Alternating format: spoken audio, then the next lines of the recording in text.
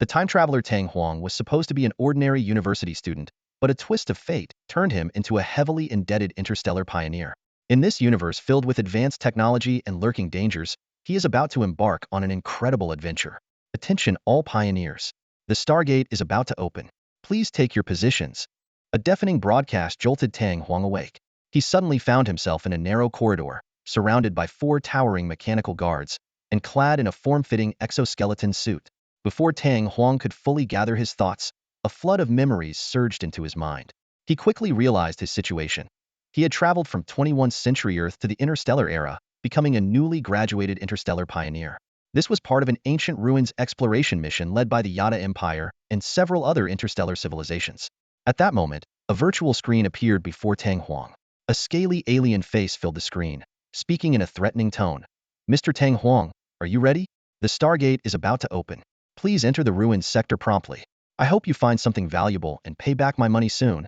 Tang Huang instantly recalled the identity of this Yada named Liatasi. He was the owner of Jesuan Financial, a loan shark in disguise. Tang Huang didn't owe him money. His late father did. 10 years ago, his father had borrowed 1.2 billion Yada credits from Jesuan Financial to buy a decommissioned escort ship, unknowingly falling into a high-interest loan trap. In a conflict with pirates, his father was killed, and Jesuan Financial secretly reclaimed the entire pioneering fleet, waiting 7 years before approaching Tang Huang. They claimed the debt had skyrocketed to 4.8 billion credits, insisting that the son must repay the father's debt. Even more horrifying, Tang Huang later discovered that the pirates who killed his father were actually Jesuan's hired thugs. With no other option, Tang Huang enrolled as a military cadet in the High Mortality Ruins exploration mission, hoping to find a lifeline in these ancient ruins, such as the immensely valuable Standard Template Construct (STC) technology. This technology could drive several interstellar societies crazy and might help him escape his predicament. With a heavy heart, Tang Huang followed the 4 mechanical guards toward the hatch at the end of the corridor. Suddenly, a mysterious voice echoed in his mind. Ding! The Super Interstellar Empire Exploration System is now activated. Congratulations on receiving the Beginner's Reward Pack. You have obtained the STC production template for the silicon-based tactical doll tribe. Tang Huang's eyes widened in disbelief. A system? A cheat code? And what did he just receive? The STC production template for the silicon-based tactical doll tribe? Before he could process this, the system continued. The system grants you 30 initial tactical doll units. Please accept them. As Tang Huang wondered how to accept them, a beam of light flashed before him. Like a 3D printer, the light traced out human-like figures. Precision alloy skeletons, high-strength carbon fiber muscle bundles, molecular electromagnetic vascular lines, high-strength bulletproof bionic skin. One by one, lifelike girls took shape. Tang Huang stared in astonishment at the 30 diverse and beautifully shaped girls before him. Silicon-based mechanical beings? Tactical dolls? They looked so real. Too real. 30 tactical android girls stood in formation, divided into 3 groups. The team on the far left was fully armed, clearly elite combat units. Leading them was a valiant girl with short, sleek black hair and an air of confidence. Tactical android Black Jiao squad leader Yu Yi. Reporting to the Supreme Commander, she announced loudly. The middle group was led by a girl in a white lab coat, her long black hair flowing gracefully. Her perfectly shaped phoenix eyes, with purple irises, looked as if they were meticulously crafted. Mechanical circuits were visible at the corners of her eyes, giving her an aura of coldness and indifference. Technical android research team leader Shi Wei, reporting to the Supreme Commander. She reported calmly. The right group was led by a blonde girl in a yellow engineer's suit, her hair tied in twin tails, and her blue eyes as clear as the sky. Engineering android engineering team leader Dong Shou, reporting to the Supreme Commander. She exclaimed enthusiastically. Among the 30 tactical androids, 10 were combat units, 10 were technical research units, and 10 were engineering units. They had all established an unbreakable soul link with Tang Huang, the Supreme Commander. Tang Huang instantly sensed the state of these tactical androids. Each team leader had a distinct personality. Yu Yi was valiant, Shi Wei was cold and silent, and Dong Shou was fiery. Taking a deep breath, Tang Huang ordered, "Let's get this ship moving and pass through the Stargate." Meanwhile, the system panel in front of Tang Huang displayed detailed information about the ship. Current vessel, Ram-class assault boat. Standard weight, 2,400 tons. Full load weight, 2,700 tons. Dimensions, 88 meters long, 8 meters wide, 8 meters high. Armor, grade titanium alloy plates, 200 millimeters thick. Power system, small dual nuclear fusion reactors. Propulsion system, Bird-class 2-ion engines. Maximum speed, 15 of light speed. Crew capacity, 2060, minimum operational crew 4. Weapon systems, Raven I 8-barrel close-in missile launcher X1. Twin Falcon anti-ship missile launcher X1. Laser Bird 3 120mm electromagnetic rapid-fire naval gun X1. Self-defense I 60mm electromagnetic rapid-fire machine gun X2. Hardhead 1000mm armor-piercing ram. Sailor boarding I ram, integrated twin thermal melting guns. Radar system, click to expand. Personnel transport bay, additional modified troop bay, can tightly accommodate 200 infantry. System evaluation. The sole purpose of this warship is to use its ram to collide with enemy ships and then board and capture them. As for this ship, discard it. Additional comment from an anonymous corn demon. Child, what are you waiting for? Use this small ship to find an enemy vessel, ram it, and board to decapitate your foes. Please the blood god. Blood for the blood god. Skulls for the skull throne. It is worth noting that this ship lacks any faster than light travel capability and only has a meager ion propulsion system with a maximum speed of 15 light speed. Just then, the system issued a new mission. Ding! Galactic Empire Rise Phase Mission released. Reclaim Earth. Galactic Empire Rise, Phase 1. Reclaim Earth. Earth, a perfect life-bearing planet and the cradle of humanity, was occupied by the Turan Empire 4,000 years ago. As a human, you are obligated to reclaim your home planet. Declare war on the Turan Empire. Make these damn aliens understand who the true masters of Earth are. This is a major phase mission with no time limit. Current distance from Earth, 3,500 light-years. Tang Huang's eyes widened.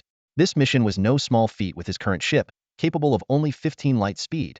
It would take thousands of years just to traverse the 3,500 light-year distance to Earth. Not to mention, the Turan Empire was a superior empire under the Yada Empire, akin to a suzerain state, dominating the Turan Interstellar Society. The Turan Interstellar Society consisted of the Turan Empire, the Yada Empire, and over a dozen other interstellar civilizations. Beyond the Turan Interstellar Society, there were other interstellar societies as well. As Tang Huang pondered this daunting task, the system issued another smaller phase mission. Ding! Minor phase mission released. Faction Rise Minor Phase 1. Establish a base. As someone with a heavy responsibility, you need a foothold in the stars. You need to develop and build your fleet. Construct an interstellar base. All necessary equipment and corresponding construction equipment have been provided in the system warehouse. More system functions will be unlocked upon establishing the base. Mission reward, Firestorm Heavy Strike Cruiser STC Construction Template. In the system's warship classification, warships are ranked from highest to lowest as Sancheng class, C class, Wulao class, CC class, Chiyuan class, Beiji class, Jiao class, and Shida class. The Firestorm Heavy Cruiser belongs to the Jiao class. The Yada Empire's warship classification ranges from S, A, B, C, D, to E correspondingly. The system's Jiao class is equivalent to the Yada Empire's A class. Tang Huang was instantly excited. Although the first mission was extremely challenging, the second mission seemed achievable. Just completing the initial task would grant him an A-class warship's full STC construction template. To put it in perspective, Tang Huang's late father's military loan for a push military frigate, valued at 2 billion Yada credits, was only between C and D class. Because of this, Tang Huang was saddled with a debt of 4.8 billion Yada credits. Not to mention, this was a fully automated STC construction template that only required materials to build. Tang Huang's current Ram-class assault boat was the lowest in combat sequence at E-class. If the system's Jiao class was this powerful, how strong would the highest Sancheng class be? Tang Huang forced himself to calm down. He decided to proceed through the Stargate as quickly as possible, head to the ruins sector, and develop his strength rapidly. Tang Huang's Ram-class assault boat was currently docked at the Yada Frontier Systems ruins Stargate spaceport. This spaceport was built around an ancient civilization Stargate. The port was crowded with countless starships of various shapes and sizes, all ready to embark on their interstellar journeys. The ruins sector was an immensely vast region composed of countless star systems. No one knew the true extent of this sector, a remnant of an ancient civilization. The border between the ruins sector and the Yada Empire was a void spanning thousands of light years. This void was true emptiness, devoid of any matter, even space itself. Without complete space, faster than light curvature engines couldn't be used. Without any matter, resupply was impossible. The only way to traverse this void was through ancient civilization stargates situated on either side. The ruins sector was discovered when the Yada Empire expanded its territory over a century ago. Despite the efforts of several interstellar societies, only the relatively safe peripheral areas of the ruins sector had been explored. It was estimated that over 98 of the ruins sector remained shrouded in mystery. One by one, starships departed the port and entered the Stargate. Soon, Tang Huang received a prompt. 16th batch of interstellar pioneers, please enter the Stargate. Shi Wei, start the engines, Tang Huang commanded. The engines at the rear of the assault boat emitted a blue flame as it began to depart the port. Suddenly, a starship behind Tang Huang's vessel started its engines at a much faster rate. It accelerated quickly, overtaking Tang Huang's boat in no time. If not for Shi Wei's advanced computational ability and computer-like reflexes, which allowed for early evasive maneuvers, Tang Huang's boat would have been smashed to pieces. The starship, several times the size of Tang Huang's boat, sped past, leaving a long trail of light. A message came through. Sorry about that, hairless ape. Almost crashed into your little dinghy. Ha? Lily. TMD. Who the hell is that acting so arrogant in front of me? The engineering android girl, Dong Shou, responsible for the radar fire control system, shouted angrily, her golden twin tails bouncing with her agitation. Tang Huang frowned and muttered to himself, Lele? Why does that name sound so familiar? He quickly snapped a photo and sent it to his military academy class group for answers. Soon, replies flooded in. Tang Huang, you don't know him? That's Lele, the infamous aristocrat from our academy. He's the youngest son of Letasi, the owner of Jesuan Financial. Tang Huang, I advise you not to mess with him. Did you see his warship? His dad equipped him with an Imperial-class Firebird-class light rapid assault ship, worth 6 billion Yata coins. He has many siblings, so he won't inherit the family business. He's here to prove himself in this interstellar exploration. A cold glint flashed in Tang Huang's eyes. He responded briefly in the group and then fell silent. His friend Lu Quan sensed something was wrong and immediately sent a private message. Tang Huang, this isn't a big deal. Just endure it. We can't afford to provoke Yata nobles. This indeed isn't a big deal, but someone has to pay the price, and it's not just about this. Tang Huang replied and said no more. Lu Quan was taken aback, then remembered Tang Huang's father's situation and hurriedly advised, Tang Huang, don't do anything foolish. Although private duels aren't banned in the Stargate's ruined sector, how can we possibly fight against Yata nobles? That's a 6 billion class warship, the best non-official military purchase available. However, Tang Huang was no longer the timid person he used to be. He already had a plan in mind, a slight smile forming on his lips. At that moment, a system notification sounded. Mission triggered, newcomer combat. To establish an empire, you must experience battle. You must board an enemy warship and engage in combat. Mission completion reward, 3 lottery chances. Tang Huang's gaze locked onto the massive warship ahead, and he turned to the android girl beside him. Zivi, if we board that 670-meter-long warship through a jump operation, what are our chances of success? I'll send you the public combat data of the Yata Empire's warships and soldiers for evaluation. Zivi's violet eyes flashed with data streams as she quickly analyzed. Firebird-class light rapid assault ship, classified as a frigate, 670 meters long, estimated crew of 4,000 to 7,000. Assuming the highest possible one-third combat personnel, the enemy might have 1,300 to 2,300 combatants. Based on the firepower data, in close proximity after passing through the Stargate, I am 100 confident in completely approaching the enemy. In a boarding operation and close-quarters combat, comparing our tactical androids with enemy soldiers, we have over a 75% chance of eliminating all combat personnel on the enemy warship with 0 casualties on our side. Tang Huang was surprised. That's strong? Zivi explained, yes, master. Our ship may lack the firepower of the enemy, but it is smaller and more agile. My computational abilities far surpass the enemy warship's AI. Our tactical androids have bodies as strong as steel, capable of withstanding over 1,000,000 kilograms per square centimeter. Conventional enemy firepower is unlikely to cause significant damage. Only heavy firepower poses a threat, but we also have some heavy firepower. Tang Huang excitedly asked, so, all tactical androids I create in the future will have this strength? No, master. We are special. The strength of new androids you create using our race's STC templates will depend on the materials you use, Zivi explained. Tang Huang nodded thoughtfully. So, you are essentially hero units. Good, Zivi, that reassures me. I'll go check our weapons and equipment. You take control of the ship. Tang Huang patted Zivi on the shoulder appreciatively and turned to leave. Zivi gently touched the spot where she was patted, a fleeting look of emotion in her eyes before her cold demeanor returned. Meanwhile, on the bridge of the Yata Empire's class Firebird light rapid assault ship, Lele lounged in the captain's seat, his legs propped up on the console. His lizard-like face, covered in scales, wore a disdainful smile, his golden slit pupils glowing slightly. A human classmate sycophantically reported, young Master Lei, here's a chat screenshot from Tang Huang in the discussion group. It seems he holds a grudge against your family. Do you think he might pose a threat after we pass through the Stargate? Lele sneered. Just a monkey. If he dares to come after me, let him try. But I won't kill him. He still owes my family money.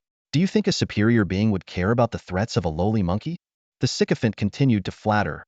You're noble and I admire you greatly. Like Lele, Most Yada nobles harbored deep-seated racial prejudice against humans. Although humans had been elevated to second-class citizens, many Yada still saw them as lowly monkey slaves. Larry suddenly turned to the first officer and asked, "By the way, that Tang Huang earlier, what kind of warship is he commanding?" The first officer quickly pulled up the external surveillance records of the warships. A virtual screen flashed in the air, displaying a series of data. "Sir, based on the images taken before we passed through the Stargate, the other vessel is confirmed to be a ramming assault boat." Larry glanced at the data on the screen and scoffed. It wasn't arrogance but a recognition of the vast disparity between the two warships. Larry's Flamingo-class light rapid assault ship was 670 meters long, while Tang Huang's ramming assault boat measured only 88 meters, a significant size difference. "Too weak. Ignore him," Larry said dismissively, turning his attention away from Tang Huang. At that moment, a spectacular scene unfolded in space. Countless points of light representing stars dotted the dark canvas of the universe. A colossal equilateral triangular Stargate, with each side measuring 600 kilometers, floated in the void. Numerous ships and warships departed from the spaceport, passing through the massive Stargate like moths to a flame. The Engine's trails formed a beautiful spectacle in space. Tang Huang's ramming assault boat inconspicuously slipped through the water-like Stargate. In an instant, the starfield transformed, and the assault boat found itself in an unfamiliar star region. This was a newly discovered coordinate extracted from data left within the Stargate by the Interstellar Society. "Sylvie, initiate optical detection and search for data on the Flamingo-class light rapid assault ship. Find Larry Tang Huang ordered, staring at the virtual panel displaying the space scene. Despite the ramming assault boat's radar having a scanning radius of only 20,000 kilometers, insignificant on a cosmic scale, Tang Huang opted for optical detection. This was because the Empire's class Flamingo light rapid assault ship had radar stealth capabilities, making it undetectable by Tang Huang's E-class vessel. Given their proximity after passing through the Stargate, optical detection remained effective. "Master, within 1,000 kilometers, there are 1,201 moving obstructions, all of which are man-made flying objects. After comprehensive analysis, only one matches the target parameters, located 920 kilometers away," Sylvie reported. Tang Huang nodded and asked, "What's the current speed of the target?" "The target speed is stable at approximately 100 kilometers per second, with no acceleration," Sylvie replied. "If we accelerate at 120 g, we can reach 141.2 kilometers per second in 2 minutes. Considering acceleration and deceleration time, we can catch up with the target and maintain parallel speed in about 5 minutes. All right, I'll enter deep-sea state and prepare for acceleration," Tang Huang said.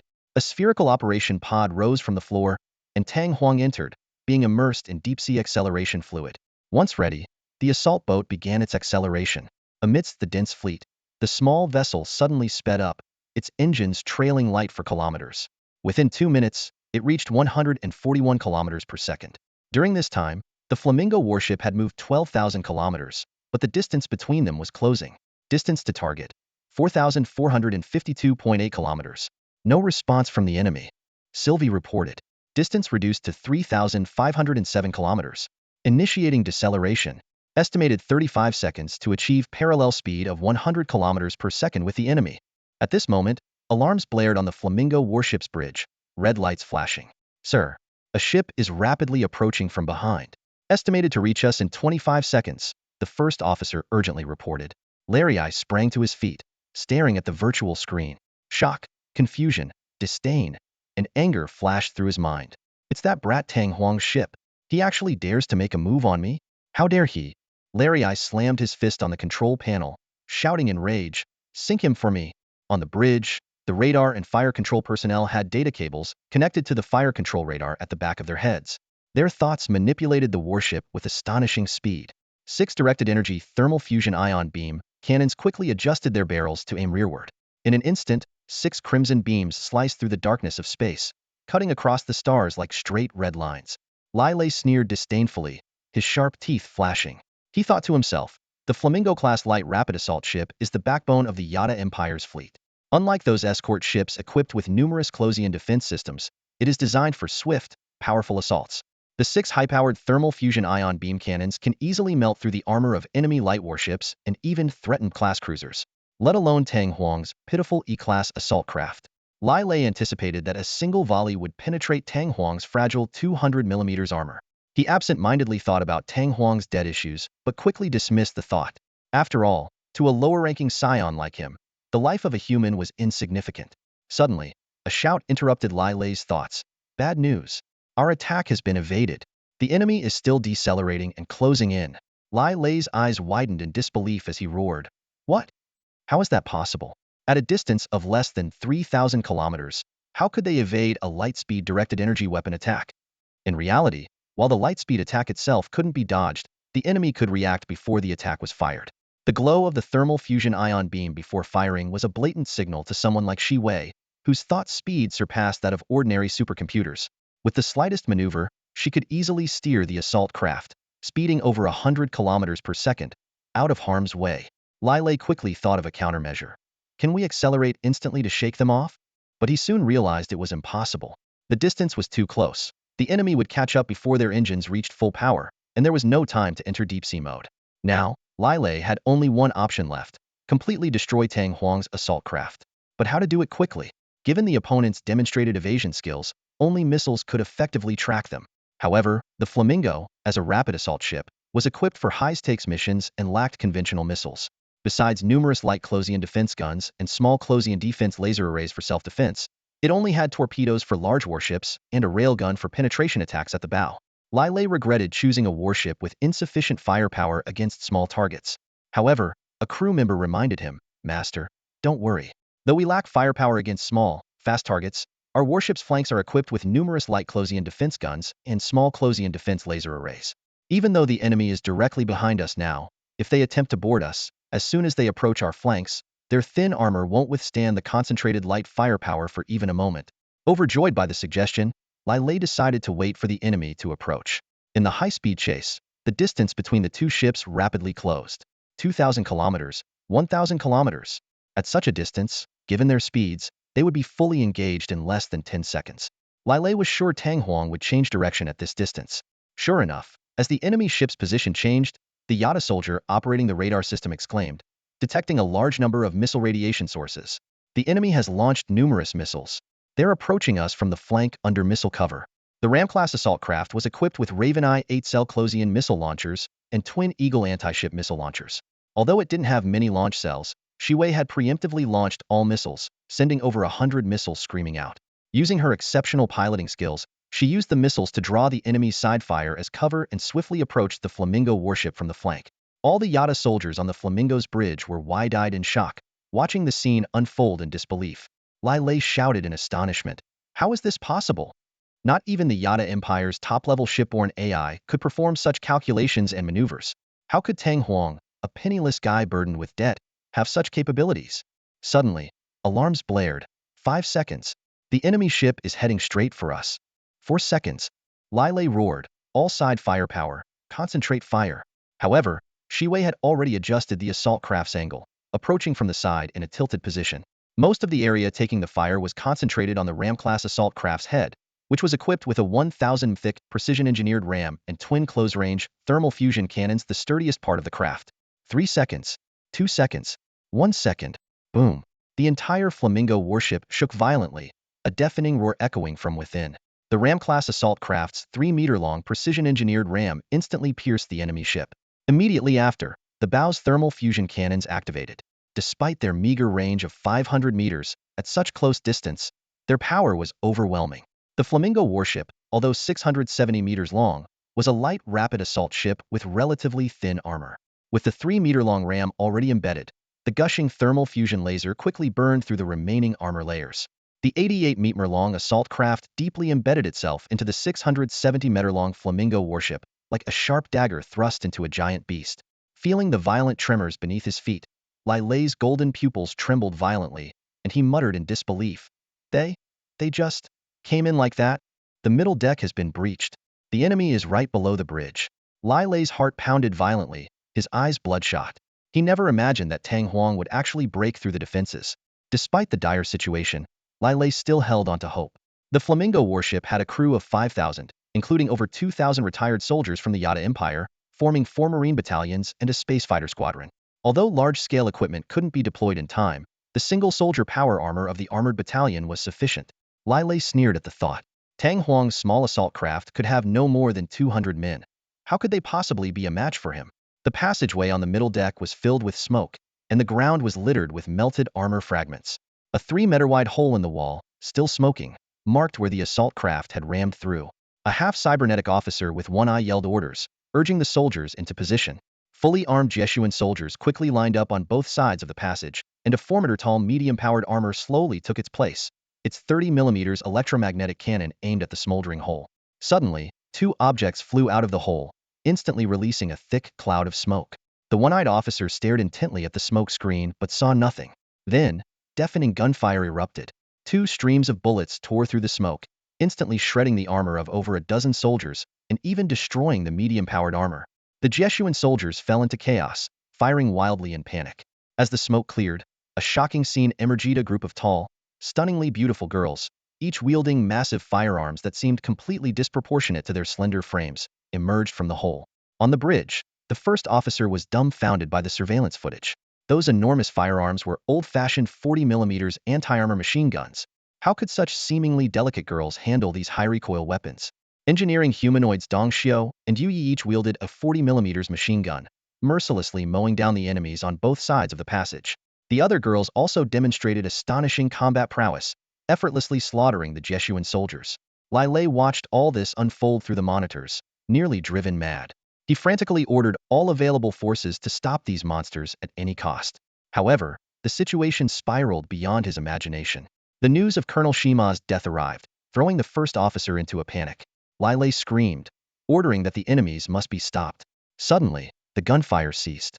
In the ensuing silence, Lai Lei stood frozen, uncertain of what would happen next. The surveillance footage showed the mid-deck corridor in complete disarray. Spent shells, pieces of power armor, and shattered human remains were strewn about, covered in blood and gore. The cacophony of battle had suddenly ceased, leaving an eerie silence hanging in the air. Lai Lei stared wide-eyed at the screen, a sense of foreboding rising within him. What's going on? Why did the fighting stop? He muttered, anxiety lacing his voice. The first officer quickly switched to another camera feed, revealing a shocking sight. The remaining Jesuan soldiers were kneeling on the ground, their faces etched with terror. Even the two intact medium power armors had ceased functioning, with their pilots having crawled out to join the others on their knees.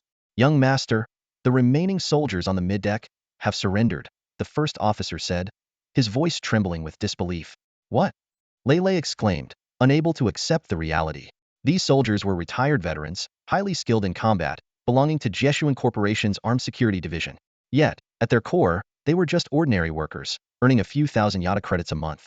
Faced with the threat of death, they chose to save their lives. Furious, Lai Lei slammed his fist onto the control panel. Traitors, he roared, a mix of anger, fear, and desperation in his voice. Just then, the first officer shouted in panic, young master, they're about to break in. Before the words had fully left his mouth, a deafening explosion rocked the room. The bridge door was blown open by a thermal breaching charge, and a dozen tactical android girls stormed in, taking control of everyone in the bridge in the blink of an eye. Following the tactical androids, a figure walked in slowly. Tang Huang, clad in full-body force feedback armor, surveyed the scene with a hint of disdain in his voice. So, this is the bridge of the Firebird? Not very impressive. Lai Lei's eyes widened in shock as he looked at the guns pointed at him, jaws agape. Tang Huang, you can't kill me. If I die, the news of my death will be automatically uploaded to the Star Network. My father won't let you get away with it. Tang Huang's expression remained impassive as he replied calmly, don't worry, I'm not going to kill you right now. Lai Lei tried to say more, but Dong Xiao, with a wicked grin on her face, shoved the massive 40mm barrel of her machine gun into his mouth. Lai Lei's voice was abruptly cut off, the overheated barrel scorching his mouth, sending smoke billowing out. He trembled in agony, the scales on his face quivering violently. Tang Huang's black eyes glinted with a cold light. Stop the ship and order the remaining crew to surrender. Dong Xiao, satisfied, withdrew the gun barrel. Lai Lei, shaking, broadcast the surrender order to the entire ship. Under his command, the armored units in the lower decks armory were also deactivated. Tang Huang had successfully taken control of the ship's bridge, but a new problem loomed. How to deal with a ship carrying 5,000 crew members, including over 2,000 combat personnel? Even though the tactical android girls had killed over 200 in the previous battle, nearly 2,000 combatants remained, scattered throughout the ship. Tang Huang pondered, realizing that the 30 tactical androids might not be enough to maintain control. Looks like we'll need some outside help, he thought to himself. Meanwhile, at the frontier Stargate, another group of interstellar pioneers ships arrived at the ruined system. Among them were some newly graduated students from the Yada Military Academy. In the Star Network's chat group, Tang Huang's friend Lu Quan voiced his concern. To be honest, I'm really worried about Tang Huang. He hasn't replied to my messages. The other graduates tried to reassure him, believing Tang Huang wouldn't take unnecessary risks. Just then, a female voice suddenly joined the conversation. What's going on? Everyone fell silent upon hearing the voice. The girl was Li Lingwei, their classmate, known for her strong personality and her affection for Tang Huang. Lu Quan felt a chill, knowing that if Li Lingwei found out Tang Huang was messing with Lei Lei, the consequences would be dire. At that moment, a mocking voice broke the silence. Haha, Lingwei, don't bother asking. Tang Huang is probably already dead. Haha. The voice belonged to the classmate who had previously tipped off Lei Lei. Zhaogo, what did you just say? Li Lingwei demanded sharply, her eyes blazing with fury. Zhaogo, the one who had previously tipped off Lei Lei, wore a smug expression. Coming from a comprador family, he was essentially a lackey to the Yada aristocracy, oppressing his fellow humans. Huh, you guys think Tang Huang is smart? I think he's just plain stupid.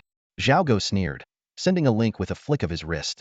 Look, he's already gone to confront Lei Lei. The link opened to a shocking news report. The headline from Galactic Wonders News was striking. Shock. A battle erupts just as the new star system in the ruins sector opens. The accompanying image showed a small spaceship braving a barrage of laser fire, charging towards a massive warship many times its size in the pitch-black void of space. The photo, though taken from a distance, captured the moment with perfect timing and angle. As a renowned media outlet in the Empire, Galactic Wonders News would never miss such explosive news. Everyone present recognized the small sherpit was Tang Huang's battering ram assault craft, while the colossal ship was Lei Lei's flamingo warship. Ha ha ha, see that? Tang Huang's overestimated himself, and now he's surely paid the ultimate price for his foolishness. Zhaogo laughed heartily. As fellow humans, I advise you all, never mess with the Yada. The human students turned pale. It's over. Tang Huang really went to pick a fight with Lei Lei, someone muttered. Tang Huang, why are you so impulsive? Lu Quan, sitting in his own warship, also turned pale. Just as he was about to speak, Li Lingwei gritted her teeth and cursed, "Shut your filthy mouth. This can't be true. Just accept reality." Zhaogo taunted. Shut the Lu Quan was about to retort when he suddenly froze. His face lit up with joy. Lu Quan, gather your people and a few trusted classmates. Bring the ship to these coordinates. I'll be waiting for you here. The message from Tang Huang made Lu Quan shout with excitement. Tang Huang is still alive. What? What nonsense are you spouting now? Zhaogo's tone grew even more sarcastic. Lingwei, Zhu Chun, David, I'm sending you the coordinates. Let's go. Lu Quan sprang into action. Tang Huang is really alive? Li Lingwei asked excitedly. Just follow me, Lu Quan explained. Tang Huang sent me a message. I think he managed to escape with his ship. We're going to pick him up. Even though his ship is gone, we still have ours and can form a small fleet. Let's go. Among the large fleet of pioneer ships just passing through the Stargate, 4 relatively small ships broke away and headed into the depths of space. Seeing this, Zhaogo felt a chill in his heart. Could Tang Huang really be alive? Impossible. He knew Lei Lei's personality and the firepower of the Flamingo warship well. Lei Lei was a ruthless person who wouldn't let Tang Huang escape. What are you all doing? Going crazy? Zhaogo mocked. Maybe this is just a trap set by Master Lai to lure you idiots in. As soon as he said it, Zhaogo paused. He realized it could really be a trap set by Lei Lei.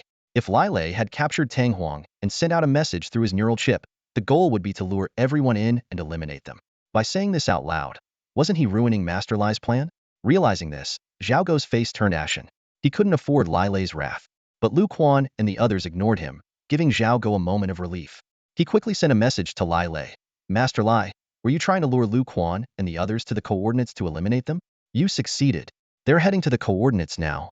At that moment, Lei Lei, with a 40mm gun barrel pressed against his throat, saw the message and cursed Zhaogo's ancestors in his mind.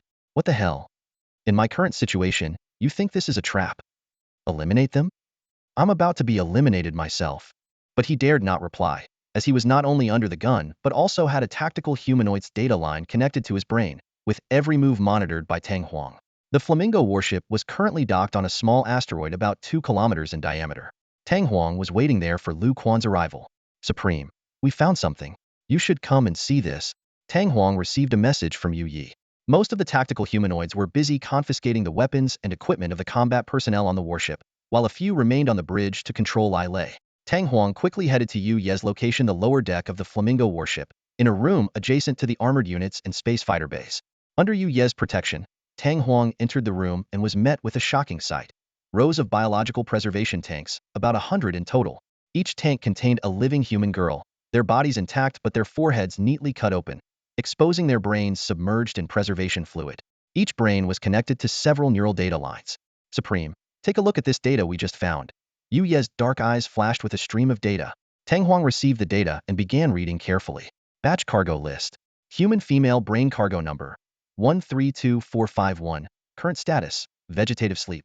Number 132452. Current status, vegetative sleep. Number 132,453. Research report. On the psychic reaction of female human brains with the ruined sector, the research report has, for the first time, revealed a mysterious forceptionix emerging in the 99th stellar region. This unknown power from higher dimensions has caused unique cases among the intelligent beings of the 88th stellar region, with the highest proportion being female. Scientists have discovered that psionics seems to originate from the brains of these intelligent beings. Tang Huang read through the detailed report, his expression growing darker. The report described a series of inhumane brain experiments conducted on human females. Even more disturbing was the prevalence of capturing female intelligent beings and dissecting their brains to study psionics, a practice widespread across the entire Yada Empire and even the Turan Interstellar Society, with humans being the most affected. Even the young master of Yada Corporation, Lai Lei, dared to transport a batch of human girls to the Relic Stellar region for psionics research, showcasing the audacity of the Yada people in this matter. Tang Huang was furious and immediately ordered Yu Yi to investigate the number of Yada people involved in this on the warship. Yu Yi took the order and left, but Tang Huang already had an idea. The chamber housing the life support tanks for the human girls was located next to the equipment warehouse, which had a high traffic volume. This meant that the more than 5,000 people on the entire warship might have been aware of, or even participated in, the experiments. Yu Yi quickly returned with a decoded navigation log report from the bridge database. It detailed the Flamingo warship's activities during its stop at a human-dominated poor planet, including a special research report and a list of goods sold by Lai Lei. There was even a batch of goods labeled as edible. The Flamingo warship's crew of over 5,000 were all lizard-like Yada, with not a single human among them. At that moment, Tang Huang had already decided the fate of everyone on the warship. On a small asteroid with a diameter of 2 kilometers, the Flamingo warship opened the massive hatch on its lower deck. All weapons, large armored units, and space fighters were transferred to the surface of the asteroid. At this point, the only ones left on the warship's bridge were the immobile Lai Lei and a group of tactical humanoid girls. The 5,000 unarmed Yada were confined to the large equipment warehouse at the rear of the lower deck. Tang Huang, holding a gun, approached Lai Lei, whose face was filled with terror. When Tang Huang mentioned the special goods, Lai Lei tried to feign ignorance but was quickly shot in the head. Tang Huang coldly fired a few more shots into the corpse, then ordered Yu Yi to dispose of the body in space and instructed Shi Wei to separate and jettison the chamber holding the Yada prisoners into space. Dong Shito, carrying an armor-piercing cannon, spat on Lai Lei's corpse and skipped after Tang Huang as they left. With her superior computational abilities, Shi Wei easily controlled the Flamingo warship, which originally required thousands of operators.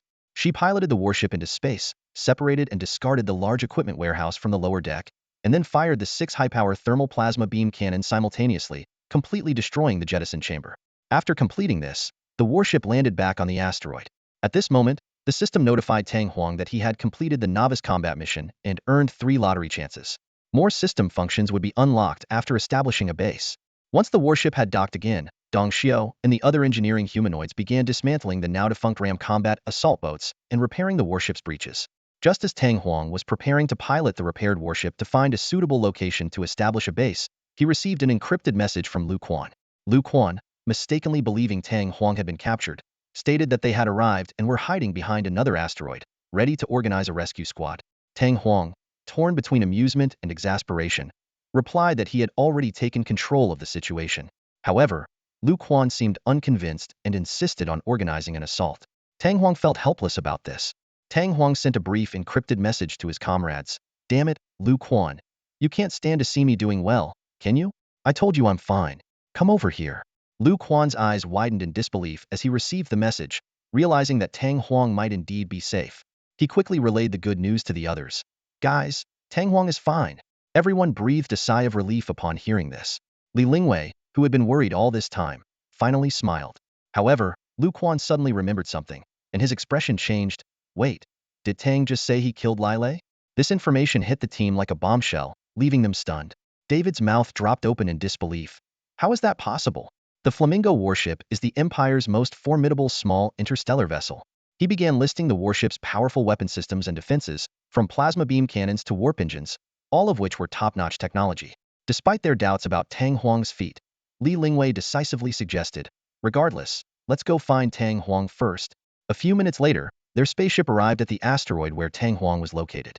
The massive Flamingo warship was docked there, surrounded by numerous ground combat units and space fighters.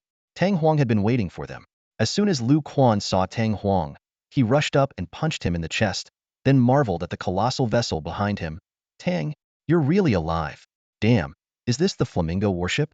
How did you do it? Tang Huang didn't answer immediately but instead warned, wait, you've got a tail.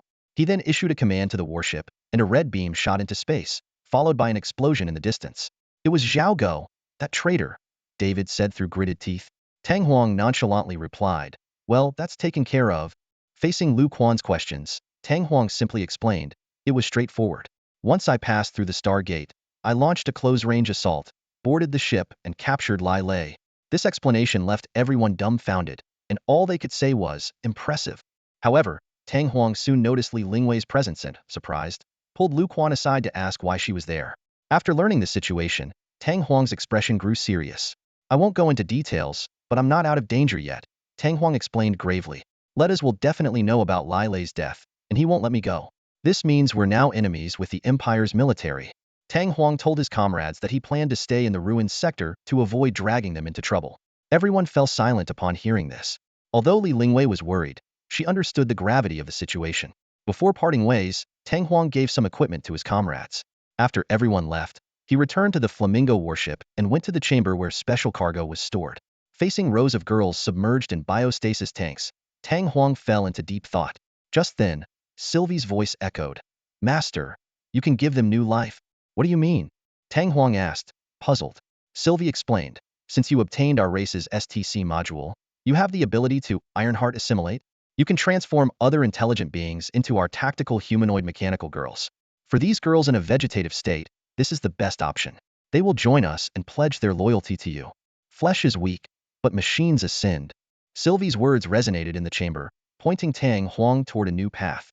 With a heart set on assimilation, Tang Huang's eyes gleamed with a peculiar stream of data. He turned to Shiwei for guidance. Shiwei explained, first, you need to use alloy materials. Even if you convert them into mechanical girls, without sufficient mass, their bodies will still be fragile compared to ours. Not even you, the Supreme One, can violate the law of conservation of mass. Tang Huang nodded slightly and immediately decided to use his scrapped ramming assault ship. Although some materials had been used by Dong Xiu to repair the Flamingo warship, there was still plenty available. Under Dong Xiu's lead, the engineering androids managed to gather about 100 tons of titanium alloy and other materials into the sleeping girls' chambers. Taking a deep breath, Tang Huang closed his eyes, feeling the connection with all the mechanical girls. Within this link, he sensed a peculiar force, burning like a spark. Suddenly, a change occurred.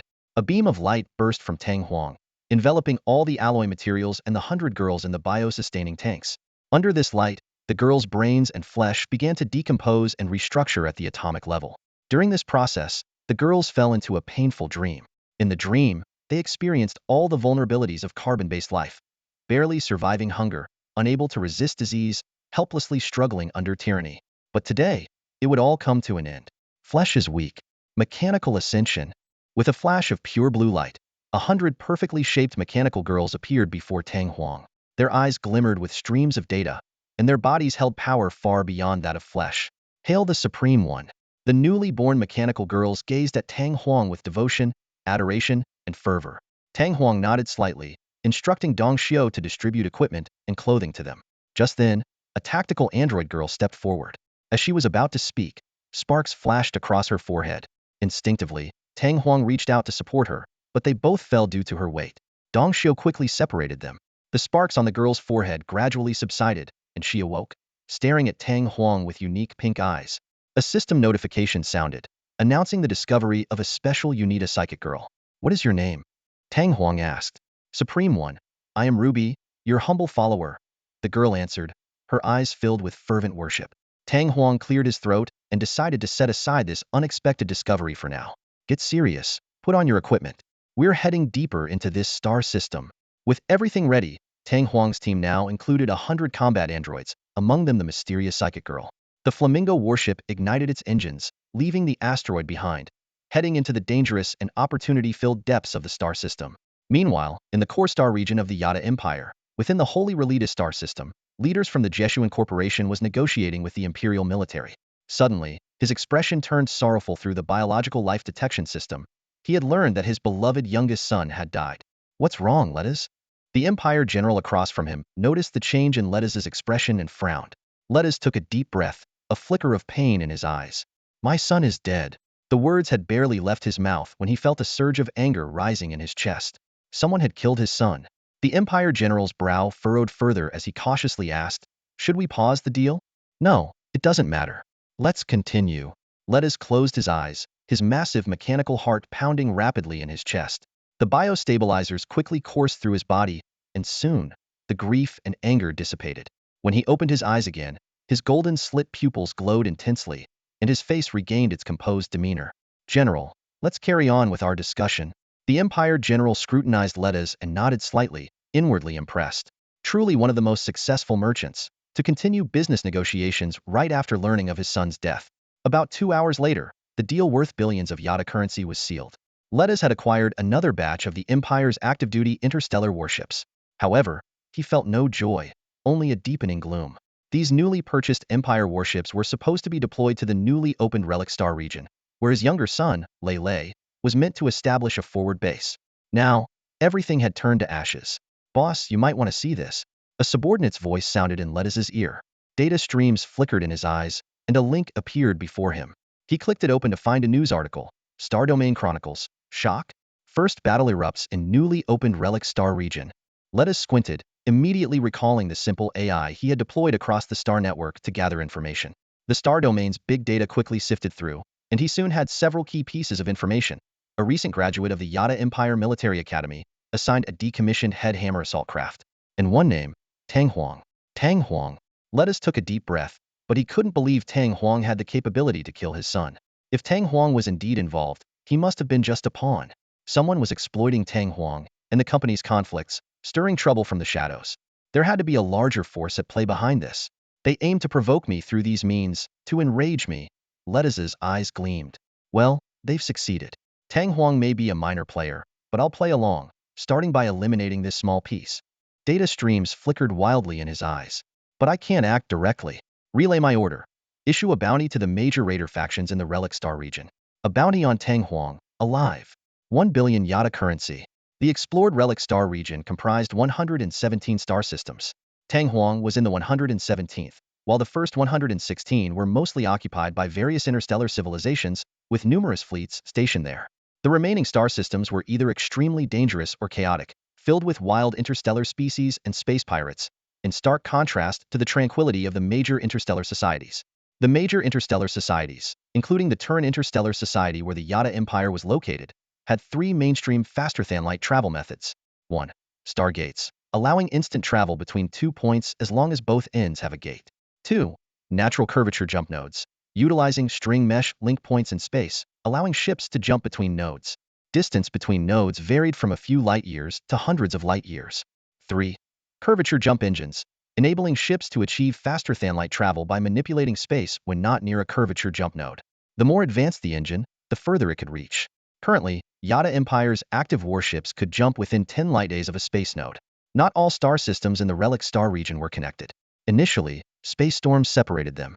But once new star system coordinates were found in the Frontier Stargate database, the storm between those systems would disappear.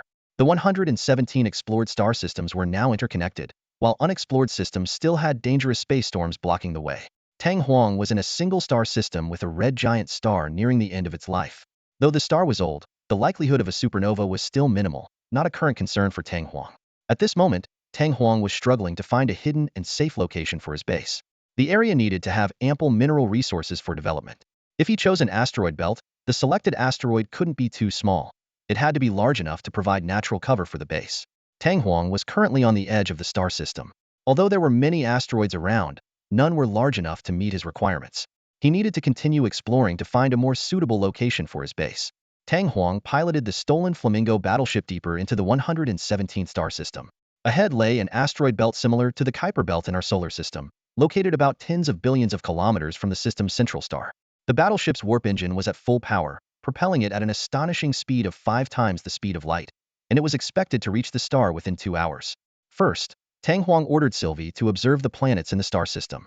Soon, data flowed through Sylvie's violet eyes as she reported, "Supreme, there are only 3 complete planets in this system, but there are numerous dwarf planets with diameters ranging from 900 to 2,000 kilometers. So few planets?" Tang Huang was slightly puzzled, but ordered to proceed. After passing through the asteroid belt, the battleship fully activated its warp engine.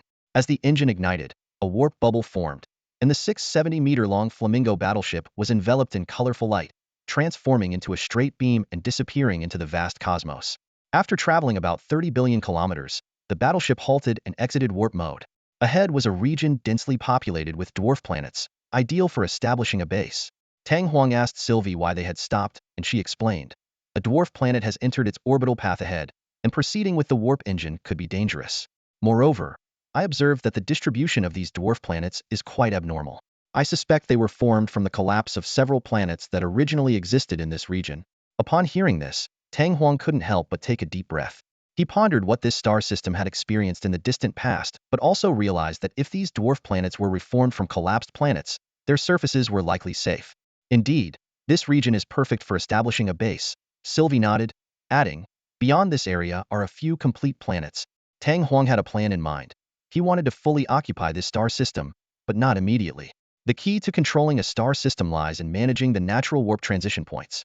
In multi-star systems, these points are located at the gravitational balance points between stars, known as Lagrange points. In single-star systems, the natural warp transition points are found between the star and its planets, which are smaller in range but easier to occupy and can serve as gateways to the cosmic highway. Currently, many star system pioneers had entered this system, mostly individual explorers. Major powers had yet to arrive, using these individual pioneers as the first wave of reconnaissance. Tang Huang knew that once the system was deemed relatively safe, the major powers would enter en masse. This gave him a few months to develop. After surveying, it was found that this region contained 19 dwarf planets, each with a cleared area in its orbital path. Tang Huang chose a moderately sized dwarf planet with a diameter of about 1,400 kilometers. This dwarf planet had abundant heavy metal elements, and the surrounding asteroid ring contained ice, which could be harvested for deuterium and tritium to generate fusion energy. The battleship began its descent near a crater about 4 kilometers in diameter and several hundred meters deep on the dwarf planet. Tang Huang led the tactical humanoid girls out of the hatch, and a system prompt sounded, asking if they wanted to establish a base here. After confirming, numerous construction devices materialized from the light. "Dong Xiao, get ready to start," Tang Huang said to the engineering humanoid girl Dong Xiao. Dong Xiao looked excitedly at the large construction machinery and responded, "Yes, Supreme." As the base location was established, system functions were perfected, the lottery module was activated, the faction module was enabled, and the technology exchange and comprehensive mall were also opened. Standing at the edge of the crater, Tang Huang gazed at the barren land that would soon become his new base, filled with anticipation for the future. Tang Huang stood in front of the system panel, his eyes darting between 4 options: lottery template, faction template, tech exchange, and marketplace system. He first clicked on the lottery template, ready to use his task-earned chances to test his luck. Next, he checked the faction template. The screen simply displayed, faction name, unnamed Supreme Unique, Tang Huang's main base, under construction. Tang Huang thought to himself that once the base was fully built, more information would likely be available here. The tech exchange and marketplace system formed a large, comprehensive section. When Tang Huang opened it, he saw a growing tech tree on the left side, with 3 main branches: mechanical physics, biological genetics, and cognitive psi. The mechanical physics branch was the most developed, cognitive psi was just starting out, and biological genetics hadn't even been activated. The system prompted him to invest newly acquired tech to enhance this tree. On the right side was a traditional marketplace offering various warship and equipment blueprints. Warship blueprints were divided into 8 levels, from highest to lowest: Sanqing, Si, Wulao, Liusu, Qiyuan, Beiji, Jiuyo, and Shidu. However, levels above Qiyuan were currently unavailable. Tang Huang carefully reviewed the available Beiji-level warship blueprints, which included 8 main ships such as the Qinkuan heavy assault battleship and the Kundi orbital strike heavy cruiser. The system also allowed him to combine 2 warship blueprints to create more variants. However, when he saw that the Qinkuan heavy assault battleship cost 500,000 spirit sources, he couldn't help but gasp. He currently had a measly 100 spirit sources, a reward from previously capturing the Flamingo warship. With no other option, Tang Huang turned to the lottery template, hoping to change his fate. Taking a deep breath, he shouted, "Sanqing Taoist, Si Emperor, Wufang Emperor, Infinite Buddhas." Help me with the lottery. Urgent as the law commands. Go. On his first attempt, he received a strand of blessing from the chaos god Korn, a peculiar reward that granted him and all his ground troops immunity to 20 of enemy long-range attacks. Despite its powerful effect, Tang Huang wished it could be applied to his warships. The second attempt gave him the high-energy monomolecular chainsword blueprint, a weapon sharp enough to easily cut through warship armor. Tang Huang couldn't help but marvel at the lottery's magic. Now, he took another deep breath, ready for his third and final draw. Don Juan stared at the constantly spinning needle on the control panel in front of him, silently guessing the impending outcome. The needle finally stopped at the military section, and the system promptly announced, "Congratulations! You have obtained the 10-district level Black Rope Hell Heavy Firepower Destroyer Design Blueprint." The system began detailing the parameters of this colossal ship: 2,200 meters in length, 300 meters in width, 320 meters in height, and a mass of 2 million tons. It featured a 3-layer composite armor, each layer 1,000 millimeters thick. The energy system consisted of 4 10 Kings of Hell Type 1 fusion reactors connected in parallel. It was equipped with a Hell Leap superluminal warp engine and 4 JAMA Type 1 plasma propulsion engines. The maximum warp distance was 40 light days, with a conventional maximum speed of 10 times the speed of light and a maximum acceleration of 120 g. The standard crew capacity was 26,000, with a minimum operational requirement of 150 personnel. The weapon systems were equally impressive. The main gun was the ship's bow mount, Chu-and-I Type 1 red-black particle strike cannon. Secondary armaments included 16 Black Rope Small Hell Type 1 plasma lance cannons and 6 large anti-ship torpedo launchers. The broadside firepower consisted of 44 50mm electromagnetic naval guns and 600 long-range damage missile launch tubes. The defense system comprised 400 burning laser closian weapon systems and 240 50mm electromagnetic rapid-fire guns. Don Juan marveled at the destroyer's formidable power, eagerly anticipating the future 9 Suns-class Fire Yao heavy strike cruiser. He carefully stored the blueprint in the system's warehouse, awaiting the completion of the base's construction. The efficiency of the engineering humanoids was astounding. Each could control over 100 large engineering machines simultaneously through data links. The first structure completed was the fusion power plant, serving as the energy core of the entire base. The remaining helium-3 from the Flamingo warship was used as fuel, with the once flagship now serving as a transport ship, shuttling between dwarf planets and the asteroid belt to gather materials. As time passed, various parts of the base were constructed one by one. The control center, radar operations center, residential areas, large alloy smelters, industrial zones, and automated weapon production factories. These structures rose from the 4-kilometer diameter crater, even hollowing out nearby hills. The entire base covered 1 square kilometer, and astonishingly, all this was completed in just 3 days. When the final building was completed, the system prompt sounded, "Faction Rise Phase 1. Base Establishment Task Complete. Congratulations, you have received the task reward. The complete STC construction templates for the Fire Yao Heavy Strike Cruiser. Please find a suitable area of no less than 4 square kilometers to place this automated production line." It was then that Don Juan realized his mistake in choosing the site. The crater floor was already fully occupied by the base, unable to accommodate such a massive production line. He boarded the Flamingo warship and, while surveying the terrain from above, had a sudden inspiration. He asked the system if the production line could be placed underground. Upon receiving an affirmative response, Don Juan chose an underground area 400 meters deep, not far from the base, to place the production line. The system quickly notified him that the production line had been installed and even automatically connected an underground tunnel to the base, along with a large lift platform for warship launches. Don Juan was impressed, piloting the Flamingo back to the base and landing in front of a row of giant doors embedded in the crater wall. He took a maglev transport vehicle through the tunnel to the enormous underground automated production factory. The engineering humanoid Dong Xiu eagerly requested to be in charge of the factory, and Don Juan gladly agreed. Watching Dong Xiu's excited demeanor, her azure eyes sparkling and her golden twintails bouncing with her movements, Don Juan couldn't help but smile. The 9 Luminaries class STC automated production template array stood tall at the center of the base, signifying that Tang Huang could manufacture any warship below the 9 Luminaries level. As he stood at the control console, his eyes quickly scanned the information on the display. The Huayao Heavy Strike Cruiser, the Black Rope Hell Heavy Firepower Destroyer, and the Flamingo Light Rapid Fire Assault Ship all were on the production list. Suddenly, an astonishing discovery made Tang Huang's eyes widen. This production line can not only build standard ships, but also replicate the ones I've captured? He looked at the production option for the Flamingo ship, marveling at the system's capabilities. Eagerly, Tang Huang brought up the data schematic for the Huayao Heavy Strike Cruiser. The massive vessel's parameters jumped out at him: 7,700 meters long, 1,200 meters wide, 980 meters tall, and weighing 24 million tons. It could accommodate nearly 100,000 standard crew members, featured 9 layers of composite armor, each a meter thick, 24 parallel fusion reactors, and a faster-than-light engine capable of 40 light-year jumps. The weapon systems were even more impressive. A 10-meter caliber main cannon on the ship's underside, 12 large fixed anti-ship thermal plasma lances at the bow, and hundreds of auxiliary and defensive weapons scattered across the ship. This is practically a mobile planet destroyer, Tang Huang muttered to himself. However, his excitement was quickly tempered by reality. Building such a colossal vessel required at least 30 million tons of various materials, while the current daily production capacity of the base was only 100,000 tons. Even the smaller Black Rope Hell heavy firepower destroyer required 2.5 million tons of materials. Tang Huang quickly pulled up the base data.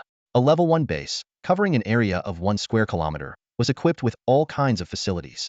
But crucially, there were only 2 remaining automated mechanical cores, which were key to expanding production capacity.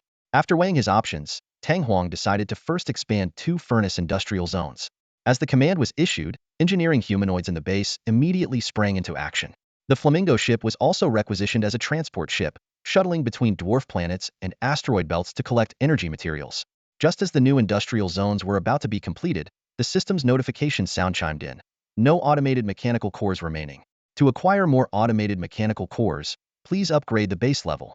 Tang Huang gazed at the bustling base before him, already calculating his next move. He knew that to establish a foothold in this star sector, a single transport ship wouldn't suffice.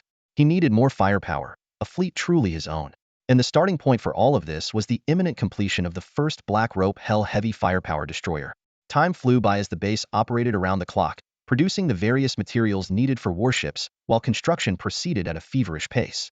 With a daily output of 30,000 tons of standard warship alloy, Tang Huang was able to allocate resources to the production templates for tactical humanoid units, continuously expanding his squad of tactical humanoid girls. These tactical humanoid girls amazed Tang Huang.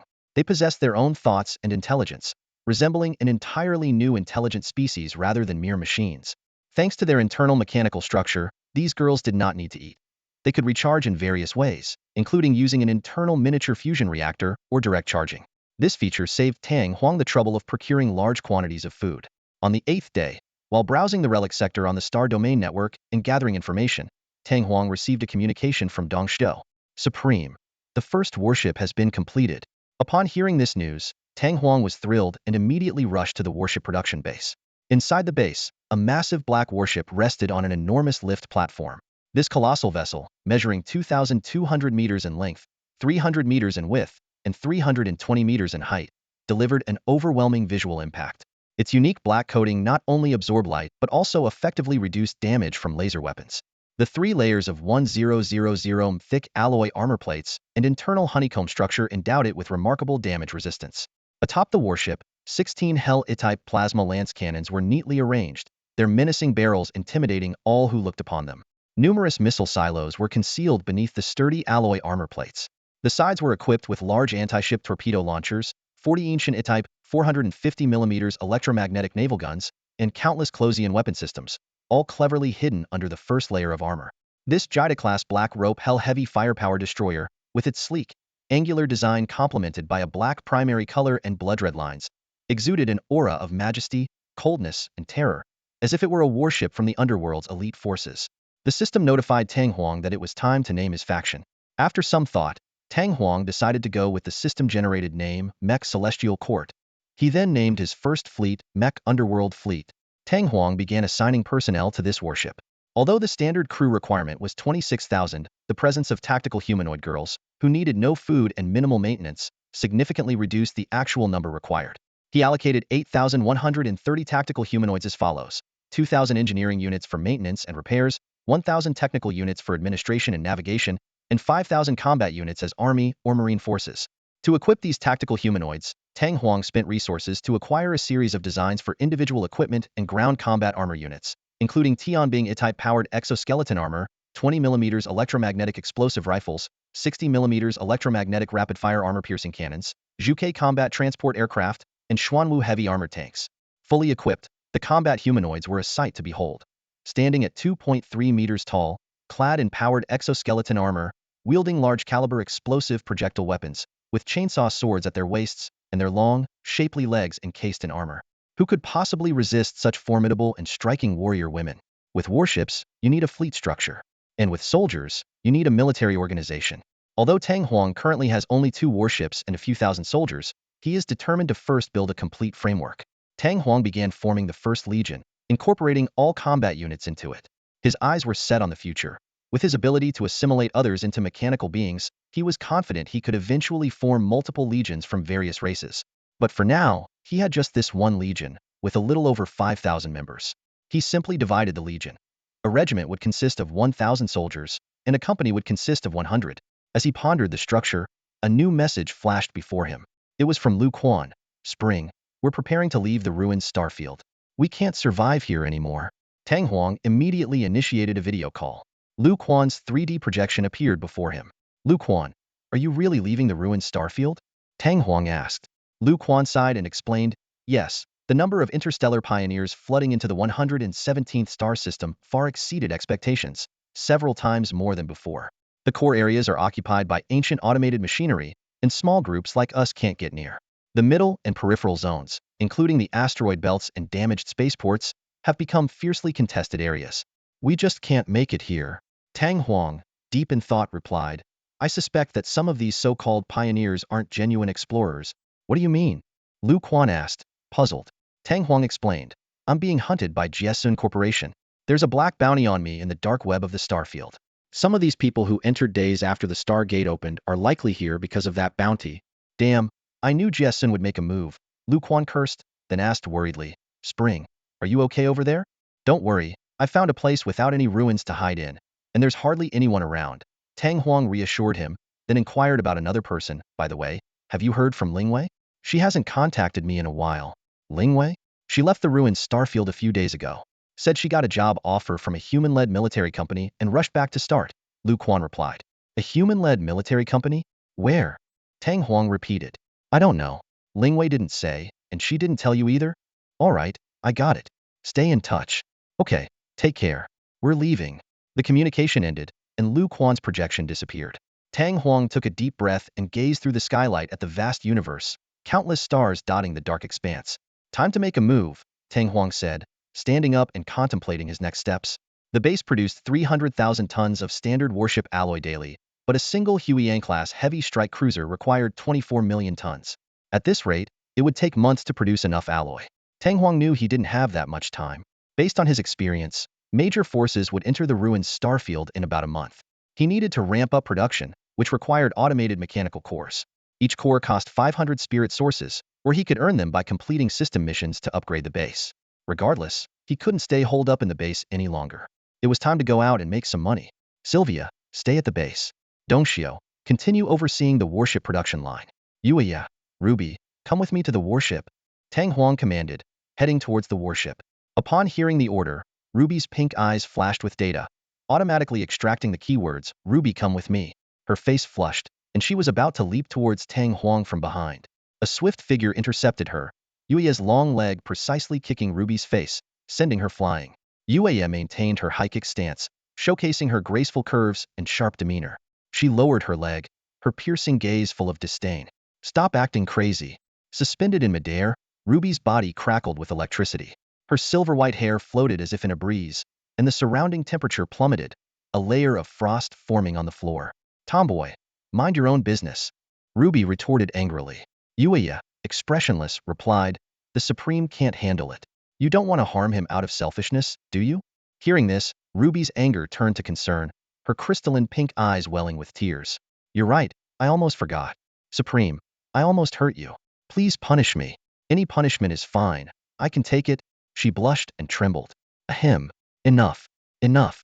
Tang Huang quickly intervened, glancing at Yuya, feeling as if her words implied he was lacking in some way. Let's drop this topic. Everyone, board the warship. We're on a mission. With that, Tang Huang stepped onto the bridge. Yuya pointed 2 fingers at her eyes, then at Ruby, the warning clear. Ruby's spirit energy surged as she floated lightly to Tang Huang's side, gently wrapping her arm around his. She turned and made a face at Yuya, sticking out her tongue in defiance. In the distance, beyond the meteorite crater, the surface of the dwarf planet suddenly trembled. A straight fissure appeared on the ground, and then widened on both sides. A colossal black battleship, spanning 2,200 meters, slowly ascended from beneath the surface, soon hovering above the ground. This massive firepower destroyer, name Black Rope Hell, carried 4,503 crew members. The enormous vessel gracefully adjusted its orientation in the air. Dozens of thrusters at its rear emitted dazzling blue flames, propelling the warship away from the dwarf planet's gravity and into the vastness of space. Not far away, a gigantic space station floated silently in the cosmos, surrounded by countless debris and fragments of unknown warships. This ancient civilization's spaceport relic had been drifting in orbit for an untold number of years, filled with desolation and silence. Only a few automated machines, following the remnants of AI directives, patrolled, returned, and repaired the space station day after day in an endless cycle. However, today, this tranquility was shattered.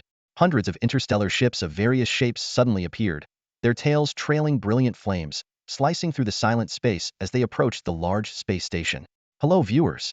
Welcome to the live broadcast of the Galactic News Report. An enthusiastic Yada reporter stood on the bridge of a nearly kilometer-long battleship, speaking passionately into the camera. The Empire's pioneers have discovered another ancient civilization's spaceport relic. This is the fifth relic found, and it is far larger than the previous four. Let's see if the pioneers can conquer it this time.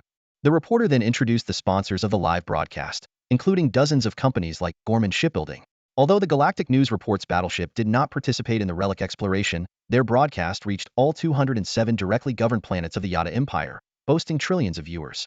Their annual revenue even surpassed the total tax income of some weaker interstellar civilizations. Gorman Shipbuilding, as the main force in this interstellar exploration, dispatched a formidable fleet. Their flagship was an 800-meter-long battleship, comparable in performance to the Empire's destroyers. Additionally, they had 12 escort ships of 300 meters, each and 57 armed vessels ranging from 80 to 150 meters. On the bridge of the Gorman, the company owner's son, Juan Gorman, sat in the captain's chair, staring at the large virtual screen displaying the spaceport relic.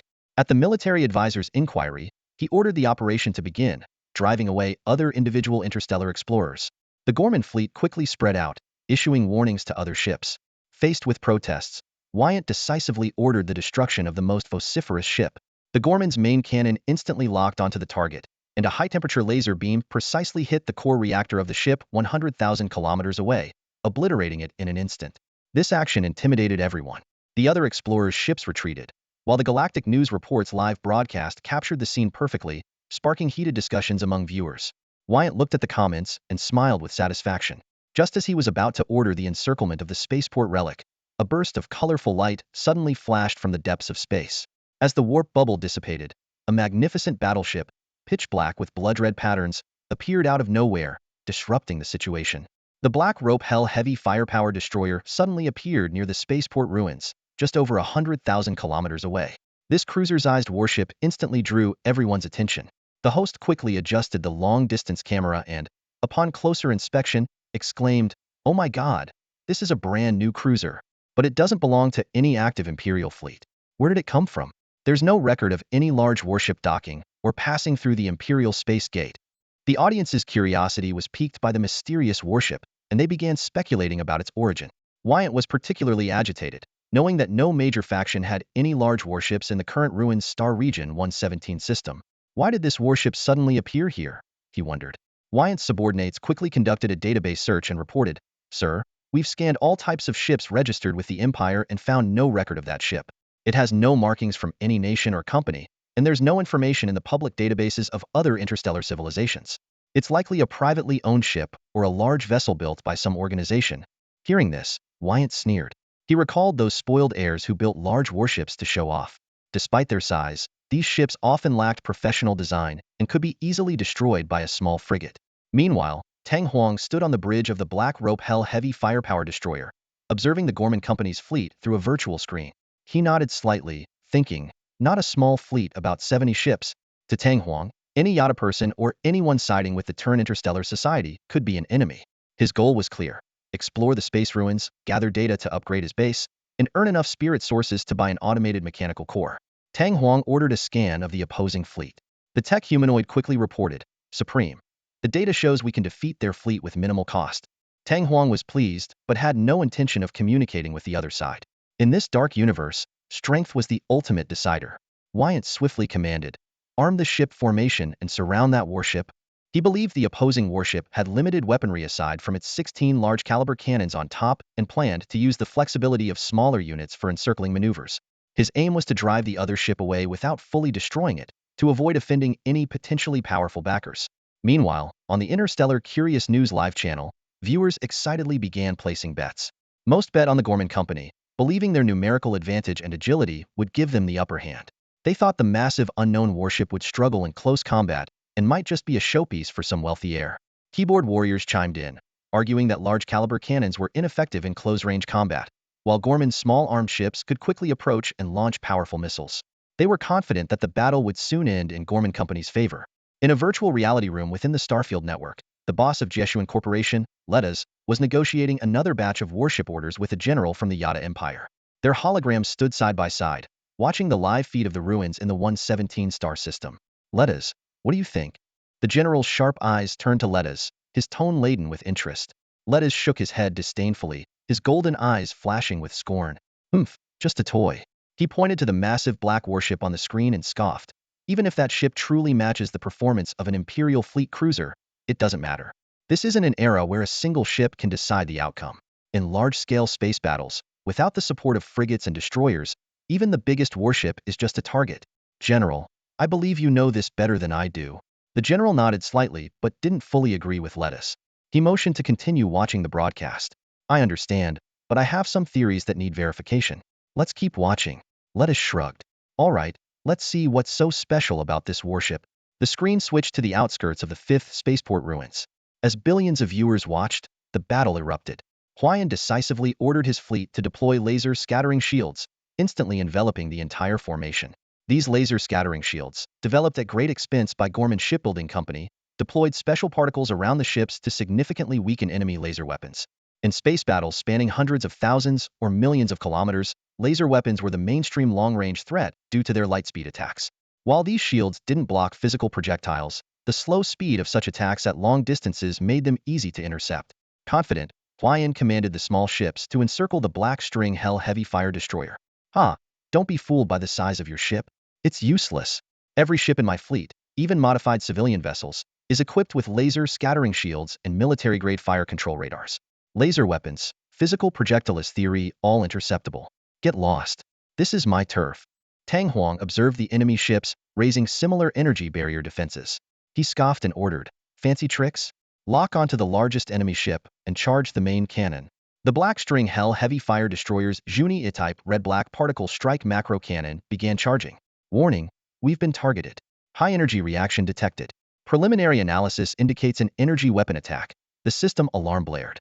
Juan remained unfazed. No need to evade. Billions of people are watching us live. This is the best chance to showcase our company's new product. He had utmost confidence in the laser scattering shields developed by his company. Tests had shown that even the shield on his 800-meter-long Gorman was capable of withstanding a large laser cannon strike from a battleship. A visible black-red energy beam instantly traversed over 100,000 kilometers, striking the Gorman. However, wrapped in the laser scattering shield, the Gorman remained unscathed. Juan burst into laughter. Ha! I told you. Viewers of the live broadcast were amazed. Wow, what kind of energy field is that? That laser looked powerful, yet the Gorman is unharmed? Gorman Company is impressive. The Empire's general watching the broadcast showed a hint of admiration. Gorman Company's latest laser scattering shield is quite effective. The ship remains completely unaffected. However, while Juan was imagining future orders from the Empire's military pouring in, a sudden change occurred. The laser beam striking the Gorman flickered, as if a conduit had formed, and a particle glowing with intense light shot through it. In just 2 seconds, it crossed over 100,000 kilometers. In this era, human cognition, accelerated by neural chips, could process and react rapidly within those 2 seconds. What?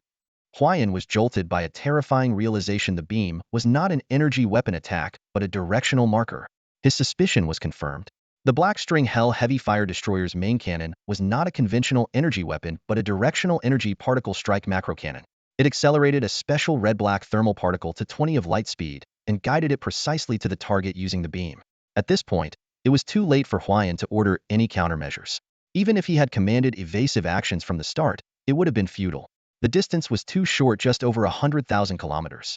At 20 of light speed, the red-black thermal particle would strike within 2 seconds.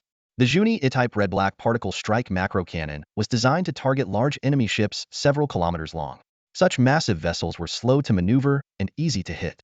Using it against the mere 800-meter-long Gorman was already overkill. The hull of the Gorman ship erupted in a chain reaction the moment it was struck by the crimson thermal particle. The molten plasma spread like wildfire across the entire ship, causing it to disintegrate almost instantly. A brilliant flash of fire momentarily lit up the vacuum of space, only to vanish just as quickly. With no oxygen in space, the flames from the Gorman ship's explosion extinguished swiftly after consuming the ship's internal oxygen supply. In the blink of an eye, the Gorman ship was reduced to a cluster of space debris, its fragments drifting aimlessly. A system notification sounded. Enemy warship destroyed. You have gained 100 spirit energy. Tang Huang's eyes gleamed with excitement. This ship was far superior to the previous Firebird. Seizing the moment, Tang Huang ordered his warship to unleash its full firepower. The 200-meter-long vessel's deck opened up, revealing a battery of large-caliber weapons. The sleek, angular warship transformed into a menacing beast. 16 plasma lances fired simultaneously, their crimson beams slicing through space and easily penetrating the laser scatter shields of the remaining Gorman fleet, melting their armor in an instant. Hundreds of missiles launched from silos, trailing long tails of fire like a meteor shower descending upon the enemy ships. The 450mm electromagnetic naval guns roared, their shells screaming through the void. Large anti-ship torpedoes silently cut through the dark expanse of space. The remaining 60-plus ships of the Gorman fleet descended into chaos, desperately unleashing their firepower in a bid to intercept the onslaught. Closian laser beams wove a defensive web, and rapid-fire electromagnetic guns roared continuously. Yet, their all-out efforts barely sufficed to protect themselves, leaving them no opportunity to counterattack the Black Rope Hell's heavy firepower destroyer. The spectacle of one warship suppressing dozens of enemy vessels stunned the billions of viewers on the live broadcast channel. The host of the intergalactic news gasped repeatedly, "Oh my God! That unknown warship destroyed the Gorman in one strike, and is now single-handedly suppressing the entire fleet. And there are still 12 Imperial military-grade frigates among the enemy. This firepower is insane." In a virtual reality room, an Imperial general watching the broadcast slammed his hand on the table, his eyes gleaming with a stream of data. "I knew it. My hypothesis was correct," he exclaimed excitedly. Liedes snapped out of his shock and quickly asked, "General, what hypothesis?" The Imperial general calmed himself, though his eyes still shimmered with data. "I've checked. None of the Empire's spaceports or frontier stargates have records of this warship passing through." "This mean?" Liedes realized, eyes widening. The general continued, "This warship was either brought in modularly and assembled, or it was built within the 117 star system. But the time frame is too short for either possibility." He pointed to the Black Rope Hell on the screen, a particular tone in his voice. "So there's only one possibility: this is an ancient lost civilization warship discovered by a pioneer in the ruins of the star system." The Imperial general trembled with excitement. "Do you know what this means? In the past century of exploring the ruins, we've never found a warship of this caliber. This is the most significant discovery for the Empire in 100 years. The 117-star system's value far exceeds that of other ruins." Hearing this, Liedes also grew excited, but then remembered his son, who had been killed by Tang Huang. Hatred surged in his heart, and a greedy glint flashed in his eyes. "If my son hadn't died, he might have been the one to find this warship." Liedes' eyes gleamed with greed, while the face of the Imperial general twisted slightly with excitement. This discovery was undeniably significant and monumental for both of them. "General, what should we do now? Should we change the Empire's deployment?" Lida asked eagerly, unable to hide the excitement in his voice. The Imperial general remained silent for a moment, his gaze scrutinizing Lida's face. Although Lida was merely a businessman collaborating with the Empire's military, the current state of the Yada Empire had long shifted. The so-called legitimized profit gains had become the norm. The general ultimately decided to reveal some information, but it would depend on how much sincerity Lida could show. Sensing the general's intent, Lida nodded slightly. "I understand. I will show enough sincerity." "Very well." The general nodded with satisfaction. "Given the significance of this intelligence, the deployment of the Imperial Navy will be adjusted. Once the new plan is formulated, I will inform you accordingly."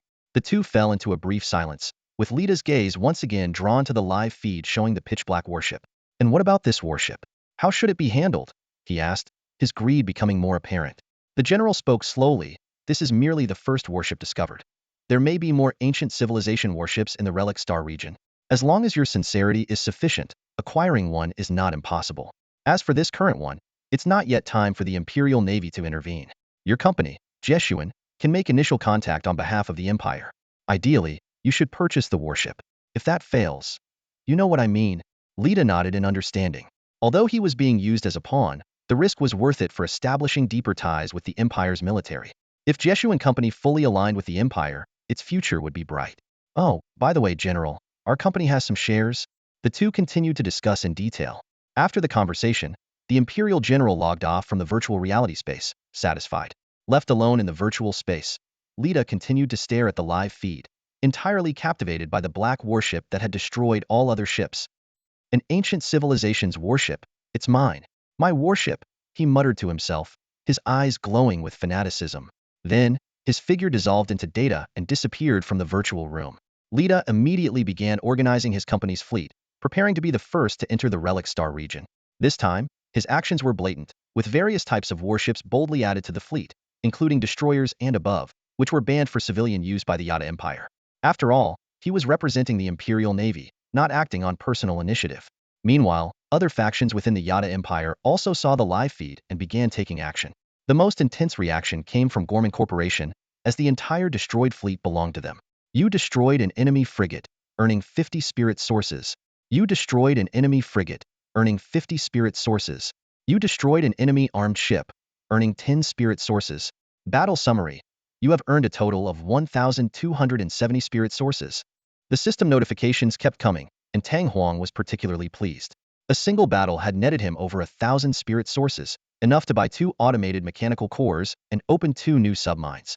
Tang Huang waved his hand to bring up a virtual screen, checking the status data of the Black Rope Hell Heavy Firepower Destroyer. The warship's first layer of armor had only 7% minor damage, and the rest of the structure was intact.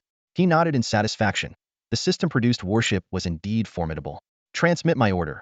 Advance the warship and prepare personnel to explore the spaceport relic ahead, Tang Huang commanded. The Black Rope Hell warship slowly moved toward the spaceport relic, surrounded by fresh debris from destroyed warships. The massive bow slightly trembled as it shattered a piece of wreckage, still bearing melted metal traces. In the distance, aboard the live broadcast warship of the Interstellar News, the host passionately shouted into the camera, "Complete annihilation. Viewers, we've witnessed a heart-stopping space battle." Surprisingly, the 70 ships of Gorman Shipbuilding Corporation's fleet were entirely wiped out by that unknown warship. The live chat exploded. What the heck? Gorman ships are so fragile? Damn it, I lost thousands of bucks. Is this a setup by the bookies to scam our money? Screw this, refund. Are you kidding us? Gorman ships are this garbage? Screw this, refund.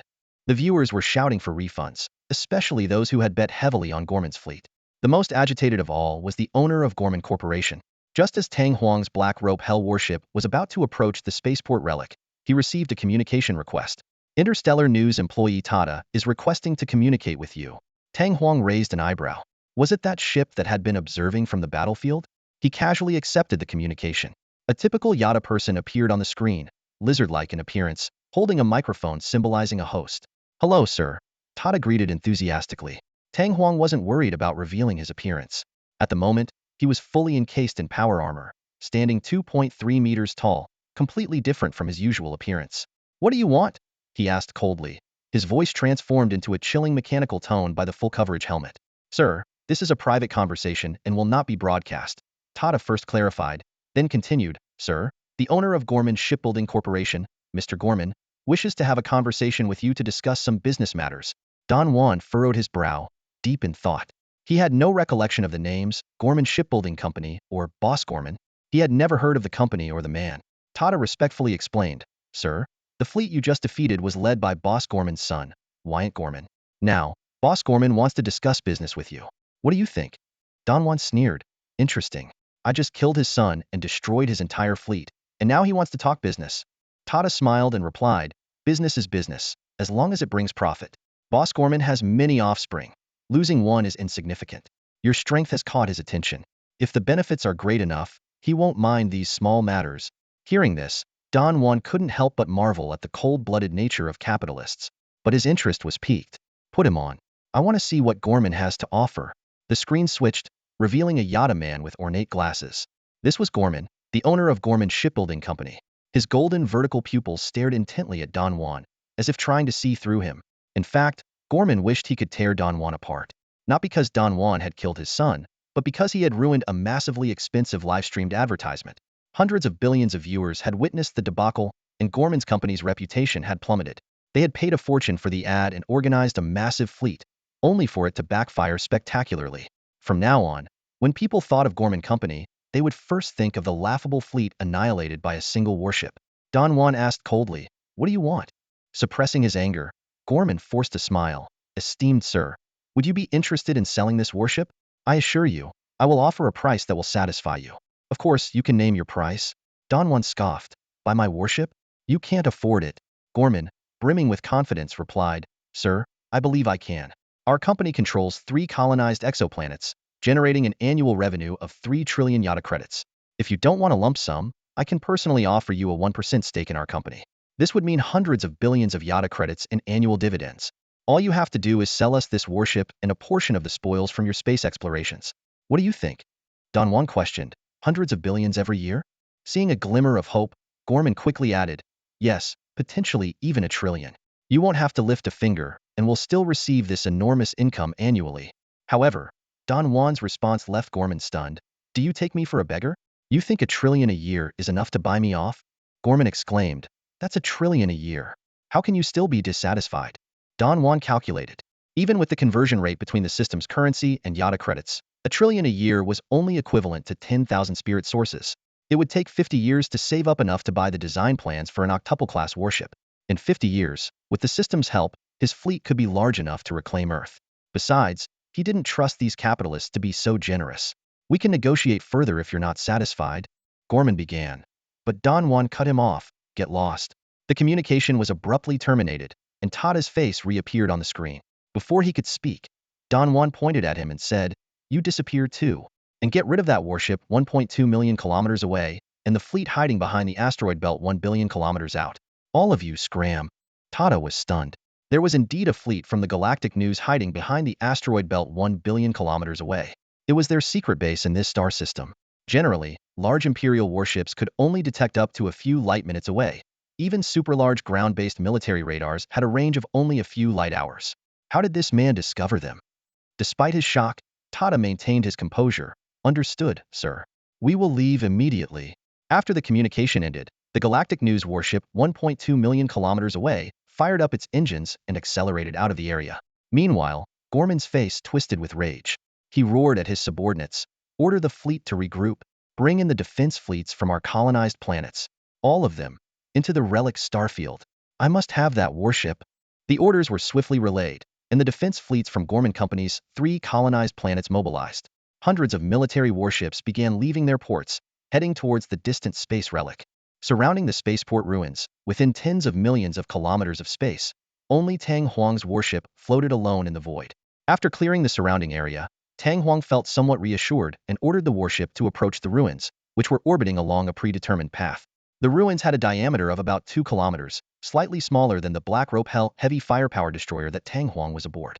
Numerous automated machines floated around, part of the ruins' still active self-defense system. As the Black Rope Hell entered within 50,000 kilometers of the ruins, the defense mechanisms were activated.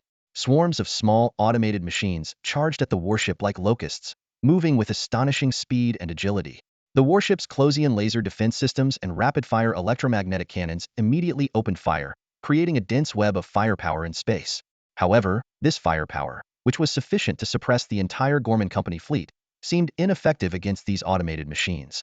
A technical android reported, "Supreme. These small machines have an instantaneous acceleration exceeding 1024 Earth Standard G. They can dodge over 10 kilometers in a second, seemingly equipped with some kind of advanced inertialess engine. There are thousands of these defense machines." Tang Huang exclaimed, "Damn. How are we supposed to fight that?"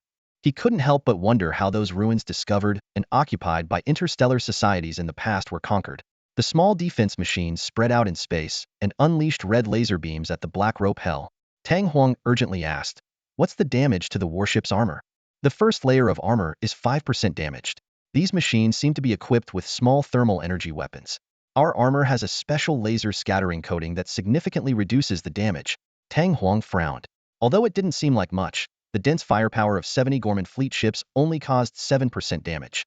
These small machines inflicted 5% damage in a single round. A few more rounds and the warship wouldn't hold up. He ordered a retreat out of the alert range. The warship turned around and, under fire, withdrew 50,000 kilometers. The automated machines then ceased their pursuit. What Tang Huang didn't know was that in the past, interstellar societies sent large fleets to explore ruins. The defense strength of the ruins varied, and not all had such special machines. Major powers had no good solutions for these machines either, but they relied on their numbers, sacrificing part of the fleet to draw attention while the rest forced a landing. After exploration, they would immediately withdraw and then use hydrogen bombs to completely destroy the ruins. Once the ruins were destroyed, the small machines, losing their protection target, would self-disintegrate. These special machines with inertialess engines were not only unseen by Tang Huang but unheard of in the entire interstellar society. As Tang Huang pondered, Ruby suddenly spoke, "Supreme. I can sense some kind of psychic reaction inside the spaceport ruins." Psychic reaction? Tang Huang was stunned. Yes, and those small machines seem to only react to attacks aimed at the ruins. "Supreme, I have a plan." A mischievous gleam appeared in Ruby's eyes. Her plan was simple. Hollow out the warhead of an anti-ship torpedo and let her sit inside. The warship would launch the torpedo, but not aim at the ruins, instead passing within a few meters. At that moment, Ruby would leave the torpedo and infiltrate the ruins to take control of the internal devices. Tang Huang conducted an experiment. Torpedoes aimed at the ruins were intercepted and destroyed at 50,000 kilometers, but those not aimed at the ruins passed through unimpeded. It really works. Tang Huang breathed a sigh of relief but then worried. "Ruby, can you handle this alone?" "Supreme, are you worried about me?" "I'm so touched." Ruby was about to pounce, but was stopped by Moonlit Night in time. Ruby stuck her tongue out at Moonlit Night and turned to Tang Huang with a smile. "Don't worry. I can sense that the psychic reaction of the creation inside the ruins is weaker than mine. I can definitely take control. Maybe we can even control these special defense machines afterward," she said confidently. Tang Huang selected 30 fully armed combat androids to accompany Ruby on the mission. They carefully chose an anti-ship torpedo, removed its warhead, and replaced it with a compartment that could accommodate personnel. Including Ruby, the Special Operations Landing Team consisted of 31 members. "Don't worry, Supreme One, nothing will go wrong with me here," Ruby said confidently, leading her team into the modified torpedo compartment. On the bridge, the technical androids were methodically preparing for the launch. "All systems ready, target locked, trajectory calculations complete," came the concise reports to Tang Huang. He nodded slightly and issued the final command. "Launch." In the bow of the Black Rope Hell Heavy Fire Destroyer, the large torpedo launcher shimmered with electromagnetic light. The massive torpedo detached from the ship at an astonishing speed of 500 kilometers per second, tracing an invisible path through the silent void of space. Estimated to pass by the spaceport ruins in 100 seconds. "Are you ready, Ruby?" Tang Huang communicated. "Don't worry, Supreme One. I've got this," Ruby responded excitedly from inside the torpedo, fully clad in her celestial soldier power armor. The tactical androids around her remained silent, ready for action. The torpedo sped forward, swiftly passing the first patrol line of defense drones. Surprisingly, these automated machines did not react to the high-speed torpedo. 50 seconds later, the torpedo had crossed 25,000 kilometers, covering half the distance. Data streams began to flicker in Ruby's eyes as she quickly calculated the trajectories of the spaceport ruins and the torpedo. As the distance rapidly decreased, the torpedo finally skimmed just tens of meters away from the spaceport ruins. At this critical moment, Ruby activated her psionic powers. Arcs of electricity danced around her, and the entire torpedo compartment instantly frosted over. A strange force enveloped the compartment, detaching it from the torpedo and sending it hurtling like a small meteor toward the nearby spaceport ruins. At that moment, the automated machines in the spaceport ruins seemed to be alerted and began rushing back frantically. "Now, fire the missiles. All electromagnetic cannons, open fire," Tang Huan decisively ordered. "Draw their attention and support Ruby." The side batteries of the Black Rope Hell Heavy Fire Destroyer erupted instantly. 20 God I-type 450mm electromagnetic cannons roared in unison, and hundreds of missiles poured out like a meteor shower. Sensing the attack, the returning automated machines had to turn and intercept. Dense small energy beams flickered against the dark backdrop of space, accurately intercepting each missile and shell. The 50,000 kilometer distance was lit up with brilliant explosions. Meanwhile, inside the spaceport ruins, Ruby kicked open the battered compartment door and floated out first. It was a dark and lightless environment, resembling a deep corridor. The tactical androids in their celestial soldier power armor followed closely, wielding 20mm electromagnetic burst rifles, quickly spreading out to search and guard. With their advanced visual systems, they could clearly observe the surroundings without additional light sources. "Clear," one combat android signaled, simultaneously sending an electromagnetic signal. "Supreme One, we have successfully entered. The surroundings are temporarily secure," Ruby reported to Tang Huan. "There seems to be no defense mechanisms inside the ruins, or they might be damaged." She noticed a broken mechanical construct floating in the dark passage, with scans indicating it might be a completely damaged internal navigation system. Good, continue exploring, and be quick. We'll keep covering from outside, Tang Huan instructed, relieved. All right, girls, let's get to work, Ruby said with a hint of excitement in her voice. She raised her electromagnetic burst rifle with one hand, activated the jetpack on her back, and led the 30 combat androids toward the source of the psionic reaction. They moved swiftly through the vast and dark corridors. The maze-like structure posed no problem for Ruby with her psionic sensing. In less than 10 minutes, the team navigated through the complex network of passages and reached the core area of the ruins. In front of them was a massive door. Ruby could sense that the source of the psionic reaction was just behind it. Thermal lance, she ordered succinctly. A combat android immediately stepped forward, raised the thermal lance, and aimed it at the door. In the silent vacuum, the red-hot beam silently cut through the metal, quickly creating a 3 by 3 meter opening. Passing through the door, Ruby was certain they had reached the most crucial part of the spaceport ruins, the central control room that stored important data. Surprisingly, despite the unknown passage of years, the control room was still operational. How peculiar could it be due to the psionic reaction? Ruby mused as she examined the central control platform, which still emitted a faint glow in the darkness. In the center of the platform was an unremarkable-looking device, but in Ruby's psionic vision, it radiated a unique light. The device bore a distinctive symbol, 2 interlocking circles with 8 arrows of varying sizes extending outward from them. The combat androids began to explore the central control room. Among the 30 androids, there were not only those specialized in combat but also engineering androids responsible for emergency battlefield repairs and technical androids providing support. A young technical android girl carefully examined the equipment in the control room, her brow furrowed. Captain, these machines are still running, but based on their mechanical structure and technical diagnostics, they should have broken down long ago. Why are they still operational? She asked in confusion, clearly unable to explain the phenomenon with conventional logic. Ruby pointed to a device in the center of the control platform engraved with strange symbols and explained, "That's a subspace artifact, a high-dimensional creation. Beyond our universe's dimensions, there exists another realm, subspace. The physical rules and concepts of time there are different from our reality and can be warped. The manifestation of subspace power in our universe is known as psionic energy, and it's this energy that keeps these ancient machines running." Ruby laughed excitedly. Now, all these treasures are ours. Others might think they're worthless, but to us, they're priceless. She then ordered, "Dismantle all the machines, including that central device, and bring everything back." Meanwhile, outside the space relic, the swarm of automated defense drones suddenly ceased operation, floating motionlessly in space. Seeing this, Tang Huang immediately ordered the warship to advance and dispatch personnel to recover the automated machinery. "We've struck gold. Inertialess engines. These are fantastic," Tang Huang exclaimed on the bridge, watching the recovery of the automated machinery in space with delight. Shortly after, Ruby reported through the communicator, "Supreme Commander, we've recovered everything we could." "Good. I'll come pick you up," Tang Huang responded. The warship's engines flared, moving closer to the spaceport relic. This 200-meter-long warship was no less imposing in size than the spaceport relic. A system notification sounded in Tang Huang's ear, summarizing the mission's gains. 1 subspace psionic device, 1 set of technical storage data, 2 automated machinery cores, 1 inertialess engine defense drone control core, and 1,000 inertialess engine mechanical guards. The system also reminded him that the acquired inertialess engine technical data needed further analysis before it could be used. Though Tang Huang was still unsure of the specific use of the subspace psionic device, he was very satisfied with the overall haul. He calculated that, combined with the previously obtained psionic sources, he could now purchase 4 automated machinery cores from the system shop, allowing for the establishment of 4 subsidiary mines, significantly boosting the base's daily production capacity. With their substantial gains, Tang Huang commanded the warship to return to the base.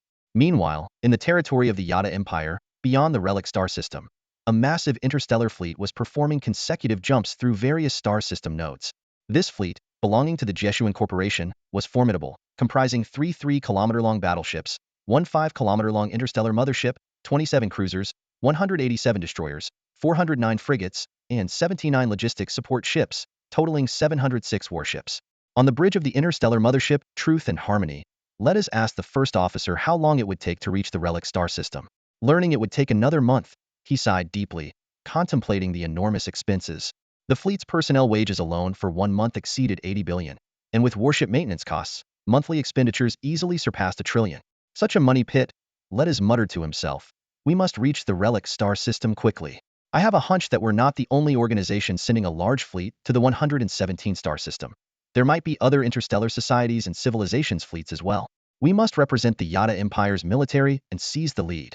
Lettuce continuously calculated the various expenses, feeling the pressure.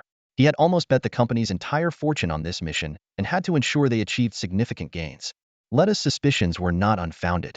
The news about the possible remnants of ancient civilization warships in the 117th star system spread like wildfire among the major forces of the interstellar society. Not only was the Yada Empire eager to investigate, but other interstellar civilizations were also planning to send fleets to explore.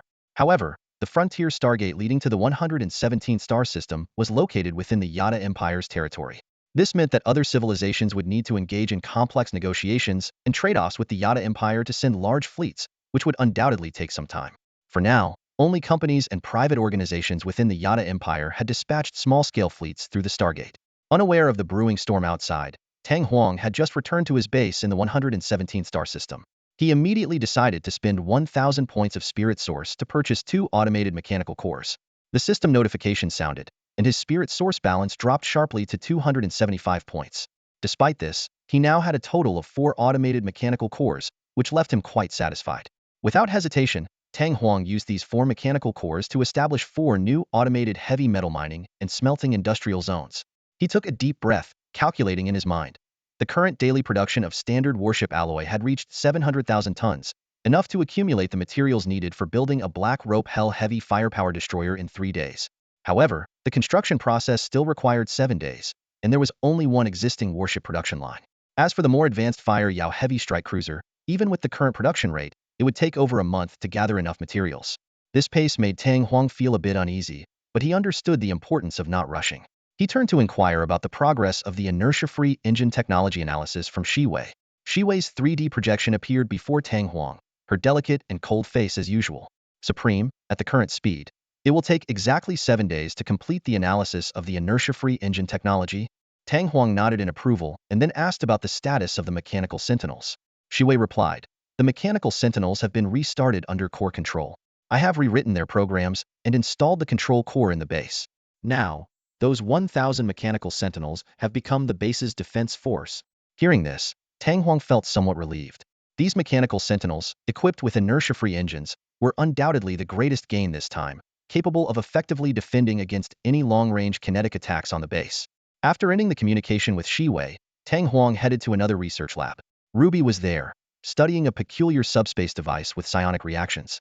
As soon as he entered the Psionic Control Research Center, Tang Huang's gaze was drawn to the special symbols on the device, 2 interlocking rings with 8 arrows extending outward from the rings. Suddenly, Tang Huang felt a surge of unknown energy. A system warning immediately sounded. "Warning, you are facing a subspace chaos symbol. Chaos energy from the subspace evil god is attempting to corrupt you. System identification in progress. As the supreme entity of the tactical humanoid mechanical girl race, you are completely immune to subspace chaos corruption." At that moment, Tang Huang sensed a connection with thousands of tactical humanoid girls, and it was this link that protected him from the subspace chaos corruption. Tang Huang couldn't help but exclaim, "Wow, this thing is dangerous just by looking at it. If anyone else saw this symbol, what would happen to them?" He vaguely foresaw that ordinary people facing such corruption would meet a horrifying fate. Their bodies would begin to deform, their minds would be polluted, and those with weak wills would have their flesh swell, growing countless eyes, claws, wings, and tentacles, eventually turning into grotesque tumors, spreading corruption continuously. Tang Huang was grateful that tactical humanoid girls seemed naturally immune to such effects. At this moment, Ruby excitedly reported her findings to Tang Huang. She had discovered many coordinates within the device, likely pointing to locations of lost ancient civilization relics. Even more astonishing, she demonstrated another function of the device, removing a 1 centimeter square small cube from what appeared to be a complete cube device. To demonstrate the power of this small device, Ruby requested a guard to shoot at her. Yi took on the task, using a 20mm caliber electromagnetic explosive rifle to aim at Ruby. To Tang Huang's amazement, all the explosive rounds halted about 1 meter away from Ruby, completely blocked by a shimmering arc wall. Ruby explained, "Supreme, this is a psionic shield, or rather, a subspace shield. This single subspace device can be divided into 15,000 small cubes, each capable of generating a psionic shield. Moreover, when 100 small cubes are combined, the generated psionic shield can cover a black rope hell heavy firepower destroyer." Tang Huang's eyes sparkled with excitement. To his knowledge, not even the Yada Empire possessed such advanced energy shield technology, as the Empire's warships relied solely on armor and structure to withstand attacks. This discovery was undoubtedly a significant breakthrough. Ruby, if we recklessly install this on the battleship, what negative effects might occur? Tang Huang suddenly thought of this and asked with a furrowed brow. In this era, many advanced technologies have unique systems that are often incompatible with others. Forcefully combining two different systems could lead to unexpected issues. Hearing this, Ruby flashed a confident smile. She tossed the psionic cube in her hand into the air and caught it smoothly, gripping it firmly. "Don't worry about it, Supreme," she said with a wink. "I can't vouch for other battleships, but ours has an incredible compatibility with various technologies. After some adjustments, psionic technology can be directly integrated and used on our battleship without any problems." Tang Huang nodded slightly. This was likely one of the many advantages of their system-produced battleship. The ability to perfectly integrate other technologies, including the mysterious power of the warp space psionics, was a significant benefit. "How long will it take to equip the battleship with a psionic shield?" Tang Huang inquired, focusing on his primary concern. Ruby tilted her head and thought for a moment before replying. "I still need to make some adjustments. It should take about a day to install it on the battleship, and once installed, what will the overload limit be?" Tang Huang asked further. Ruby's eyes flashed with streams of data as she explained. "As for the overload limit, I've only tested the maximum capacity of a single psionic cube. A psionic shield generated by one cube will overload if it takes a hit equivalent to the power of a 450mm electromagnetic railgun on our battleship. The overloaded psionic cube will automatically recharge, drawing energy from an alternate dimension's warp space. It takes about 5 seconds to fully recharge, during which time there will be no protection. Just one hit from a 450mm electromagnetic railgun? That seems a bit low," Tang Huang remarked with a frown. Ruby pouted and explained, "It's not low at all. That's just the overload capacity of a single psionic cube. My recommendation is for each tactical humanoid soldier to carry one psionic cube to support the shield. The cubes automatically connect to high-dimensional warp space for recharging, so there's no need for additional energy sources. Plus, multiple psionic cubes can combine to increase the overall overload limit. When integrated into the battleship, the combined strength is quite impressive." "All right, maybe I was being a bit greedy," Tang Huang laughed. "I'll be waiting for your good news. Once the battleship shield is installed, we'll set off immediately to continue exploring the next relic." As he turned to leave, Ruby suddenly called out, "Supreme, wait. What's the matter?" Tang Huang turned back. Ruby picked up a finely crafted golden disc, about 50 centimeters in diameter, adorned with an engraving of a red sun surrounded by clouds.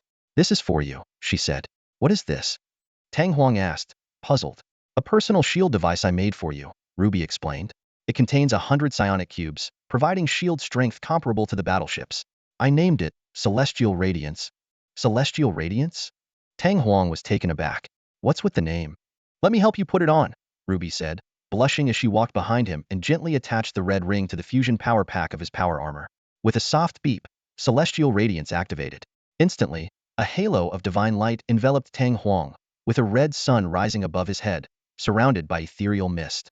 Ruby waved her hand, projecting a 3D hologram of Tang Huang's current appearance. Tang Huang stroked his chin, pondering for a moment.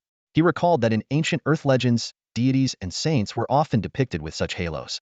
The halos behind Buddha and Bodhisattva were called the Great Light Aspect, symbolizing divine illumination and majesty. Taoist deities also had similar halos, though they were named differently. "Interesting," Tang Huang mused with a slight smile. Since his faction was named the Mech Celestial Court, it made sense for its deities to be high-tech mech deities. As the Supreme, his personal protection had to be top-notch. "Thank you, Ruby," Tang Huang said, patting her shoulder. Ruby's face turned an even deeper shade of red, her pink eyes filled with warmth. "Supreme, if you really want to thank me, maybe—" Ruby began, but Tang Huang quickly cut her off. "We'll discuss it later. We have grander goals to focus on right now. I'm heading to the battleship production line." With that, he swiftly left for the battleship factory. Ruby grumbled in frustration.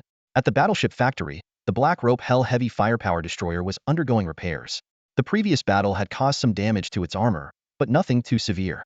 With the efficiency of the automated production line, it would be fully repaired within an hour. The repair process didn't occupy the production slots, allowing for the simultaneous construction of a second Black Rope Hell Heavy Firepower Destroyer. The first destroyer, nearly fully repaired, was stationed on a giant lift platform. The massive ship, stretching 2,200 meters in length, made Tang Huang appear insignificant in comparison. Its height rivaled some of the skyscrapers from Earth's past. "Supreme, you're here," Dong Xiu, in charge of the production line, hurried over. "Has the battleship been fully resupplied with ammunition and provisions?" Tang Huang asked. "Everything's been replenished. We're ready to depart at any time," Dongxiu replied confidently, hands on her hips. Good. Prepare for departure once the new shield system is installed. Tang Huang nodded. Time flew by, and a day later, the battleship's psionic shield system, composed of psionic cubes, was fully installed. Tang Huang received the coordinates from Ruby, his eyes flickering with streams of data. There were a dozen or so coordinates, likely indicating the locations of various relics. Set off. Begin the second exploration. Tang Huang commanded, embarking on a new journey. This time, the battleship is not only equipped with a new psionic shield system but also carries 100 inertia-free engine mechanical sentinels, greatly enhancing its defensive capabilities. Tang Huang has outfitted every tactical humanoid needing to fight with the latest psionic shield device.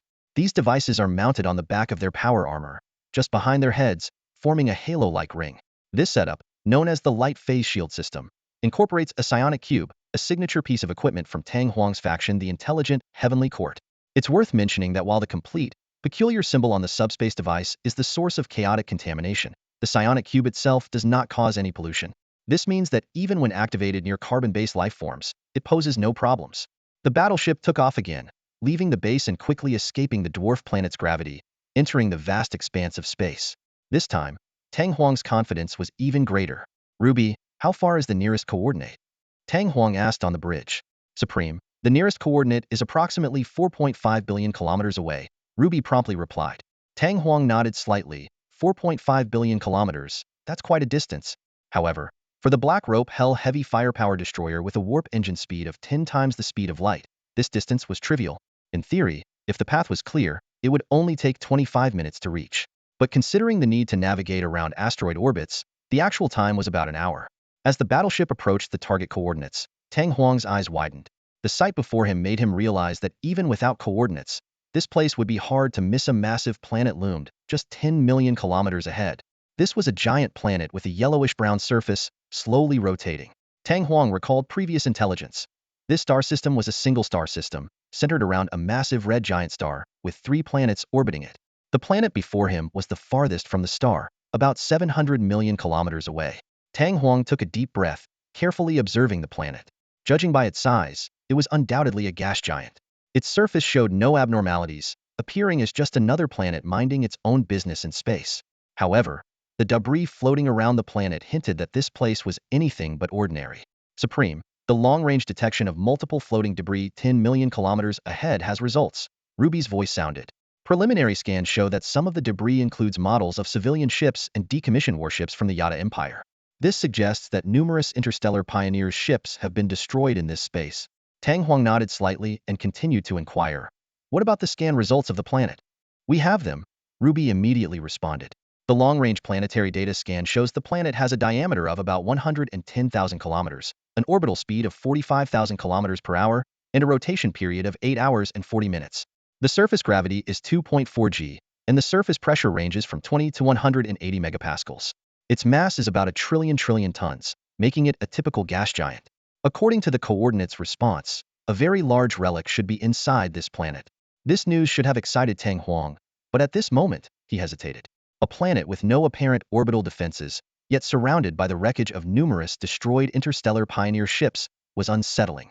Even more disturbing was the giant storm vortex on the gas giant's surface, which looked like a huge eye staring into space, also staring at Tang Huang.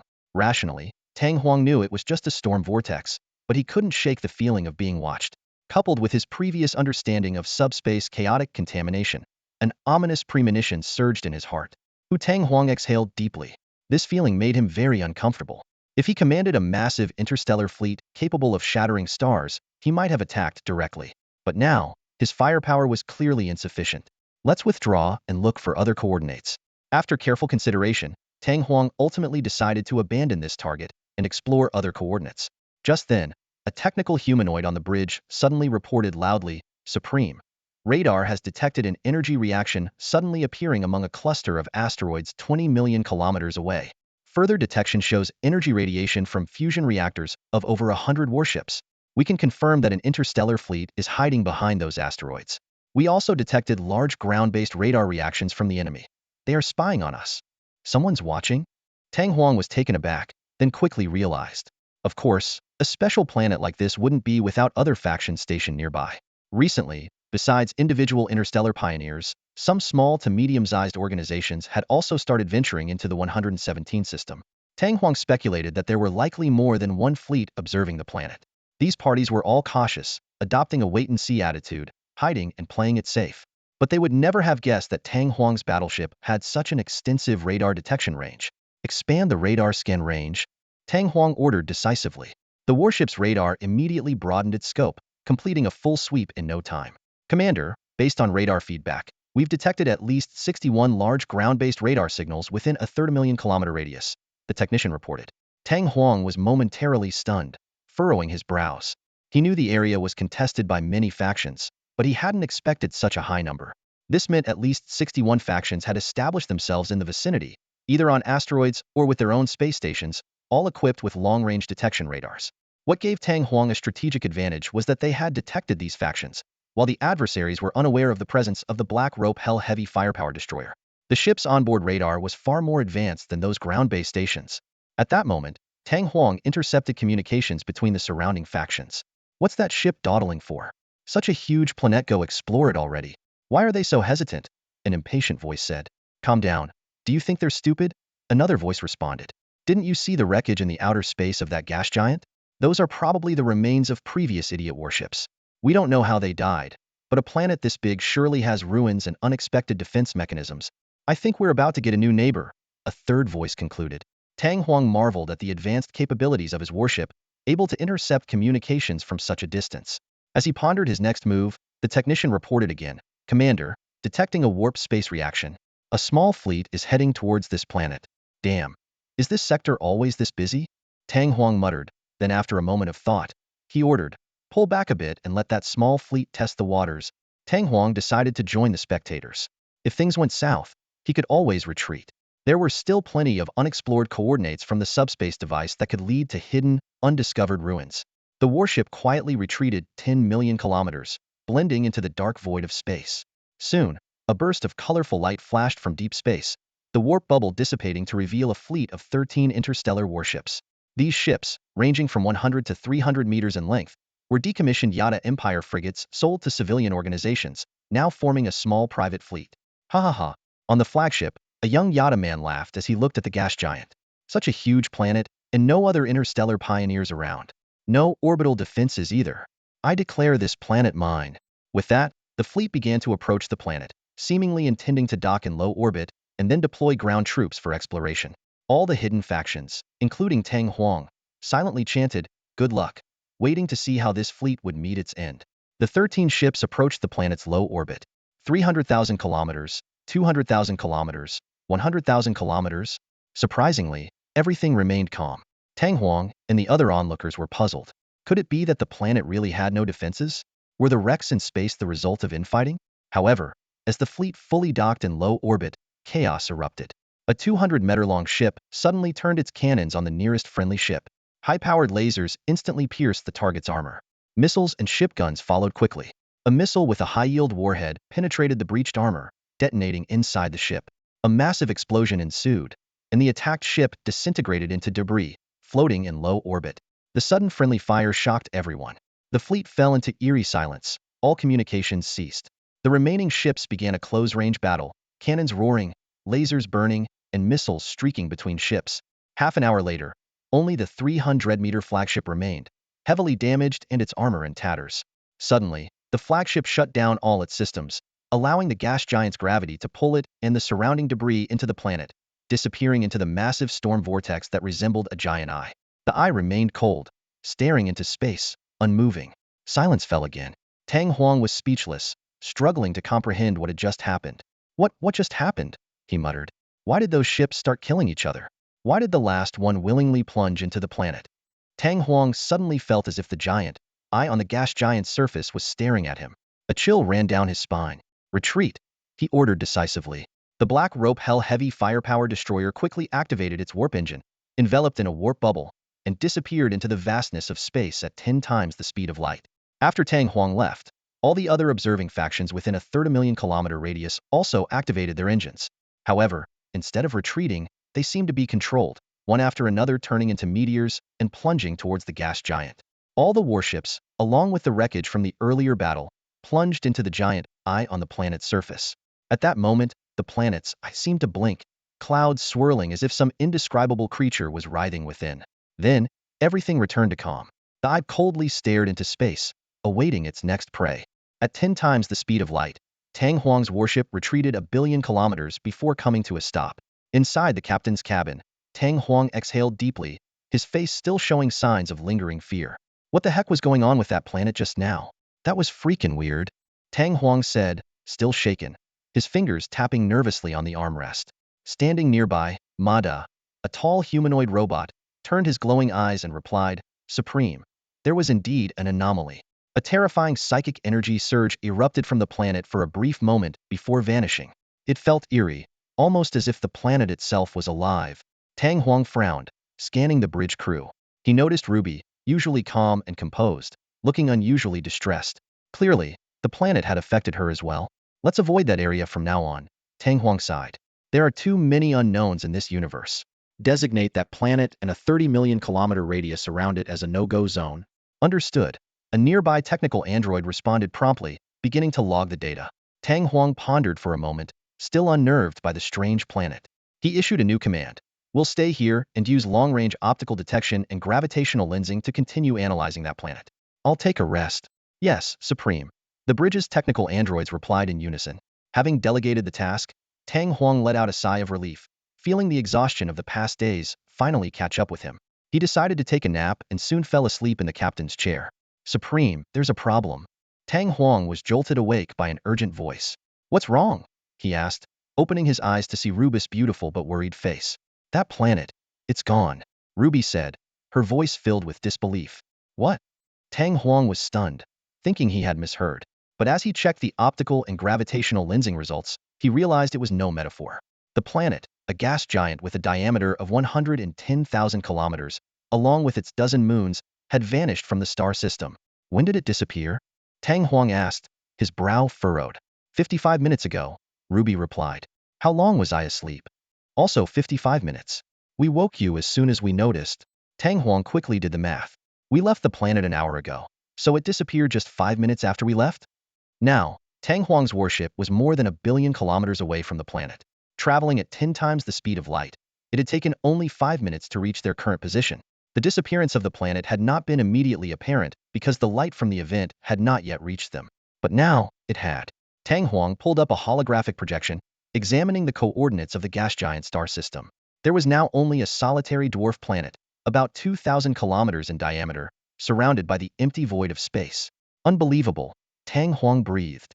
The enormous gas giant, 110,000 kilometers in diameter, was gone. Only a dwarf planet, once a moon of the gas giant, remained. Initial scans had shown the gas giant had vanished suddenly, taking its moons with it, leaving only this one behind. Strange, this dwarf planet was a moon of the gas giant, right? Why did it stay behind while the others disappeared? Tang Huang asked, puzzled, turning to Ruby. Ruby shook her head. No, the planet disappeared suddenly, taking its moons with it. Gravitational lensing only detected the disappearance of its gravitational field. But Supreme, I have a theory. What theory? Tang Huang pressed. Supreme. Remember the massive psychic energy surge I sensed? I suspect that the planet transitioned into a higher dimensional space. A higher dimensional space? Tang Huang was taken aback. Yes, Supreme, Ruby explained. I can still sense the residual psychic energy in the surrounding space, along with traces of higher dimensional activity. Psychic energy originates from higher dimensions, so my sense is clear. Moreover, this isn't the first time. I believe the planet didn't originally belong to this star system. It had previously transitioned here through higher dimensional space, and just recently it transitioned away again. I see. Tang Huang's face showed deep contemplation. At that moment, a technical android responsible for navigation coordinates suddenly exclaimed, Supreme, we've got a response.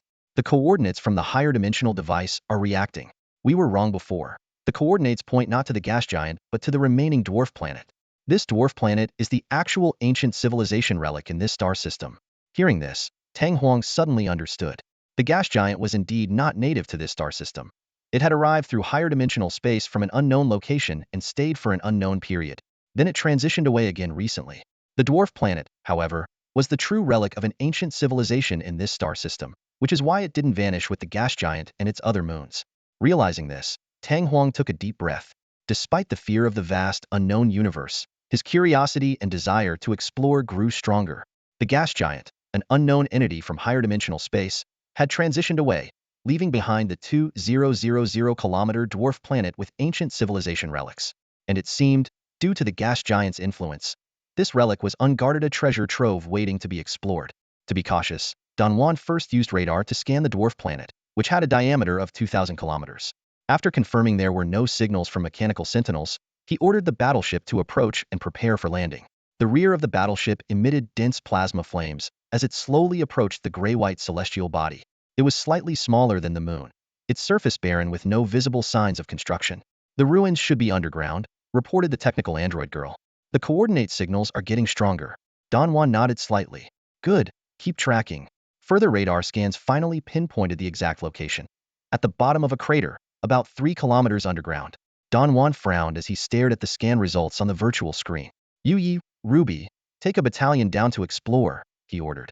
The ruins are vast, disc-shaped, with a diameter of at least 10 kilometers. Proceed with caution. The internal situation is unknown. The Hell's Rope heavy firepower destroyer docked in geosynchronous orbit. The hangar units on both sides of the ship opened, and 10 Suzaku combat transport ships emerged, each carrying 100 fully armed tactical android girls. The transport fleet landed in the center of the crater, hovering about 30 meters above the ground. A technical android leaned out from the rear hatch, using a laser scanner to quickly construct a 3D model of the ground.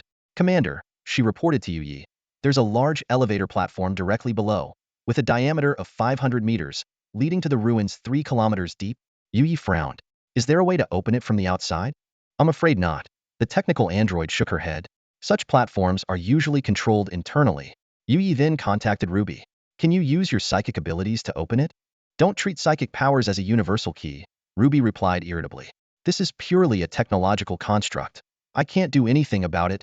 Yi pondered for a moment, a sharp glint in her eyes. Then we'll blast it open. All units, evacuate and prepare to call for battleship support. The 10 transport ships quickly dispersed.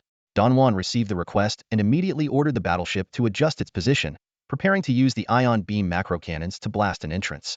The massive battleship slowly turned, aiming 16 Hell's Rope Type I plasma beam macro cannons at the ground. The cannon muzzles accumulated energy, glowing a bright crimson. Fire! 16 crimson beams shot down like spears from the heavens, piercing the ground instantly. The high temperatures vaporized the thick layer of dust and melted the 3-meter-thick alloy deck, creating a 1,200-meter-wide hole in the ground. Wow! Having battleship support is awesome. Ruby's excited voice echoed in the communication channel. Don Juan quickly issued orders. Ruby, take the vanguard and move in immediately. Yi, keep the remaining forces on the surface, ready to provide support at any moment. Yes, Supreme Commander. They responded in unison. 2 Suzaku transport ships carrying 200 tactical androids slowly descended into the deep passage. Just then, the battleship's warp space detection radar suddenly issued an alarm. Supreme Commander, multiple warp space fluctuations detected. The technical android reported urgently. Several fleets are on their way, estimated arrival in 5 minutes. Don Juan's heart sank. The sudden disappearance of an entire gas giant with a diameter of 110,000 kilometers was bound to attract the attention of other interstellar explorers. If no one came, that would be the real anomaly. As time goes by, the number of interstellar pioneers arriving will only increase. The few fleets currently en route are already considered a small number. In the 117-star system, medium and small-size pioneer fleets are flooding in like a tide, while individual pioneers are becoming increasingly rare. Ruby, have you entered the ruins? Tang Huang urgently contacted Ruby on the dwarf planet. Supreme, we've successfully entered the ruins and are currently at the bottom of the elevator shaft. Ruby's voice came through. Strangely, the airlock passage here is still operational. An operational airlock? Tang Huang was momentarily stunned. Airlock passages are typically used to isolate the external vacuum and facilitate personnel movement. But the ruins should be deserted. Why is there a functioning airlock? 3 kilometers underground, at the deepest part of a massive elevator shaft with a diameter of 500 meters, 2 Vermilion Bird combat transporters stood quietly. The environment was not pitch black. Dim warning lights still flickered near the large gate connected to the shaft. A tech android was busy at the gate, and soon the warning light turned from red to green as the gate slowly opened. About 100 meters beyond the gate was another airlock. 150 tactical androids, fully covered in Tianbing power armor, swiftly moved in. Their helmets featured parallel Tian Shun light phase energy shield devices attached to their power packs, and they carried 20mm electromagnetic explosive rifles. Another 50 tactical androids remained with the 2 Vermilion Bird combat transporters, ready to support the subsequent units.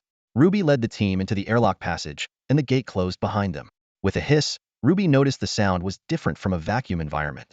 There's air in here? What's the air pressure? 20 megapascals. The data quickly displayed.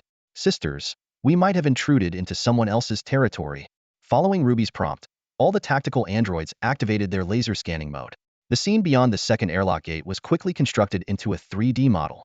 Beyond the second airlock was a narrow corridor, filled with distorted shadows of densely packed figures. Ruby raised her hand to signal, and the front row of tactical androids swiftly dispersed and raised their weapons. As the second airlock gate slowly opened, everyone clearly saw the scene in the corridor. A mass of twisted, grotesque creatures, barely recognizable as once human forms, crowded the space. Hiss, roar. With bizarre growls, the deformed monsters surged forward like a tide. Bang bang bang bang bang bang bang. Instantly, concentrated firepower poured down the corridor. The 20mm explosive rounds easily penetrated the fragile flesh of these creatures, often passing through hundreds of targets before exploding upon hitting the walls, shattering the bodies of several nearby monsters. The firepower net formed by the dozen or so tactical androids easily cleared the corridor of over 1,000 monsters. Cease fire. Ruby raised her hand again. One tactical android kicked away a twisted piece of flesh on the ground and wondered, what are these things? Subspace chaos influence. Ruby reached out, and a piece of flesh-wrapped tag floated towards her, enveloped in psychic energy. Clearing away the flesh revealed unknown characters on the tag. See this? This tag is quite new. It must have been made by these unknown species recently. Ruby continued to explain. This ruin spans at least 10 kilometers and can accommodate tens of thousands of people. These unknown species might have been living here without ever contacting the outside world. Not long ago, they were normal intelligent beings until they were mutated by the chaos pollution from that high-dimensional subspace gas giant. She threw the tag on the ground. But these are just my speculations. The truth requires further exploration. Let's move on. 150 tactical android girls followed Ruby deeper into the ruins. Meanwhile, in space, other interstellar pioneer fleets had arrived. From all directions, colorful warp lights flashed, and as the warp bubbles dissipated, 6 fleets revealed themselves. The fleets varied in size, the smallest comprising 6 retired Yada Empire frigates, each 100 to 200 meters long, and the largest featuring 36 warships centered around an Imperial Standard cruiser over a kilometer in length. In total, the 6 fleets boasted just over 100 warships. What happened here? Where did that planet go? Oh my god, our previous observations were correct. That planet really disappeared. What on earth happened? After the initial shock, greed quickly spread among them. They realized this was the 117 star system, a region of ancient ruins, and a planet with a diameter of 110,000 kilometers had vanished, likely due to some powerful ancient artifact. All eyes were now on the only remaining dwarf planet with a diameter of 2,000 kilometers, and the Black Rope Hell Heavy Firepower Destroyer in its near-geosynchronous orbit. To them, the dwarf planet surely contained ancient ruins, and the artifact responsible for the planet's disappearance must be inside. At this moment, the warship orbiting the dwarf planet appeared particularly obstructive in their eyes. Everyone realized that the ancient civilization's relics on the dwarf planet ahead might contain a terrifying artifact capable of making an entire planet vanish. Greed ignited like wildfire in their hearts, and they couldn't wait to order their fleets to explore. However, the space was not dominated by a single power. 6 interstellar fleets had gathered. Tension filled the void instantly. Each fleet kept a distance of tens of thousands of kilometers from the others, with all their weapon systems on high alert, ready for any sudden attack. In this tense atmosphere, one fleet stood out with its 36 warships. At its core was a kilometer-long cruiser, and the fleet's commander wore a confident smile. On the cruiser's bridge, a Yada Empire officer, even considered ugly by Yada standards, stepped forward. He initiated contact with the other 5 fleet forces. Greetings, everyone. His voice echoed through the communication system. Allow me to introduce myself. I am Tetetsilo, a governor of a Yada Empire border colony. If I am not mistaken, all of you here are also Yada. Tetetsilo's title as a colonial governor did the trick. The other 5 fleet forces broke their silence and began to establish contact with him. Honorable Governor Tetetsilo, I am the Deputy General Manager of Albert Arms Company. Greetings, Governor. As the other fleets responded, the tension began to ease. Tetetsilo's smile grew brighter. As he had suspected, he was the only one among the 6 fleets with an official Yada Empire background. This was why he had a cruiser over a kilometer long, which he had illicitly requisitioned from the colony's defense fleet to explore the relics, hoping to make a fortune. I can't believe I just arrived at the relic zone and already encountered such a major event. Tetetsilo thought with glee. An entire planet with a diameter of 110,000 kilometers has vanished, and the cause must be related to ancient civilization artifacts. His eyes fell on a warship orbiting the dwarf planet. That ship must have been the first to arrive.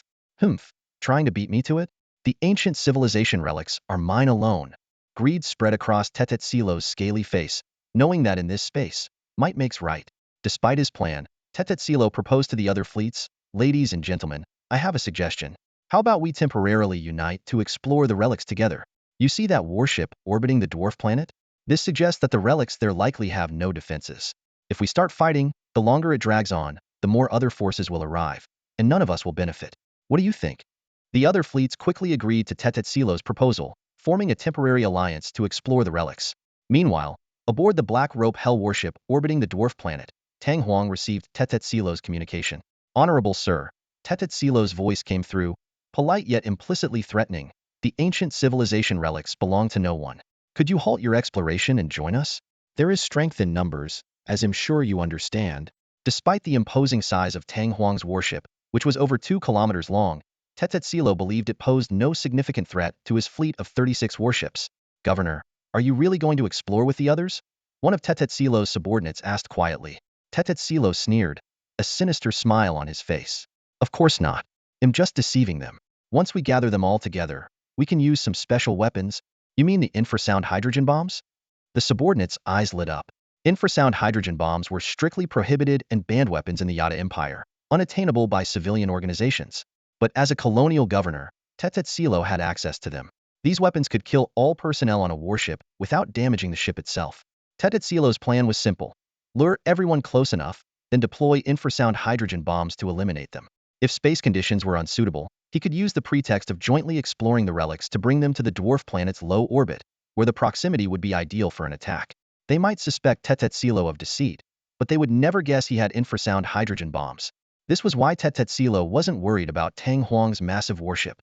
This way, Tetetsilo could not only monopolize the ancient civilization relics, but also gain a fleet of unmanned warships.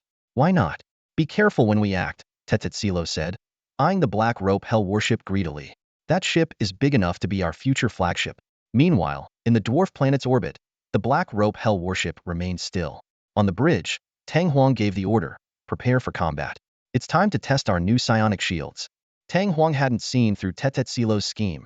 He simply had no interest in negotiating. Why waste time with pretentious reasoning when they could just fight? Tetetsilo awaited Tang Huang's response, confident that his show of force would compel compliance and surrender of the ancient civilization relics. "Has there been any response?" Tetekilo impatiently inquired, his brows furrowed. Just as he spoke, a subordinate suddenly shouted in shock, "Governor, the fleet is under attack. The outermost escort ship, Sky's Fortune, has been sunk." "What?" Tetekilo sprang to his feet, eyes wide with disbelief. Where is the attack coming from? Why didn't the radar pick it up? Panic and fury swirled within him as countless possibilities flashed through his mind. Was it one of the other fleets? "No, that couldn't be. Governor." The subordinate trembled, pointing out the porthole. "It's that warship, the one stationed in the dwarf planet's orbit." Tetekilo clenched his fists, seething with anger. He had extended a friendly invitation to explore the space ruins together, only to be stabbed in the back? But then, shock replaced his anger. What kind of weapon was the enemy using? Why had their entire fleet's radar system failed to detect it? Could that warship be so advanced that even their radar couldn't catch it? Weighing his options, Tetekilo decided to negotiate a ceasefire while secretly preparing an infrasound hydrogen bomb to catch the enemy off guard. "Order the fleet to disperse and maneuver evasively," he commanded loudly, while sending another communication request to the enemy: "Cease fire." There must be some misunderstanding. Despite his words, a glint of malice flickered in his eyes. However, Tang Huang responded with a cold laugh. "Ceasefire? Sorry, but my warship has a problem. It can't stop once it starts firing." He ordered his warship to fire at full force. The previous shot had been a test, but it had already pierced one of the enemy's ships. Why not seize the opportunity to harvest more spirit sources? In the next moment, 16 plasma spears on the warship's top, guided by precision calculations from the tech humanoids, locked onto the enemy fleet's warships. 16 crimson beams of molten light spanned tens of thousands of kilometers, precisely hitting the engines of the swiftly maneuvering escort ships. The terrifying heat instantly burned through the armor, causing a chain reaction. In an instant, 16 escort ships disintegrated in space amidst brilliant explosions. The swiftness of the attack and the destruction of the warships stunned everyone. In just one round of attacks, Tetakilo's fleet had lost nearly half its ships. The other 5 interstellar fleet factions were all shaken by the terrifying firepower of Tang Huang's warship. A sudden realization struck Tetakilo. Could it be that this warship isn't from another pioneer faction but is actually a guardian of the ancient civilization's ruins? After all, the enemy had ignored all communications and attacked directly with such overwhelming force. Retreat. Activate the curvature engine. Engage faster than light travel. Retreat. Tetakilo ordered decisively. The other 5 interstellar fleet factions also chose to retreat simultaneously, but Tang Huang wouldn't let them escape so easily. To him, these Yada warships were all precious sources of spirit energy. How long until the curvature engine can be restarted? Tetakilo asked anxiously. Governor, it will take another 3 minutes. 3 minutes? Tetakilo felt a wave of despair. At the enemy's attack rate, that was more than enough time to annihilate their entire fleet several times over. At that moment, a message came through. Governor, that fleet is not only attacking us, it's also attacking the other pioneer faction's fleets. A sense of relief washed over Tetakilo. This was good news. If they were the only ones being attacked, the others would not intervene. But now, everyone was being dragged into the fight. He immediately contacted the other interstellar fleet factions. Everyone, stop thinking about running. The curvature engine takes 3 minutes to activate. If we only try to flee, we're as good as dead. This is a matter of life and death, and we need to work together. I'll be honest with you all, my warship is carrying microwave pulse hydrogen bombs. If we hit the enemy, we can disable their warship. That warship is likely a guardian of the ancient civilization's ruins, and probably the only guardian. If we win, not only will we survive, but the entire ancient civilization's ruins will be ours. His words quickly ignited the fighting spirit of the other interstellar fleet factions. Although it seemed like a lengthy speech, thanks to their cognitive acceleration chips, they reached a consensus in less than a second. Microwave pulse hydrogen bombs and infrasound hydrogen bombs are different. The former targets the warship's equipment, similar to an electromagnetic pulse, capable of disabling the enemy warship. The latter targets the personnel inside the enemy warship. Both weapons were absolutely forbidden by the Yada Empire, as deploying either in a planet's atmosphere would cause catastrophic damage to both people and equipment. As the governor of a frontier colony planet, Tetakilo had both. The microwave pulse hydrogen bombs became their ace in the hole. If they could successfully hit and disable the enemy warship, victory would be within reach. It was their only hope. Soon, the 6 fleets combined forces, with over 100 warships spreading out in space. When they had arrived in this region of space, the standard distance between each warship was over 1,000 kilometers to avoid heavy losses from concentrated enemy fire. Although the fleet numbered only about 100 ships, they spread out in all directions, creating a vast battlefront in space. Fire all your missiles. Provide cover for my microwave pulse hydrogen bombs. Tetakilo roared. However, the situation took a sudden turn for the worse. This is bad. Our weapon systems can't lock onto that warship, an operator exclaimed. What kind of warship is this? Its anti-targeting radar technology is so advanced that we can't even lock on? Tetakilo felt a chill run down his spine. But then he saw that the pitch-black warship was still stationary in the planet's orbit. He rejoiced. Who needs to lock on? It's not even moving. Even an idiot could hit that. In an instant, tens of thousands of missiles were launched simultaneously. They streaked across space like a swarm of meteors, heading straight for Tang Huang's warship. Among these thousands of missiles, the 10 microwave pulse hydrogen bombs launched by Tetakilo's flagship were mixed in. These 10 microwave pulse hydrogen bombs were their only hope. Tetakilo had spent decades climbing from the bottom to his current position as the governor of a colony planet, and his efforts were beyond anyone's imagination. He wasn't ready to die. He had bigger dreams yet to achieve. You have to hit. Tetakilo screamed internally. Our only hope. Faced with tens of thousands of missiles launched from all directions, the Closian defense system of the Black Rope Hell battleship activated instantly. A network of firepower, comprising 400 Closian laser cannons and 240 50mm electromagnetic rapid-fire cannons, created an impenetrable barrier covering a 10,000 kilometer radius around the battleship. The laser beams, as precise and swift as lightning, could lock onto more than 10 targets simultaneously. In an instant, the incoming missiles would be burned through and explode in space, creating dazzling fireworks. The electromagnetic rapid-fire cannons were responsible for intercepting any that slipped through, playing a crucial role in defending against enemy shells. Meanwhile, the 16 plasma lance macro cannons on the top of the battleship continued to fire. The crimson beams, like sharp spears, spanned over 100,000 kilometers of space, accurately hitting 16 enemy ships. These macro cannons were lethal to smaller vessels, capable of destroying critical parts of an entire ship with one strike, triggering a chain reaction. In the communication channel, leaders of other interstellar fleets frantically called out to Tedakilo, "Where are your microwave pulse hydrogen bombs? We can't hold on any longer. In 3 minutes, they'll wipe us all out." Tedakilo roared back, "Hold on a bit longer." His eyes were fixed on the monitoring screen, where 10 microwave pulse hydrogen bombs followed closely behind a dense missile swarm, using it as cover. The military missiles of the Yada Empire were equipped with miniature warp engines, capable of reaching 5 light speed. In contrast, Tedakilo's larger microwave pulse hydrogen bombs, with more powerful warp engines, could reach 10 light speed, the maximum speed for the Yada Empire's military missiles.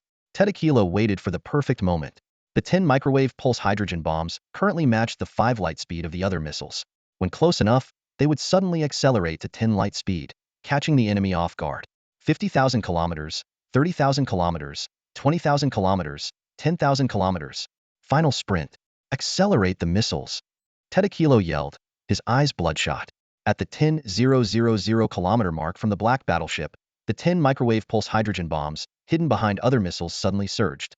The built-in miniature warp engines instantly boosted their speed from 5 to 10 light speed. At this speed, the 10,000 kilometer distance could be crossed in less than a second. Tedakilo's heart raced. With the help of his accelerated thinking chip, everything seemed to slow down. He focused intently on the signals from the 10 microwave pulse hydrogen bombs. However, the Black Rope Hell battleship reacted even faster. In a fraction of a millisecond, the ship's warp space detection system identified the suddenly accelerating missiles. Priority intercept targets. The Closian laser cannons, without needing to recharge, fired crimson beams that swept through space, instantly targeting the 10 microwave pulse hydrogen bombs. 10 blue, arc-flashing explosions erupted in space, and Tedakilo's face turned to despair. Intercepted. How? That battleship? What level of battleship is that? His hands trembled, and his voice grew louder and more hoarse. What level of battleship is that? Boom. 16 plasma lances pierced through Tedakilo's flagship, hitting the fusion reactor in the midrear section. All he could hear on the bridge was the deafening explosion and the violent shaking beneath his feet. The Yada Empire's over a kilometer-long active cruiser was severed in half by the fusion reactor's catastrophic explosion. Debris scattered in space, and the Yada soldiers on board were hurled into the cold void without even a chance to scream. The battle was over. The moment Tedakilo's 10 microwave pulse hydrogen bombs were intercepted, the outcome was sealed. Of the remaining missiles launched by the interstellar fleet, fewer than 100 managed to penetrate the Black Rope Hell battleship's defensive firepower net. Although the enemy's high-energy laser beams couldn't be intercepted by the firepower net, they were all blocked by the ship's encompassing psionic shields. Test concluded. Tang Huang's Black Rope Hell heavy firepower destroyer sustained 0 damage, with no personnel casualties. It only consumed 20 of the psionic shield's energy and about 40 of the ship's energy reserves. Conversely, over 100 enemy interstellar ships were destroyed, with estimated casualties exceeding 200,000. Debris from the ships littered the surrounding space for over 100,000 kilometers. Regardless of how fast the enemy ships maneuvered or evaded, they couldn't escape the lock-on of the 16 plasma lance macro cannons. Tang Huang didn't even fire missiles, use the main cannons, or deploy the 100 mechanical sentinels. The 16 secondary plasma lance macro cannons alone were enough to annihilate them.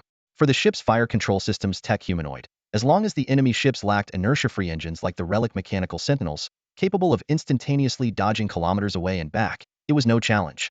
Tang Huang reaped significant rewards this time.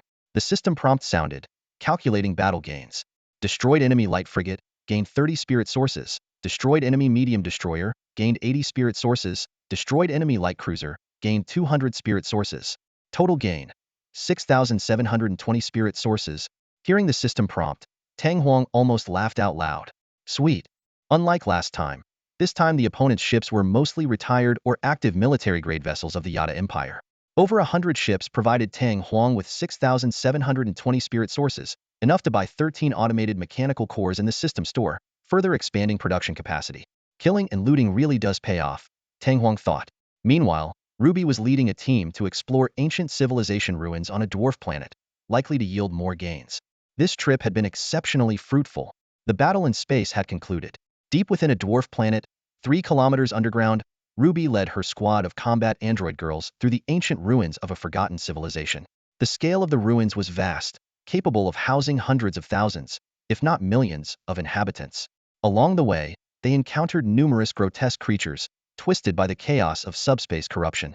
Despite their steel-like resilience, these monstrosities were no match for the efficient extermination carried out by the combat androids.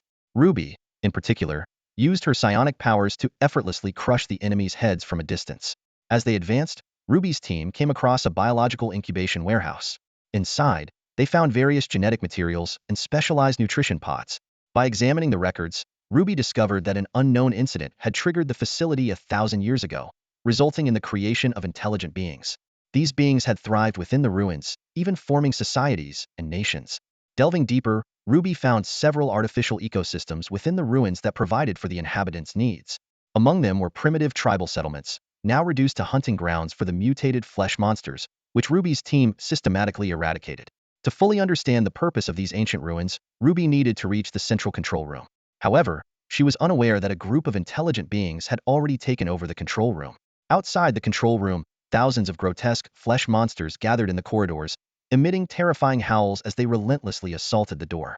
Inside, nearly 100 slender, tall intelligent beings huddled together, trembling with despair. They were the last survivors of the native inhabitants, calling themselves the Ling clan. The Ling clan resembled humans but were more slender and tall, with pointed ears. Their bodies were far more advanced, with denser, stronger muscles and an exceptionally efficient digestive system. A single meal could sustain them for days, which was how they had survived in the control room for a year. However, their food supplies had run out a few days ago. A frail Ling girl lay in Adeline's arms and whispered, "Sister Adeline, is it my imagination? Or have the whispers of the evil gods that have filled our ears all year long disappeared?" Adeline, despite her haggard appearance, dull blonde hair, and no longer bright blue eyes, remained stunningly beautiful. She replied, "No, it's not your imagination. I feel it too, the whispers are gone. It's a good sign, Catherine. Hold on, we will survive." As the last priestess of her clan, Adeline was determined to lead her people to survival. She handed Catherine to another Ling woman, Darlene, then stood up and walked towards the control room door. "Adeline, what are you doing?" the other Ling girls asked in fear. "I'm going out to find food for you. I am the last priestess of our clan. It is my duty to ensure our survival," Adeline said firmly. "Ida, close the door immediately after I leave." Standing at the door, Adeline's shoulders trembled slightly, her beautiful eyes filled with tears, but her voice was resolute. "I will make sure we all survive." Ida cried out. "None of the previous priestesses who went out have returned. I don't want to lose you too." Adeline wiped her tears, her purple eyes shining with determination. "If we stay here, we'll all starve to death. Even if there's only a sliver of hope, I must ensure our survival." She prepared to dash out as soon as the door opened a crack. Her slender legs, poised to spring, revealed perfectly defined muscles, ready to unleash her psionic power. At that moment, the door began to move slowly. Ida screamed, "Adeline, I'm not opening the door." Adeline's heart skipped a beat, and before she could react, an ironclad hand reached through the gap from outside. "Adeline, the monsters are coming in," Ada cried out, her face pale and her voice trembling. Gritting her teeth, Adeline gathered a surge of psionic energy in her palm. She knew this could risk a psionic overload, but she had no choice. She was ready to unleash her most powerful attack. Psionic energy, a mysterious force from the Hivian dimension, manifests as formidable power in the physical universe. Every sentient being capable of wielding it has a soul projection that shines brightly in the Hivian dimension, making them more noticeable to demons from that realm. This can create dangerous portals between the physical universe and the Hivian dimension. Psionic overload is the most feared scenario for a user.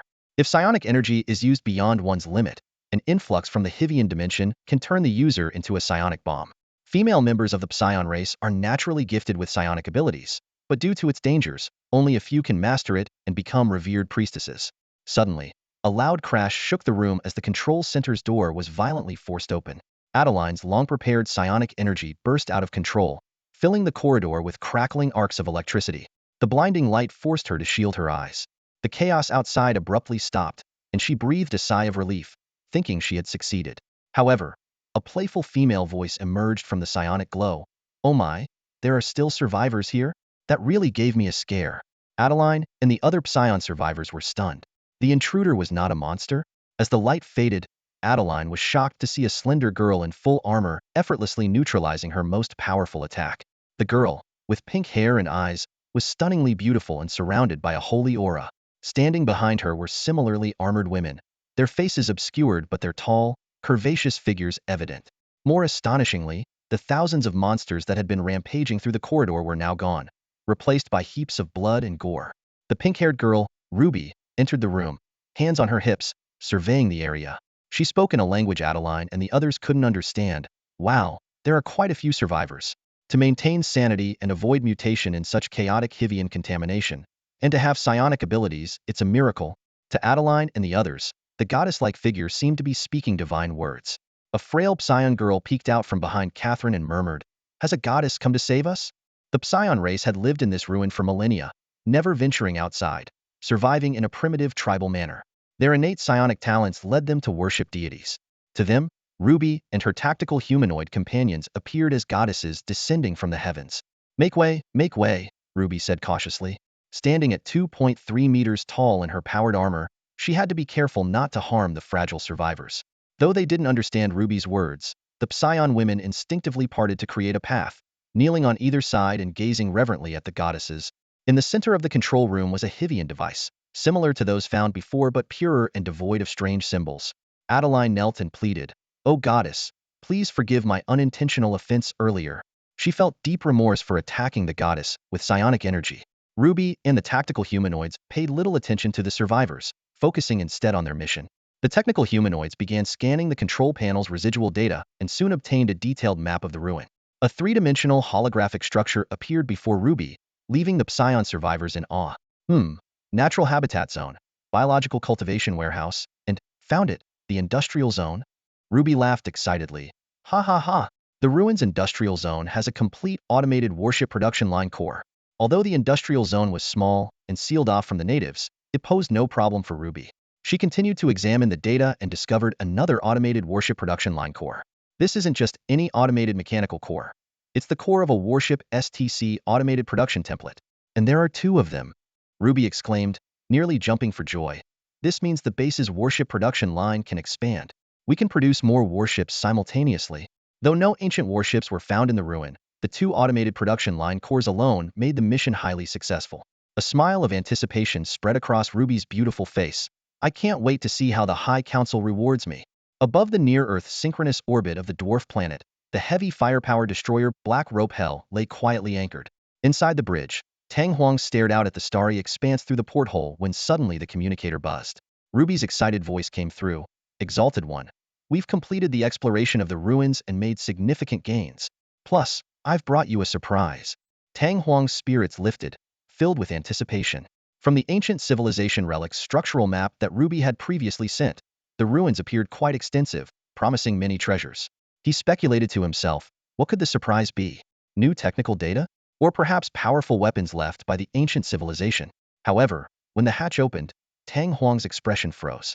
A group of beautiful, blonde, pointy-eared girls filed in, their eyes full of reverence as they knelt before him. Stunned, Tang Huang turned to Ruby with an angry glare. What the heck is this? This is your surprise? Ruby, hands on her hips, wore a smug smile on her delicate face. Hee, Exalted One, this is the surprise I mentioned. Don't worry, I've already communicated with them using psychic energy.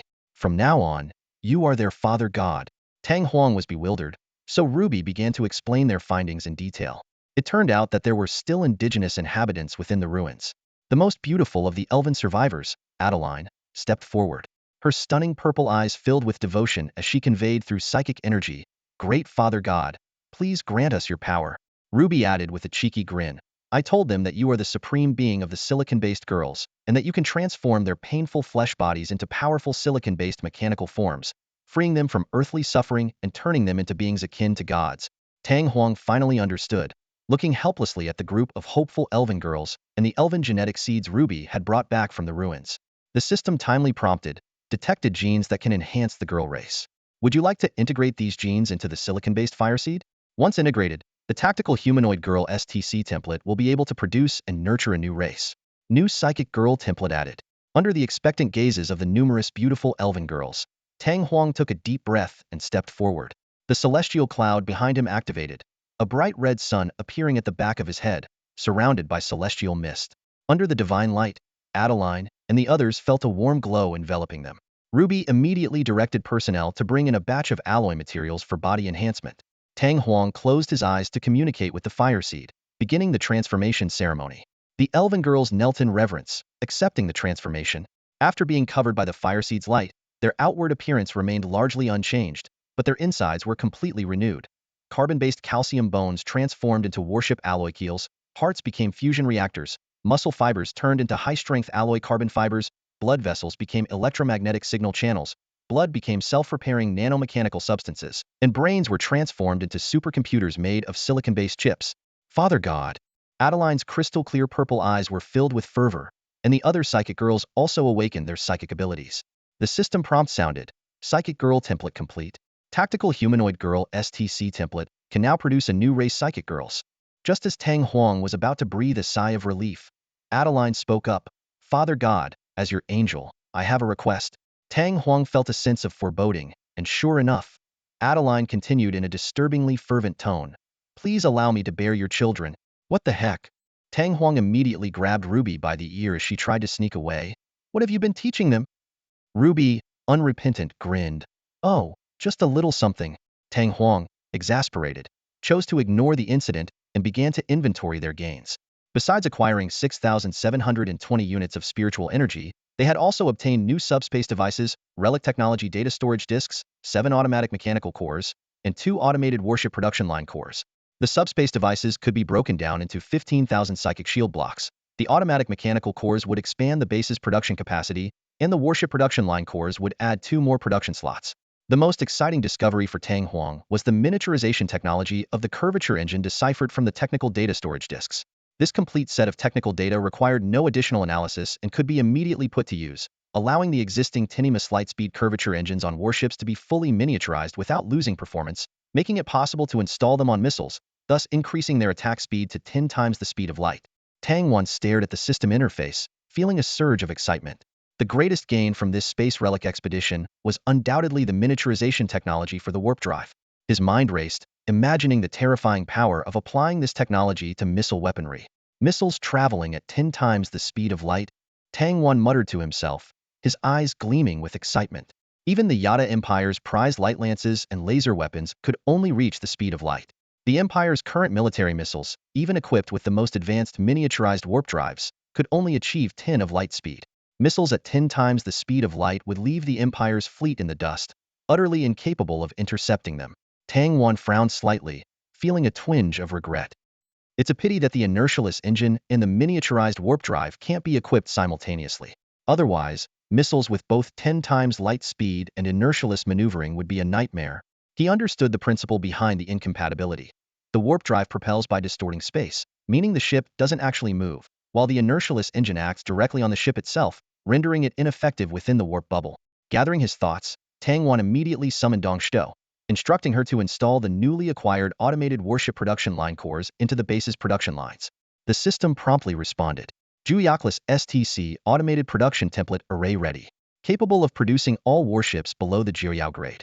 Currently available for production, Huayao Heavy Strike Cruiser, Haixing Hell Heavy Firepower Destroyer, Flamingo Light Rapid Fire Assault Ship. Production slots, 3. Tang Wan nodded in satisfaction, calculating the production capacity. The base produced 700,000 tons of standard warship alloy daily, but the component output from the comprehensive industrial area was insufficient. He decided to build another large comprehensive industrial area and further expand the automated heavy metal mining and smelting industrial zone to meet the demands of the 3 production lines. His plan was to use 1 production line for Huayao Heavy Strike Cruisers and the other 2 for Haixing Hell Heavy Firepower Destroyers. Thinking about the astonishing firepower of the Haixing Hell destroyers, just one could suppress hundreds of the Empire's destroyers and frigates. Tang, one couldn't help but feel excited about the future firepower of his fleet. Opening the system store, Tang Wan noticed 2 new nodes on the physical science technology tree, unlocked due to acquiring the inertialess engine and miniaturized warp drive technology. His gaze shifted to the right, showing a balance of 6,970 spirit essence. After some calculations, Tang Wan decided to purchase 2 automated mechanical cores, costing 1,000 spirit essence. This brought his total to 20 cores, enough to support 3 warship production lines and the necessary raw material output. He quickly completed the purchase, reducing his balance to 5,970 spirit essence. Unwilling to stop there, Tang Wan continued browsing the store, hoping to find missile-related technologies compatible with the miniaturized warp drive. Instead, he came across a series of planetary surface weapons.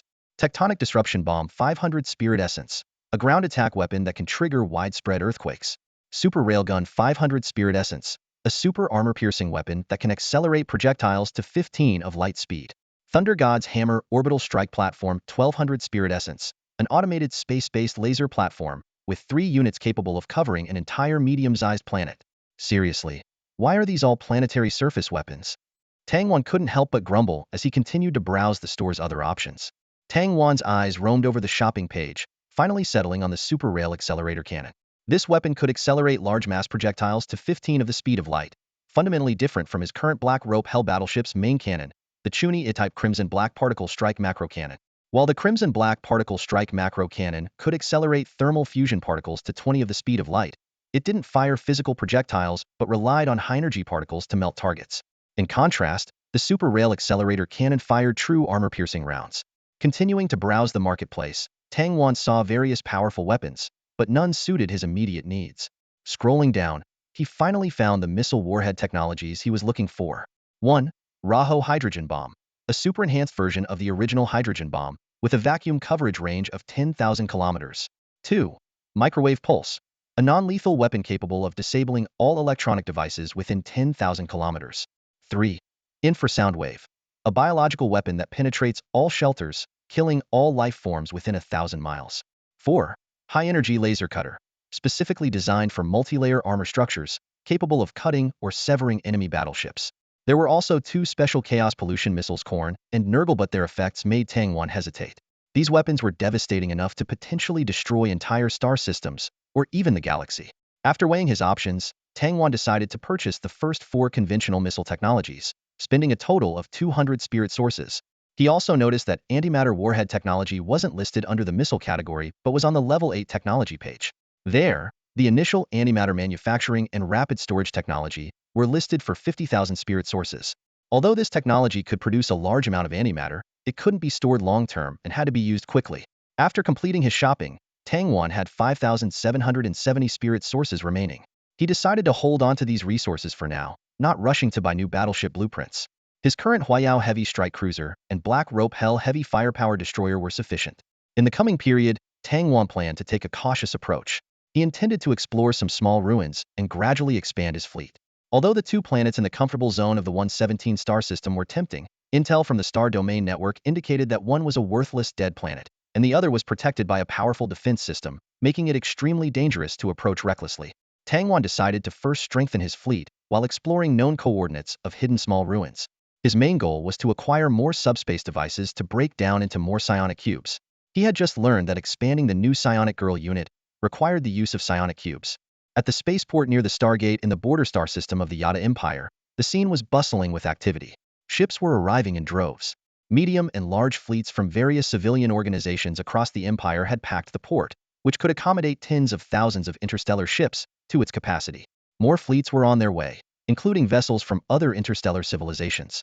Faced with this unprecedented turnout, the Border Star System Administration of the Yada Empire had to deploy additional personnel and patrol fleets to maintain order. At passage 114514 of the spaceport, an employee gazed out at the dense array of ships and couldn't help but marvel at the spectacle. The Stargate was an equilateral triangle with each side measuring 600 kilometers. According to regulations, each ship was supposed to maintain a distance of at least 100 kilometers apart, well below the standard safety distance of 1,000 kilometers. But given the sheer number of ships arriving for exploration, there was no other choice. At the center of the border star system, 2 massive stars continued their ancient orbits, radiating immense heat. At the gravitational balance point between the stars designated as the standard space jump node exit by the Yada Empyrea massive fleet suddenly appeared. This fleet consisted of over 700 warships of various types, with the largest mothership exceeding 5 kilometers in length. On the bridge of the mothership, Commander Lieta sighed in relief, "We've finally arrived." However, when he saw the scene before him, he nearly gasped. The densely packed fleets almost completely filled the docking area of the spaceport, creating an awe-inspiring sight. Only then did Commander Lieta realize that in just 1 month, the news of a suspected ancient civilization's warship in the 117 ruined star system had caused such a massive uproar. Currently, at least 10,000 interstellar ships were waiting here, eager to pass through the border Stargate to explore the ruined star field, an unprecedented phenomenon. Meanwhile, at the very heart of the spaceport city in the border star system, a towering structure several kilometers high stood tall. In a luxurious room at the top, 4 beings from different interstellar intelligent species sat around a semicircular table. This was the best vantage point in the entire spaceport city, offering a clear view of the Stargate with just a touch. These 4 represented the most powerful interstellar civilizations in the dueling interstellar society, aside from the suzerain state, the dueling empire, the Yada Empire, the Ivry Interstellar Federation, the Gigant Mantis Capital Union, and the Junran Interstellar Empire. They were discussing the situation in the 117 ruined star system.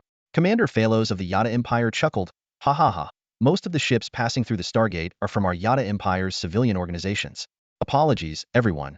But it looks like the 117 ruined star system will belong to the Yada Empire once again."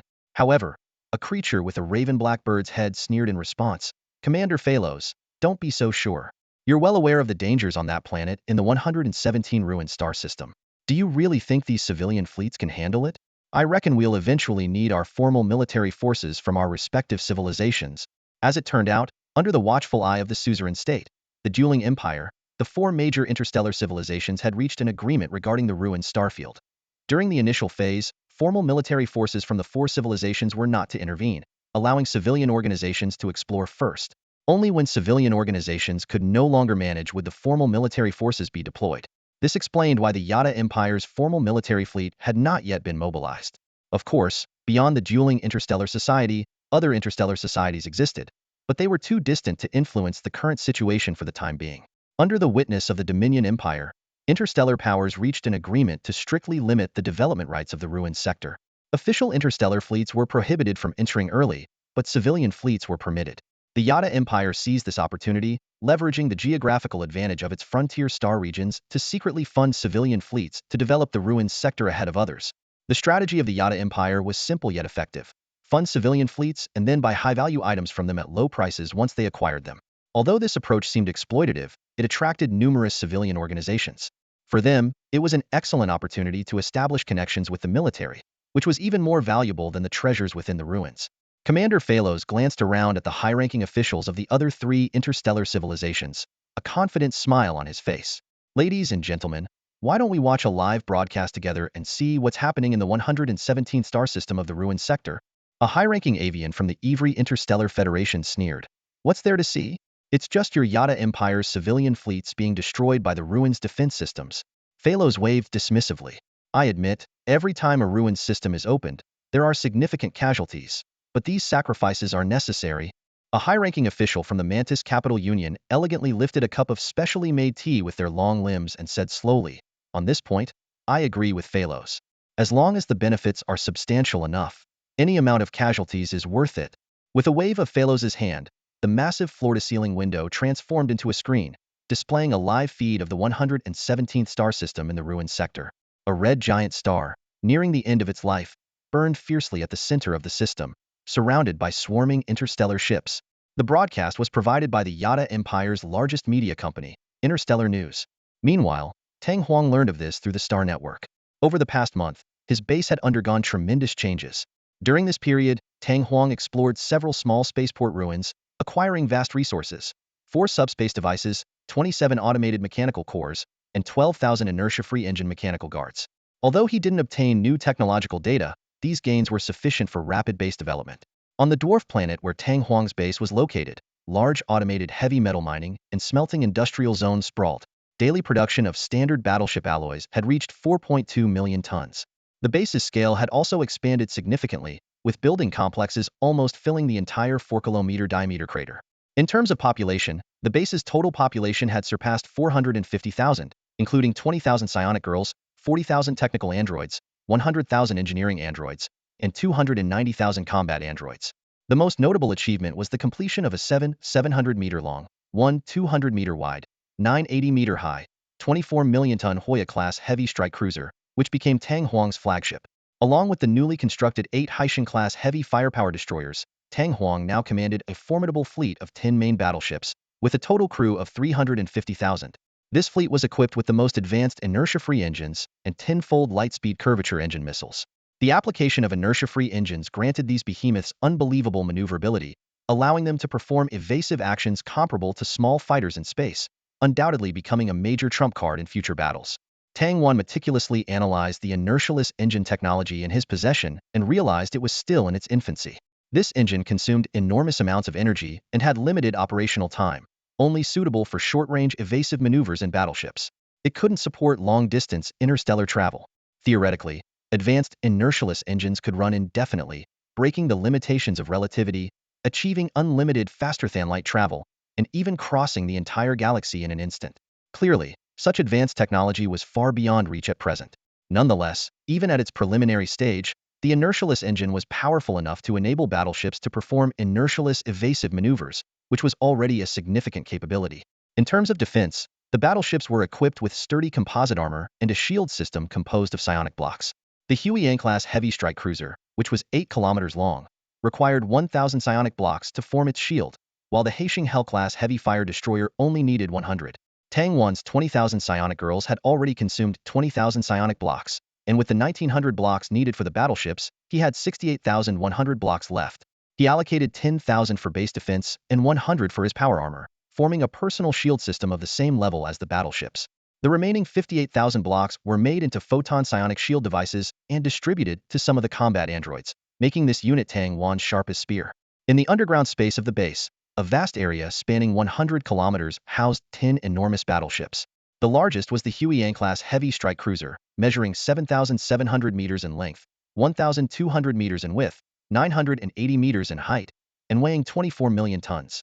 The other 9 were identical Haixing Hell-class heavy fire destroyers, each 2,200 meters long, 300 meters wide, 320 meters high, and weighing over 2 million tons.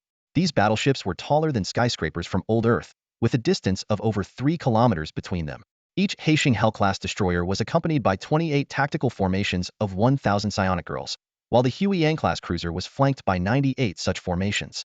A Wanaloma turtle command tower stood nearby, with Tang Wan, clad in full-cover power armor, overseeing the entire scene from its top. Tang Wan's power armor stood 2.3 meters tall, blending traditional Chinese armor elements with high technology. From the red tassel on the helmet to the plates at his feet, every detail exuded a sense of might and advanced tech. The celestial Qingyun psionic shield system on his back resembled a radiant red sun, continuously emitting dazzling light in all directions. Through the mechanical electronic eyes of his faceplate, Tang Wan scanned the scene before him. 10 colossal ships arranged in order, surrounded by neat formations of 350,000 tactical android soldiers. In just a month, he had built such a formidable force. Tang Wan knew it was time to take action. Although the fleet only had 10 battleships, it was enough to blockade the Stargate and the entire star system. Tang Wan had purchased 3 Thunder Hammer orbital platforms from the system's marketplace, sufficient to seal off an equilateral triangle Stargate area with a side length of 600 kilometers. His goal was to completely control this star system and continue amassing power without interference. Tang Wan took a deep breath and softly murmured the word Earth. After crossing over to this interstellar era, Earth was not just a mission given by the system, but also an obsession in his heart. He vowed that one day he would personally reclaim Earth from the hands of the alien races. At that moment, the Interstellar News reported the latest update. Jeshuan Corporation's CEO, Redas, called on all major pioneering forces within the 117 star system to unite and attack the largest relic planet, Skystar. In his speech, Redas emphasized that although the Imperial Regular Army could not enter temporarily, 108 Yada civilian organizations had already signed up to participate in this Sky Dome assault operation. Upon hearing this news, Tang Wan frowned slightly. He realized he needed to act quickly to seize control of the 117 star system. He immediately ordered, Zivi, Dongxiu, stay at the base. Ruby, you stay as well. Yuya, Adeline, command the 1st Legion and the psionic troops to board the ships. Don't worry, Supreme Leader. I will manage the warship production line perfectly, Dongxiu said confidently, patting her small chest. Her voice was full of anticipation for the upcoming task. Meanwhile, in the central research lab of the base, Ruby was less than pleased when she heard she was to be left behind. Her loud protests echoed through the communication system to Tang Huang's ears. This mission sounds exciting, Supreme Leader. I want to go too. Sylvia's cold and calm voice interrupted Ruby's outburst. Ruby, you need to stay and continue the research on the subspace device. We must independently master the technology to create psionic shields. Your psionic abilities are the strongest, and I need your support to expedite the research. Tang Huang nodded slightly in agreement. Yes, Sylvia is right. Yuya felt a sense of relief hearing this decision. Every time she saw Ruby hovering closely around Tang Huang, she felt a pang of jealousy. Yuya attributed this feeling to their clashing personalities, though she knew deep down that the reason was flimsy. In the end, Ruby stayed behind at the base while the others prepared to depart. Meanwhile, in the distant space, Letas stood on the bridge of a 5-kilometer-long interstellar mothership, feeling elated. Through a series of interactions with the Imperial military, he had risen from the CEO of a large corporation to the Imperial-appointed Supreme Commander of the 117th Star System Joint Fleet. He commanded a vast fleet consisting of 108 civilian organizations from the Yada Empire, including 4,000 military-grade warships and over 6,000 armed civilian-modified vessels. The sheer size of the fleet filled Letas with immense pride and excitement. The fleet's target was an emerald green planet known as Dome Star, the only planet in the 117th star system with large ancient civilization ruins.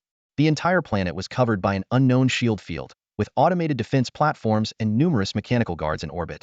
Letas had found a weak point in the Dome Star's equatorial shield. He devised a three-phase attack plan. First, use a large number of armed ships to draw the defense system's attention, then concentrate the main fleet's firepower on the equatorial shield, and finally deploy a rapid strike fleet for orbital landing. While envisioning the future, Letas suddenly thought of his nemesis, Tang Huang, who had killed his son. He believed that someone like Tang Huang was probably dead somewhere in this star system or had fled in disgrace. Letas vowed that if Tang Huang were still alive, he would hunt him down and kill him after this mission. As the attack was about to commence, Letas prepared to contact the Yada Empire's high command. At that moment, Admiral Pharos of the Imperial Navy was in a high tower at the spaceport city outside the ruined star system, watching the live feed from the Dome Star frontlines with high-ranking officials from 3 other interstellar powers. Pharos arrogantly remarked to the other representatives, "Gentlemen, brace yourselves. The Yada Empire is full of talent and unity. Even our civilian organizations can amass such a formidable military force." The other 3 representatives remained expressionless, hiding their thoughts. Although these 4 interstellar civilizations were part of the Turan Interstellar Society, their relationships were always tense, especially after discovering the Stargate to the ruined star system. The best way to handle provocation is to ignore the provocateur. Commander Phalos saw that the 3 individuals remained unresponsive and felt a bit deflated. He smirked disdainfully, knowing full well that despite their stoic expressions, they must be extremely anxious. After all, if the only large relic planet in the 117th star system was breached by a civilian organization from the Yada Empire, even the subsequent arrival of their formal fleet would be too late. The Yada Empire had paid a huge price to convince these civilian groups to participate willingly in the assault on the dome. The agreement on the development of the relic starfield not only bound the Yada Empire, but also the other 3 interstellar powers. Phalos was filled with pride, as if he could already see the civilian united fleet of the Yada Empire conquering the relic planet. This massive planet must hold a wealth of intact relic data. They might even find a complete ancient civilization warship production line. If they could discover a full STC standard production template for ancient warships, the Yada Empire could break free from the Turan Interstellar Society and dominate a vast interstellar society, becoming an overlord on par with the Turan Empire. Phalos was lost in a beautiful vision of the future, spanning tens of thousands of light years, ruling over countless intelligent beings in the galaxy, all under the Yada Empire's control, no longer constrained by their overlord. The splendid prospect made it hard for him to suppress his smile. His lips curved upward as he stared intently at the live broadcast on the floor-to-ceiling window. "Letas, commence the operation. The assault on the dome begins now," Phalos commanded. In the outer space of the Dome Star, a dense array of starships was neatly arranged, all in position and ready to act. The first wave, consisting of 6,000 armed ships, launched their attack. Countless narrow engine trails streaked through space like a spectacular meteor shower. Simultaneously, the other 2 fleets began their synchronized movements. The entire 14,000 kilometer diameter of the Dome Star was enveloped in an energy shield.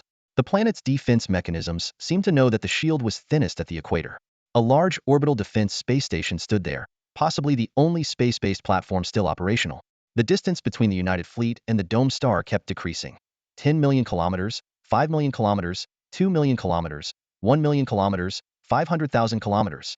When the 6,000 armed ships entered within 500,000 kilometers of the Dome Star, the orbital space station began to act. A swarm of mechanical sentries emerged, sometimes forming dense clusters, sometimes scattering like meteors, displaying incredible agility. Scarlet energy beams fired from the mechanical sentries, raining down on the fleet of 6,000 armed ships like a storm. Following this, various large-scale base weapons on the still-functional ancient orbital defense space station also began their assault. Terrifying sublight particle beams, faster-than-light curvature engine missiles, high-power hydrogen warheads, and super railguns from the space-based platform unleashed a dense firepower network, covering the space within 500,000 kilometers of the equator. The 6,000 small armed ships were immediately overwhelmed. Explosions from the ships added a dazzling yet dangerous hue to the space. These small ships scattered chaotically, desperately trying to evade the attacks. Requesting support. Requesting support. The defensive firepower of this planet is too strong. Requesting main fleet support. We can't hold on, The communication channels were flooded with calls for help. The space-based weapons platform's powerful attacks, even a glancing blow, could result in catastrophic ship destruction. What are the casualties of the decoy fleet? Letters asked urgently. Over 10% already, a subordinate replied. What? We've just engaged, and casualties are already over 10%? Letters was visibly shaken. At this rate, the decoy fleet would be completely decimated. Just one operational space-based platform had such terrifying firepower. How formidable must the planet's defenses have been in its prime? Order the decoy fleet to follow the plan. Quick maneuvers. Draw away the planet's defensive firepower. Letters decisively commanded. Hurry. Intensify the attack on the equatorial defense shield. All main ships equipped with large railguns. Open fire with full force. Rapid response fleet. Stand by and ready to act. Under Letters' orders, the decoy fleet began moving to the left side of the formation, attempting to draw away the firepower and numerous mechanical sentries from the Dome Star's space-based platform. After countless years, the defense mechanisms of the Dome Star's orbital platform and sentries had become somewhat predictable. As the armed ships moved to the side, the defensive firepower indeed followed. This maneuver exposed the equatorial region of the Dome Star. Now's our chance. All main ships equipped with large railguns. Fire at will. Target the gaps in their firepower net. Let us seize the moment and issue the command. The main fleet, which had been behind the decoy fleet, sprung into action. The large railguns on the prows of the warships began to charge, accelerating massive projectiles within their magnetic rails. Boom! A warship's prow shook slightly. The sound of the launch transmitted through the ship's structure. A massive projectile shot out at 1% of the speed of light, crossing the vast expanse of space, hurtling towards the exposed equatorial energy shield of the Dome Star. The kinetic energy of such a projectile, if it hit, would be equivalent to a 10 billion ton TNT explosion, roughly the power of 77,000 little boy atomic bombs from old Earth. Viewed from a distance, hundreds of similar projectiles streaked through space like a meteor shower, bombarding the Dome Star's energy shield in a cluster. Wow, that's quite a spectacle. In the distant dark space, a fleet of 10 large warships lay hidden. Tang Huang watched the grand battle scene in awe. Tang Huang had long arrived with his fleet, lying in wait for the opportune moment. He watched coldly as the Yada Empire's civilian joint fleet engaged in a bloody battle, knowing that his moment to strike had not yet come. Suddenly, nearly 1,000 high-mass projectiles were launched at 1% the speed of light, targeting the weak points of the equatorial energy shield of Dome Star. The main fleet only began firing after drawing close to Dome Star, and these railgun-accelerated projectiles would take less than 3 minutes to cover the 500,000-kilometer distance. However, those critical 3 minutes were a matter of life and death for the decoy fleet. A single large, space-based defense platform and an unknown number of mechanical sentinels outside Dome Star exerted overwhelming pressure on the thousands of armed decoy ships.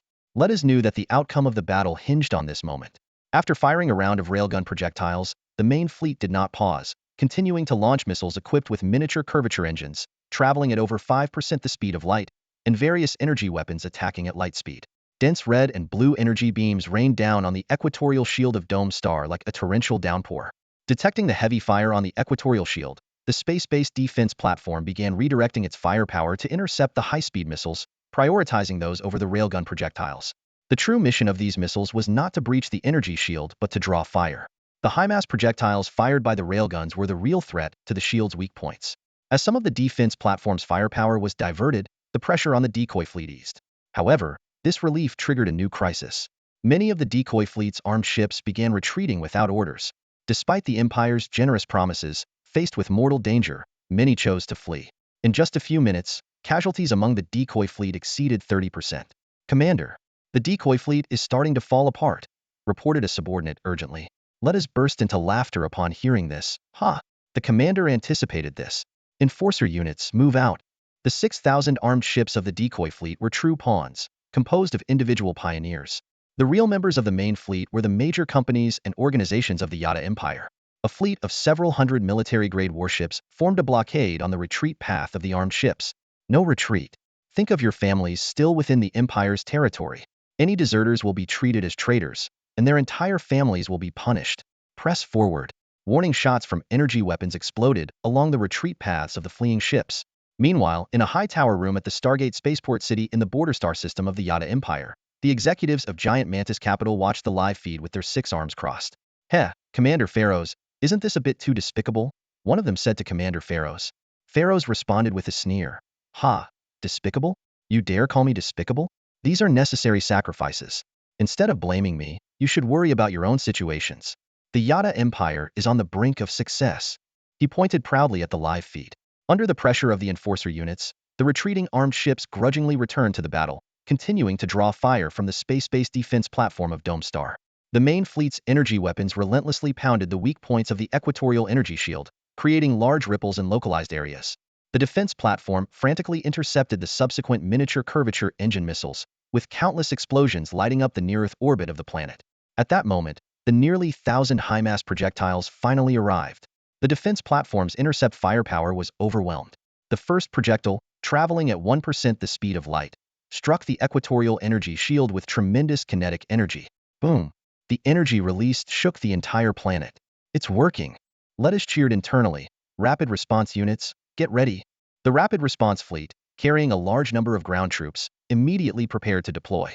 As soon as a breach appeared in the equatorial energy shield, they would forcefully drop all ground troops into the planet. High-mass projectiles continued to bombard the weak points of the equatorial energy shield. If you were inside the planet, you would hear the apocalyptic sounds. The final projectile struck the shield. Crack, boom, shatter. The weak point of the equatorial shield finally gave way, revealing a breach. Ha ha ha, we did it. Lettuce was ecstatic. The rapid response fleet accelerated at full speed, rushing towards the breach in the energy shield. However, at that critical moment, an unexpected twist occurred. Tang Huang, who had been waiting, made his move. Nearly 1,000 fast-moving warships, loaded with landing troops, sped towards the breach in the planetary shield.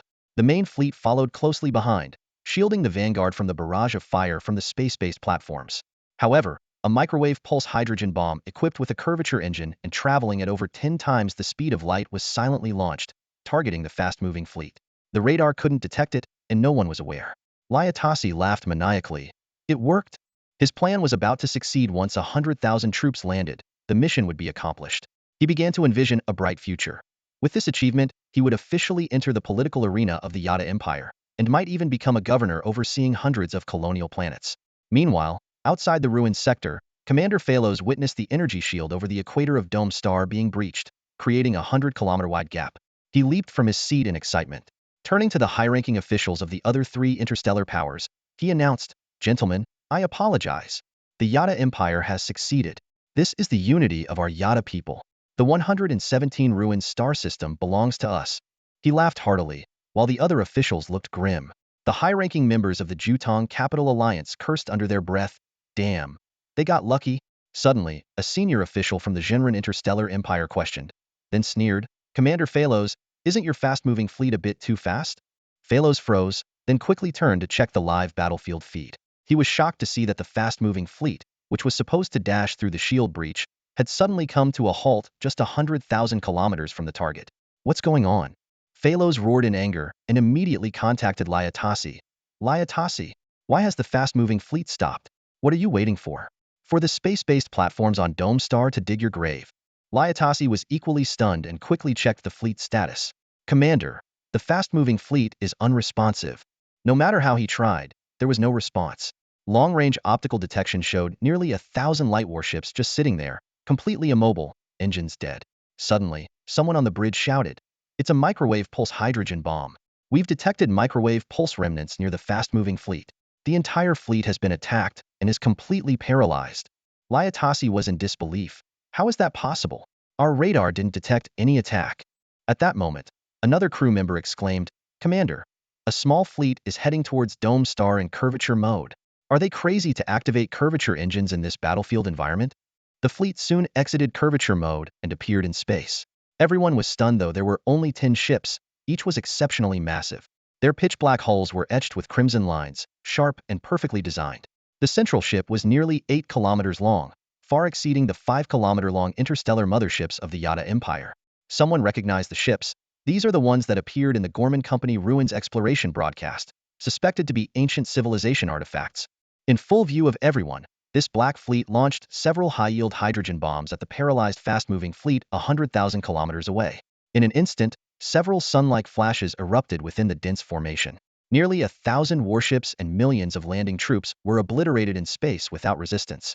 The complete annihilation of the fast-moving fleet almost spelled the failure of the Dome Star assault.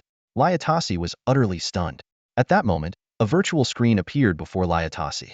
On the screen was a figure clad in power armor. "Lyatasi, remember me?" the figure said. Lyatasi racked his brain. Then his heart pounded violently as he roared 2 words, "Tang Huang." A mix of anger, humiliation, and shattered dreams welled up inside him. He could never have imagined that the person who ruined the entire operation was the enemy who had killed his son, someone he had never considered important. Tang Huang spoke calmly. Looks like you still recognize me. But Liatasi, I'm not here for you. To me, you're just a small fry. I know the high-ranking officials of the Yada Empire are watching, so I made my appearance.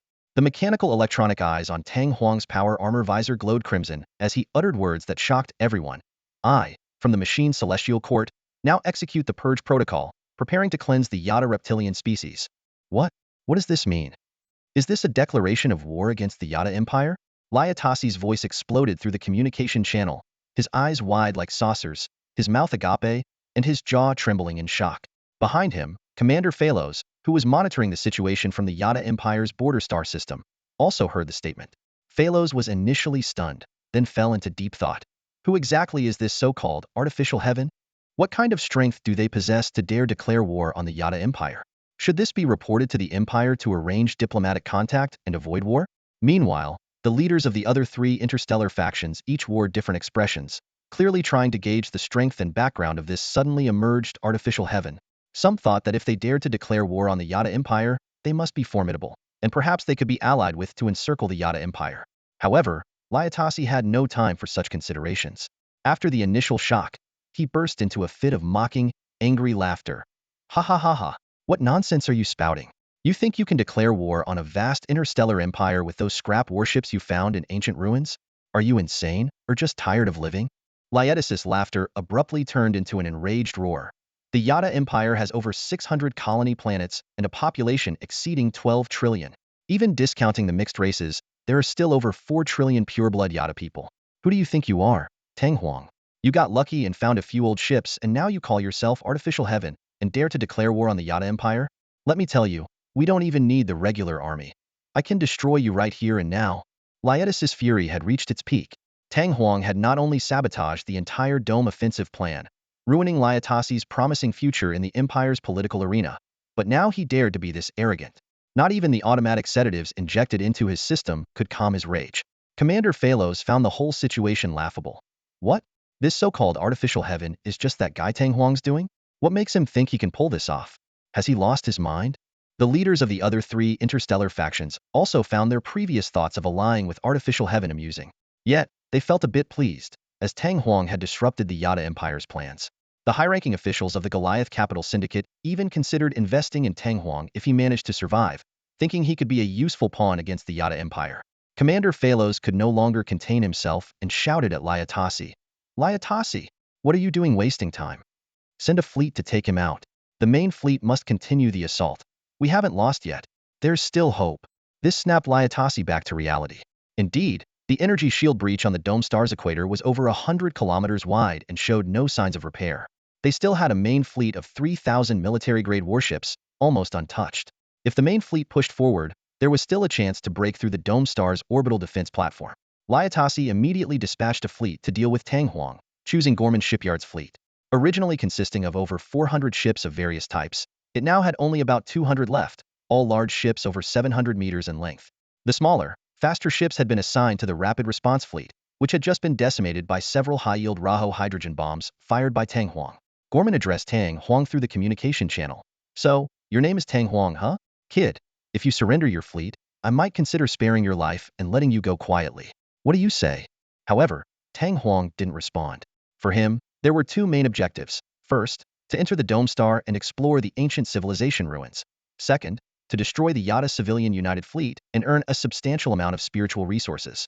Despite the large number of ships in the Yada Civilian United Fleet, Tang Huang believed that with his absolute technological superiority and the generational gap in warships, eliminating them would not be difficult. So, Tang Huang made a decision that shocked and infuriated everyone in the Yada fleet. He split his forces. 3 Black Rope Hell heavy firepower destroyers broke off to face Gorman's 200 ships, while the remaining 7 warships charged towards the main force of the Yada United Fleet advancing on the Dome Star's front line. Commander, they've split their forces? The technician's voice echoed, and Letters nearly ground his molars to dust. He stared at the battlefield map in disbelief, fury boiling inside him. Tang Huang's fleet had only 10 warships, facing thousands of Yada's joint fleet. Even more shocking, he had split this meager force again. Letters had deployed over 200 warships, but Tang Huang sent only 3 to meet them. How arrogant can you be? Or have you lost your mind? Lettuce muttered under his breath. He vividly remembered the live broadcast of the Gorman Corporation ruins exploration. Those black warships had impressive firepower, with one capable of suppressing 12 military frigates and dozens of armed ships. But to Lettuce, this advantage was negligible against real military might. Tang Huang, I'll show you the true power of the Gorman fleet. Lettuce sneered as he gave the order to attack. Over 200 Gorman warships swiftly formed a fan-shaped encirclement around the 3 opposing ships from the Jixia Tianting fleet. The battlefield was in constant flux, with each faction positioning their fleets around the equatorial energy shield breach of the Kyongdome star. Tang Huang's fleet was closest to the breach. To the right, the space station defense platforms were engaged in fierce combat with numerous armed ships. 10,000 kilometers to the left was Tang Huang's Tianting fleet. The Yada civilian joint fleet was 30,000 kilometers directly in front of the breach. As Lettuce divided his forces to engage, Tang Huang began his own maneuvers. Instead of heading directly for the breach, 7 of his warships charged straight toward the path of the Yada joint fleet. Deploy the Thunder God's hammer space platforms, Tang Huang ordered decisively. 2 large space platforms, towed by the Huayao heavy strike cruiser, instantly activated. They broke away from the fleet, crossing the 10,000 kilometers at lightning speed, disappearing into the energy shield breach. These Thunder God's hammer platforms, though small, possessed formidable blocking capabilities. Once inside the breach, they effectively sealed the entrance. Any enemy ships attempting to force their way through would face devastating firepower. Commander, they've launched something into the planet's energy breach. Lettuce's aide exclaimed. They entered at warp speed. We can't intercept them. Lettuce noticed the movement, but dismissed its significance. Don't worry, they're probably transport ships trying to get in ahead of us. Let them. He issued a new command with a cruel smile. Even if your warships are top-notch, what can they do against this many combined attacks? The main force of the Yada civilian joint fleet, about 3,000 warships, formed an immense 3-dimensional array. Each ship maintained at least 1,000 kilometers distance from the others to guard against large-scale weapons. The fleet's horizontal line stretched over 400,000 kilometers, incredibly vast. Under Lettuce's orders, the main fleet split off another 700 warships, targeting Tang Huang's Jixia Tianting fleet. Thus, 3 primary battle zones emerged in the space around Kyongdome star. On the right, the space platform and armed ship skirmish. On the left, the Gorman fleet facing 3 Tianting warships, and in the center, the Yada main fleet attacking the remaining 7 Tianting warships. Meanwhile, 1,000 Yada main fleet ships sped toward the energy shield breach. In the space battlefield, the situation changed every moment. Both sides constantly adjusted their tactics, especially the large space fleets, whose maneuvers were complex and dynamic. This battle was far from over. 2 fleets encountered each other in the vast expanse of space, with energy weapons initiating the first salvo. These lightspeed energy weapons effortlessly spanned the long distances, serving as the vanguard of space warfare. The Yada warships were equipped with an impressive array of high-power laser weapons, while Tang Huang's fleet took a different approach. Both the Black Rope Hell heavy firepower destroyers and the flagship Huayao heavy strike cruisers were armed with Plasma Lance Macro Canonsa devastating ion beam weapon. These weapons accelerated subatomic particles to near-light speeds using accelerators, forming high-energy beams through electromagnetic confinement. When they hit their target, the immense energy carried by the high-energy particles penetrated deep into the enemy ship, causing catastrophic damage. In other civilizations, this weapon was known as the disintegration cannon. Although ion beams were slightly slower than light speed, the difference was negligible, still classifying them as light-speed weapons. Tang Huang's fleet employed advanced systems technology to overcome the traditional range limitations of ion beam weapons. The battle was about to erupt. Over 700 Yada warships engaged in fierce combat against 7 Jixia Tian court warships. Each Jixia Tian court warship was astonishingly powerful, capable of taking on 100 opponents simultaneously. Meanwhile, after splitting his forces, Li Taisai turned his attention to other battlefields, paying little heed to Tang Huang's situation. As he focused on his command, the anxious Commander Phalos contacted him again. Li Taisai, how's the situation? Li Taisai responded confidently, don't worry, Commander. I've dispatched a fleet to deal with that arrogant madman. His tone was filled with disdain for Tang Huang. Commander Phalos, with a serious expression, reminded, make sure nothing goes wrong. Operation Dome is crucial for the Yada Empire. Failure is not an option. Otherwise, we will have to wait for the fleets of the other 3 interstellar powers to enter the ruined starfield before we can organize a regular army again. Li Taisai laughed heartily. Ha ha ha, Commander, rest assured. With such a significant numerical advantage, how could I possibly be defeated by that lunatic Tang Huang? That would make me worse than a fool. Despite his confidence, Li Taisai decided to check on the status of the other interception units. He contacted another commander. Gorman, Tatakali. What's the situation?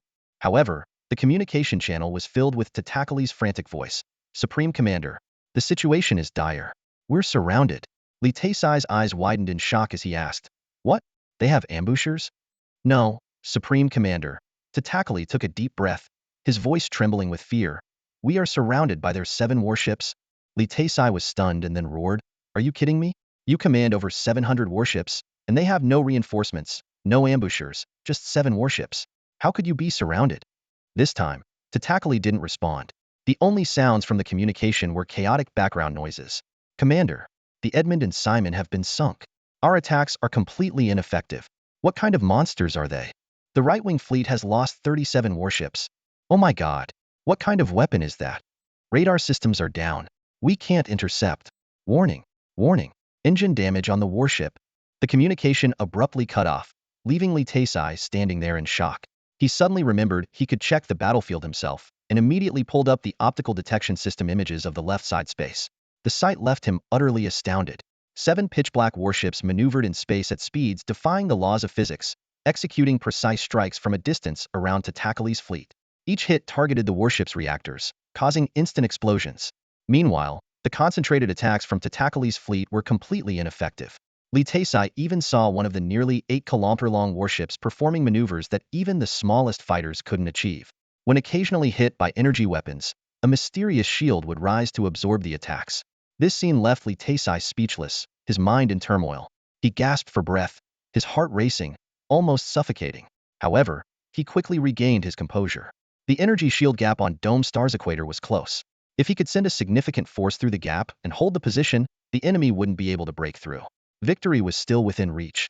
Litesai ordered his main fleet to form a dense formation, preparing to enter the planet's atmosphere through the gap. However, just as the fleet was closing in, a massive torrent of multicolored energy beams erupted from the gap in Dome Star's energy shield, sweeping towards them with blinding speed. Caught off guard by the sudden surge of energy, the Yata fleet was unprepared. Dozens of battleships attempting to breach the energy shield at the equator of Dome Star were instantly engulfed and exploded into countless fragments. Following this, numerous crimson beams shot through the gap, striking one Yata ship after another. The deafening explosions echoed across the planet, and the sky was filled with flickering firelight. Ledes was horrified. What's happening? How is there an attack from within the planet? He suddenly recalled the 2 unknown objects launched earlier by the Heavenly Fleet and urgently ordered, turn around, all ships turn around. Nearly 1,000 Yata warships, tightly packed together, executed an emergency turn, creating a spectacular drift in space. The leading ships, witnessing their companions being destroyed ahead, desperately veered but couldn't avoid disaster. With a thunderous crash, they collided with the intact energy shield, exploding on impact.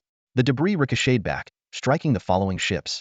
One unlucky Yata ship was hit heat by a crimson ion beam, causing its bow to melt instantly, exposing its internal structure.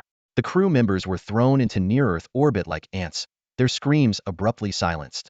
A massive piece of debris then struck the damaged area, sending the entire ship into an uncontrolled spin, colliding with a nearby ally. Avoid. Watch out for friendly fire. Amidst terrified shouts, 2 warships collided violently. The screeching sound of metal tearing was deafening, and the ships broke apart with a loud crash. Shards of metal flew in all directions, hitting more friendly ships. Such tragedies repeatedly occurred near the energy shield gap. In a desperate bid for survival, some Yata ships activated their Closian defense systems. A web of laser beams and dense projectiles crisscrossed in space, plunging the Yata fleet into chaotic self-destruction. When the surviving ships finally completed their turn and distanced themselves from the planet, Ledes was aghast to find that the once 1,000-strong fleet was reduced to less than 600. In just 10 minutes, nearly half the fleet was destroyed at the energy shield gap, with nearly 2 million lives lost to the void. Damn it! Ledes was filled with regret.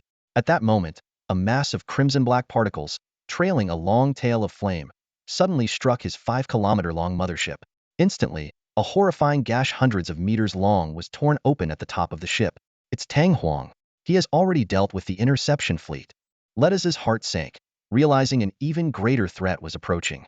Commander, we're under attack. It's the Celestial Fleet.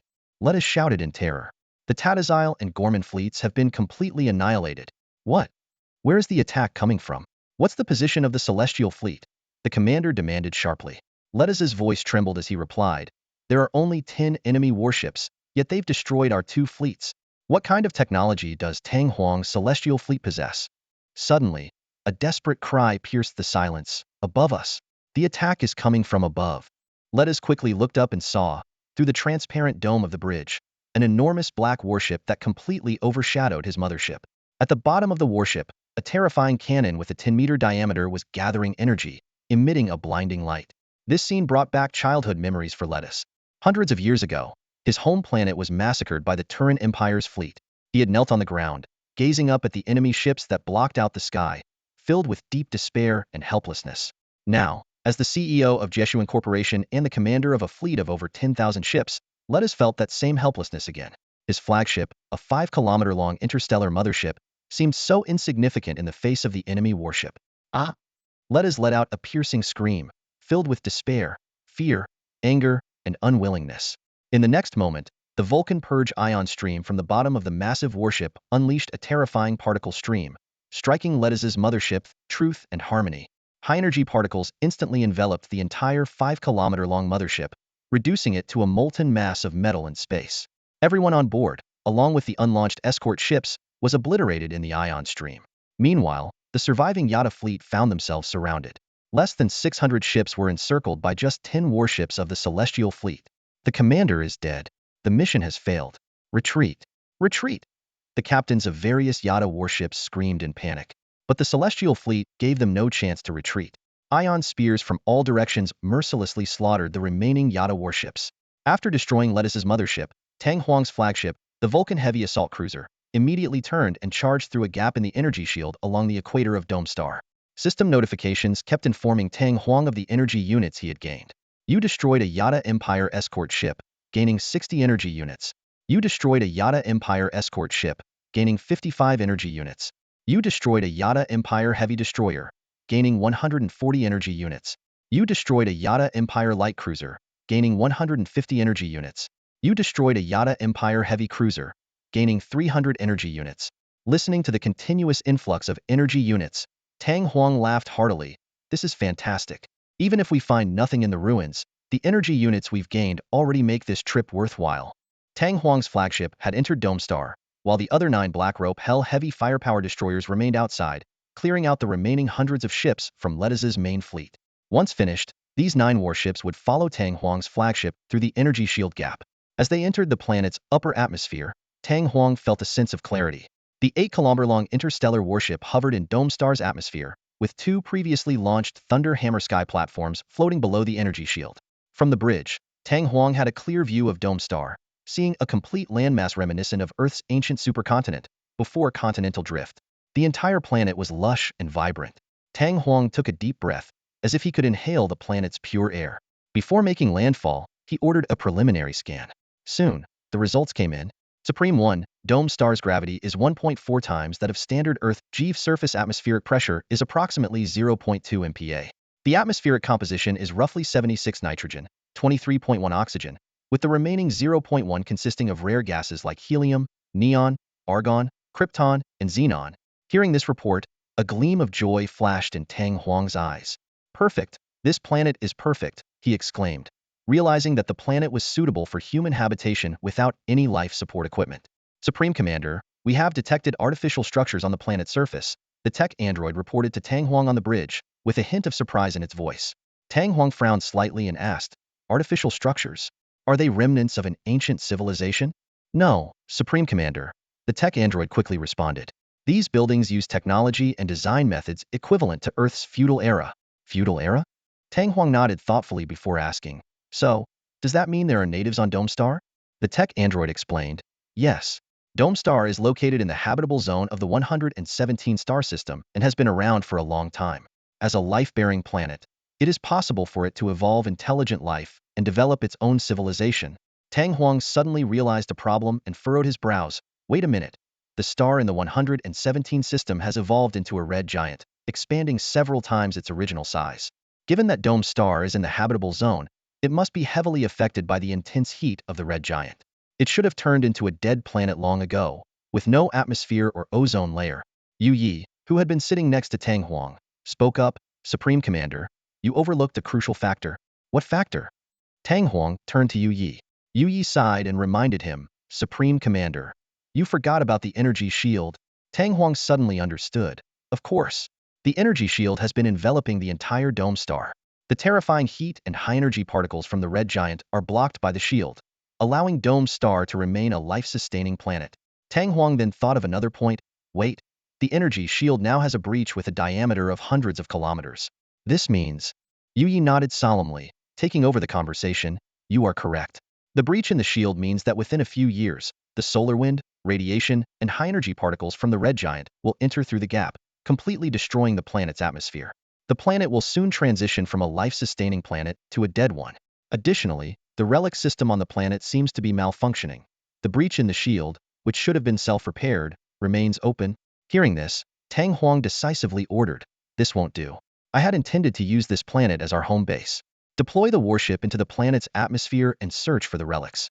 We must take complete control of this planet and repair the shield system, making it our perfect home base." Following Tang Huang's command, the Huayao heavy strike cruiser descended slowly into Dome Star's atmosphere. The enormous ship cut through the air, with streams of air parting around its sleek, armored hull. As the descent speed increased, friction generated heat, turning the air into flames that flowed upwards. Soon, the entire surface of the Huayao warship was enveloped in a layer of fire, resembling a giant fireball. The warship quickly passed through the planet's mesosphere and stratosphere, breaking through the ozone layer and entering the troposphere. By then, the Huayao warship had fully entered the upper atmosphere of Dome Star. Fortunately, the Huayao warship's mass was only 24 million tons, not enough to be significantly affected by Dome Star's gravity. Tang Huang knew that in the future, when ships with masses of hundreds of billions of tons were built, they would generate slight gravitational forces themselves. These massive ships would not be able to enter a planet's atmosphere as easily. If such massive interstellar warships got too close to a planet, they would be torn apart by the planet's gravity upon crossing the Roche limit. Once the Huayao warship fully entered Dome Star's atmosphere, Tang Huang, dressed in black power armor, stood with his hands behind his back on the bridge. A red sun, shrouded in celestial mist, hung behind his head, and the red plume on his helmet and red cape floated gently under the influence of the celestial shield device. He gazed at the planet's surface below, his mechanical electronic eyes glowing red, contemplating such a large planet. Without my psionic troops, finding the relics would be a daunting task. At that moment, the system's voice suddenly chimed in. Battle report. You have earned 437,540 spirit sources from the recent battle. Oh, the battle outside has ended, Tang Huang thought, pleased by the sound of the spirit source income. After purchasing the design blueprint for the Thunder God's Hammer orbital platform, he had 4,570 spirit sources left. This recent gain pushed his balance up to 440,110 spirit sources. Current spirit source balance, 440,110, Tang Huang calculated. That's enough to buy an 8th-level warship blueprint. This haul has been massively a real windfall. Now, let's see how many ancient civilization relics Dome Star has and what treasures they hold. Meanwhile, on Dome Star's surface, a towering city stood at the top of a plateau. The city's architecture resembled Earth's medieval Gothic style. At the massive city gates, loyal kingdom guards the Blackwing Knights stood watch.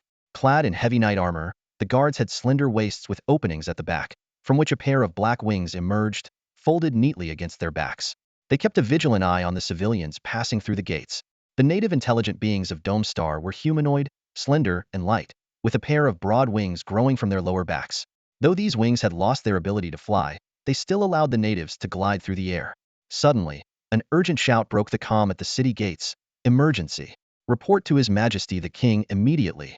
Something terrible has happened. A flying horse glided in from afar, and the knight on its back leaped off, spreading his wings to swiftly glide into the city, disappearing among the buildings. What happened? Civilians at the city gate watched in astonishment as winged knights glided overhead, chattering among themselves. Farmers arriving from the northwest brought shocking news.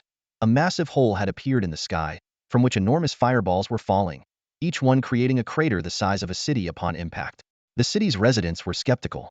They had never heard of fireballs falling from the sky, and there was no record of such an event in their history books. However, when the farmers mentioned the multiple small earthquakes that had occurred today, the city dwellers had to admit they had felt something unusual. This royal city, built on a granite plateau, was almost impervious to earthquakes, so today's tremors made many people anxious. Speculation arose that these phenomena might be the work of an evil god. Panic spread rapidly, and many residents who had planned to leave the city decided to stay within the city walls for safety. As people debated, the sky suddenly darkened. A farmer from an outlying village looked up in shock to see a gigantic object hovering above the clouds, blocking out the sun and casting the entire royal city into shadow. This colossal entity had straight lines and sharp angles, unlike anything anyone had ever seen. The Blackwing Knights on the city gates and walls gripped their spears tightly, staring up in astonishment. As the kingdom's most elite warriors, they felt powerless for the first time against this enormous, steel creature. Their weapons seemed useless. Just the sight of it sapped the courage from these battle-hardened knights. In the heart of the royal city, within the cluster of spire-shaped castles, the young Queen Ruilia stood on a semicircular platform of a high tower, equally stunned by the shadowy behemoth in the sky. She recalled the ancient royal teachings.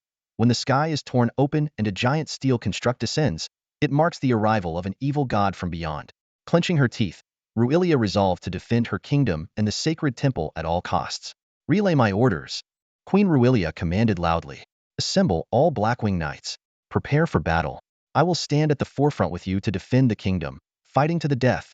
Meanwhile, on the lower deck of the massive Shadow the Hua Yao heavy assault cruiser, the hangar doors opened wide. Adeline stood beside Tang Huang, eyes closed, sensing the abundant arcane energy of this world. She opened her glowing violet eyes, confirming that the ancient civilization's relics lay beneath the city below. Tang Huang nodded slightly and gave the order to proceed. 10 vermilion bird heavy combat transport ships, trailing flames from their tails, sliced through the air as they departed from the cruiser, heading towards the royal city below. The fate of two worlds was about to intersect in this ancient city. This time, Tang Huang also took part in the mission, but instead of entering the ruins, he chose to explore the indigenous cities on the planet below, eager to experience the feel of solid ground again after long stints in space and on warships. He had prepared well in advance for contact with the planet's natives. Before arriving in the city, Tang Huang had some local intelligent beings captured.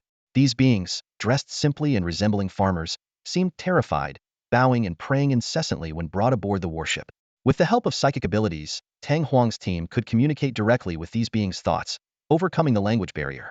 Although Tang Huang himself did not possess such abilities, Adeline had thoughtfully prepared a translator for him, a language tool deciphered after initial contact with the locals.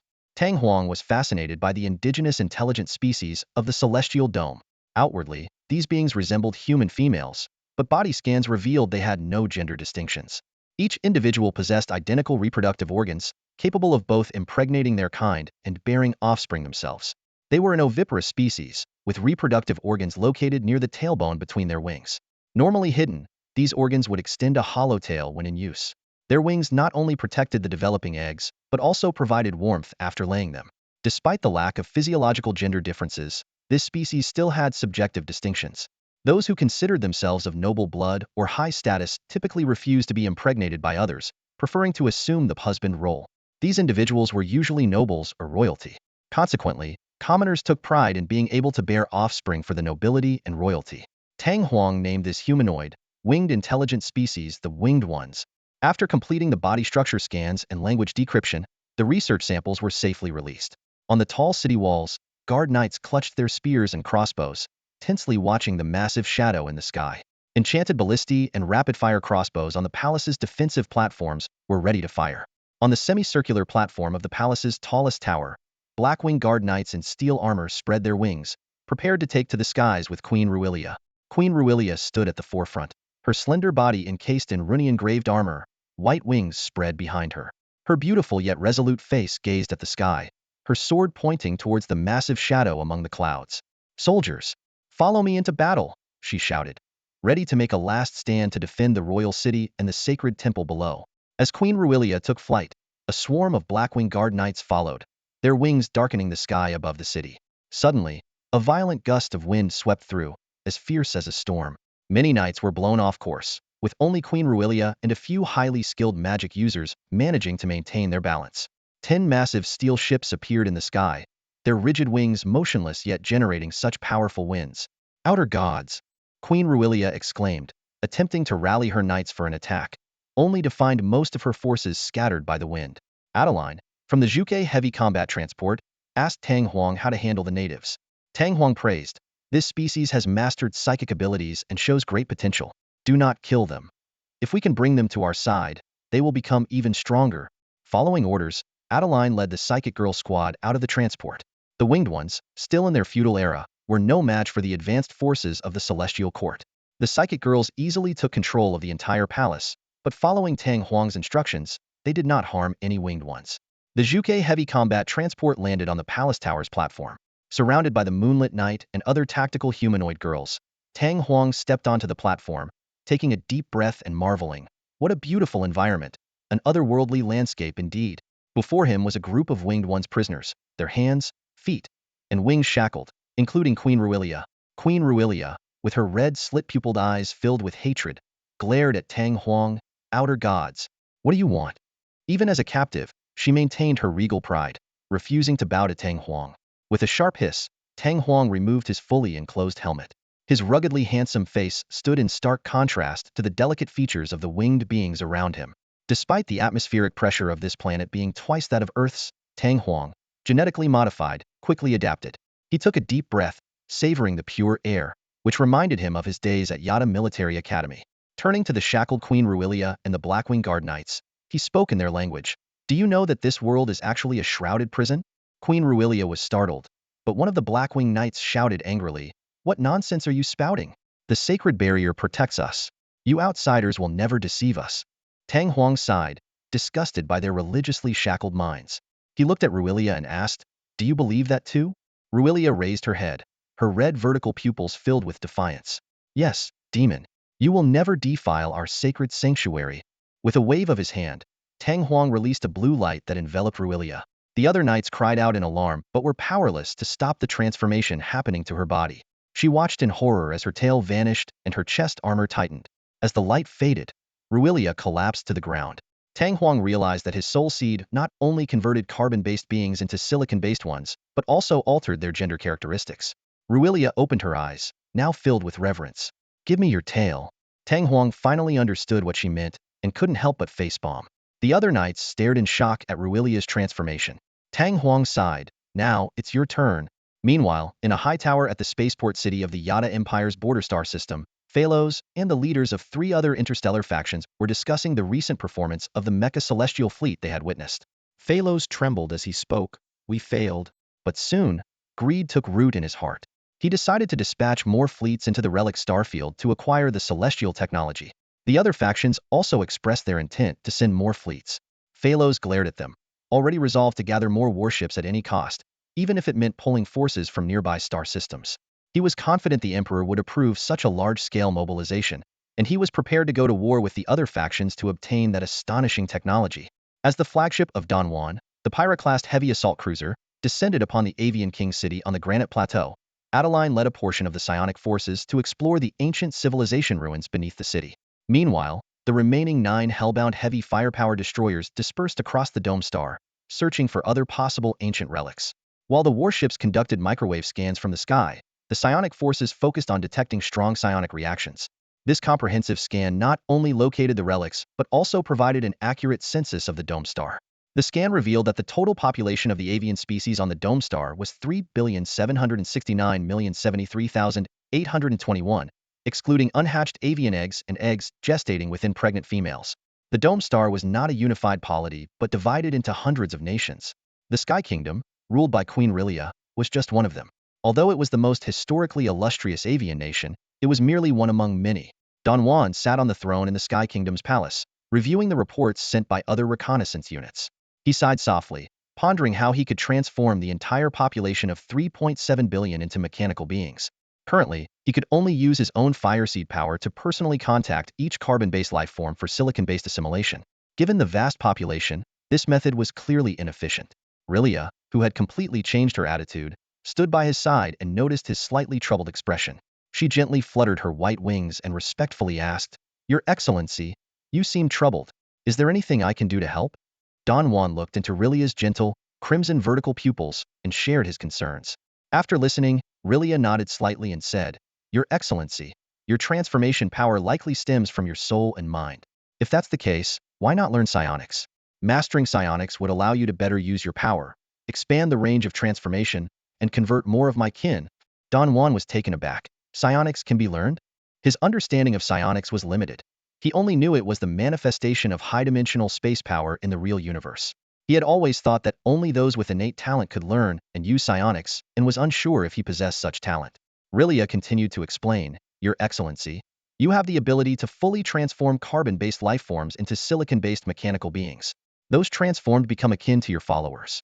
If I may speak frankly, this ability bears a significant resemblance to the powers of the dark gods in the high-dimensional space. After saying this, Rilia immediately knelt and loudly pleaded for forgiveness. I have compared you to a dark god, which is a grave disrespect. I have committed a capital offense and beg for your mercy. Don Juan couldn't help but laugh and said directly, stand up, I don't hold such futile thoughts. Perhaps among the avian species, being compared to a dark god is a severe crime. But for me, there are no such taboos. Seeing that Rilia still did not rise, Don Juan imitated the tone of a feudal emperor and said, rise, I pardon you. Only then did Rilia stand up and continue to explain that Don Juan's fireseed power was essentially similar to the abilities of dark gods in the high-dimensional space. She mentioned the four major dark gods: Korn, the god of blood and slaughter; Sinch, the god of change and wisdom; Nurgle, the god of life and decay; and Slainish, the god of desire and pleasure. After listening to Rilia's explanation, Don Juan had an epiphany but soon fell into new worries. He slapped his forehead and thought in frustration. Great, now he's the fifth dark god of the warp. Heaven knows, he was a good guy. How did he end up becoming a dark god? Although Tang Juan did not consider himself a dark god, he had to admit that his ability to transform ordinary carbon-based life forms into silicon-based life forms bore some resemblance to the powers of high-dimensional dark entities. This made him ponder whether his abilities could one day grow to such an extent.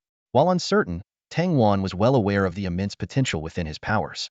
Upon learning the location of the library containing psionic knowledge in the ancient ruins beneath the capital of Tianqiong Kingdom, Tang Juan immediately contacted Adeline, who was currently exploring the ruins. It was evident from the winged people's millennial-old feudal state that they were utterly incapable of utilizing the ancient technology within the ruins. Influenced by their native religion, they didn't even use psionics to explore the ruins, or rather, they were incapable of doing so. Psionics alone wasn't enough. A considerable level of technological advancement was also required, at least surpassing the Earth era of Tang Juan's previous life.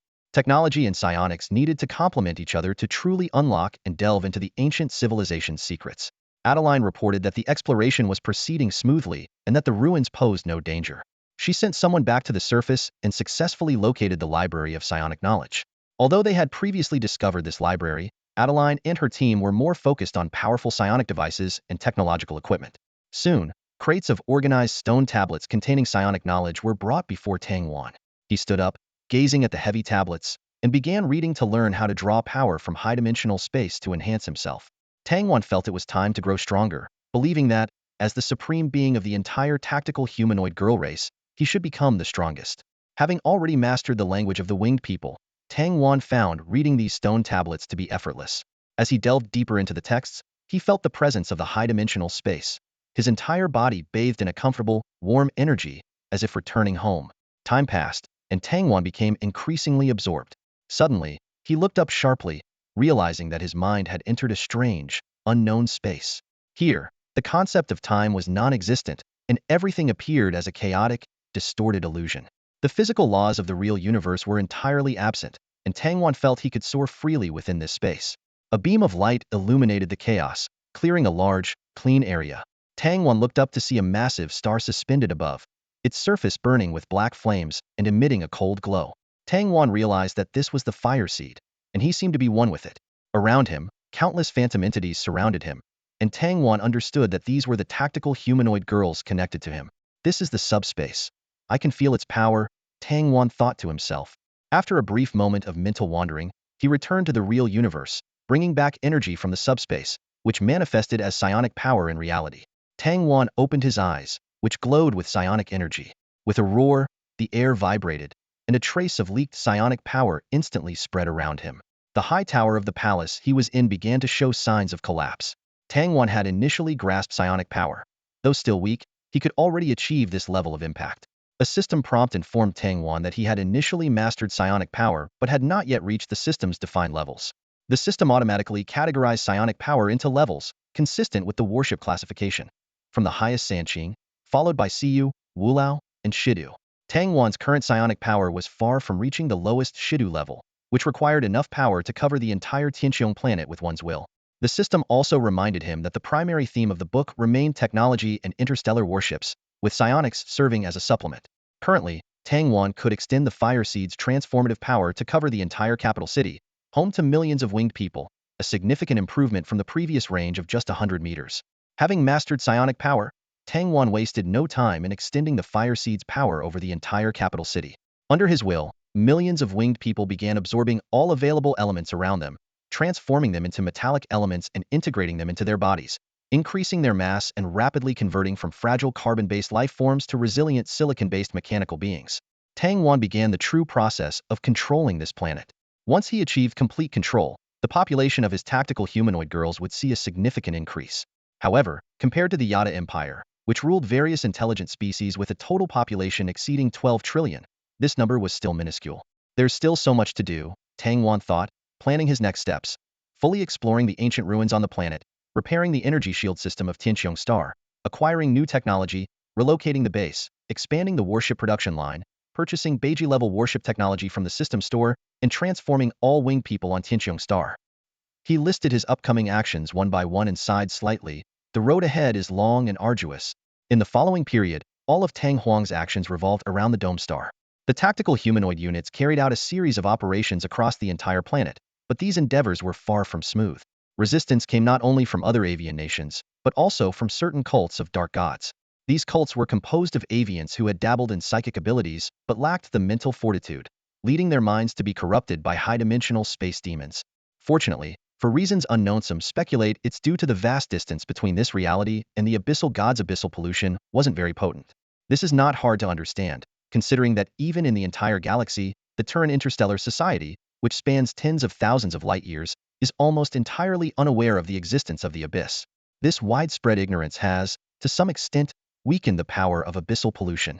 Currently, the only known places in the galaxy where psychic energy exists are within the isolated ruins sector. Additionally, areas with high-dimensional space pollution are limited to the newly discovered 117 systems within this sector. Despite this, various factions within the Turan Interstellar Society have been secretly researching psychic abilities ever since the ruins sector was discovered over a century ago.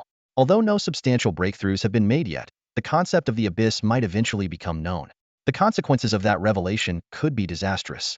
On Dome Star, the known dark god worshippers are primarily cults of Tsinch among the avians. As the master of change and wisdom, Tsinch's followers are exceptionally cunning and adept at disguise, showing no visible signs of abyssal pollution, making it difficult for native avians to identify them. However, the psychic girl squads could instinctively detect these cults. While purging these abyssal sources across the planet, the tactical humanoid units discovered that the upper echelons of several nations, including avian kings, had secretly pledged allegiance to Tsinch. The extent of infiltration was shocking, but only Tsinch's followers could achieve such concealment. In contrast, cults of the other three gods couldn't evade the strict surveillance of Dome Star's nations. These seemingly flawless Tsinch followers were ultimately exposed and ruthlessly eliminated by the tactical humanoid girl squads. Meanwhile, the Heavens Court units exploring other ancient ruins on Dome Star made a startling discovery. On an island separated from the mainland, they found millions of native avians severely corrupted by abyssal space. These natives had undergone horrific flesh mutations and spent their days in mutual slaughter. Investigation revealed that the island housed a ruin filled with abyssal devices. Someone had inadvertently entered it, activating a device that connected to the abyss, allowing high-dimensional space demons to invade their bodies and minds, plunging the entire island into calamity. Faced with this crisis, Tang Huang decisively ordered the retrieval of all abyssal devices and then used thermal ion beam macrocannons to thoroughly cleanse the island. Although this decision was harsh, it was necessary to prevent the spread of pollution. In the following days, the Heavens Court units conducted a comprehensive exploration of other ruins on Dome Star, yielding significant results. Some ruins, like the ill-fated island, were filled with abyssal devices. Others were factories for mechanical soldiers, data storage rooms, or even deeply buried warship production lines. Although many ruins were too ancient to yield usable items, Tang Huang still made considerable gains. Over 500 intact abyssal devices, 120,000 functional inertia-free engine mechanical soldiers, 307 automated mechanical cores, 5 automated warship production cores, and 2 decipherable technical data storage devices. However, the greatest find came from a massive ruin beneath the capital city of Tianqiong. Unlike other ruins, this one resembled a comprehensive planetary system. In the central area, Adeline discovered numerous chambers monitoring the planet's ecological environment. Although these facilities were abandoned, she found the planet's most precious treasure in the Varicoria machine still capable of producing large amounts of antimatter and storing it stably. This machine was originally a backup for the ruin's power reactor, while other similar machines had been destroyed. This discovery thrilled Tang Huang, marking the most significant achievement of their expedition.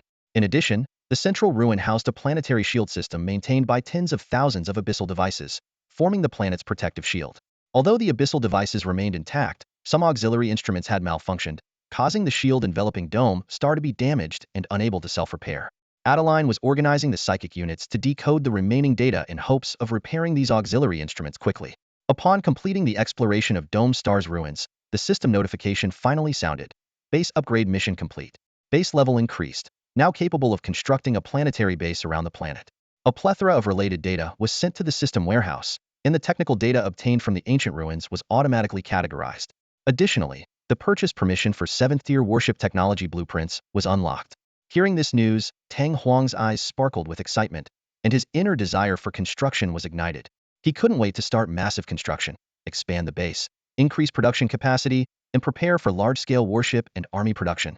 The matter of how to remodel Dome Star is quite complex. Tang Huang must first gain a comprehensive understanding of the 117 star system and expel the small Yada Empire pioneering forces still lingering there. Considering the significant impact of their previous victory over the Yada Empire's civilian fleet, Tang Huang realizes the need to swiftly organize defensive measures. On Dome Star, Tang Huang decides to establish a new main base rather than relocating the original one. The complete energy shield protection of Dome Star offers a defense level far superior to the original base. The original base will be transformed into an outpost near the Stargate, becoming part of a defensive line. Building the new base requires a large amount of mineral resources. Although Dome Star has a decent amount of residual mineral resources, it is insufficient for large-scale mining. Tang Huang turns his attention to a desolate planet closest to the star. This planet, approximately 20,000 kilometers in diameter, has 3 dwarf planets as satellites and contains abundant mineral resources, sufficient for extensive mining and use. Tang Huang dispatches a battleship for preliminary exploration, confirming the mineral reserves within these planets. The desolate planet is only 170 million kilometers from Dome Star, making it convenient for development. Tang Huang possesses a substantial number of subspace devices, mechanical guards, and automated cores, providing strong support for the construction work. The desolate planet and its satellites contain over 30 trillion tons of various mineral resources, including coal, iron, copper, aluminum, lead, tungsten, gold, and rare earth elements. Coal makes up the highest proportion at 30, followed by iron, aluminum, and tungsten. The satellites also hold over 3 million tons of helium-3, which can be used for fusion. These resources provide a solid material foundation for Tang Huang's construction plans. Tang Huang plans to convert some of the automated mechanical cores into heavy metal extraction and refining furnaces and comprehensive industrial factories. However, he realizes the need to evenly distribute the factories within the star system to balance the extraction of various resources. The resources in the asteroid belt near the original base are also significant, but transportation issues need to be addressed urgently. Facing this challenge, Tang Huang opens the system store. Although the technology and warship blueprints at the 7th level have been unlocked, their prices are exorbitant, starting at millions of spirit sources. Tang Huang has only about 440,000 spirit sources, making them unaffordable. He then checks the 9th level store, looking for transport ship blueprints more suitable for current needs. The 10 capital-class transport ships are too small to meet the demand for large-scale transport, while the 9 Sun-class transport ships better fit Tang Huang's requirements. Tang Huang unrolled the blueprint of the 2 Yao-class heavy transport ship, and its colossal size was staggering, 3,600 meters in length, 970 meters in width, and 713 meters in height. This massive vessel had an empty weight of 16 million tons and a fully loaded weight of 27.2 million tons. It could accommodate a standard crew of 32,000 and was equipped with 10-meter composite reactive armor and newly added onboard psionic shield generators. The energy system was powered by 72 sets of 10-unit parallel fusion reactors, featuring the Tianshan Leap I hyperlight curvature drive system and 24 sets of parallel Shaoxing I 24 nozzle plasma propulsion engines, along with a primary inertialess engine. Its maximum space node linking distance was 40 light days, with the curvature drive's conventional maximum speed being 10 times the speed of light and the conventional propulsion engine's maximum acceleration at 70 Earth standard GS. The ship's military radar detection range extended up to 1 light day. Its weapon systems included 31 single-barrel heavy ion beam macro cannons, 5 1,200mm railgun cannons, 2 100-tube missile launch silos, and 4 200-tube Closian laser defense arrays. The transport system was incredibly powerful. The upper, middle, and lower decks each had 100 cargo bays capable of carrying 100,000 tons, and the lower deck had 24 large armored unit transport bays. Additionally, it was equipped with 6,400 personnel orbital deployment pods and 240 large armored unit orbital deployment pods. Tang Huang acquired the blueprint for this massive transport ship, capable of carrying tens of millions of tons of cargo in a single trip, for just 20,000 spirit units. This ship could not only transport vast amounts of cargo, but also armored units and ground troops, with the capability for planetary orbital assault. Although it wasn't heavily armed, its self-defense capabilities were sufficient for a transport ship. After purchasing the blueprint, Tang Huang's spirit unit balance was 422,110. In terms of ship production, he now had 8 production lines, 3 at his original base now serving as a forward base, and he planned to allocate the 5 new lines as follows. One line specifically for producing 2 Yao-class heavy transport ships at a spaceport established at the Lagrange points between the star and its 3 moons on the lifeless planet now named Deku Star. The remaining 4 would be installed on the dome-protected Cheongding Star. Of the 3 production lines at the forward base, one would temporarily switch to producing 2 Yao-class heavy transport ships. This way, Tang Huang's base would form a 3-point layout centered around Deku Star, Cheongding Star, and the forward base. With the transport ship production plan in place, Tang Huang began browsing the system store for higher-tier capital ships, specifically those at the Baji level. The store featured 8 representative ship models, including the Qiantian Heavy Assault Battleship and the Current D Orbital Strike Heavy Cruiser. Although the Qiantian model best suited his needs, its 500,000 spirit unit price was beyond his budget. After careful consideration, Tang Huang opted for the Zhunlei Medium Assault Battleship, priced at 390,000 spirit units. This battleship was 15 kilometers long, 2.1 kilometers wide, and 1.5 kilometers high, with an empty mass of 37 billion tons and a standard crew of 320,000.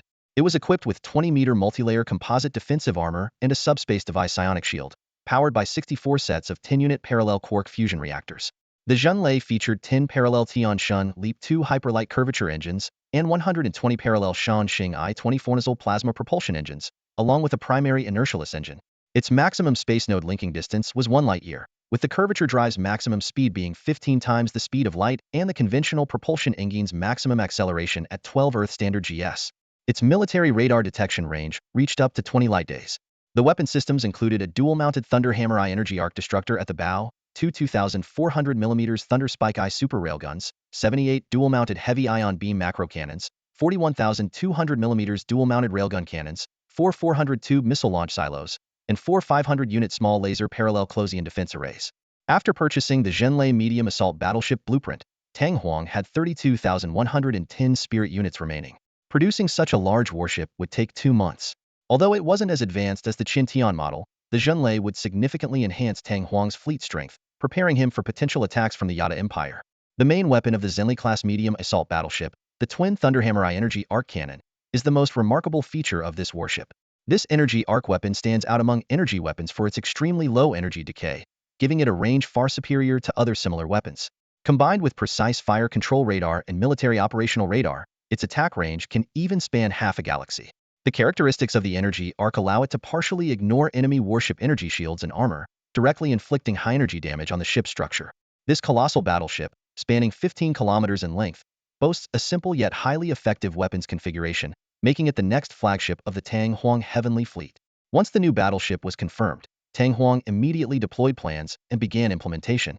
He dispatched the warship to conduct search and expulsion operations throughout the 117-star system, aiming to drive all remaining interstellar pioneers out of the Stargate. Subsequently, he planned to use the Thunderhammer Sky platform to completely seal off the Stargate. Tang Huang's blockade strategy involves 2 layers.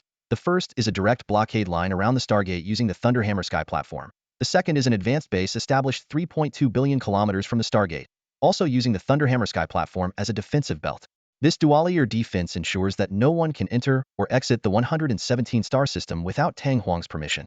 During this period, 3 Black Rope Hell heavy firepower destroyers began a galaxy-wide search and expulsion operation. Their military radars cover a range of 1 light day, sufficient to monitor the entire 117-star system bounded by the heliosphere.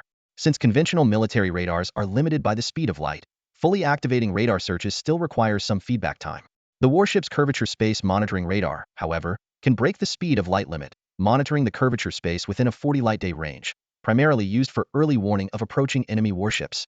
Meanwhile, in the spaceport city of the Yada Empire's Frontier Star region, a group of civilian pioneer ships aiming to enter the Relic Star region gathered in space. Among them, an inconspicuous Yada Empire Thunderbird-class high-speed reconnaissance ship blended into the Pioneer fleet. This warship, less than 200 meters long, belonged to a Yada named Aubrey, whose unremarkable appearance made him easily forgettable. Aubrey communicated through heavily encrypted channels with Commander Phalos. Commander Phalos, I have arrived at the spaceport and am ready to enter the Stargate. Once inside the 117-star system, I will strictly follow your orders. But is this heavenly organization really as powerful as you say? Is it worth sending me personally? Commander Phalos's voice came through the communication. Aubrey, don't ask questions you shouldn't. Are you inquiring on behalf of His Majesty? Or do you not trust me? Remember your position. Aubrey explained. No, this is indeed my personal question. The claim that 10 warships can destroy thousands of warships sounds too exaggerated.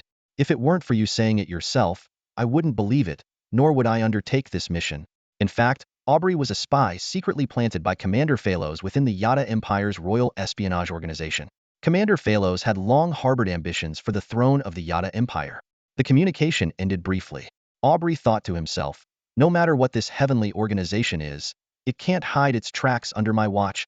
A rare hint of genuine emotion flickered at the corner of his mouth. Just as Aubrey's warship was about to pass through the Stargate, the water-like curtain of the Stargate suddenly shimmered. Immediately, a large number of interstellar ships rushed out in a panic, completely ignoring safety regulations.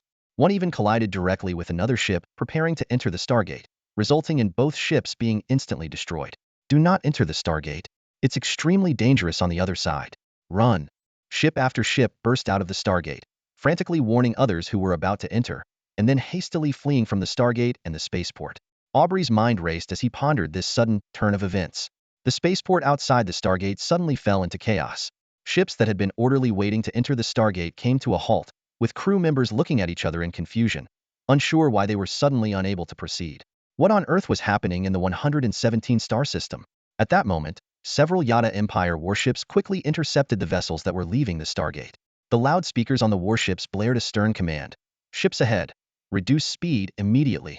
You have violated Stargate and Frontier spaceport security regulations. Turn towards the space docking area for questioning and inspection.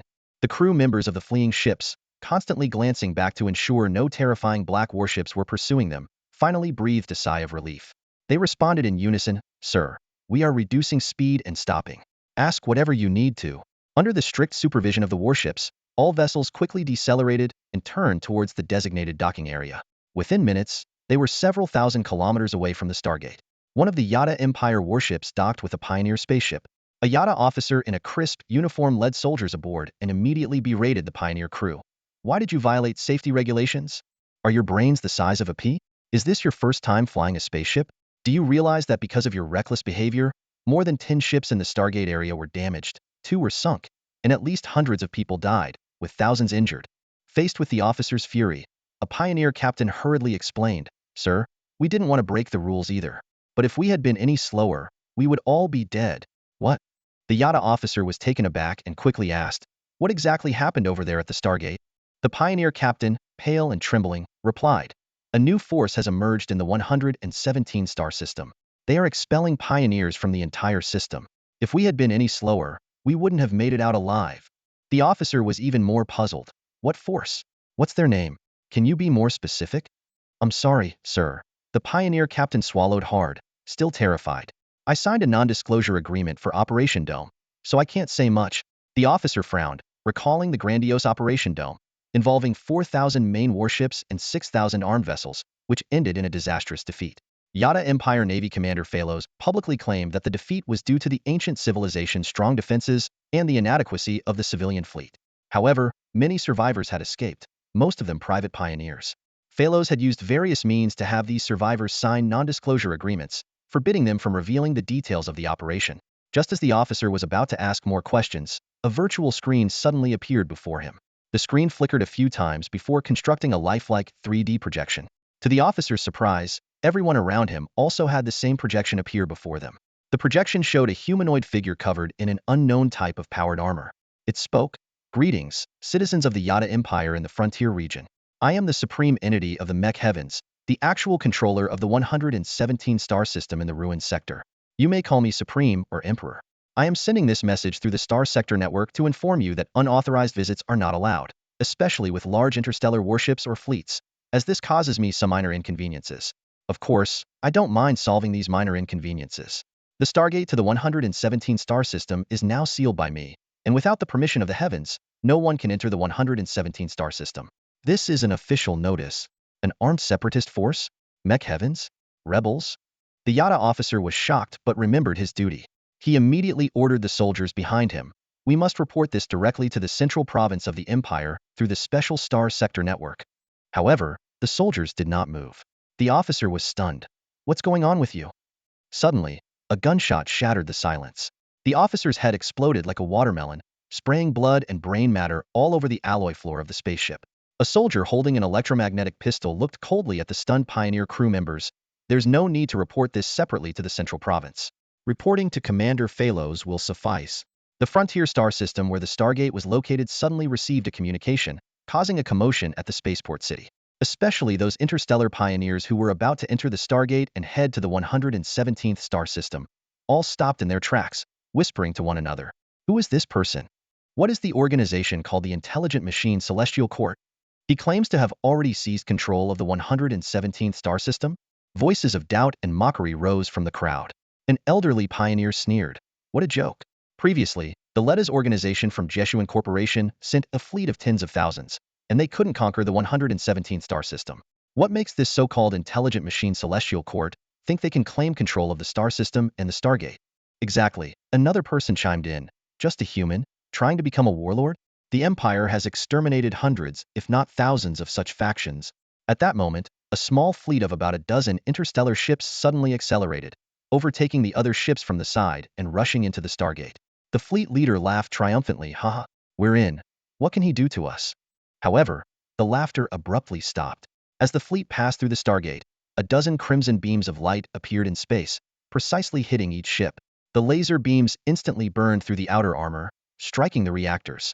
In an instant, a dozen explosions lit up the dark space, and the ships turned into debris, silently drifting in the cold void.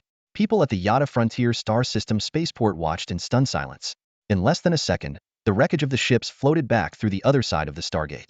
My God, they've really sealed off the Stargate. How dare they? This is armed separatism.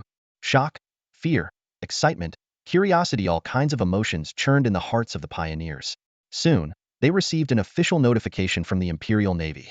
Dear citizens of the Empire, rest assured, the Imperial fleet will soon arrive to thoroughly eliminate this so-called intelligent machine celestial court, an illegal armed faction.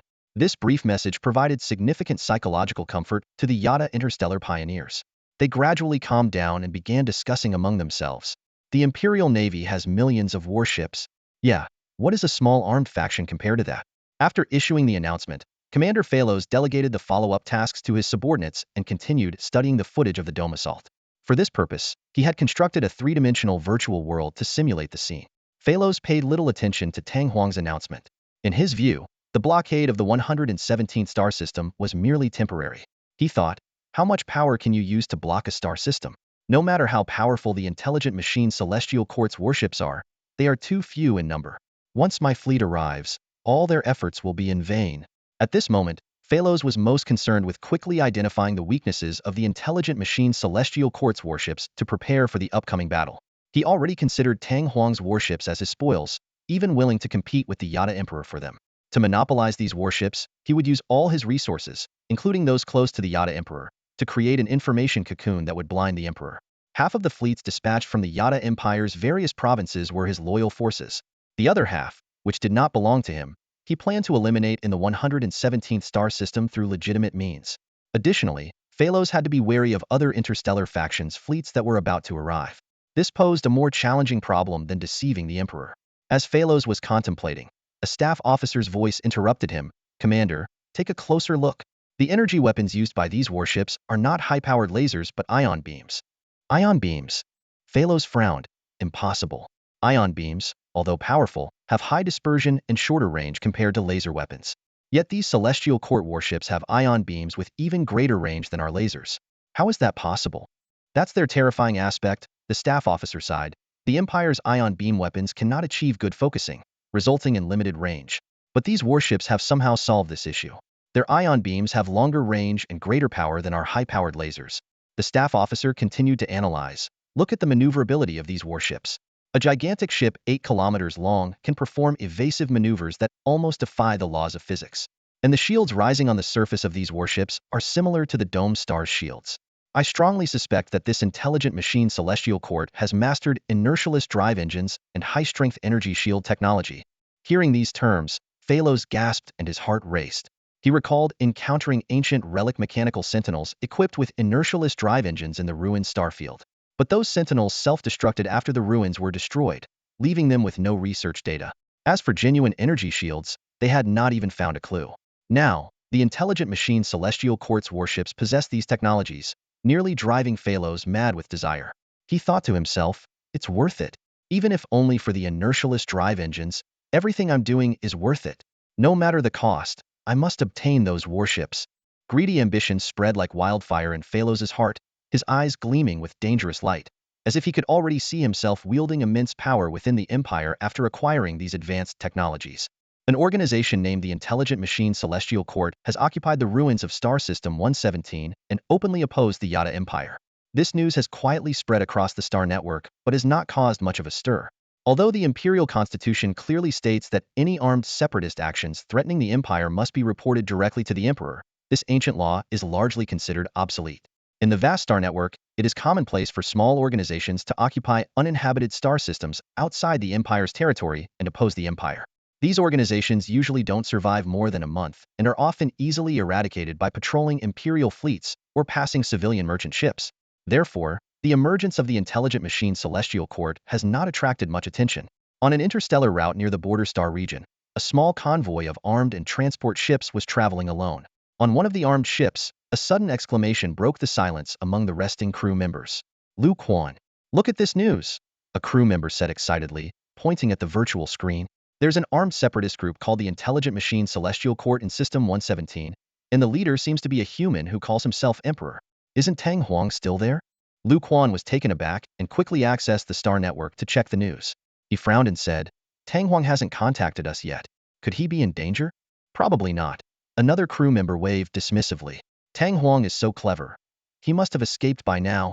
He paused and half-jokingly added, do you think Tang Huang might have founded this organization himself? Juan shook his head. Impossible. Tang Huang doesn't have that kind of capability. Could he have joined some anti-Yada organization? Stop guessing, Juan sighed. We don't even know if Tang Huang is still in System 117. Let's focus on watching out for pirates around us. Although the news didn't cause a major uproar in the Empire, it did catch the attention of some. In the ruins of Star System 076, outside the Yada Empire's territory, an anti-Yada organization called the Human Destiny Autonomous Union HDAU also took note of the news. In an asteroid belt within System 076, HDAU's secret base was well hidden. Inside the base, President Kinlan of HDAU was staring at the virtual screen displaying the news report. President Kinlan, should we contact this fellow human? A subordinate asked. President Kinlan pondered for a moment, and then shook his head. This kind of thing happens too often. Claiming to be the supreme soul entity, such arrogance, it's almost childish. How many organizations have we seen claiming to occupy entire star systems? The Yada Empire will probably wipe them out soon. He sighed. We can barely protect ourselves. We can't save everyone. We can only admire their courage. Meanwhile, at the Stargate spaceport in the border star region, a group of civilian pioneers had gathered once again. This time, the scale was much smaller than the previous dome operation, with only over 800 ships. Fellow citizens, Aubrey, now under a new alias, addressed the fleet through the Star Network with an inflammatory speech. This so-called Intelligent Machine Celestial Court is going too far. The Common Civilization Constitution of Interstellar Society states that no force shall monopolize the ruins of star systems. These ruins belong to us civilian pioneers. Now some unknown force wants to occupy an entire star system. Can we allow that? With the help of a few planted agitators, the new pioneers were incensed, loudly declaring their intention to force their way into System 117. Aubrey felt a flash of disdain in his heart, thinking, let's see just how strong this so-called blockade of the Intelligent Machine Celestial Court really is. He even worried that their blockade might be too weak, making it too easy for his group to break through without any challenge. In the spaceport city, at the top of the high tower, Pharos stood by the enormous floor-to-ceiling window, his gaze fixed on the colossal structure in space, the Stargate. This gigantic equilateral triangle, with each side stretching 600 kilometers, floated in the dark void, emitting a faint glow. Though its light wasn't blinding, from a distance, it resembled a massive torch, shining brightly in the frontier star system. What a magnificent creation, truly incredible, Pharos marveled. Standing beside him, his adjutant and nephew looked puzzled. Commander, I don't understand. It's just a Stargate. The Empire also has the technology to build Stargates, and there are many that have been operational in various provinces for a long time. Plus, our Stargates are positioned near stars, with solar panels on their surfaces absorbing and reflecting stellar light, which makes them even more beautiful, right? Pharos turned to his nephew and patiently explained, "You really don't get it. This Stargate is different from ours. While our Empire's Stargates are larger and have surfaces covered with solar panels to directly absorb stellar energy, that's not enough. Most of the internal structure of our Stargates is still used to house reactors. From an energy efficiency perspective, the difference between our Stargates and this one is like comparing an ant feeling the heat from a burning leaf to a human harnessing energy from matter-antimatter annihilation. That analogy might still fall short. The actual gap could be even larger." Pharos's golden slit pupils glowed slightly, and a smile appeared on his scaly lizard-like face. The Imperial Frontier Physics Institute has reported findings that only the Empire's upper echelon knows about. They still haven't figured out what kind of energy this Stargate uses. There's no detectable method of energy extraction that we can understand. It's as if the energy just appears out of thin air. He shook his head and shifted his tone, his eyes burning with determination. However, while the technology of this Stargate is unimaginable, it's the 117 ruined star system beyond the Stargate that is my true objective. At that moment, within the spaceport, over 800 pioneering starships began to depart. They gradually distanced themselves from the spaceport, approaching the Stargate and accelerating. The engines at the rear of each ship emitted long trails of plasma, creating a spectacular meteor shower as they sped towards the Stargate. "Oh, they're starting to breach the Stargate." Pharos's smile widened. The adjutant questioned again, "Commander, if we're just testing the strength of the blockade on the other side of the Stargate, isn't 800 ships overkill?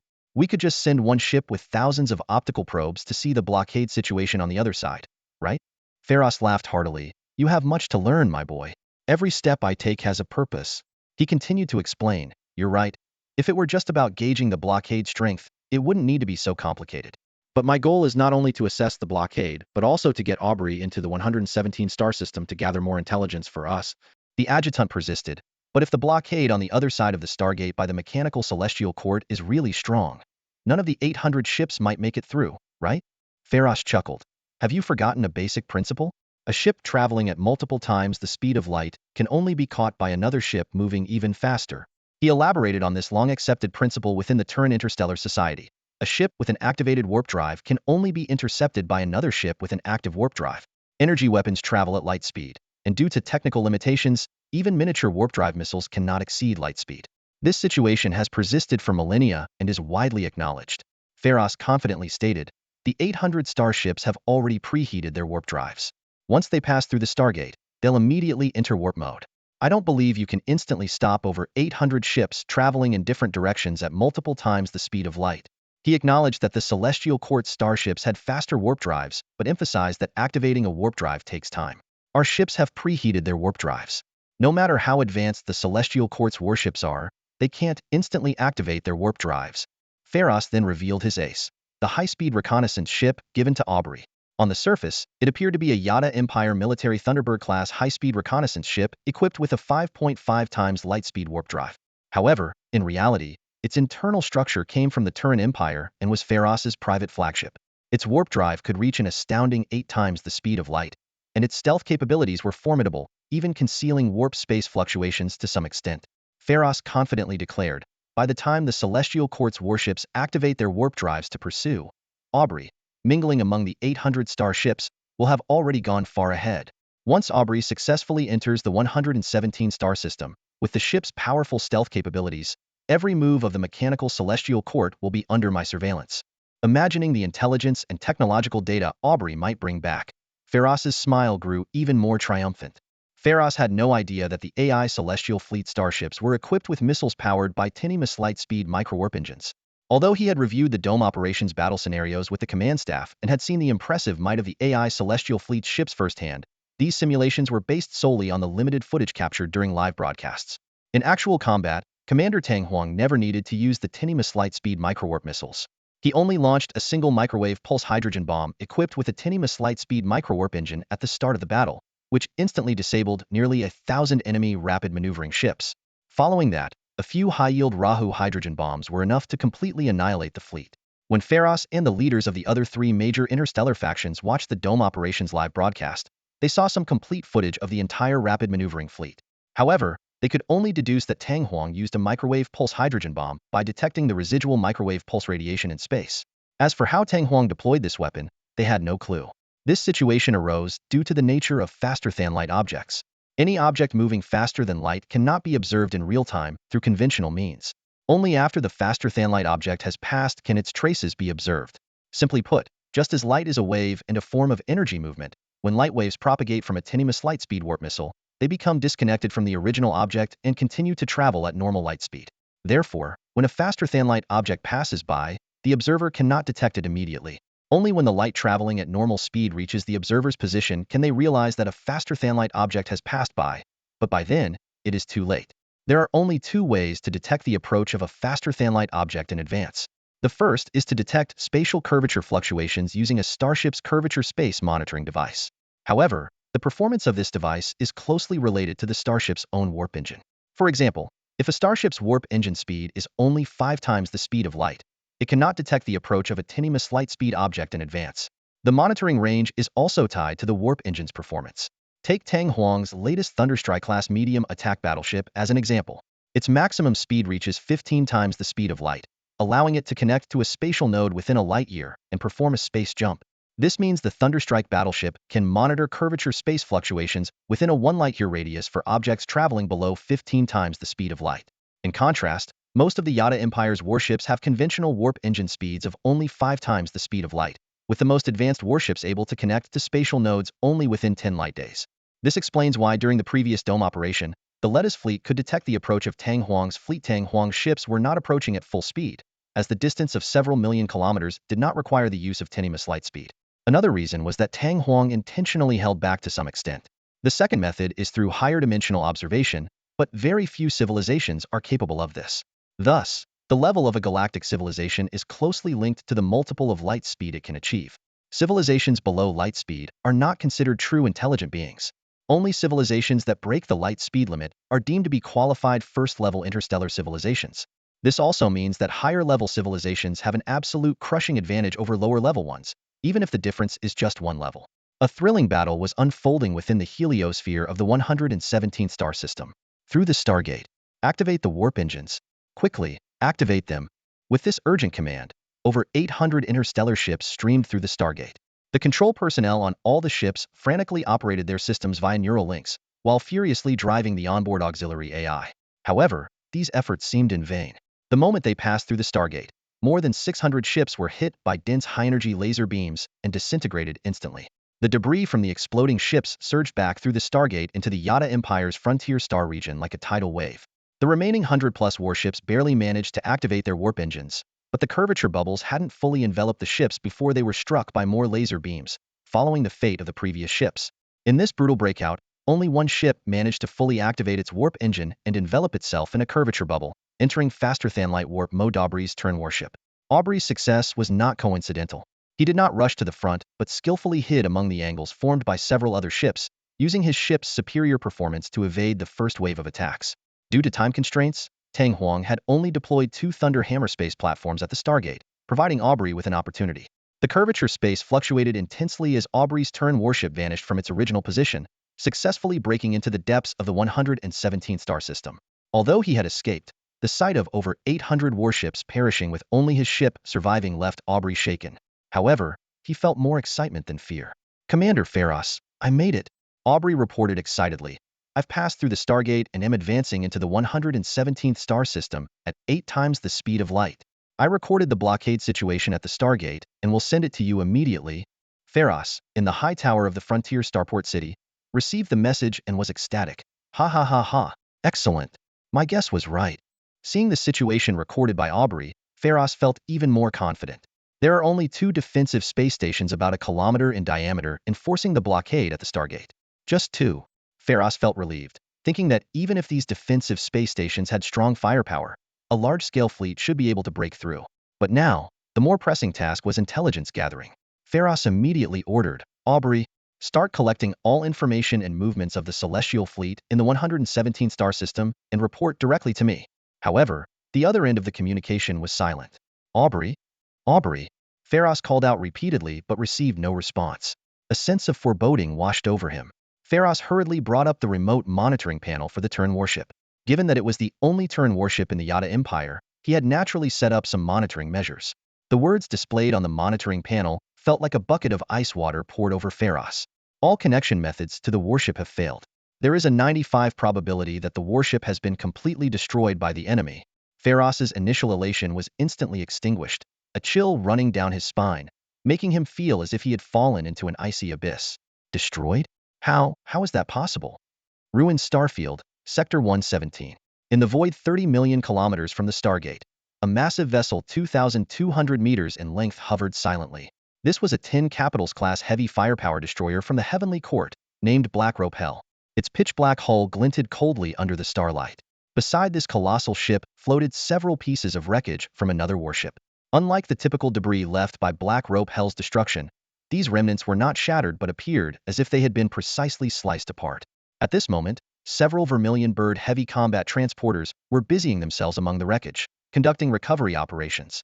Inside the bridge of the Black Rope Hell, Adeline was communicating a report to Tang Huang. Your Excellency, a curvature ship traveling at 8 times the speed of light just broke through the blockade at the Stargate but has been destroyed by our forces. We are currently recovering the wreckage.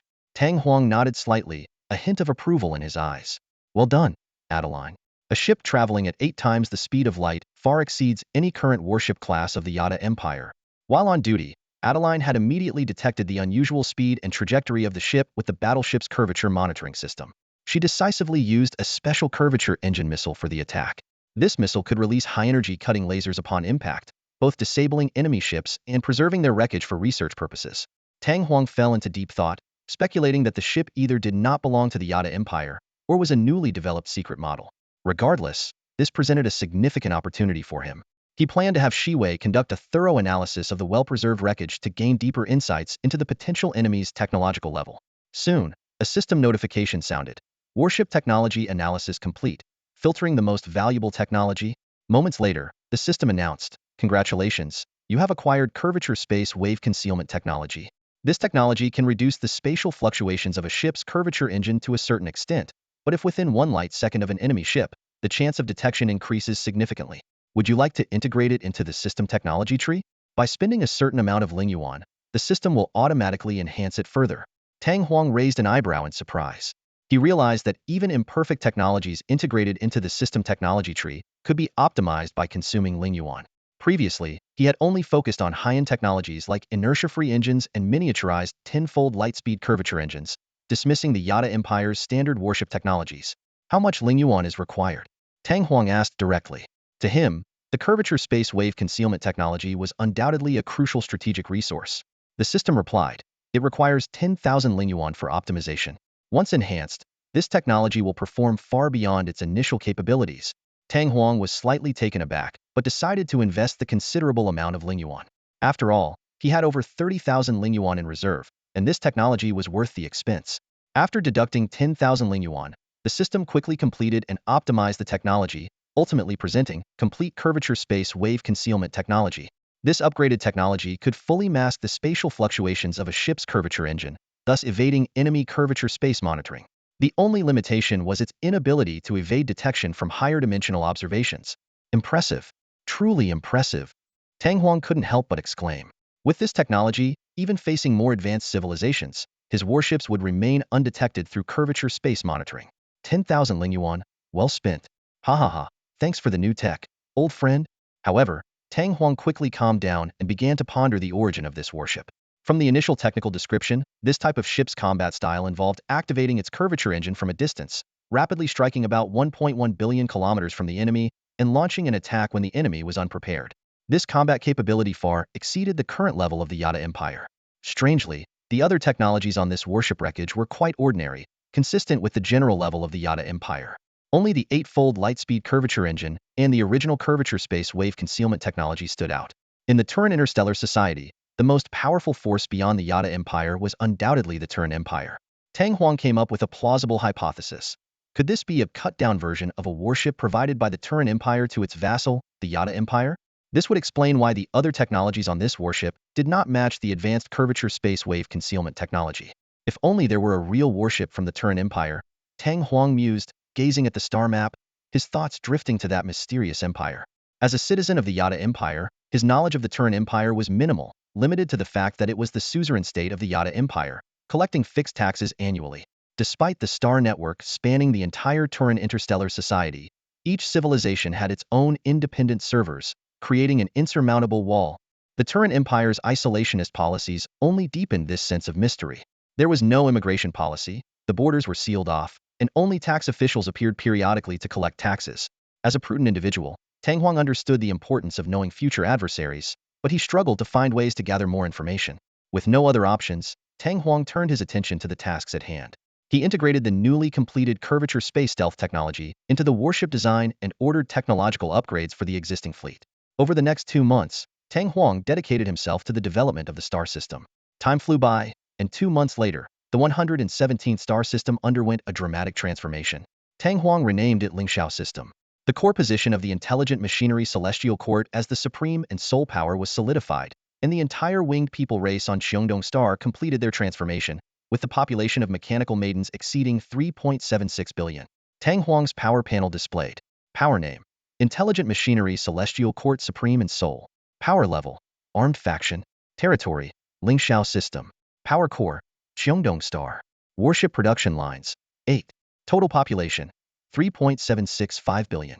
Population composition: Ordinary tactical humanoids, 650,000. Tactical humanoid psionic maidens, 400,000. Tactical humanoids mechanical winged maidens, 3.76395 billion. Resource production bases: Deco Star, Dway 1, Dway 2, Dway 3, and 46 others. During this period, Tang Huang established 8 warship production lines, strategically positioned in different locations. One line was located at the Lagrange point between Deco Star and its satellite, dedicated to producing large-scale comprehensive transport ships. 4 lines were converted into space stations, hovering 300 kilometers above the surface of Xiongdong star, protected by the planet's shield. One of these lines was responsible for producing the Thunder God's Hammer orbital defense platforms, capable of producing one every 3 days. In the orbit of Xiongdong star, Tang Huang took control of an ancient legacy orbital defense platform and used it as the core to build a new orbital defense belt around the planet, integrating 20 newly produced Thunder God's Hammer platforms. This level of defense was sufficient to repel an attack 10 times the size of the fleet that once assaulted Xiongdong. The remaining 3 production lines were located at an outpost defense base 3.2 billion kilometers from the newly named Southgate, a name given by Tang Huang to the Stargate. These lines focused on producing Thunder God's Hammer platforms, manufacturing over 60 in 2 months, with 50 deployed in the Southgate defense belt and 10 around the outpost defense base. Tang Huang analyzed the 3 potential ways to enter the Lingxiao system. 1. Through the Stargate in the Yada Empire's border starfield, entering via the Southgate and facing the defense belt directly. 2. Jumping through space nodes from the other 116 known relic systems, but ultimately being guided to the Southgate. 3. Traveling at sublight speed from the nearest star system, which would take 5 years to reach even at 5 times the speed of light, the maximum speed of Yada Empire warships. Considering these factors, Tang Huang focused on fortifying the Southgate. During these 2 months, Tang Huang's fleet also expanded. The current fleet consisted of 32 ships, including 1 Thunderstrike medium attack battleship 15 kilometers long, 3.7 billion tons, serving as the flagship, 1 Firespark heavy strike cruiser, 24 Blackrope Inferno heavy firepower destroyers, 6 Saturn large-scale comprehensive transport ships. Meanwhile, in the Yada Empire's border starfield, a massive interstellar fleet was emerging from the Stargate. This fleet belonged to the Yada Empire's 054 Relic System 2nd Defense Fleet, boasting over 3,400 warships of various types. It was the first official Yada Empire fleet to reach the border starfield. Commander, the 2nd Guard Fleet of the ruined Sector 054 system, previously consisting of 3,400 ships, now reports with all 3,400 ships intact. We salute you with the utmost respect. A 3-dimensional hologram of a Yada officer appeared before Pharos, performing a perfect military salute. Pharos nodded slightly, his voice low and brief. All right. Follow the guide ships and dock in the designated area. With that, he fell silent, his gaze drifting into the distance. 2 months ago, the death of Aubrey had deeply shaken Pharos. Every time he recalled that moment, his heart would clench violently, though the autonomic medication in his body quickly calmed him down. Yet, the constant cycle of emotional turmoil was even more excruciating. Pharos's mind replayed the scene over and over. The warship equipped with the most advanced technology of the Turan Empire being destroyed in an instant by the Mech Heaven. The possibility behind this fact chilled him to the bone. The Mech Heaven might possess a weapon capable of surpassing 8 times the speed of light. Once this thought took root, it grew like a snowball. If the Mech Heaven truly had such a faster-than-light weapon, could they already be using it on a large scale? If the answer was yes, then Pharos' thoughts involuntarily returned to that nightmarish scene hundreds of years ago. As a young man, he followed his father, the then naval commander under the Emperor's orders, attempting to resist the punitive fleet of the Turan Empire. However, faced with the vastly superior technology of the Turan warships, they were utterly powerless. Pharos could still vividly recall every detail of that day. The Turan fleet descended like divine retribution, mercilessly slaughtering the entire planet. That planet was Leta's, his home. He witnessed over 30 billion Yada compatriots perish in despair, unable to do anything. Even today, this memory would wake Pharos in the dead of night. In his nightmares, the slaughtered souls stared at him with hollow eyes, silently accusing him of his impotence. Afterward, his father and the then Yada Emperor were severely punished for the failed resistance cast into a black hole. This event allowed Pharos to become the new commander of the Yada Imperial Navy, and the current emperor seized the opportunity to rise to power. Not enough, we need more fleets. This is far from enough. Pharos snapped back to reality, his eyes wide, chest heaving as if his heart would burst from his chest. The mech heaven, defeating them would grant access to higher technology. With that technology, he could build more and stronger warships. Perhaps, he could even use the technology from the ruined sector to expand his private army, force the Yada Emperor to abdicate, and ultimately lead the Yada Empire to greatness, defeating the Turan Empire. This deep-seated ambition intertwined with his haunting nightmares, driving Pharos to madness. He abruptly turned to his adjutant, demanding, "What about the remaining fleets? How long until they arrive?" The adjutant, startled by Pharos's bloodshot eyes, swallowed hard and stammered, All the fleets have assembled and are en route to the frontier sector. However, most of our deployable fleets are not close to the local Stargate. It will take another month for the remaining 44 fleets to arrive. By then, our total fleet strength will exceed 150,000 warships. And what about the fleets from the other three civilizations?" Pharos pressed. The adjutant continued, "According to current intelligence, the Jun Empire's fleet is stationed near a Stargate 200 light-years away, with over 32,000 warships ready to move through the gate to the frontier sector. However, they haven't made any moves yet. I suspect they're waiting for reinforcements to join them. The fleets of the Ivoral Interstellar Federation and the Giant Mantis Capital Union are in similar situations." The adjutant paused and added, "Commander, the fleets dispatched by these three civilizations, based on current intelligence, already total over 100,000 warships. With the reinforcements on the way, they must have committed significant resources, mobilizing all available defense fleets from the ruined sector. This total force far exceeds any previous ruins exploration mission." After hearing the report, Pharos closed his eyes, feeling the calming medication coursing through his body, gradually steadying his mood. He began to analyze the situation. The Yada Empire's territory spanned over 1,000 light-years, and the other three interstellar civilizations' territories were similarly vast. If they were to temporarily dispatch fleets from their homeland, it would take a long time. But given the scale, the fact that they could assemble such a massive fleet within a few months indicated the significance of this ruined sector operation. To quickly and maximally gather warships, they had mobilized most of their defense fleets from the ruined systems through the fastest means. Pharos's thoughts continued to unfold. The ancient stargates leading to the ruined sector were not limited to the one in the frontier sector, but included 7 such gates. These 7 ancient stargates were located in 7 different frontier systems of the Yada Empire. Beyond these frontier systems lay the void, where even space did not exist. These 7 gates were discovered during the Yada Empire's expansion. Each gate provided coordinates to several ruined systems, with the 7th frontier system's 7th ancient gate, leading to 117 ruins systems the last coordinates they could decode from the gate. However, their observations indicated that over 97 of the ruined sector remained unexplored. To reach new ruined systems, they would have to enter the 117 system through the 7th ancient gate and then dispatch fleets from there, navigating the unknown, stormy space to reach the latest ruined systems. Therefore, the importance of the 117 system was self-evident. Previously, they hadn't shown much concern, believing their only competitors were other interstellar powers.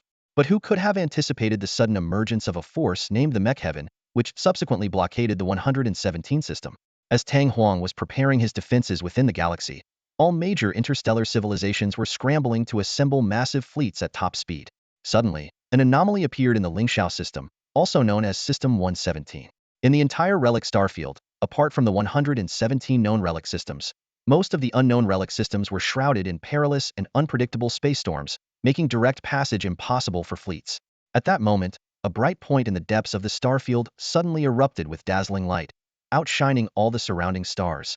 Tang Huang immediately realized it was a supernova explosion. Normally, he wouldn't pay much attention to such events, as supernovae are common in the universe. But this time was different. A star path was revealed in the aftermath of the explosion. This star path was invisible to the naked eye and could only be observed through gravitational lensing.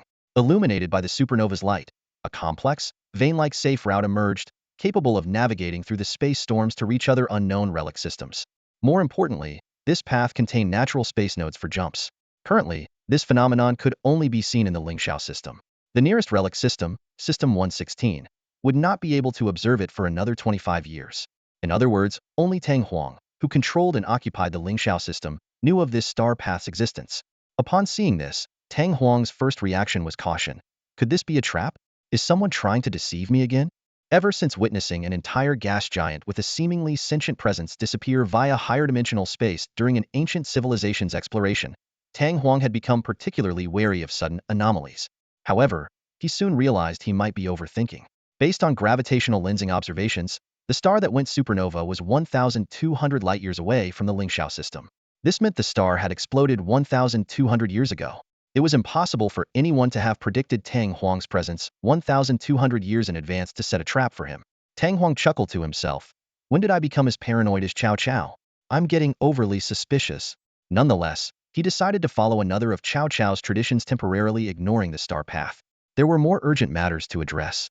He ordered Shiwei to record all information about the star path, then continued to focus on developing his fleet. The space defense array guarding the South Heaven Gate consisted of 50 Thunderclap hammer space platforms. Considering that 3 Thunderclap hammer platforms could block a planet, the firepower of 50 was more than sufficient to secure the South Heaven Gate. Tang Huang decided to halt the production lines for 4 Thunderclap hammer platforms and 1 large comprehensive transport ship, the Tuyao, redirecting resources to produce other warships and expand his fleet. In his view, the Stargate's defenses were adequate to prevent enemy incursions. It was time to think about offense. According to spies, Tang Huang had dispatched disguised psychic girls who had left with the interstellar pioneers he had driven out of the Lingxiao system. The Yada Empire's fleet had already reached the border systems. Tang Huang speculated that the enemy would soon launch an attack, but they would never expect Tang Huang to strike first. However, this offensive had to be launched before the enemy could fully assemble and initiate their attack. Tang Huang needed to amass power within the limited time available. He commanded 8 production lines to manufacture Black Rope Hell heavy firepower destroyers. This time, the Black Rope Hell destroyers would be different from the original models. The original Chuni I-type red-black particle strike macro cannon fired thermal fusion particle clusters at 20 the speed of light. Upon hitting an enemy ship, the cluster would spread internally, wreaking havoc throughout the vessel and vaporizing its crew. This weapon was devastating against enemy ships under a kilometer in size with relatively thin armor. Despite its power, the weapon's single functionality was a limitation. Recent intelligence indicated that the Yada fleet included specialized shield ships with armor thickness estimated at over 10 meters. Such solid armor would significantly reduce the effectiveness of the red-black particle strike macro cannon. Apart from the armor-piercing railguns on the Thunderstrike battleships, Tang Huang's other ships were equipped with thermal fusion ion weapons. Due to a lack of spiritual resources, Tang Huang couldn't purchase new warship blueprints. Therefore, under Tang Huang's orders, Shiwei combined the bow weapons of some Black Rope Hell destroyers with railguns, developing a new weapon, the Railgun Special Attack Macro Cannon. This weapon incorporated a red-black particle cluster within the large mass projectile of a railgun. Traveling at 15 the speed of light, the projectile would penetrate enemy armor, releasing the particle cluster inside to cause massive internal damage. A month later, outside the Stargate of the Yada Empire's border system, a vast number of warships had assembled. Countless ships formed fleets, filling the space within 1 billion kilometers of the Stargate. Besides the Yada Empire, fleets from 3 other interstellar powers, the Ivry Galactic Federation, the Mantis Capital Union, and the Zhenren Galactic Empire, had also arrived in full force. The Yada Empire, leveraging its home advantage, had gathered the most warships. A standard large Yada fleet comprised 3,400 ships. This time, 45 Yada fleets had gathered, totaling 153,000 ships.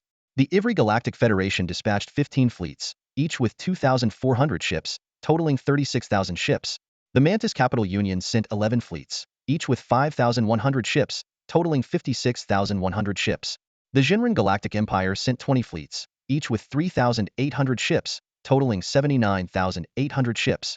The 4 interstellar civilizations had amassed a total of 91 fleets in the Yada border system, comprising a staggering 324,900 warships, forming an enormous interstellar fleet cluster. The warships of 4 interstellar civilizations, numbering over 320,000, swarmed the space within 1 billion kilometers of the southern gate like a dense hive of bees. This area had been completely cleared out, with all civilian organizations and individual interstellar pioneers expelled. At this moment, it had become the main battlefield for the four major civilizations of the Turan interstellar society. The spaceport city originally near the Stargate had also been relocated to a space region about 5 billion kilometers away. In the top floor room of a tower at the center of this floating city, the high-ranking officials of the four major civilizations were gathered. They were Pharos, the commander of the Yada Empire's Navy fleet, the governor of the Ivry Interstellar Federation's ruined sector, the deputy general manager of the Mantis Capital Union's ruined sector branch, and the frontier general of the Junran Interstellar Empire's ruined sector. The Ivry governor, with his birdbeak head, turned to look out the window, his gaze sweeping over the densely packed Yada Empire fleet. He let out a sharp laugh and mocked. My, Pharos, you Yada sure brought a lot of ships. Are you so lacking in confidence that you need such a large fleet to compete with us? Among the four, the Ivry Interstellar Federation had sent the fewest warships, just over 30,000, while the Yada Empire's fleet was nearly 5 times that size. This vast disparity naturally invited the governor's ridicule. Pharos sneered, his gaze moving over the others in the room, and retorted, well, you guys are far away, aren't you? There's no way you could mobilize your fleets from home in such a short time. Looking at the scale of your fleets, you must have pulled almost all the ships from other ruined sectors. Be careful you don't get wiped out in this battle, leaving your ruined sectors undefended, and end up handing everything over to the Yada Empire. The Mantis deputy general manager crossed his 6 arms over his chest, his triangular head slightly raised, his tone full of disdain. Hand everything over to you? You speak as if the 3 of us are so easy to defeat. The frontier general of the Junran Interstellar Empire remained silent. The general's true form was a small creature less than 20 centimeters long, currently hidden inside a 1.8-meter-tall humanoid mechanical body. Without speaking, no one could discern his emotions or stance. With the home field advantage, the Yada Empire had mobilized the largest fleet, and the combined fleets of the other 3 barely matched the Yada Empire's forces. Because of this, the 3 had already made a private agreement. Once they breached the ruined sector and defeated the so-called Heavenly Court, they would suddenly turn on the Yada Empire's fleet and share the spoils of the 117-star system among themselves. In their view, the forces of the Heavenly Court that blocked the 117-star system were not to be feared. Though the Heavenly Court's warship technology was advanced, their numbers were too few. With their overwhelming numerical superiority, they believed that even if the Heavenly Court's warships had exceptional maneuverability and inertialess characteristics, they couldn't evade tens of thousands of kilometers in an instant, nor escape their saturation fire. However, Pharos had a completely different perspective. He possessed a crucial piece of information unknown to the other 3. The Heavenly Court definitely had faster-than-light FTL weapons, with speeds exceeding 8 times the speed of light. This realization had Pharos constantly pondering how to counter the Heavenly Court's FTL-equipped warships. No matter how hard he racked his brain, Pharos couldn't come up with a perfect solution. FTL weapons were too terrifying. At speeds over 8 times the speed of light, none of their detection methods could provide early warning. They could only take the hits. Faced with such a fearsome weapon, the best and only strategy was to throw enough lives at it. Data streams flashed continuously in Pharos's eyes as his brain's auxiliary processing chip worked at high speed. As the highest commander of the Yada Empire fleet, he had to weigh carefully. Just how many lives would it take to overwhelm them? Under the premise that the Heavenly Court had FTL weapons, Pharos considered 3 scenarios. First scenario, the Heavenly Court's FTL weapons were relics from an ancient civilization, scarce and irreplaceable. This was the most favorable situation for Pharos. If true, he could achieve his objectives with minimal resources. Second scenario, the Heavenly Court had the means to manufacture FTL weapons but was limited by their scale, making mass production impractical. This scenario was not too bad for Pharos and could even be advantageous. Once the Heavenly Court's FTL weapons were depleted, and if his fleet's losses were not too severe, Pharos could still emerge victorious. More importantly, he might capture the technology for FTL weapons, gaining the ability to produce Thema massive advantage. The third scenario was the most terrifying and the one Pharos least wanted to believe. The Heavenly Court could easily mass-produce FTL weapons. If this were true, combined with their warship's fearsome performance, Pharos's fleet of hundreds of thousands might not even be enough to sacrifice. But Pharos considered the third scenario the least likely. Though he didn't know the exact scale of the Heavenly Court, it couldn't be very large. Producing such high-tech weapons required enormous industrial capability, especially for mass production. For instance, the Yada Empire, with its 12 trillion population and hundreds of colony planets, boasted countless high-end talents across various fields. This was true scale. And how long had the Heavenly Court been around? Just a few months. Could they have found some highly efficient, easy-to-produce FTL weapon templates in ancient ruins? It was possible, but they still wouldn't have the capability for large-scale production. The Yada Empire itself had found some templates for producing certain items in ruined sectors, along with some incomprehensible cube-shaped devices. But they couldn't crack the encryption on these items, which were beyond their understanding. Ultimately, they had to hand them over to the Turan Empire in exchange for various benefits and rewards. Even with its population of 12 trillion and countless scientists, the Yada Empire was stumped by these relics. How could a small force like the Heavenly Court fare any better? After this contemplation, Pharos concluded that the first scenario was most likely, while the second could maximize his benefits. The third scenario? Impossible. With these thoughts, Pharos felt much more at ease. He silently mocked his earlier fears. Seems like I was overthinking it, fearing this small, armed faction of the Heavenly Court. In this battle, he was over 90 confident of victory. Rounding up, that meant total victory. After reassessing the situation, Phalos determined that the mech heaven was no longer the primary threat. He shifted his focus to the other three interstellar powers and began crafting an attack plan. The first task was to breach the equilateral triangular Stargate with sides measuring 600 kilometers. During the strategic meeting, Phalos subtly hinted that he was reluctant to have his fleet lead the charge, emphasizing that the defenses beyond the Stargate would be impregnable. He deliberately exaggerated the dangers of breaking through the Stargate, suggesting that the vanguard would suffer heavy losses. His words indeed sowed doubt among the other factions, none of whom wanted to take the risk of being the first to attack. The debate grew increasingly heated, with tensions running high and nearly erupting into conflict. However, reason eventually prevailed. Everyone understood that this was not the time for infighting. Sighing, Phalos put on an air of making a difficult decision. Very well, the task of breaching the Stargate will fall to our Yada fleet. However, once we break through the defenses, the main assault position must be handed over to the three of you. The others secretly rejoiced, thinking Phalos had succumbed to their pressure. They underestimated the strength of Mech Heaven and readily accepted the proposal. Little did they know, Phalos was inwardly pleased. He possessed two crucial pieces of intelligence. Mech Heaven had faster than-light weapons, and the defenses at the Stargate were not as formidable as they appeared. Of the 45 Yada Empire fleets under Phalos' command, nearly half were not his loyalists. He secretly planned to deplete these non-loyalist fleets in the 117 system, preferably during the battle against Mech Heaven and the subsequent showdown with the other three factions. This way, all the spoils of victory would belong solely to him, not the Yada Empire. Once the tasks were assigned, 91 interstellar fleets of varying sizes assembled, with over 320,000 warships spread across a vast expanse of space within 100 million kilometers of the Stargate. The Yada Empire's vanguard fleet, consisting of 3,400 shield ships, fired up their engines and slowly advanced towards the Stargate, followed closely by the second fleet of 3,400 assault ships. The shield ships, arranged in a fan-like formation, featured a massive shield 10 meters thick at the bow. The 3,400 shield ships formed a slightly smaller barrier than the Stargate's entrance. These specialized warships were developed by the Yada Empire over a millennium of warfare, specifically designed to breach Stargate defenses. They could withstand the intense fire from the other side of the Stargate, providing cover for the following fleets. Shield ships lacked offensive weapons, equipped only with Closian defense systems to intercept large-scale enemy weapons. Although they were primarily used for Stargate assaults, since Stargates were the most common portals in interstellar societies, all major civilizations had similar ship types. However, shield ships had a significant drawback. They obstructed the view of the following fleets. Therefore, a dedicated command center within the shield ship fleet coordinated the actions of the rear fleets. Just as the shield ship fleet was within 100,000 kilometers of the Stargate, an unexpected event occurred. A jet black fleet emerged from the Stargate, consisting of only 47 warships, each exceptionally large. The hulls were adorned with crimson infernal imagery, led by a 15-kilometer-long, sharply angular flagship. The fleet's distinctive style revealed its identity, the Mech Heaven Fleet.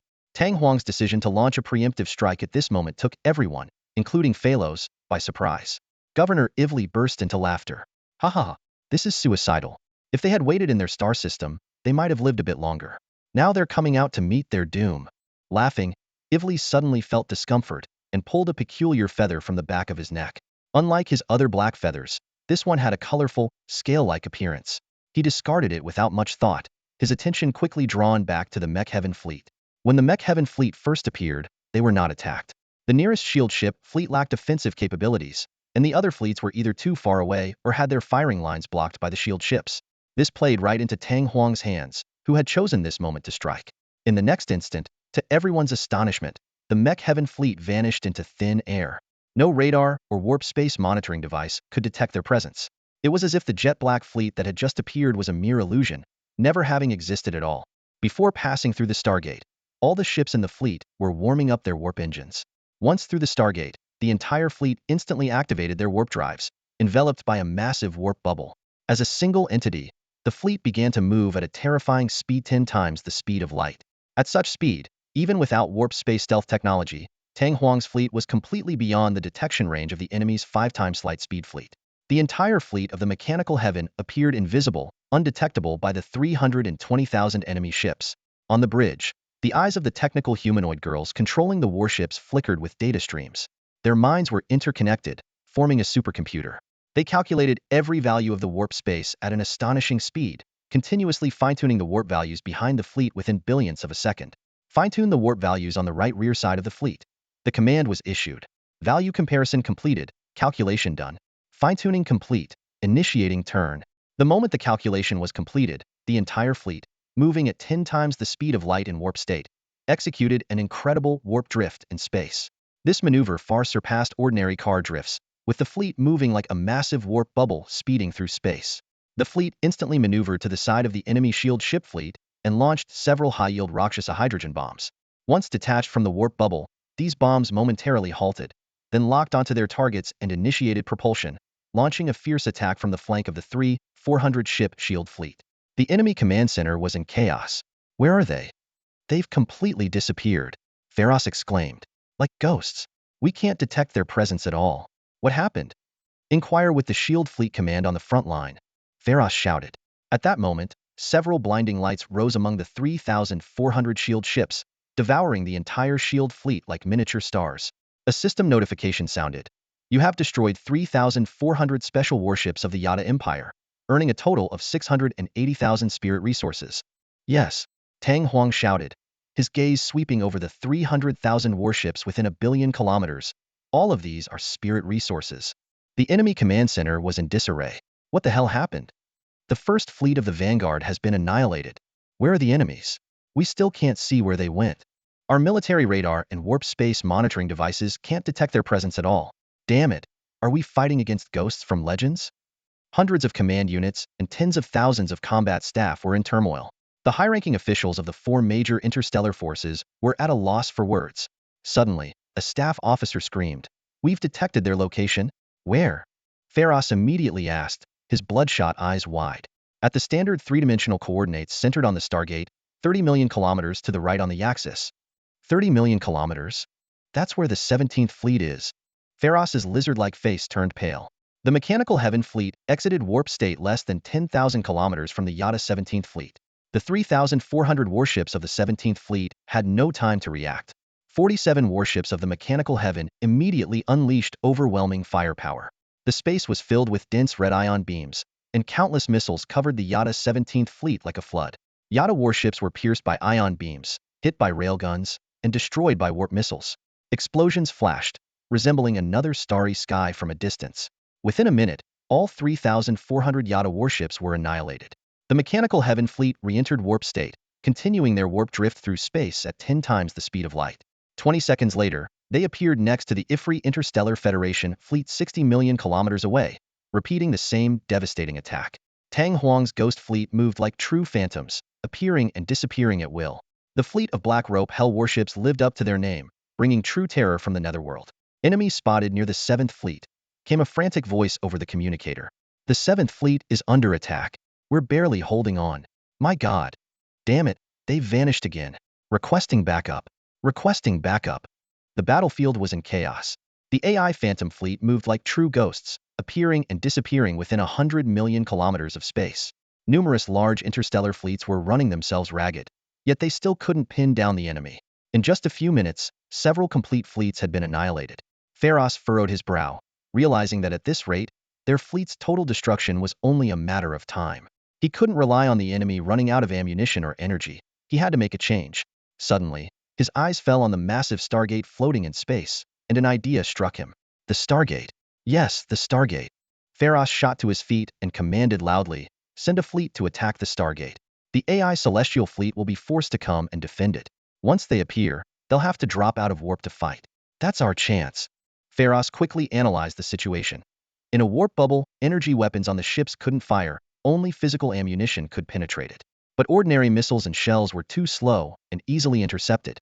The AI celestial fleet's warp engine missiles were powerful, but they had to be deployed outside the warp bubble to re-enter superluminal speed to track targets. The AI celestial fleet had been quickly wiping out large fleets by warping near them, dropping out of warp to use their weapons, and then disappearing back into warp before reinforcements could arrive. Pharos deduced that the enemy's stock of warp engine missiles was running low. Fleets 27, 39, and 43. Follow my orders, activate warp engines, and head to the Stargate immediately. Attack the Stargate and force the Celestial Fleet to defend it. Pharos decisively ordered, then turned to the other three interstellar powers leaders, order your fleets to join the action. If we don't destroy the Celestial Fleet here, we'll never capture the 117th star system. Given the gravity of the situation, the other three powers set aside their differences and joined forces against the AI Celestial Fleet. The three fleets Pharos chose were from the Yada Empire, but not his own loyalists, so he didn't mind the losses. These fleets were also the furthest from the Stargate, giving them enough time to activate their warp engines and travel there at 5 times the speed of light. In the 3 minutes of preparation, another Jutang Capital Alliance fleet was destroyed by the AI Celestial Fleet. Pharos observed the battle closely and arrived at an encouraging conclusion. The enemy's warp engine missiles were indeed running low. They had only used warp engine missiles to destroy large warships. Most of the Jutang Capital Alliance ships were taken out by ion beams. The frequency of warp engine missile use was much lower than before. Just as I thought. Their warp engine missiles are running out. Pharos felt a surge of joy, seeing a glimmer of hope for victory. Without the AI Celestial Fleet's superluminal attack capability, he had a chance to turn the tide. The 3 Yada fleets, totaling 10,200 warships, successfully activated their warp engines. At the moment of activation, Tang Huang immediately detected the disturbance through the warp space monitoring device. Supreme, 3 Yada fleets have entered superluminal speed, traveling at 5 times the speed of light. They are expected to reach the Stargate in 32, 45, and 51 seconds, respectively. Should we intercept?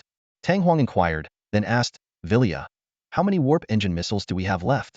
Standing beside him, the technical android girl Vilya quickly responded, all ships combined have 62,000 warp engine missiles remaining. Tang Huang pondered for a moment before deciding, that's enough. Fire all remaining missiles in one go. Then we'll retreat to resupply. Give everyone a breather. He smiled and patted Vilya on the shoulder. Vilya blushed, though her upper face was hidden by the black glass visor of her helmet, leaving only her rosy lips and delicate chin visible. In that brief second, her crystalline brain performed 4,596.47462 trillion warp space calculations. Vilya was one of the earliest technical android girls, second only to Shi Wei in computing power. The warp drift tactics Tang Huang was using required immense calculations, akin to tracking the position of every atom in a given space. Now, the minds of the 100,000 technical android girls in the fleet were linked, forming a formidable computing power that was nearing its limit. Prolonging this could risk burning out their crystalline brains.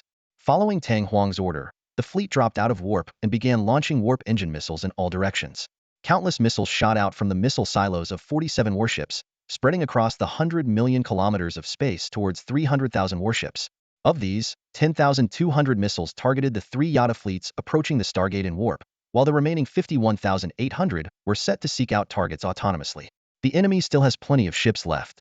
Let's see which ones are unlucky enough to get hit by a warp engine missile, Tang Huang said with a cold smile, his eyes fixed on the battlefield map, waiting for the next act of this cosmic war to unfold. After Tang Huang ordered the launch of all warp missiles, the fleet did not re-enter warp state. Instead, he commanded the fleet to activate the inertia-free engines. The Jixia Heavenly Court warships are equipped with 3 types of engines: warp engines, inertia-free engines, and conventional plasma propulsion engines. Inertia-free engines are used not only for maneuvering and evasion, but also for acceleration. Tang Huang utilized a basic version that couldn't exceed the speed of light, but consumed more energy than warp engines. Once deactivated, the warship would come to an instant halt. Theoretically, the highest-grade inertia-free engines could reach infinite light speed. 47 warships accelerated to sublight speed in an instant, heading towards the Stargate. This movement was immediately detected by the enemy fleet. Commander, the enemy fleet has exited warp and is advancing towards the Stargate at sublight speed, reported the officer urgently. Pharos rejoiced upon hearing the news, believing that the Jixia Heavenly Court fleet had exhausted its energy. Everyone, the enemy fleet is at its last gasp. We still have a massive fleet. This is a once-in-a-lifetime opportunity, he exclaimed with laughter. Hearing this, the leaders of the other 3 interstellar forces also relaxed. Governor Ivry was the first to order a pursuit, followed closely by the other 2 leaders. However, as the fleets surged forward, disaster struck.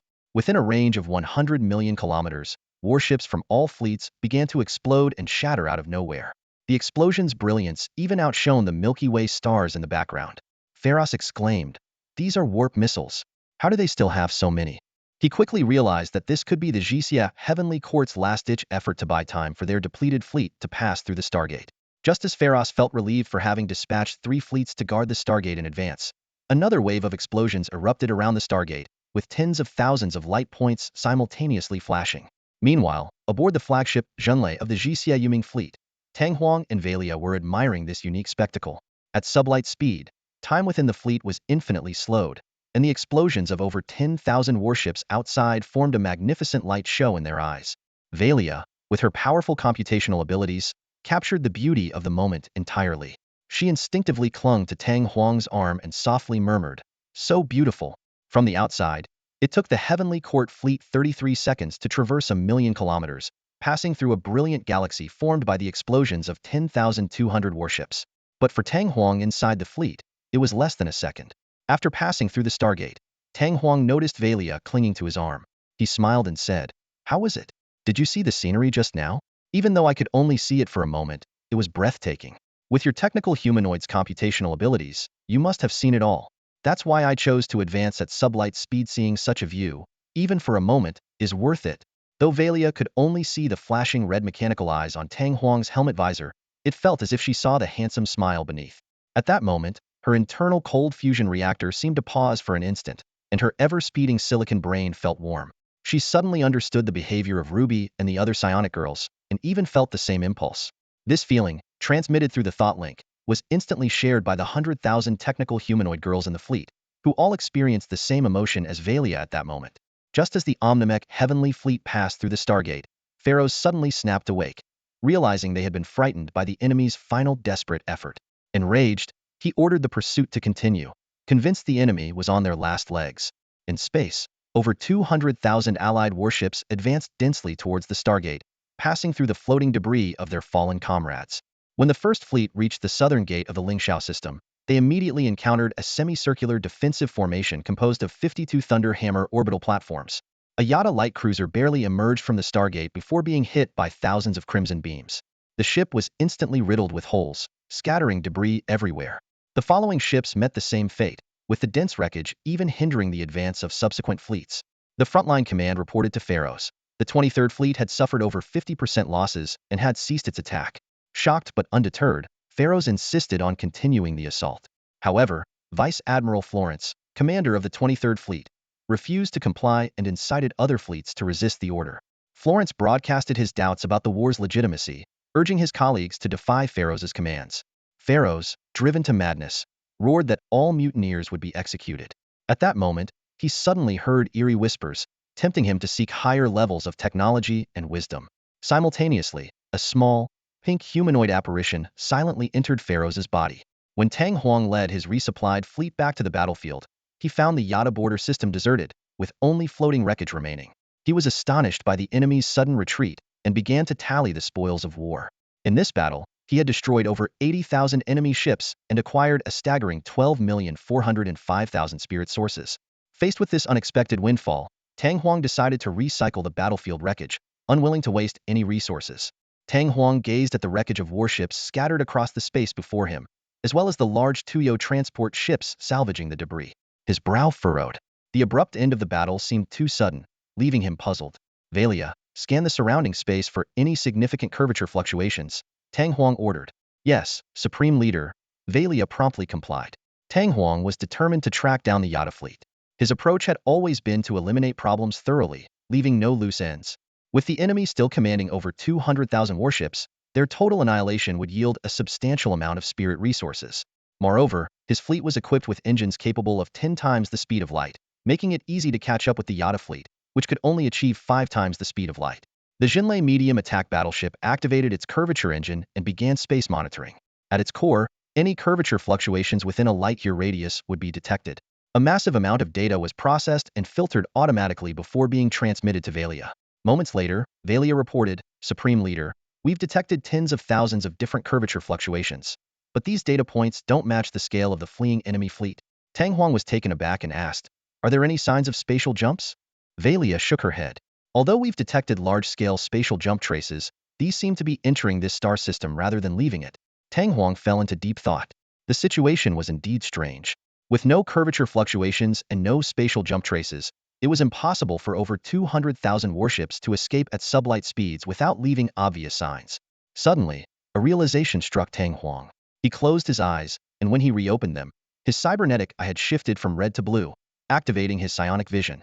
The moment he opened his eyes, Tang Huang was startled by what he saw. Under the psionic vision, the entire star system was filled with dissipating subspace activity residues. Psionic jump, Tang Huang realized. The remaining 200,000 warships in the border star system had all entered subspace through a psionic jump. Moreover, from the psionic perspective, it seemed they were not entering subspace voluntarily, but rather being pulled in by a powerful entity from a higher dimensional subspace through some medium. Tang Huang took a sharp breath. He had thought such subspace traces were confined to the relic star regions, but they had already spread to the Yada border star system. If this continued, the scope would only expand, potentially evolving into a catastrophe engulfing the entire galaxy. Although it was just speculation, Tang Huang felt a growing unease. He had intended to annihilate the fleet and harvest a large amount of spirit resources, but now they had all entered subspace, their whereabouts unknown. Reluctantly, Tang Huang ordered a retreat. He left a few large Tuyo transport ships to continue salvaging the warship wreckage. Although Yada Empire's technology was negligible, the salvaged debris could be melted down to produce hundreds of billions of tons of usable alloy. Returning to the Celestial King City on the Dome Star, Tang Huang found that the place had undergone significant changes within just a few months. The medieval-style buildings had been replaced by skyscrapers befitting the interstellar era, resembling a forest of steel. Numerous factories worked around the clock, producing various industrial goods. All of this was thanks to the over 3 billion converted mechwing maidens. Transformed into tactical humanoids, they automatically acquired extensive knowledge of the interstellar era. Even the most ordinary tactical humanoid possessed technological prowess, far surpassing that of top Earth scientists. At the core of the royal city lay a palace complex spanning 120 square kilometers.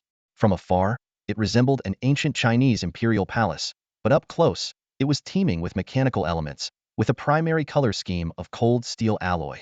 The palace complex was fully equipped, from fusion reactors to large-scale computer research centers, from land defense turrets to missile silos. In the vast square in front of the palace complex, 10,000 Blackwing maidens were arranged in neat formations. They were fully armed, clad in celestial soldier power armor, wielding long halberds, with psionic shields flickering behind them. Suspended in midair was Ruilia, dressed in a magnificent palace gown, her white wings slightly spread, adorned with blue psionic light. She idly crossed her legs, her bare feet lightly tapping the air. Not far away, Uas stood with her arms crossed, her brows furrowed, her heroic eyes full of impatience. Suddenly, a sound of braking through the air echoed. A Zhuke heavy combat transport descended onto the platform in the square. The hatch opened, and Tang Huang, clad in power armor, stepped out, the red plume on his helmet swaying in the wind. Supreme Leader, you're back. I've missed you so much. Ruilia's eyes lit up as she leapt to Tang Huang's side, folding her wings and fully immersing herself in the role of the Emperor's concubine, coquettishly saying. She pointed to the 10,000 Blackwing maidens in the square. Look, these are carefully selected for you. They can serve as your guards. If I'm not by your side in the future, any one of them can. Stop, Tang Huang commanded sharply, cutting off Ruilia mid-sentence. His gaze bore into her, frustration evident in his eyes. Heaven knows, he had done nothing to Ruilia. Ruilia, however, appeared unfazed and continued in a coy tone. I don't understand what unclear matters you're talking about. I'm already yours. You can do whatever you want. Before she could finish, a furious shout echoed around them. Seductress, you think you can take advantage while I'm away from the Supreme? A bolt of psionic lightning shot towards Ruilia, who gracefully dodged it. She turned to see Ruby, her face livid, leading Sylvie and other psionic girls in a rapid approach. Ruby declared with fierce determination, even if there's something unclear, it should be between the Supreme and me. Her tone then softened. Supreme, Ruby misses you so much. You've left me in the psionic research lab for so long without visiting. As she spoke, Ruby moved to embrace Tang Huang, recalling his previously frail state before he mastered psionics. Now, though his psionic abilities were still developing, his physical condition had vastly improved. The Supreme has gotten stronger, so surely. Ruby's mind filled with impure thoughts, and a blush spread across her face. At that moment, a swift and graceful figure intervened, sending Ruby and Ruilia flying with a single kick. Uas stood protectively in front of Tang Huang, her tone exasperated. As tactical dolls, can you act more appropriately? Can't you think of something healthier? She felt utterly exhausted. Without her protection, the Supreme would have long fallen victim to these unruly girls. UES silently cried out, "Oh heavens! Can the Supreme have some proper tactical dolls around him?" Just then, Sylvie approached, dressed in a sleek white research suit and high-heeled armored boots. Her voice was cold and emotionless. "Supreme, Ruby and I are here to report a major breakthrough." Upon seeing Sylvie, Yuya felt relieved. "Thank goodness. Sylvie, you're still normal." She finally felt she had found a proper tactical doll. Tang Huang's interest was piqued. "Oh? The psionic lab has results?" Sylvie nodded slightly, her perfectly shaped phoenix eyes flashing with data as she transmitted the relevant information to Tang Huang. "Yes, Supreme. Through our research, Ruby and I have successfully mastered the technology for autonomous psionic shields. No longer will subspace devices need to be disassembled into psionic blocks for shield use." Tang Huang quickly reviewed the data and smiled with delight. "Excellent. Sylvie, Ruby, you've done a great job. This victory will usher in a significant period of growth for us. You've done well. Unfortunately, I don't have much to reward you with." Sylvie did not respond, merely thinking to herself, "No reward needed. Your praise is the best reward." Tang Huang waved his hand. "Let's head to the research lab." He led the way, followed by the lively group of tactical dolls. Sylvie remained standing for a moment. Ensuring no one was watching, she gently raised her hand, her alabaster fingers brushing her cold cheek. She tilted her head back slightly, her phoenix eyes narrowing, a deep blush spreading across her face as a manic smile twisted her lips. In an instant, Sylvie's cold expression returned, as if nothing had happened. She quickly caught up with the others. After Sylvie left, Valia, who had been organizing documents in the Zhuke combat transport ship, peeked out with a puzzled expression. In the central research lab, Tang Huang activated the system panel. Although it could be accessed anywhere, doing so in a dedicated research environment felt more ceremonial. Additionally, he needed to input the psionic shield technology into the system's tech tree. The system prompt sounded. Ding! Recording psionic shield technology, added to the system tech tree. On the system's dual panel screen, the branches representing physical technology and psionic wisdom extended forward. Tang Huang knew he was one step closer to the 6 divisions level. After conquering the entire dome star, the system had already unlocked the 7 elements level tech blueprints. However, Tang Huang had not checked them out, knowing he couldn't afford them. The most expensive 8 extremes level tech cost 50,000 psionic sources. How costly would the 7 elements level be? But now, Tang Huang was flush with resources.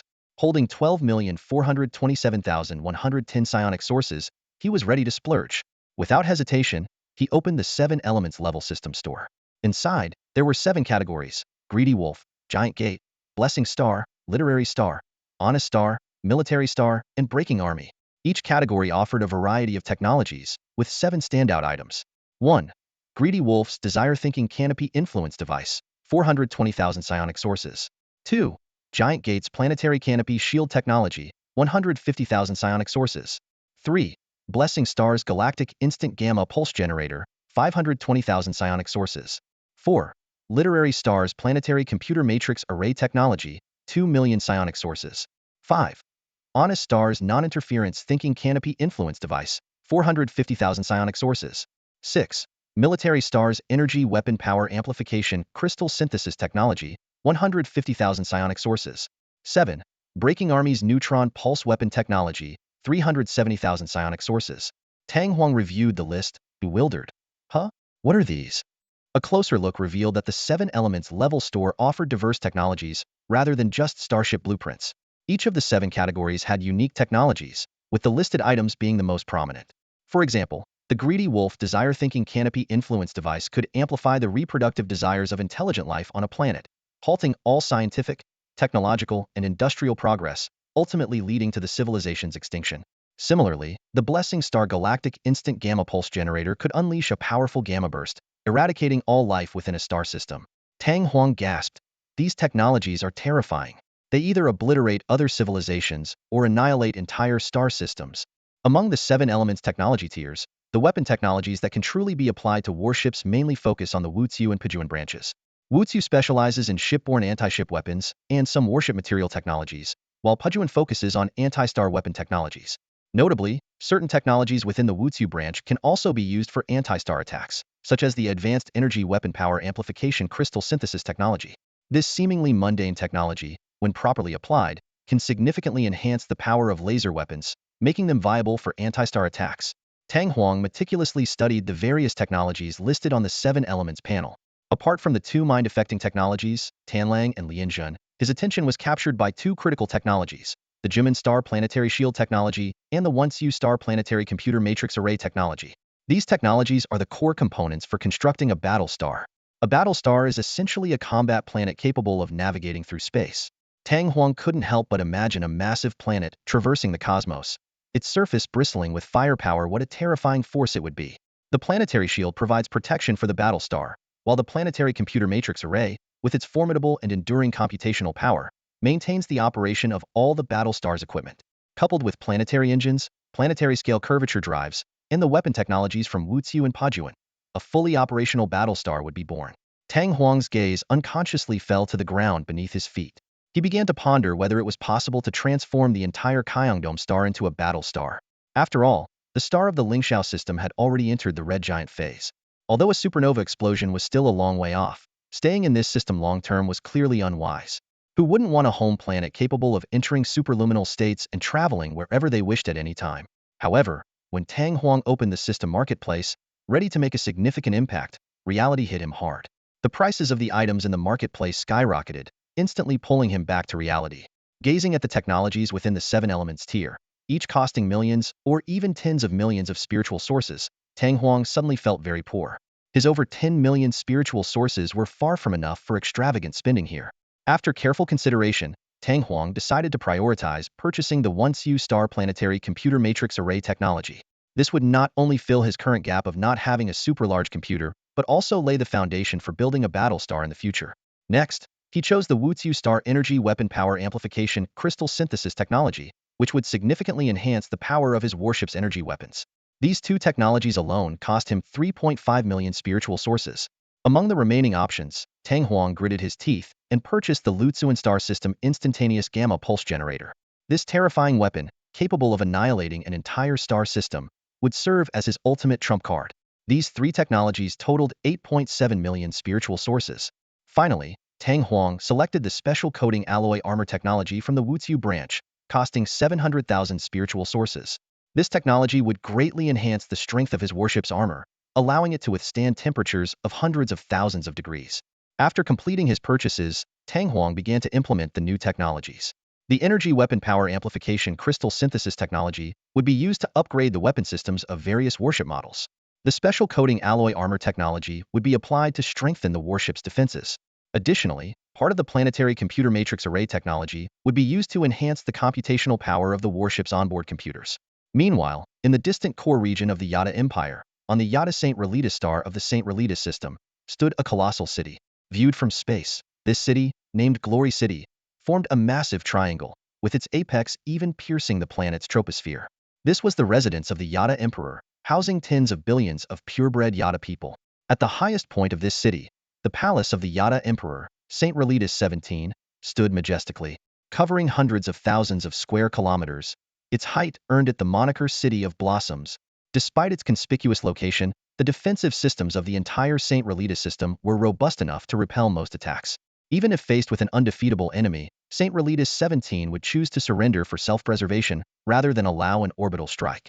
Under the protection of the Turan Empire, as long as he did not defy their will, St. Relitas 17 could enjoy a secure reign for generations.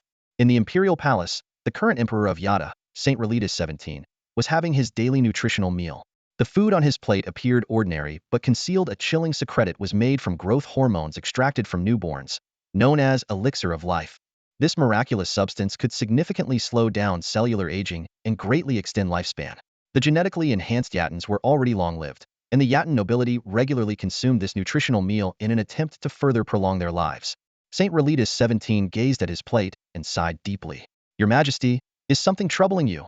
a concerned palace attendant immediately asked.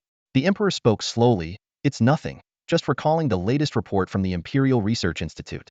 They can no longer find new coordinates for relic star systems through the ancient civilization Stargate. I fear that without the relic star region, the Empire's long-term development and our ancestors' legacy might end with me." He continued to stare at his plate, his tone heavy with sorrow. "Imperial research has stagnated for millennia, and we still haven't mastered the artificial synthesis of the elixir of life. Every bite I take feels like I'm consuming my own people." As he spoke, he wiped away non-existent tears. The attendant quickly flattered him. "Your Majesty, you are so compassionate. a paragon of benevolence among our emperors. Please don't be too distressed. You know that the extraction of the elixir of life is done with the consent and proper contracts of the individuals involved. It is their honor and great privilege to become part of your sustenance. Suddenly, Saint Relitus XVI's anger flared. Cursed Turan Empire. If it weren't for their restrictions on our biological technology, I wouldn't be in such pain. He angrily took another bite of his meal. The Turan Empire had strictly limited the development of biological technology among all subordinate civilizations in the interstellar society, keeping them at a lower level. Enough, let's not talk about this anymore. The Emperor changed the subject. What's the situation with the relic star region? Has there been any news from Phalos? The attendant replied, Your Majesty, there has been no news from the 7th Frontier star system. The Emperor's expression turned displeased. No news? I allocated a significant fleet to Phalos this time, including parts of the provincial fleets from several star regions and other relic star system garrisons, totaling over 150,000 warships. I understand that star system battles can drag on, but how could there be no news from the front lines at all? Given the Empire's extensive star domain network coverage, even ordinary news and intelligence were transmitted rapidly. The complete lack of war updates was puzzling. Immediately contact Phalos and have him report the current progress to me, the Emperor commanded. The relic star region is crucial to the Empire's future.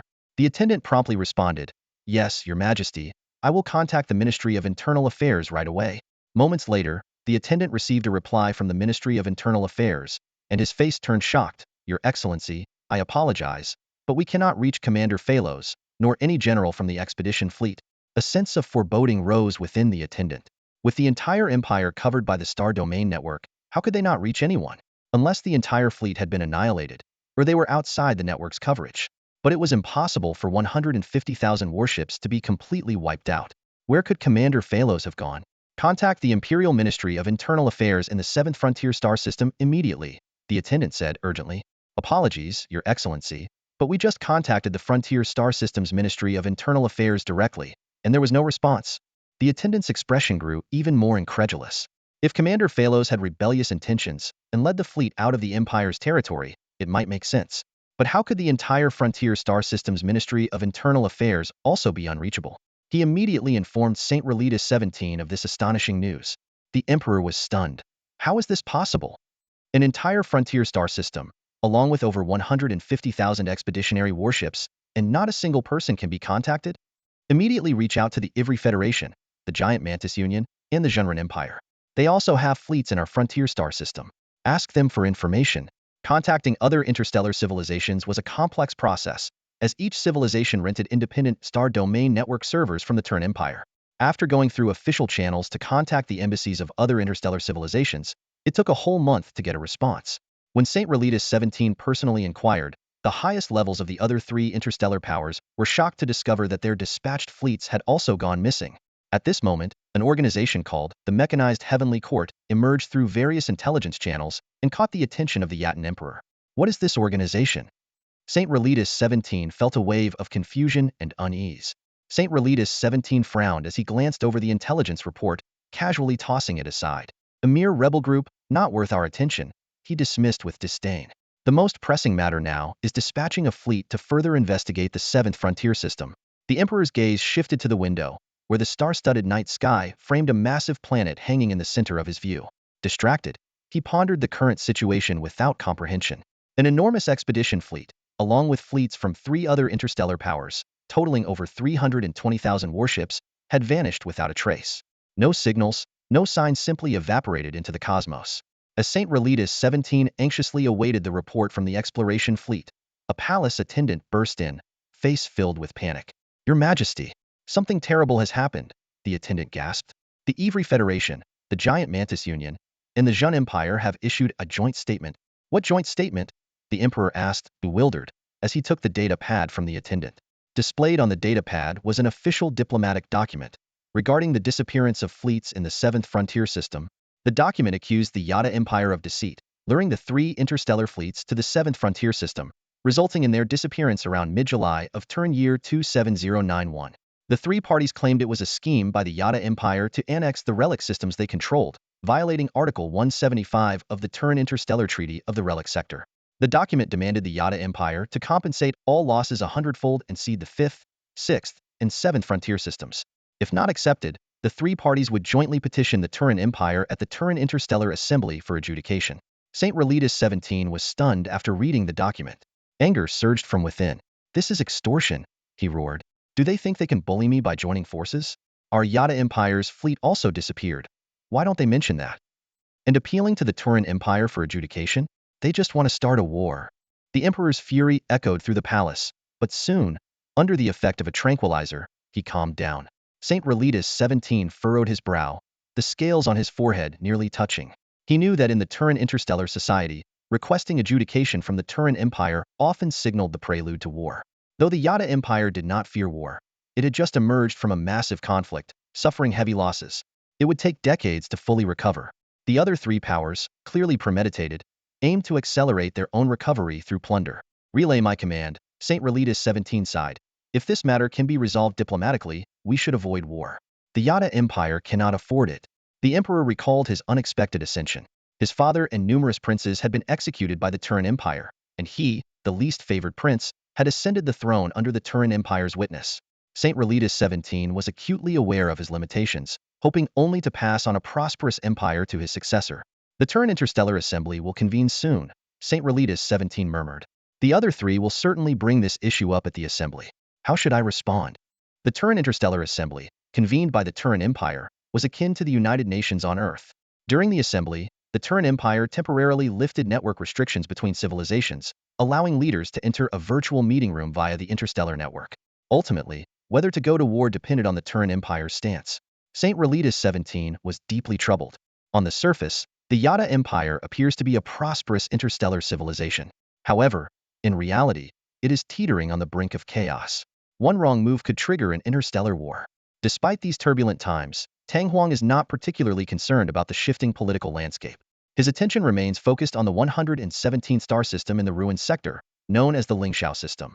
Tang Huang understands that to expand outward, he must first strengthen his own power.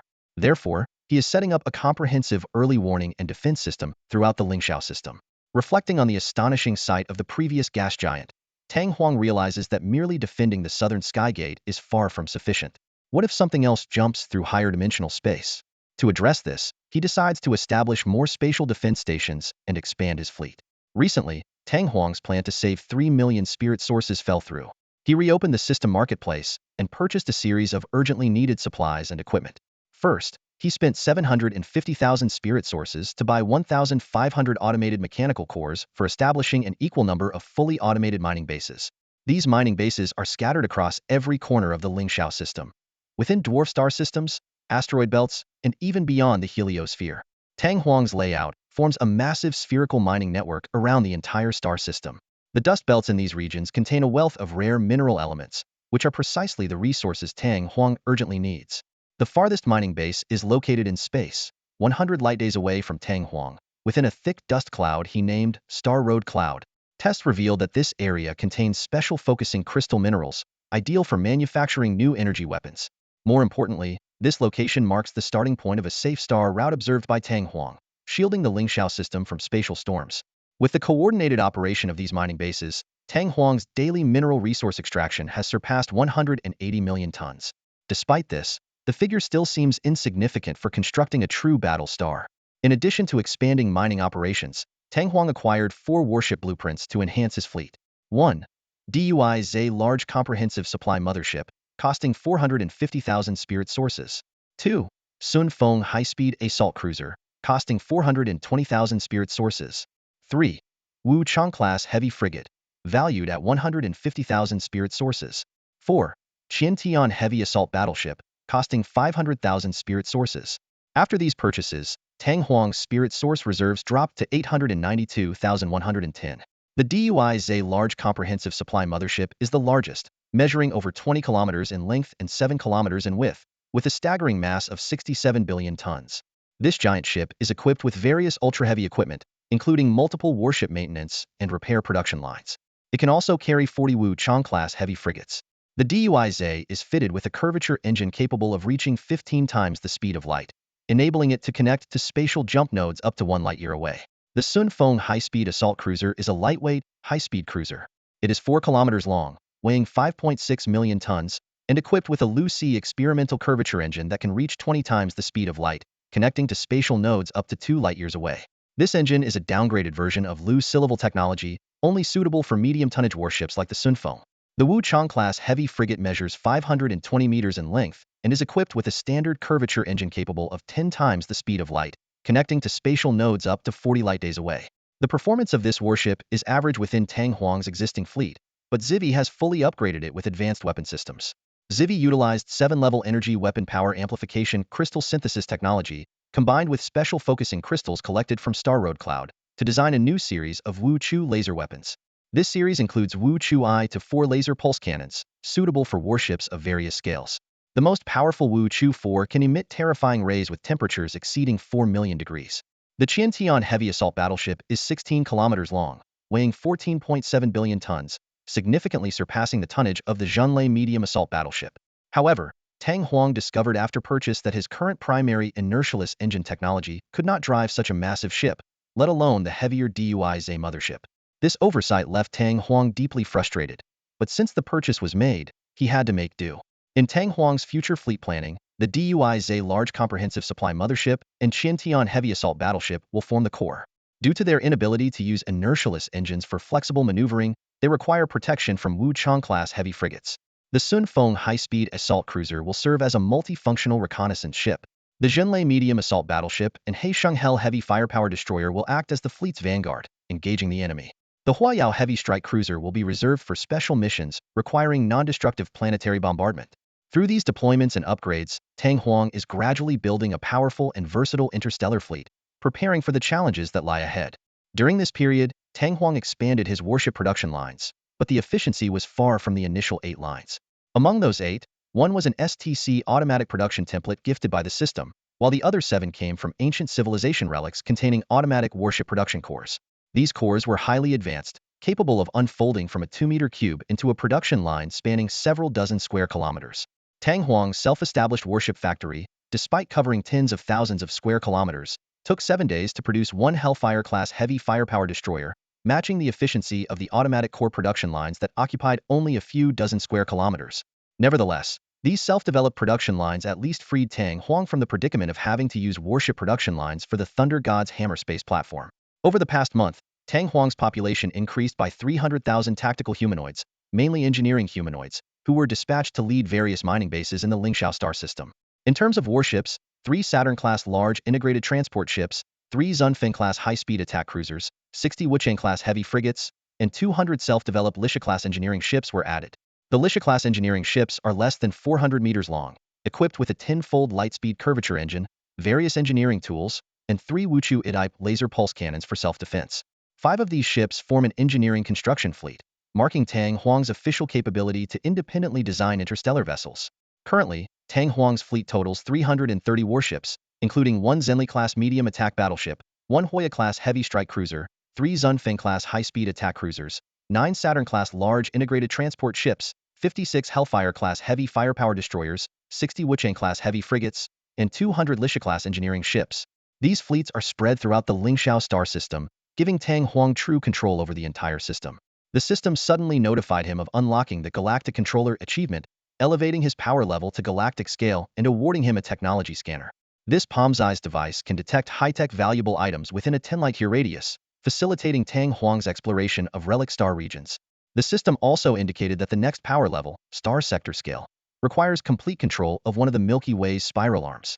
This daunting requirement made Tang Huang feel immense pressure, considering that even the Turan Interstellar Society only controlled half of the Orion arm. Reflecting on the war 700 years ago between the Yada Empire and other factions against the Oswede Federated States of the Perseus Interstellar Society, Tang Huang realized his future path was still long. He claimed the technology scanner and began his first scan. A minute later, the scan completed, and the system started analyzing the results, preparing to present the coordinates of the detected high-tech valuable items. Tang Huang stood before the detector, his gaze fixed on the 3-dimensional coordinate map composed of flickering photons. The coordinate system, with the detector as its origin, displayed the locations of all high-tech valuable items within a 10 light-year range. He noticed that the light points representing these items were concentrated in an area about 5 light-years away. 5 light-years? Tang Huang murmured, slightly taken aback. Isn't that the distance to the nearest relic system from the Lingxiao galaxy? He quickly recalled that there indeed existed an unexplored relic system 7 light-years away from the Lingxiao galaxy. The coordinates displayed by the tech detector pointed directly there. Tang Wan realized he could reach the relic system using a star route created by the explosion of an unknown supernova. Tang Wan began calculating the travel time. His fastest Zunfeng-class cruiser could reach 20 times the speed of light. Without a known space jump route, it would take about 3 months to get there. However, the Zunfeng-class cruiser's experimental curvature engine could link space nodes up to 2 light-years apart. This meant that once he traveled 3 light-years, he could jump directly to the target system, reducing the time to around 54 days. No known jump routes, that's quite slow, Tang Wan thought to himself. He reviewed the 3 faster-than-light travel methods: Stargates, natural space jump nodes, and superluminal curvature travel. Due to the lack of specific spatial data of the target system, Tang Wan couldn't jump directly from the Lingxiao galaxy's space jump node. In this case, he had to approach the target using superluminal curvature travel before jumping. Tang Wan quickly formulated a plan: dispatch a Zunfeng-class cruiser to establish a jump node travel route. He began organizing an expedition fleet. 1 Zunfeng-class cruiser, carrying 30,000 tactical humanoid girls, including 1,000 psychic girls, 2,000 tech humanoids, 3,000 engineering humanoids, 4,000 combat humanoid girls, and 20,000 Mechon girls as auxiliary soldiers. The fleet would be led by the psychic girl, Adelin. Adelin, remember, your mission is reconnaissance, Tang Wan instructed. If you encounter unknown and powerful enemies, do not engage directly. Upon reaching the target system, establish the jump node travel route immediately, then jump back. I will bring the main fleet over afterward. Don't worry, Father God. We will complete the mission perfectly. Adelin responded enthusiastically, then added with a playful tone. And are you worried about me, Father God? I'm so touched. Please let me. Tang Wan interrupted her with a sigh. You really need to stop learning from Ruby. Be serious. Hee hee, I think Sister Ruby is great, Adelin said, hands on her hips, grinning. Tang Wan fell into deep thought, considering whether to standardize how his tactical humanoid girls addressed him. Currently, the first batch called him Supreme One, Adelin and other psychic girls called him Father God, while the leader of the Mechon girls, Ruilia, wavered between Supreme and Your Majesty. As the Heavenly Court organization grew, controlling an entire galaxy with billions of inhabitants, it had become a reasonably qualified interstellar nation. Tang Wan felt it was time to standardize the titles to avoid overly long introductions in the future.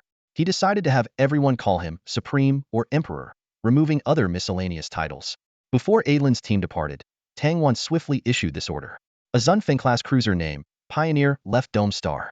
This 4-kilometer-long, over 5 million ton warship activated its curvature engine, enveloping the entire ship in a warp bubble, and disappeared into space at 20 times the speed of light.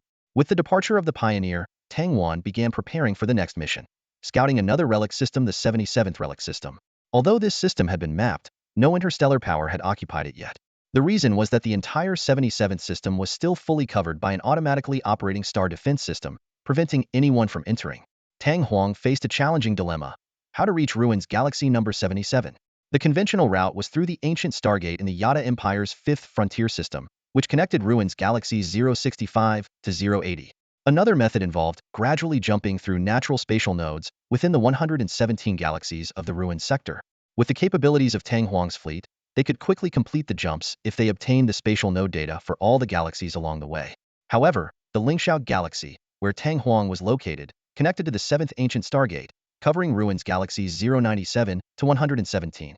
He had already acquired the jump data for these 21 galaxies, but lacked information on the other Ruin's galaxies. This posed an urgent problem. As Tang Huang pondered, Zivi's cold voice came through the communication system. Supreme Commander, we have a situation. Our spatial monitoring station in the Yada 7th frontier system detected jump fluctuations. An unknown fleet is transitioning into the system. Tang Huang was not surprised. It's likely a reconnaissance ship from the Yada Empire. We've had no contact for a month. They were bound to take action. Don't act rashly. Observe the strength of their fleet first. Understood, Supreme Commander, Zivi replied curtly before cutting the communication. In the Yada Empire's 7th frontier system, the massive Stargate floated silently in space. Surrounding it were the Thunder Hammer orbital platforms deployed by Tang Huang, all in silent observation mode. Suddenly, the surface of the Stargate rippled, and 4 interstellar ships emerged. Tang Huang observed remotely and identified 3 as familiar Yada Empire high-speed reconnaissance ships. However, the 4th ship had a distinct design, smaller, with smooth, rounded lines, and evidently more advanced technology. This unfamiliar ship triggered Tang Huang's memory. It resembled the interior layout of a reconnaissance ship previously intercepted attempting to breach the Lingxiao galaxy's defense system. This is a ship from the Turan Empire, Tang Huang noted gravely. As the suzerain state of the Turan Interstellar Society, The Turan Empire's technology far surpassed that of the Yada Empire. Confronted with this powerful and unknown adversary, Tang Huang decided to continue observing. The four ships established communication links. A virtual projection appeared before the Yada colonel, a being resembling a human female, with two long horns protruding from her forehead. So, this is the seventh frontier system? Why is it so desolate? The Turan envoy asked coldly. The Yada colonel responded nervously, respected envoy, it was thriving here just a month ago. We are here to investigate the cause. Lowly worms, how dare you claim ignorance? The Turan envoy said with visible disdain. Terrified, the colonel explained, Envoy, I truly don't know. That's precisely why we're here. The Turan envoy's expression softened slightly. Then accompany me to Galaxy 117. Envoy, the colonel said hesitantly, there are rumors that Galaxy 117 has been occupied by a human resistance group known as the Mechanical Heaven. Although unverified, for your safety, I advise against taking the risk. Heaven? What a joke, the Turan envoy said with disgust. A despicable human organization that splintered from your lowly empire. What's there to fear? Are you making excuses? Her expression turned nauseated, revealing her deep-seated contempt for humans. Under the stern demands of the Turan envoy, the Yada Empire's colonel had no choice but to accompany the envoy through the Stargate and enter the Lingxiao star system. The colonel felt a deep sense of worry, as his original mission was merely reconnaissance. Now, he faced an unknown threat that could have caused the disappearance of 300,000 warships. In stark contrast, the Turan envoy displayed no fear, relying entirely on his sophisticated special high-speed ship, which was less than 200 meters long. Although this private vessel from the Turan Empire wasn't heavily armed, its speed was astonishing. It could enter warp state in seconds, traveling at 10 times the speed of light. Even more impressive was its advanced AI technology, allowing the envoy to control the ship entirely on his own. As they were about to enter the Stargate, Tang Huang received an inquiry from Shiwei, Supreme. Should we activate the defense system? Tang Huang pondered briefly and replied, no, keep the defense system in silent, hidden mode. Dispatch the fleet stationed at the south gate of Lingxiao. Destroy the 3 Yada ships, but spare the Turan vessel. I want to capture the Turan envoy alive. This is a prime opportunity to gather intelligence on the Turan Empire. Understood, Shiwei responded. The south gate of the Lingxiao star system remained silent until the 3 Yada ships cautiously emerged from the Stargate. The Yada colonel carefully scanned the surroundings and, finding no sign of the rumored defense system, breathed a sigh of relief. Looks like the rumors were false, he muttered, and then sent a communication to the other side of the Stargate. The Turan ship followed closely behind, greeted by the sight of a massive red giant, star burning brightly at the center. The Turan envoy glanced around disinterestedly and asked, is this the 117 system? Where is that rebel group you mentioned? Let's go kill them to pass the time. The Yada colonel was taken aback by the envoy's words, hesitating. His 3 reconnaissance ships carried only 3 marine reconnaissance battalions and a squadron of scout fighters, totaling just over 1,000 marines and a dozen space fighters, with limited firepower. In contrast, human rebel groups usually numbered in the thousands. Moreover, the envoy clearly wanted to watch them fight for amusement, and even if they won, the casualties would be severe. Seeing the colonel's hesitation, the envoy made a displeased sound. The colonel, reminded of the dire consequences of defying the Turan Empire, reluctantly ordered the ships to move forward and search for the potential human rebel base. At that moment, the radar detected something. The colonel was startled and quickly reported, Envoy. Radar shows a ship traveling 50,000 kilometers away. Huh, found them so easily? Chase them down and kill them. The Turan envoy exclaimed excitedly, a look of anticipation spreading across her striking features. She couldn't wait to see those human rebels, who resembled Turan people, being ravaged by the reptilian species. Such scenes always gave her a twisted sense of thrill, as if she herself, a noble Turan, were being violated by the lowly reptilian race, a bizarre humiliation that aroused her perverse pleasure. The 4 ships accelerated in pursuit and soon caught up with the slower vessel, which was a heavy frigate about 500 meters long, of an unknown design. In fact, this was an Infernal-class heavy frigate sent by Tang Huang, a decoy ship. The Yada colonel's heart sank. Even though his 3 reconnaissance ships combined could probably defeat the enemy, there would definitely be losses, possibly even the destruction of one ship. However, the Turan envoy, clearly unconcerned about this, had already excitedly ordered the attack. The colonel, resigned, ordered his ships to open fire. A close-quarters space skirmish ensued from thousands of kilometers away. The Infernal-class heavy frigate played its part well, but the performance gap between the ships was evident. Tang Huang's ship, even the smallest Infernal class, was equipped with Wuqi's special coating alloy armor. Even without activating its energy shield, its armor could withstand temperatures of hundreds of thousands of degrees. The laser weapons on the 3 Yata reconnaissance ships couldn't breach this defense. Seeing the Yata ships making no headway, the Turan envoy grew impatient. Useless. You can't even take down one ship. I have to do it myself. Activate the disintegration cannon, she barked, her beautiful face full of disdain and contempt. The disintegration cannon on the bow of the Turan ship, actually an ion beam, began to charge. A crimson beam shot out from the bow, crossing tens of thousands of kilometers in an instant to strike the Infernal-class heavy frigate. The Turan envoy expected that, even if one shot couldn't destroy the enemy, a few more would finish the job. However, to her shock, the crimson disintegration beam was completely intercepted by a blue energy shield that had risen from the black ship's surface. Attack ineffective, enemy ship equipped with high-intensity energy field. AI preliminary analysis. Extremely dangerous. Recommend immediate retreat. Immediate retreat. The ship's AI suddenly warned. The Turan envoy was stunned, her face filled with disbelief. She had never seen the AI give such an assessment before and immediately considered retreating, but it was already too late. Detected a superluminal weapon incoming. 10 times the speed of light. Immediately, the voice of the intelligent AI was abruptly cut off. A microwave pulse instantaneously engulfed the entire Turan ship, paralyzing all systems, reactors, engines, intelligent AI, weapons fire control, and warp space monitoring. None were spared. This was a microwave pulse hydrogen bomb launched by the Yata Empire's Imperator-class heavy frigate. Everything before had been a ruse to lower the Turan ship's guard. A 10-fold speed of light attack was beyond the observation capabilities of the Yata Empire's warships, but Tang Huang suspected the Turan Empire might have means to detect it. To ensure absolute success, he chose to fire from tens of thousands of kilometers away, a distance sufficient to prevent the Turan ship from reacting in time. The bridge plunged into darkness. Even the most basic lighting had failed. The Turan envoy shouted in panic. "What's happening? Answer me." But only deathly silence responded. The intelligent AI was down, unable to provide any answers. Suddenly, a loud bang shook the entire ship. The Turan envoy realized someone had boarded her ship. She frantically tried to activate the ship's self-defense systems and advanced Guardian mechanical soldiers, but nothing responded. Fear flooded over her like a tide, and various horrifying scenarios flashed through her mind: being violated, killed, or becoming a test subject for human cloning experiments. As she fell into panic, heavy footsteps echoed outside the bridge. Trembling, the Turan envoy pulled out a thermal bomb, intending to perish with the enemy, only to find the activation device had failed. She then grabbed a short blade, intending to commit suicide, but her hands shook violently, unable to follow through. The sound of the blade dropping to the floor was particularly jarring in the silent bridge. Suddenly, the bridge door was violently blown open. Several tall yet delicate figures walked in, their thruster packs emitting a faint glow, forming halos behind their heads.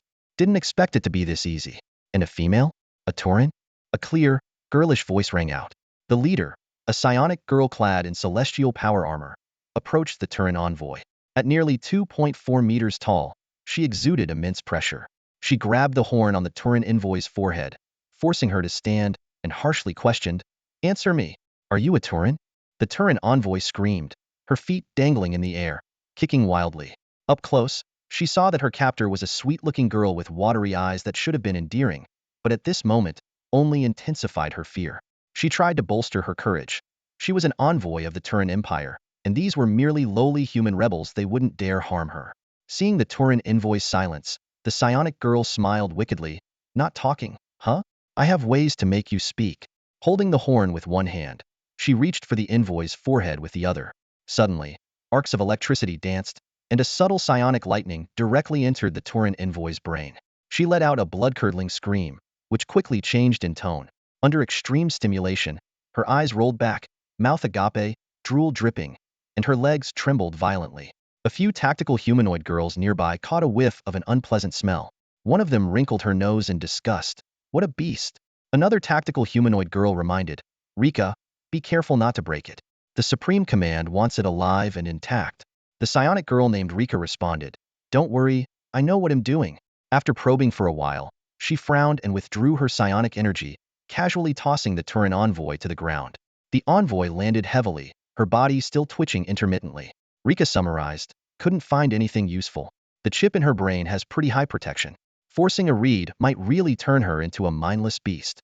Take her back for a proper interrogation." Two tactical humanoid girls immediately stepped forward, lifting the still-twitching Turan envoy. In the dark expanse of space, a vermilion bird-class heavy combat transport ship departed from the paralyzed Turan vessel. A nearby Hercules-class engineering ship moved in, extending mechanical arms to begin cutting and dismantling the Turan ship on the spot. The Lingxiao Galaxy, Deco Star, underground prison. Deco Star is only tens of millions of kilometers away from its star, and the underground prison was originally a hollowed-out mine. This prison, newly constructed by Tang Huang, has not yet been put into use and is shrouded in darkness. Built with Wuqing alloy, the same grade as battleship armor, it can withstand temperatures of hundreds of thousands of degrees. Each cell door is protected by a layer of psionic shield. Tang Huang's audacious actions were shocking. Dismantled an entire Legong's hammer orbital platform and installed its various weapons inside the prison. Just 3 of these platforms can blockade an entire planet. Here, every 3 steps reveal a laser pulse turret or an ion beam turret, with countless hidden weapon systems lurking in the shadows. The prison's strategic location is also significant. Given Deco Star's proximity to the star, executing prisoners is as simple and effective as tossing them into the star. At this moment, the Turan envoy had become the first resident of the prison. In the dimly lit cell, she was bound hand and foot by special psionic chains, sitting on the cold alloy floor. Her once bright and beautiful eyes were now dull, staring blankly at the ground. Suddenly, heavy footsteps echoed outside the cell door. Thud, thud, thud. The steps grew louder. With a clank, the psionic shield deactivated and the cell door opened. A towering figure appeared at the doorway, clad in a special model of powered armor. In the darkness, only the 2 crimson mechanical eyes on the faceplate were visible. This was Tang Huang, wearing the fully enclosed Tianda-class powered armor. This suit was crafted from the latest Wuqing 2 alloy, an accidental byproduct of synthesizing the regular Wuqing alloy, boasting higher strength but scarce production, insufficient for battleship armor but perfect for a custom suit for Tang Huang. Since Tang Huang gained access to higher dimensional space to enhance his psionic powers, his body had also been continuously strengthened. Originally nearly 1.9 meters tall, he now stood over 2.2 meters barefoot. Clad in the new Tianyi armor, his height approached 2.6 meters. Tang Huang entered the cell, but the Turan envoy remained unresponsive, still staring blankly at the ground. Tang Huang frowned and turned to Rika, one of the psionic girls behind him, asking about the situation. Rika sheepishly explained, "Hee, she's just a bit dazed. I didn't touch her brain chip at all. It's still intact." Saying this, she hid behind Ruby. Tang Huang shook his head, unconcerned. "Forget it. What I need is the data in her brain, not the person herself," he said. "Even if you kill her and bring back just the head, as long as the brain chip is intact, we can decode it." Tang Huang ordered, "Take her to the data decoding center. Once the data is decoded, she's of no use." With that, he turned to leave. He had come to see what the legendary Turan people looked like. It turned out they were not much different from humans, except for 2 long horns on their foreheads, slightly more attractive features, and larger chests. At that moment, Rika, thoughtfully looking at the Turan envoy's face, caught up with Tang Huang and said, "Supreme, I have a request. This person could serve another purpose." Tang Huang stopped and turned back, asking, "What is it? Speak." Rika excitedly proposed, "Let me have her, Supreme. After brainwashing and conditioning her, we can send her back. She must hold a significant position in the Turan Empire and could become our spy there. I think it's time we establish an intelligence agency." Tang Huang pondered for a moment, finding the idea plausible. Moreover, he couldn't convert her. Sending her back after conversion would immediately expose them. "All right, I'll leave her to you. Once the data from her brain chip is decoded, you can take her." Tang Huang agreed, then left to await the decoding results. The Turan Empire had powerful brain chip defenses for every citizen. However, against Tang Huang's planetary-scale computer matrix array, these defenses were futile. Although Tang Huang's planetary-scale computer matrix array was only partially built, its strength was already sufficient. Soon, Tang Huang received the decoded data from the Turan envoy's brain, including all her memories from childhood. "Wow, this woman's status is indeed high," Tang Huang marveled. The Turan woman, named Luo Xiuling, was the daughter of a high-ranking official in the Turan Empire, with traces of royal blood. She was the fiancée of the 8th prince of the Turan Empire, maintaining her purity, and a close friend of the Turan Empire's crown princess, who was likely to be the next Turan empress. As for her so-called envoy identity, it was entirely fabricated. The Turan Empire had not sent any envoy to the Yada Empire. According to her memories, she was to marry the 8th prince in 3 years and live in the palace until then. In her memories, Luo Xiuling appeared cold and unapproachable in the Turan Empire, but deep down, she harbored a hidden cruel nature. Before entering the palace, she secretly ventured to the Yada Empire in search of excitement, to unleash her hidden cruel desires, only to fall into Tang Huang's hands. Luo Xiuling knew many secrets of the Turan Empire, including fleet strength, technological level, even spatial jump node data for important coordinates, and the location of the Turan Empire's capital. To Tang Huang's surprise, the capital of the Turan Empire Yuanling Star was known as Earth thousands of years ago. According to Luo Xiaoling's historical knowledge, the Turns occupied Earth 4,000 years ago and moved their capital to this perfect life-supporting planet. Regarding the Turan Empire's fleet strength, it was equivalent to the System 8 extreme level warships. Note that this 8 extreme level refers to the unenhanced, original version of the System 8 extreme level. Tang Huang's current warships had undergone multiple upgrades with ancient civilization relics and System 7 element level technology. Wuching alloy armor, psionic shields, Wuching high-power energy weapons, inertialess engines, tenfold light-speed curvature engine missiles, and more made Tang Huang's warships vastly superior to their original level. Tang Huang recorded all the decoded data for further comprehensive analysis. Then, he handed Luo Xiaoling over to Rika for brainwashing and conditioning, preparing to turn her into a spy to be sent back to the Turan Empire. The process was long and complex, but ultimately very successful. Luo Xiaoling was successfully transformed into a loyal spy for Tang Huang, ready to return to the Turan Empire to carry out her mission. Sylvia immediately began meticulously organizing and filtering the data handed to her.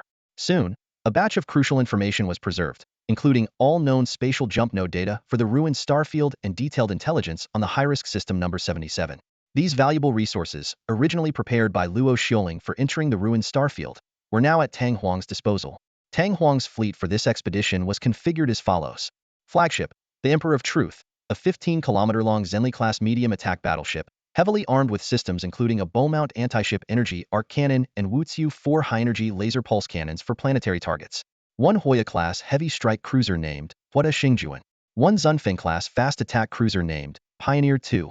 12 Haixing Hell heavy firepower destroyers. 24 Wucheng-class heavy frigates. 3 Saturn-class large comprehensive transport ships for logistical support. This elite fleet consisted of a total of 42 warships. Despite system number 77 being classified as high-risk, Tang Huang had devised a method to bypass its outer defense system using the intelligence obtained from Luo Xiaoling. Leading the team personally, he carried a tech detector, a device capable of precisely locating high-tech valuable items, crucial for finding ancient civilization relics. Tang Huang's primary objective was clear: to empty the entire star system. Accompanying him were the psionic girl Ruby, the combat android Yuya, and the technical android Valia, while Sylvia and Relia stayed behind at Dome Star. System number 77 was the only unclaimed ruins starfield system. A matrix-like spatial defense station network tightly enveloped the entire system, resembling a giant egg. Despite this, numerous factions lingered nearby, seeking opportunities to breach the defenses. Currently, the fleet of the Turan Empire was the closest, having spent decades controlling the system's Stargate and clearing a safe zone, but they had not managed to explore further. At the Stargate of System number 77, a space monitoring station officer of the Turan garrison fleet was recording his log as usual. This was his 7,210th day on duty, and the monotonous routine had left him weary. However, on this seemingly ordinary day, the AI alarm suddenly went off. Warning: unauthorized jump fluctuations detected at the Stargate. An unknown fleet is making a transition and will soon pass through the gate. The officer initially thought it was just another reckless roaming fleet, ready to enjoy the impending space fireworks. However, when the sleek warship emerged through the spatial veil of the Stargate, the situation took an unexpected turn. The garrison fleet's defense systems activated immediately, and hundreds of high-energy laser beams were fired at the intruders. Shockingly, the lasers appeared to hit an invisible wall as they approached the warship, failing to reach their target. A transparent shield enveloped the entire ship, deflecting all attacks. The monitoring officer stared in disbelief, instantly realizing the gravity of the situation. The defensive capabilities of this mysterious fleet far exceeded expectations, and their arrival could drastically alter the balance in system number 77.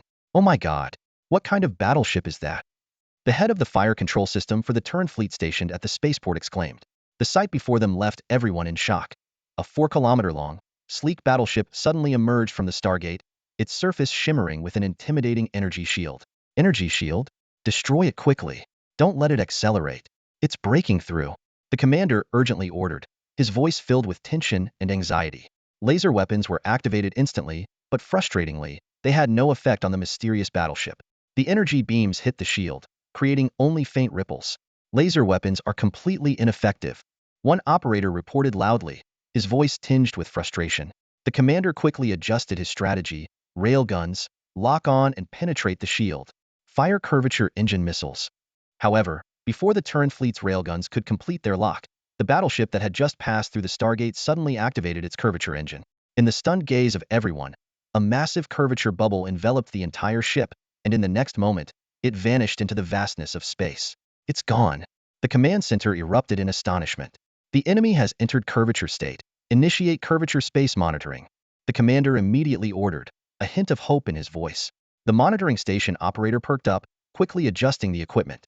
As a member of the Turan Interstellar Society's ruling nation, he had great confidence in their technology. No other power in the Interstellar Society can surpass the Turan Empire in curvature space monitoring, he thought smugly. However, when he activated the monitoring system, the smile on his face froze. The screen showed no curvature space fluctuations at all. He couldn't believe his eyes and checked multiple times, but the result was the same. No curvature space fluctuation data. Just then, a communication from a superior came through. Monitor 17, why are you just standing there? Report the curvature space data you've detected. The monitor swallowed hard, his voice trembling. Sir, I haven't detected any curvature space fluctuations. What? The voice on the other end was incredulous, followed by a stern reprimand. How is that possible? Our entire fleet saw that battleship enter curvature state.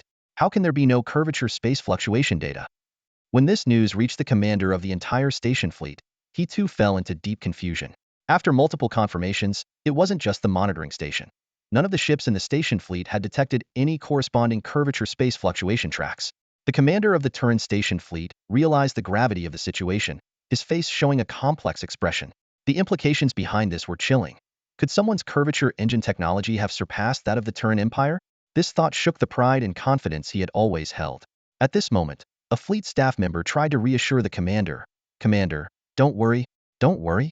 The commander glared at the staff member. The staff member adjusted his decorative glasses and explained, Commander, judging by the direction that battleship came from, they're probably trying to break through the defensive system of the 77th relic star system. But that's impossible. We've been trying for 20 years without success. He paused and continued. Our most advanced curvature space monitoring devices can detect curvature space fluctuations up to 15 times the speed of light. According to research, the outer defensive system of the 77th star system can detect at least 20 times the speed of light. Even the neighboring Perseus civilization on the Perseus arm doesn't have such fast curvature engines. The other side likely has some advanced curvature space stealth technology that can fool us, but it can't possibly fool the 77th relic's defense system. So, Commander, rest assured, no one can break into the star system. If we can't do it, no one else can either. Hearing the staff member's analysis, the commander visibly relaxed. They began to focus intently on observing the interior of the star system, expecting to see the enemy battleship destroyed. However, as time ticked by, the anticipated scene of destruction never appeared. The commander looked again at the staff member, who could only awkwardly say, let's wait a bit longer. Maybe the scene hasn't propagated yet. Just then, a clear communication from within the star system came through, shocking everyone. I have successfully entered. The defenses here are thin, and the station personnel are all fools. Come quickly. The entire Turan station fleet fell into chaos. The staff member was the first to react, his face full of shock. What does this mean? Did they really succeed? We've been trying for 20 years without success, and now a single battleship just waltzes in? As everyone was still processing this shocking news, another urgent report came in. Commander, there's another spatial transition wave from within the Stargate. It's much larger than before. It's a fleet. This news completely ignited the commander's fury. One battleship wasn't enough for you? Now you're bringing an entire fleet. And using clear communication. This is outright provocation. He roared, prioritize the railguns. As soon as that fleet appears, hit them immediately. After the railguns break the shields, fire the curvature engine missiles. Even if they have energy shields, I want them all destroyed. The entire Stargate defense system and station fleet sprang into action, all weapon systems on high alert. However, before the fleet could fully get into position, a fleet suddenly emerged from the Stargate. The defense station's numerous railguns fired immediately, thousands of high-mass projectiles traveling at 10 the speed of light hurtling through space towards the newly arrived fleet. At the same time, missiles equipped with 5 times the speed of light curvature engines were poised to launch, waiting for the enemy ship's shields to be breached. The station fleet commander grinned wickedly, his eyes fixed on the black fleet emerging from the Stargate. Sink them all right here. On the bridge of the Truth Emperor, Tang Huang gazed at the star system before him, seemingly indifferent to the massive kinetic projectiles hurtling towards his fleet. Every ship was already equipped with the new onboard AI computers, which automatically calculated the trajectories of all incoming railgun rounds. These computers were part of a planetary-scale computer matrix, and while not as powerful as a true planetary matrix, their computational ability far surpassed that of the average Turan Empire warship. The dense and powerful laser Closian defense systems precisely intercepted all incoming railgun rounds. Ruby has already gone in with Pioneer 2. We need to pick up the pace, Tang Huang commanded with a wave of his hand. The entire fleet once again entered warp speed under the noses of the Turan garrison fleet, disappearing into the vastness of space. The fleet traveled at 10 times the speed of light, effortlessly traversing billions of kilometers and passing through the ancient defensive space station matrix that enveloped the entire star system. Ordinarily, such speeds would be unable to evade the defense systems of System 77. However, Tang Huang possessed a curvature space wave stealth technology that the Turan Empire lacked. This technology, derived from the Turan Empire's curvature space wave masking technology, had been systematically upgraded to completely hide the fleet's presence in curvature space. Tang Huang had upgraded this technology to this extent for just 10,000 spirit sources. To him, this was a truly divine skill, cheap and effective. In a way, the Turan Empire had not entirely failed. At least their research direction was correct. But Tang Huang, leveraging the system, had upgraded the technology first and successfully entered System 77. If the Turans knew the reason behind this, they would probably be driven mad with rage. The commander of the Turan garrison fleet watched helplessly as the Black Fleet intercepted all attacks and then vanished into warp speed. His artificial heart twisted in his chest with anger. This was blatant provocation. Call for reinforcements. Call for more fleet reinforcements, he roared. Even though they don't necessarily have to use the Stargate to leave the relic system, the Stargate is linked to the spatial nodes. Even if they don't leave through the Stargate, they have to get close enough to link to the spatial nodes and jump away. They'll wait right here. I refuse to believe they won't come out. Everything was going according to Tang Huang's plan. He had the Pioneer 2 cruisers send out messages in clear code to provoke and anger them, ensuring they would dispatch more fleets. As his power grew, so did his appetite. The garrison fleet of less than 200 ships was no longer enough to satisfy him. Even if the Turan Empire dispatched a massive fleet, Tang Huang had a backup plan. System 77 was not his mechanical celestial quartz base. With the fleet's extended spatial node linkage distance, they didn't need to be too close to the Stargate to initiate a spatial node jump. Therefore, Tang Huang had meticulously planned this operation, confident in his complete control over the situation. System 77 was a typical multi-star system. At its center was a white main sequence star, about twice the mass of the Sun and with a surface temperature of 9600 C, burning brightly and emitting dazzling white light. The other two stars were a yellow dwarf slightly smaller than the Sun, with a surface temperature of around 5400 C, and a red dwarf less than half the mass of the Sun, with a surface temperature of only 2300 C. The white star and the red dwarf formed a binary system, making up the core of the star system, with the red dwarf orbiting the white star. The yellow dwarf orbited this core binary system. The entire star system could be divided into 3 zones: the core zone white star and red dwarf, the middle zone yellow dwarf, and the outer zone ancient automatic defense system. Tang Huang's fleet had already passed through the outer zone, approximately 19 billion kilometers from the core white star and over 28 billion kilometers from the yellow dwarf, as the yellow dwarf was orbiting to the other side of the system with its planetary system. After initial scans, Tang Huang took out a technological scanner, limiting its range within this star system to search for ancient civilization relics. Soon, the scanner returned its first signal, pointing to the outer space defense matrix. Tang Huang dismissed this result and continued scanning. The next signal pointed to a planet orbiting the yellow dwarf, 27.8 billion kilometers away. The scan indicated a significant presence of high-tech artifacts on the planet and its surroundings. Is that all? Tang Huang felt a bit disappointed. He had expected a star system with such tight defenses to be filled with high-tech signals and ancient relics. However, upon reconsidering, if the entire outer defense system was meant to protect that one planet, the ancient relics on it must be extraordinarily valuable. With excitement, Tang Huang ordered the fleet to activate their warp engines and head towards the target planet at 10 times the speed of light. Over 2 hours later, as the fleet approached a distance where they could observe the planet with optical equipment, Tang Huang was stunned. There were no high-tech space stations or planets filled with technology. Instead, the planet was surrounded by numerous ships that seemed to be operational, as if controlled by someone roaming through space. Even more astonishing, a significant number of them were moving back and forth between the star and the planet. However, the fleet's radar had not detected any signals before. As the fleet moved closer, Tang Huang was shocked to realize that these were not ships but massive, peculiar space creatures. They swarmed around the planet and the star, with some even residing directly on the star's surface, absorbing its energy. Oh my heavens, what kind of creatures are these? Tang Huang stared in disbelief at the bizarre scene unfolding in space. On the surface of a yellow dwarf star, with temperatures soaring up to 500 C, a group of creatures leisurely resided. They moved effortlessly between the star and the planets, as if this vast expanse of space was their natural habitat. These space creatures were innately equipped to survive extreme environments without any external protection. Tang Huang's battleship was armored with Wuxiu superalloy, a product of System 7 tech, capable of withstanding temperatures of hundreds of thousands of degrees. Its advanced cooling systems made landing on a star a manageable feat, yet these creatures achieved the same with just their formidable bodies. The space environment is complex and ever-changing, filled with chaotic electromagnetic waves, stellar radiation, and various cosmic rays. Tang Huang couldn't help but wonder what kind of miraculous biological materials made up these creatures' bodies.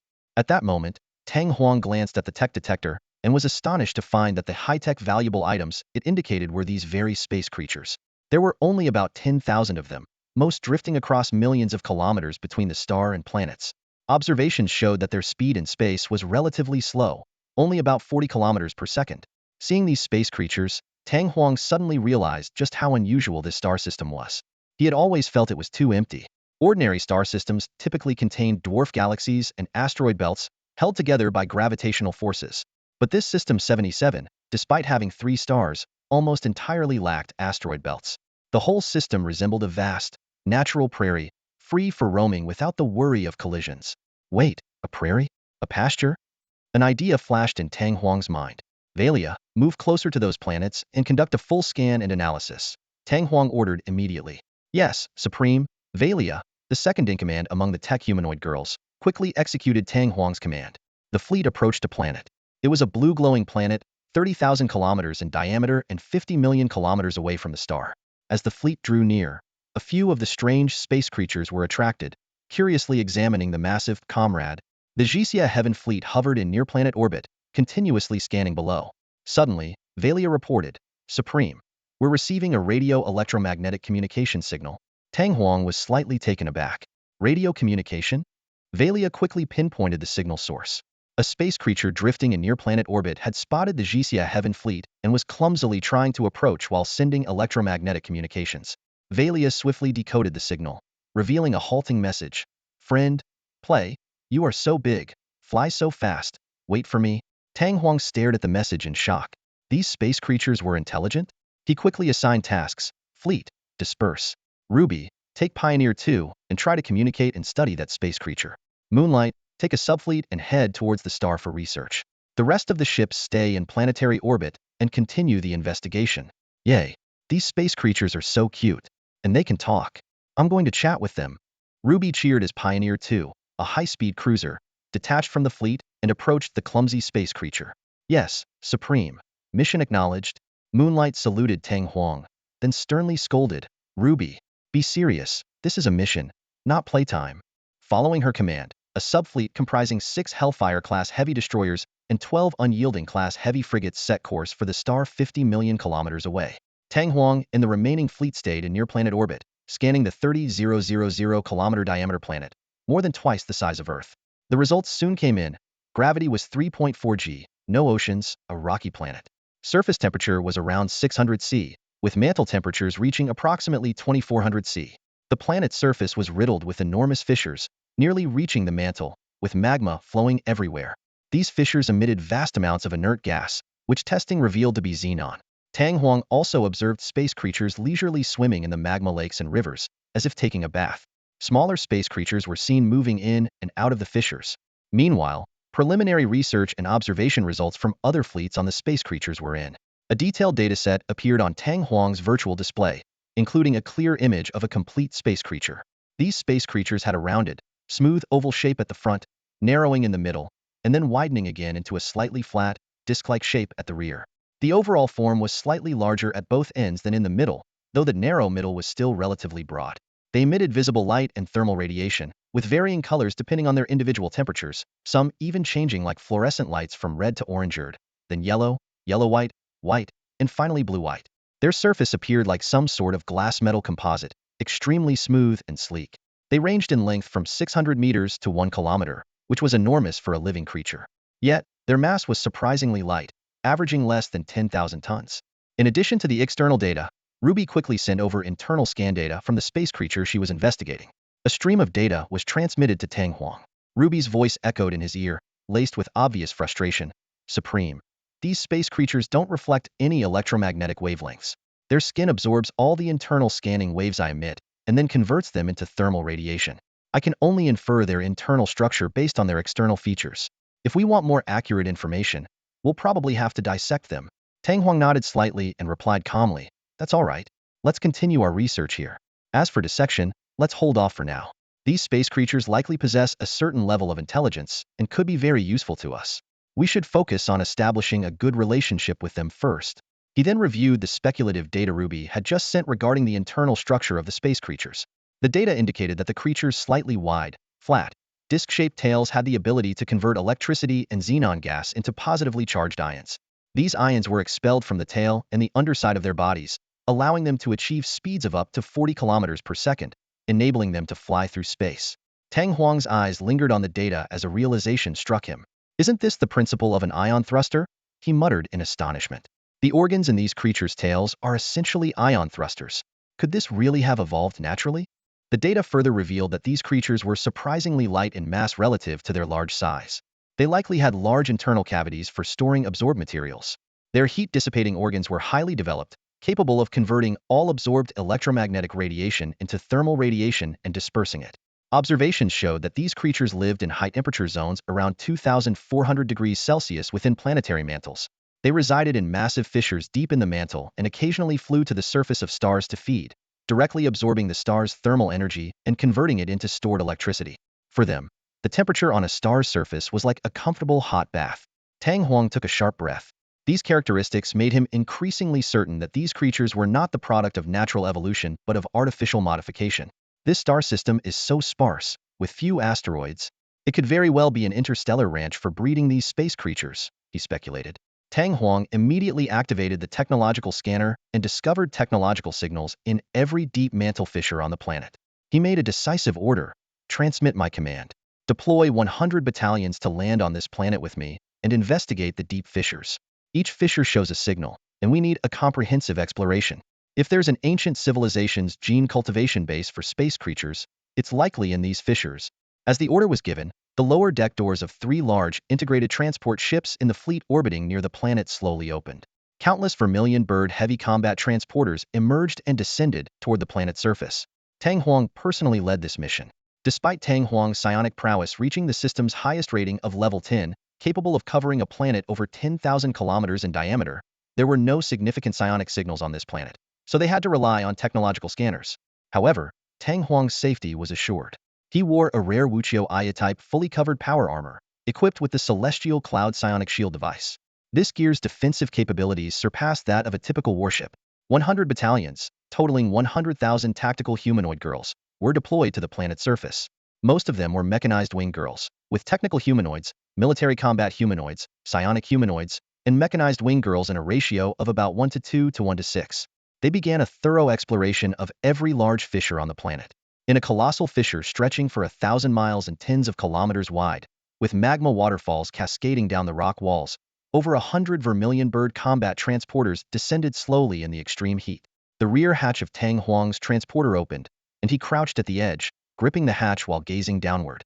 The red plume on his helmet fluttered in the heat, and the mechanical electronic eye on his faceplate glowed a menacing red, continuously scanning below. "The signal from this fissure is too weak," Tang Huang said through the communication system. "The scanner indicates there's only a simple long-running xenon conversion diffusion device here. Leave some personnel to continue investigating this fissure and determine the specifics of the technological device at the bottom. The rest, follow me to the next fissure." With a wave of Tang Huang's hand, most of the vermilion-bird combat transporters ascended and departed, leaving only a few to continue the deep exploration. Under Tang Huang's personal leadership, the morale of the tactical humanoid girls was even higher. After relentless efforts by the 100,000-strong landing force, they finally discovered what Tang Huang had been seeking: a gene cultivation base for space creatures from an ancient civilization, located at the bottom of a fissure deep within the planet's mantle. "This is a man-made underground space." Tang Huang stood before the abandoned biogenetic breeding base, his eyes scanning the surroundings. Most of the facilities were submerged in rivers of lava flowing from high-altitude fissures, emitting a scorching glow. Despite its dilapidated appearance, Tang Huang was convinced that valuable secrets were still hidden here. Those mysterious space creatures must have originated from this place. First, he carefully surveyed the terrain, ensuring there was no risk of collapse, and then immediately called for engineering support. Soon, engineering humanoids dispatched by the near-Earth orbital fleet arrived aboard versatile Zhuge combat transporters. The aircraft, laden with various engineering machinery, opened its doors, and the humanoids clad in power armor leaped out, their alloy boots landing directly on the searing lava. These Wuchu alloy-crafted suits easily withstood temperatures ranging from 900 C to 1400 C. The engineering machinery quickly began their tasks, with the primary objective being to clear away excess lava, facilitating subsequent excavation work. As the excavation progressed, an unexpected visitor appeared. A juvenile space creature, about 100 meters long, drifted down from the fissure above, curiously observing the busy tactical humanoids. It transmitted a message via electromagnetic waves. "Who are you? You look so strange." Tang Huang furrowed his brow, pondering how to respond to this childlike inquiry. After all, he couldn't bluntly say, "We're digging up your ancestors' graves." Just then, he noticed that the juvenile creature seemed to be trying to communicate with the Zhuke transporter, but received no response. Suddenly, Ruby's excited voice came through the comms. "Superior, let me talk to it. I've already made friends with Ichi." A Zhuke transporter descended from the sky, and it was clear Ruby was aboard. The juvenile space creature was the same one they had encountered in near-Earth orbit, now following Ruby to this location. Moonlit Knight mockingly remarked, "Ha, no wonder your mental age is low. Otherwise, how could you play with them?" Ruby snorted dismissively, ignoring Moonlit Knight, and focused on communicating with the juvenile space creature. "Ichi, have you thought about what I mentioned earlier? Do you want to come with me? I have lots of delicious energy sources. Would you like to try a fusion reactor?" "Fusion reactor? What's that?" Ichi asked, puzzled. Ruby explained, "It's a machine that converts energy, kind of like a small star." "Do you know what stars are, Ichi?" "They're where the adults of your species go to feed." Ichi was instantly excited. "Wow, a place to eat. Can I eat a small star directly?" For space creatures, absorbing the thermal energy emitted by stars is akin to eating, and stars themselves are like buffet halls. Now hearing that it could consume a small star directly, Ichi was overjoyed. Listening from the side, Tang Huang couldn't help but facepalm. Although the principle of a fusion reactor is indeed similar to the fusion reactions inside a star, this explanation felt like a mischievous elder sister tricking a child. While the excavation at star system number 77 was underway, the Pioneer had been traveling in warp state for 10 days on the space route outside the Lingxiao star system. At 20 times the speed of light, it had traversed more than half a light year. The Pioneer, equipped with the experimental 6C curvature engine, needed to be within 2 light years of the target star system to connect to the spatial warp nodes of the target system. According to estimates, it would take about 34 more days for the Pioneer to enter the 2 light-year range of the target star system. On the bridge of the Zunfeng-class fast attack cruiser Pioneer, mission leader Adeline sat idly in the captain's chair, stretching and crossing her long legs over the 3D projector in front of her. She yawned and sighed. "Ah, so boring. Interstellar journeys are always long and monotonous." Even with the Pioneer's state-of-the-art curvature engine from the intelligent machinery heaven, it still required a significant amount of time to reach the target star system.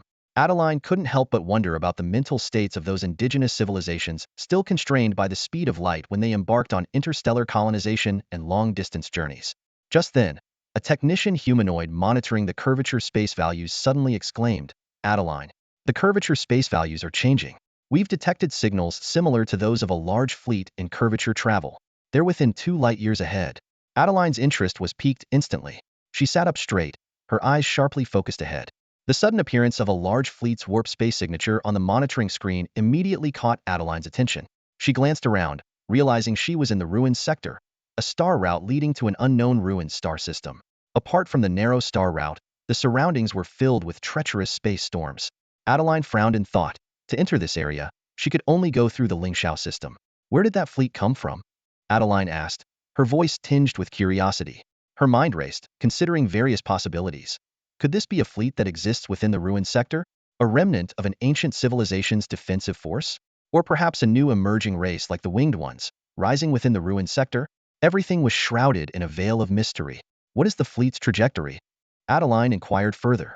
The monitoring technician, a humanoid, quickly responded, "Based on the warp space readings, they are within 2 light years of our battleship, moving towards the left star route fork. They have not intersected with our flight path and maintain their original trajectory, seemingly unaware of our presence." Adeline nodded slightly. The fleets of the Mecha Celestial Court were equipped with warp space fluctuation stealth technology. Although the opposing fleet's technological level was unknown, the Pioneer should still be safe unless the other side possessed advanced technology capable of detecting through stealth from 2 light years away. On the monitoring screen, the fleet entered the left fork and soon disappeared from the Pioneer's detection range. Adeline gazed at the intricate network of star routes, winding through space storms like veins, leading in all directions. Some routes led to dead ends, while others connected to different ruined star systems. The humanoid technician continued the report. "The fleet appeared 2 light years ahead on our right, crossed our detection range, and and seem to head towards another star system 7 light-years away. The star route ahead forms a crossroad, with an estimated width of only about 1,000,000 kilometers based on their crossing speed. Only 1,000,000 kilometers? Adeline frowned. That's too narrow. She silently thanked her luck that the fleet was merely passing by. In such a narrow star route, an encounter could easily lead to conflict. Even without hostile intent, misunderstandings could arise due to the lack of knowledge about each other. This encounter made Adeline more vigilant, realizing they were not the only visitors in the ruins sector. 34 days later, the Pioneer was 159,815 astronomical units away from their target star system. After advancing another 3,300 Australian dollars, they would enter warp jump range. At this moment, they arrived at the crossroad where the fleet had previously been detected. As expected, the area was narrow, with a safe zone only 1.2 million kilometers wide and 10 million kilometers deep. The periphery was filled with raging space storms, forming a narrow space corridor. Upon entering this region, the Pioneer detected two fleets engaged in battle. One side had about 1,000 warships, while the other had only half that number. Lasers, missiles, and railguns crisscrossed the narrow space. Adeline was taken aback. The ruins sector was surprisingly bustling. Including the fleet they had encountered earlier, this was the third unknown fleet they had come across. She quickly deduced a possibility. Despite being fragmented by space storms, this vast ruins sector might not be desolate. Over the long ages, new civilizations could have flourished here, exploring along the star routes, meeting, allying, or warring over resources. It seems this journey won't be smooth, Adeline sighed softly, then ordered to maintain warp travel and pass directly through the battlefield, heading to their target star system 2.5 light-years away. The warring sides did not notice a warship speeding past at 20 times the speed of light. Meanwhile, in ruined star system number 77, Tang Huang had completed the excavation of the surface ruins. According to the obtained data, this place was indeed a breeding ground for an ancient civilization. The space creatures in the star system were their bio-warships, modified and deployed for battle once they matured. Due to the unique nature of these space creatures, they do not require advanced AI, nor do they need to be equipped with soldiers. Tang Huang plans to armor them and install curvature engines and reactors within their body cavities, allowing them to be dispatched to the battlefield. Each modified space creature battleship possesses its own intelligence, making them independent soldiers. These creatures have extraordinarily long lifespans, serving far longer than ordinary warships. Tang Huang has made significant gains this time, discovering an entire gene cultivation production line for space creatures and a dedicated automatic warship production core within the ruins. He has stayed in the 77th relic star system for over a month, far exceeding the time needed to complete the excavation. This extra time has been spent establishing communication with the space creatures. In this star system, the number of mature space creatures exceeds 10,000, wandering between the stars and planets. If Tang Huang can make these creatures submit, he will instantly have a powerful fleet of biological warships.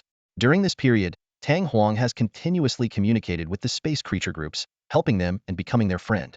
The leader of the space creatures is named Andra, with a body length of over 2 kilometers, making it the largest individual in the group. Ordinary adult space creatures range from 600 meters to 1 kilometer in length. These creatures are genderless and can reproduce asexually, nurturing the next generation on their own. After more than a month of communication, Tang Huang felt the timing was right and had gained Andra's trust, so he proposed his idea. On the scorching surface of a star, the 12-kilometer-long Andra rested. In the space tens of thousands of kilometers away, Tang Huang's flagship, the Emperor of Truth, remained stationary. Tang Huang asked Andra through the communication system, "Have you ever thought about leaving this star system? You are so special. Your journey should be the stars and the sea, not confined to this small star system pasture." Andra's massive body trembled slightly, its elliptical, smooth surface resembling some kind of glass metal, emitting changing lights. After a moment of hesitation, it responded, "Friend, you are right. Our genes indeed long for the starry sea. But how can we leave? We have tried but were blocked by the defense matrix.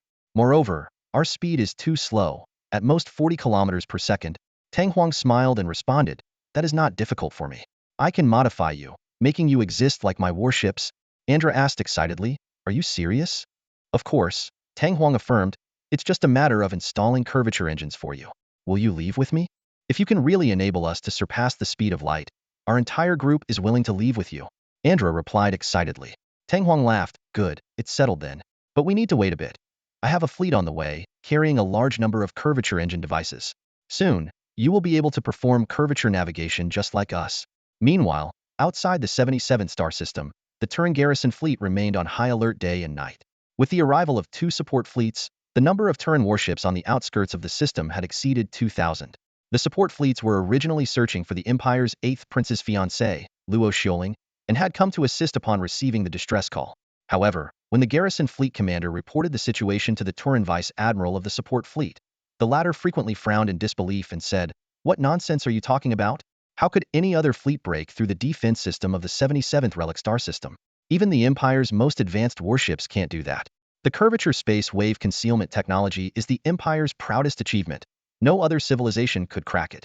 How could any civilization possess more advanced curvature space wave concealment technology than ours? At that moment, the Stargate suddenly fluctuated. A pitch-black fleet instantaneously jumped out, activated their curvature engines, and disappeared into the vast space in an instant. The garrison fleet commander and the Turan vice admiral stood there stunned, staring in disbelief at the direction where the fleet had vanished. The voice of Admiral Turan abruptly stopped, as if he had been paused. He stood frozen in the center of the bridge, staring blankly at the holographic screen ahead. The fleet commander sighed helplessly and shook his head slightly. Despite the imposing title of commander of the Turan garrison fleet, he was merely a major general, commanding just a few hundred warships. In contrast, Admiral Turan commanded over 1,000 warships, boasting higher rank and greater strength. Monitor the warp space fluctuations immediately. Admiral Turan snapped back to reality, shouting orders at the top of his lungs. Moments later, the results came in. "General, we detected no warp space fluctuations." This answer left Admiral Turan stunned again. "How is that possible?"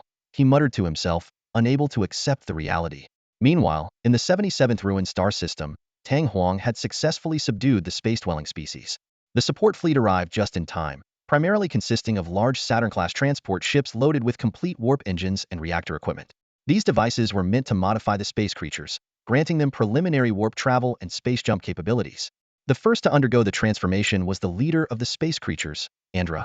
At this moment, its massive 12-kilometer-long body floated silently in space, alongside Tang Huang's flagship, the Emperor of Truth. Despite its enormous size, Andra still appeared childlike compared to the 15-kilometer-long flagship. "Are you ready?" Tang Huang asked, his voice tinged with a bit of nervousness. "Go ahead, my friend. I am ready," Andra responded, the electromagnetic signals conveying its own nervousness. Tang Huang took a deep breath, closed his eyes, and began to channel the stars-eyed, black-flamed seed from the higher dimensional space. A transformative force descended from the higher dimension, enveloping Andra entirely. This force resonated with the surrounding materials and technological equipment, beginning to merge with the space creature's body. Andra's body started undergoing fundamental changes. The Wuchu alloy material fused with its smooth, glass-like metallic skin. The superluminal warp engine integrated into its body, combining with its original engine-like tail organ. The fusion reactor merged with its organs that could convert thermal energy into electrical energy. The Planetary computer matrix array's shipboard model fused with its brain. The transformation was completed swiftly. Andra's overall shape didn't change much, but it had morphed completely into a spaceship-like form. The bioship's front was smooth and oval, the midsection was narrower, and the tail was a slightly wider, flat disc shape. At that moment, Tang Huang heard a system notification. "Ding! New species recorded Fleet Maiden species. Fleet Maiden species has joined the Mech Celestial Court, becoming a member." After incorporating the complete Fleet Maiden species gene production line into the base, the production line will activate the Fleet Maiden species production template. Tang Huang was stunned. He had transformed these space creatures into Fleet Maidens? Was this really the kind of Fleet Maidens he had imagined? "Supreme One." A voice suddenly sounded in Tang Huang's ear. He turned to see a voluptuous, tall, and mature woman standing beside him. Her curvaceous body was enveloped in metallic armor that was smooth like glass, closely resembling the previous space creature's style. "Are you Andra?" Tang Huang asked hesitantly. "It's me," the woman responded with a sultry smile, her eyes full of allure. "This form is just a three-dimensional projection. My true form is still out there in space. It's a new experience for me as well." "I see." Tang Huang nodded slightly. "So, when do we leave?" Andra asked, crossing her arms over her chest, which only accentuated her ample figure, as she looked at Tang Huang. "Soon, but we need to stay here for a while longer," Tang Huang replied, inwardly marveling at the drastic contrast in appearances. Just then, Ruby walked onto the bridge. She immediately noticed Andra and widened her eyes. Glancing down at her own less-than-ample assets, then back up at Andra's voluptuous projection, Ruby raised an eyebrow and muttered, "No wonder space creatures are so big. All right, there's no need to compete in that regard. Andra's form is just a three-dimensional projection," Tang Huang sighed, patting Ruby on the shoulder. "Prepare yourself.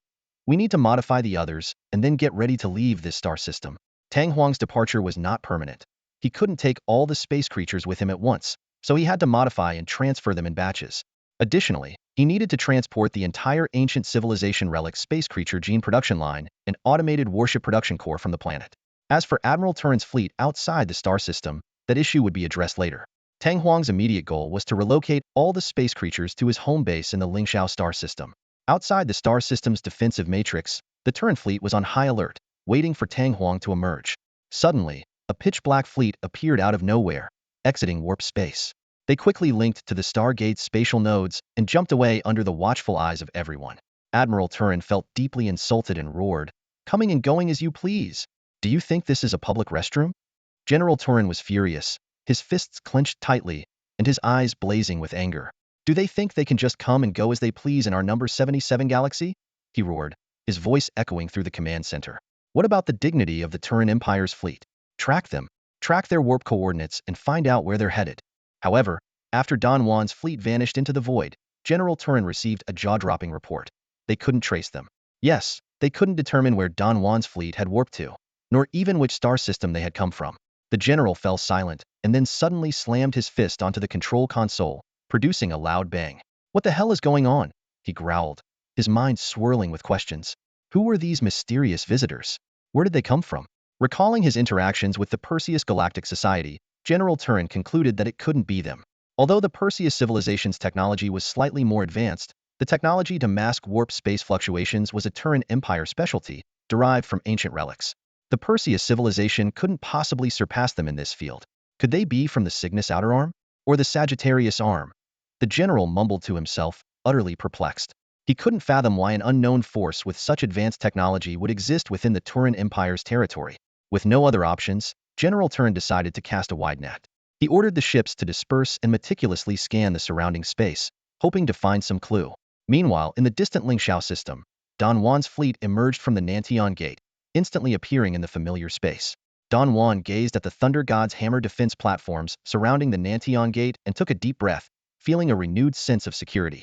Is this going to be our new home? Andra's hologram appeared beside Don Juan, curiously examining the unfamiliar system.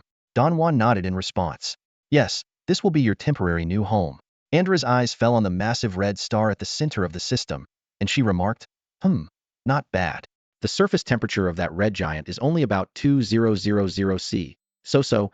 Don Juan also looked at the red giant, thinking to himself, "We'll have to find a new system eventually. Staying in a system with a red giant doesn't feel entirely safe." Andra then addressed the other ship girls. "All right, everyone. This will be our new home from now on." As soon as she finished speaking, hundreds of modified space creature battleships eagerly activated their engines and began exploring the new system excitedly. Turning to Valia beside him, Don Juan said, "Let's go. We need to resupply first. Then we'll make a few more trips to the number 77 galaxy to bring back the remaining ship girl species." "Understood, Supreme One," Valia replied respectfully. The fleet then activated their engines, taking the excited ship girls back to Dome Star. The ships docked one by one at the orbital base around Dome Star, while Don Juan began preparing to transfer to another ship. For this expedition, he planned to bring more large comprehensive transport ships loaded with warp engines, reactors, and materials to the number 77 galaxy to transform the remaining space creatures into ship girls and bring them back to the Lingxiao system.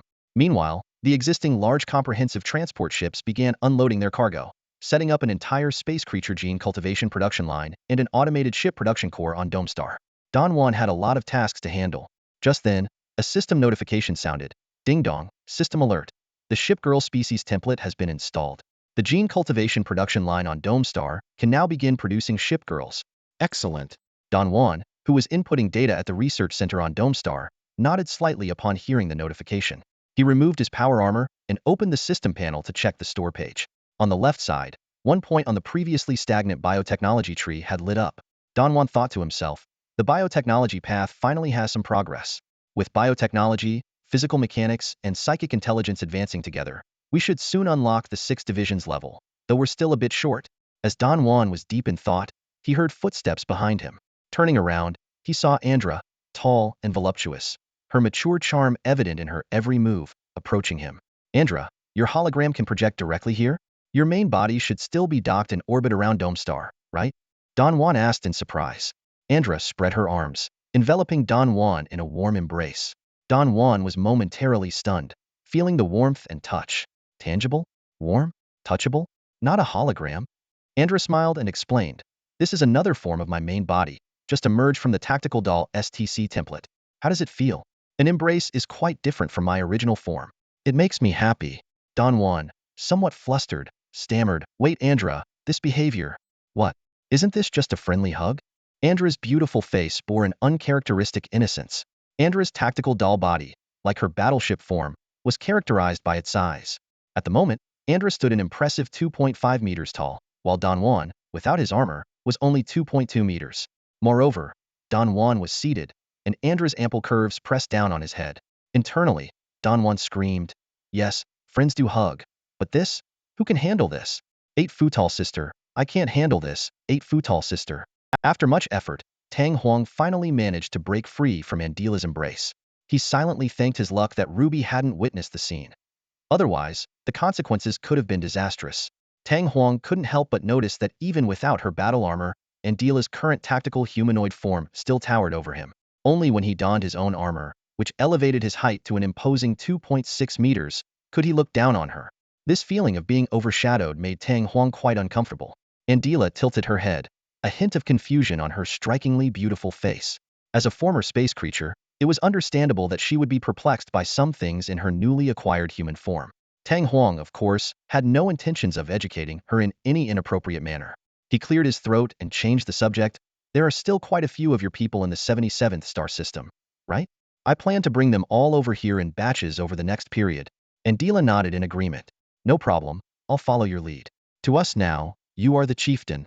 She reached out and pinched Tang Huang's handsome face, giggling. Now that I've changed form, you fit my aesthetic more and more.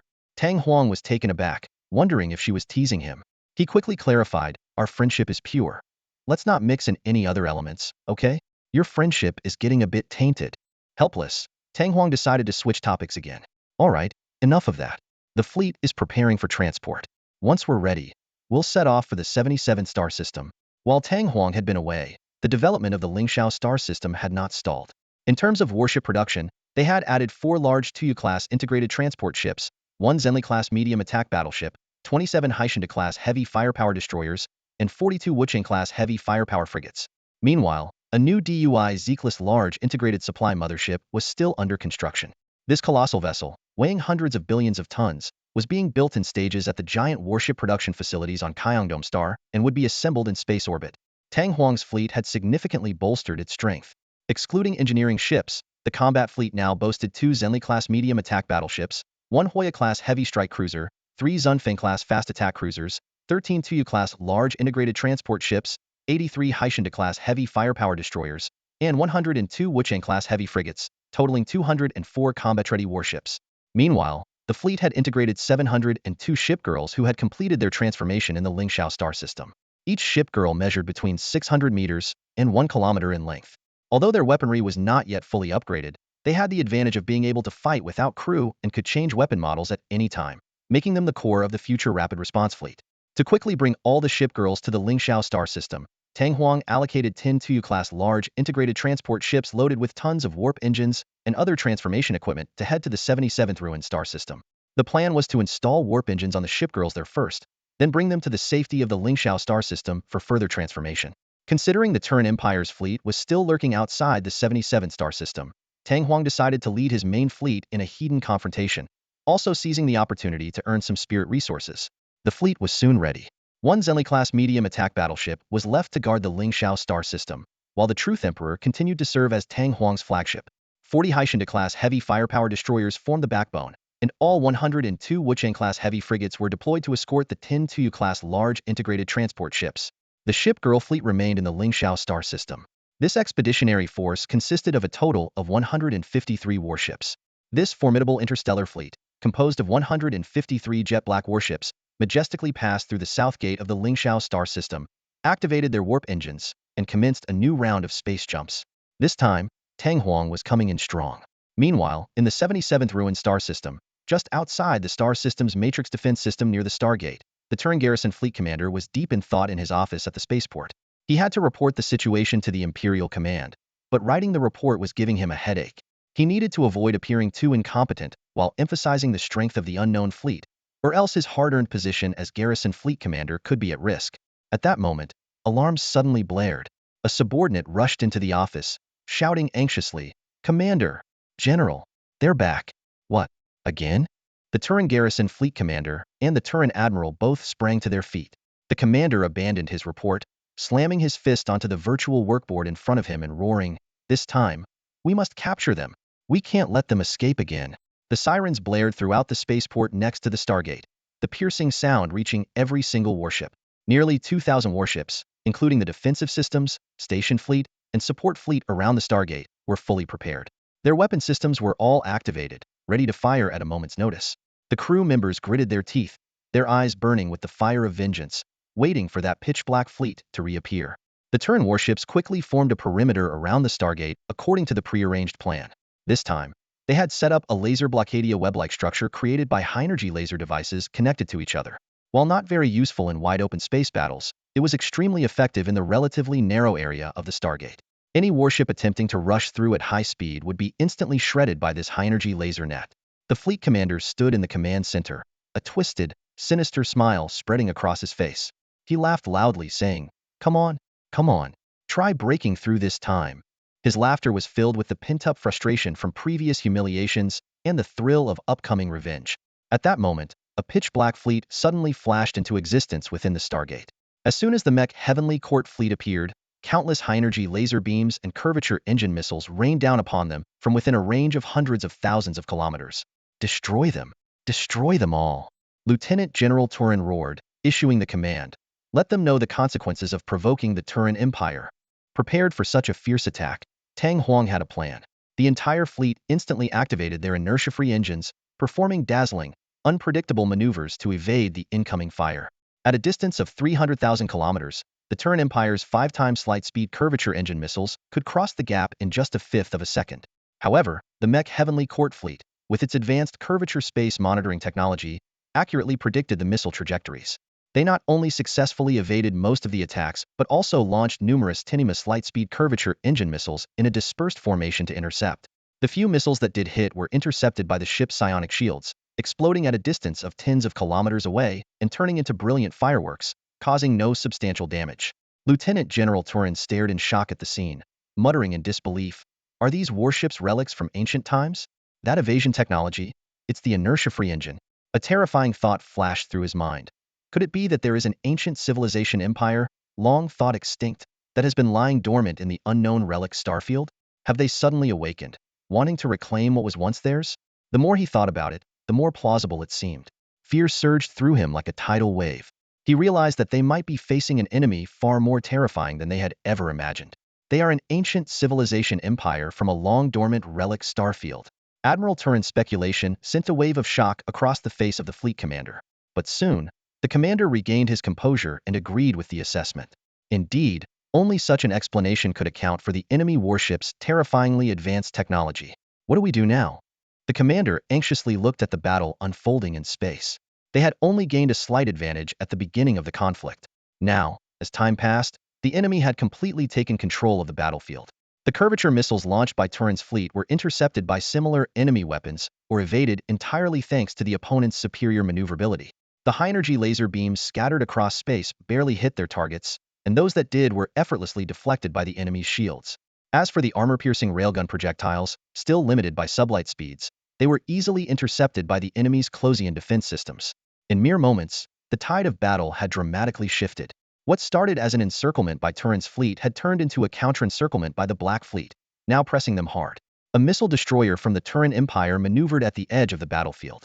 Several missiles had just launched from its deck, yet to activate their curvature engines, when an enemy missile suddenly appeared several hundred kilometers away. Emerging from curvature travel, its tail engine detached, and the warhead split into over a dozen missile heads. The destroyer's Closian defense system responded immediately, dozens of laser beams flickering in space. However, the missile heads maneuvered unpredictably, seemingly unaffected by inertia, easily dodging all the lasers. They penetrated the dense firepower net and struck the destroyer. Explosions rippled across the hull, scattering debris. The entire warship erupted in a brilliant burst of fire in space. The Heavenly Court fleet's missiles, equipped with tenfold lightspeed curvature engine boosters and cluster inertialess engine warheads, were nearly unstoppable. One by one, warships of the Turan Empire were destroyed, exploded, and disintegrated in space. The Turan fleet retreated continuously, unable to maintain even the high-energy laser barrier they had initially set up. Damn it! Admiral Turan slammed his hand on the table, staring at the virtual display of the fleet's status. Battleships, cruisers, and destroyers' names flashed incessantly, each flash marking a lost or destroyed ship. In a short time, they had already lost over 200 warships. And the enemy? Not a single loss so far. Admiral, we can't keep fighting like this. The fleet commander shouted hoarsely. The enemy must be a fleet from an ancient civilization empire, awakened from the relic starfield. If we continue, we won't be able to destroy even one of their ships before we are wiped out. Admiral, based on current losses, our chances of victory have dropped to zero. The fleet chief of staff's voice came through. The AI recommends immediate retreat to minimize losses. Admiral Turan's expression shifted rapidly. He suddenly turned to the fleet commander and barked, "Order your fleet to charge at the enemy." What? The commander stared at him in shock. At this point, the 77th relic starfield is lost. Admiral Turan said urgently, "But defending it is your mission, not mine. If the 77th relic starfield is lost, you will be held accountable and punished by the Empire's central command.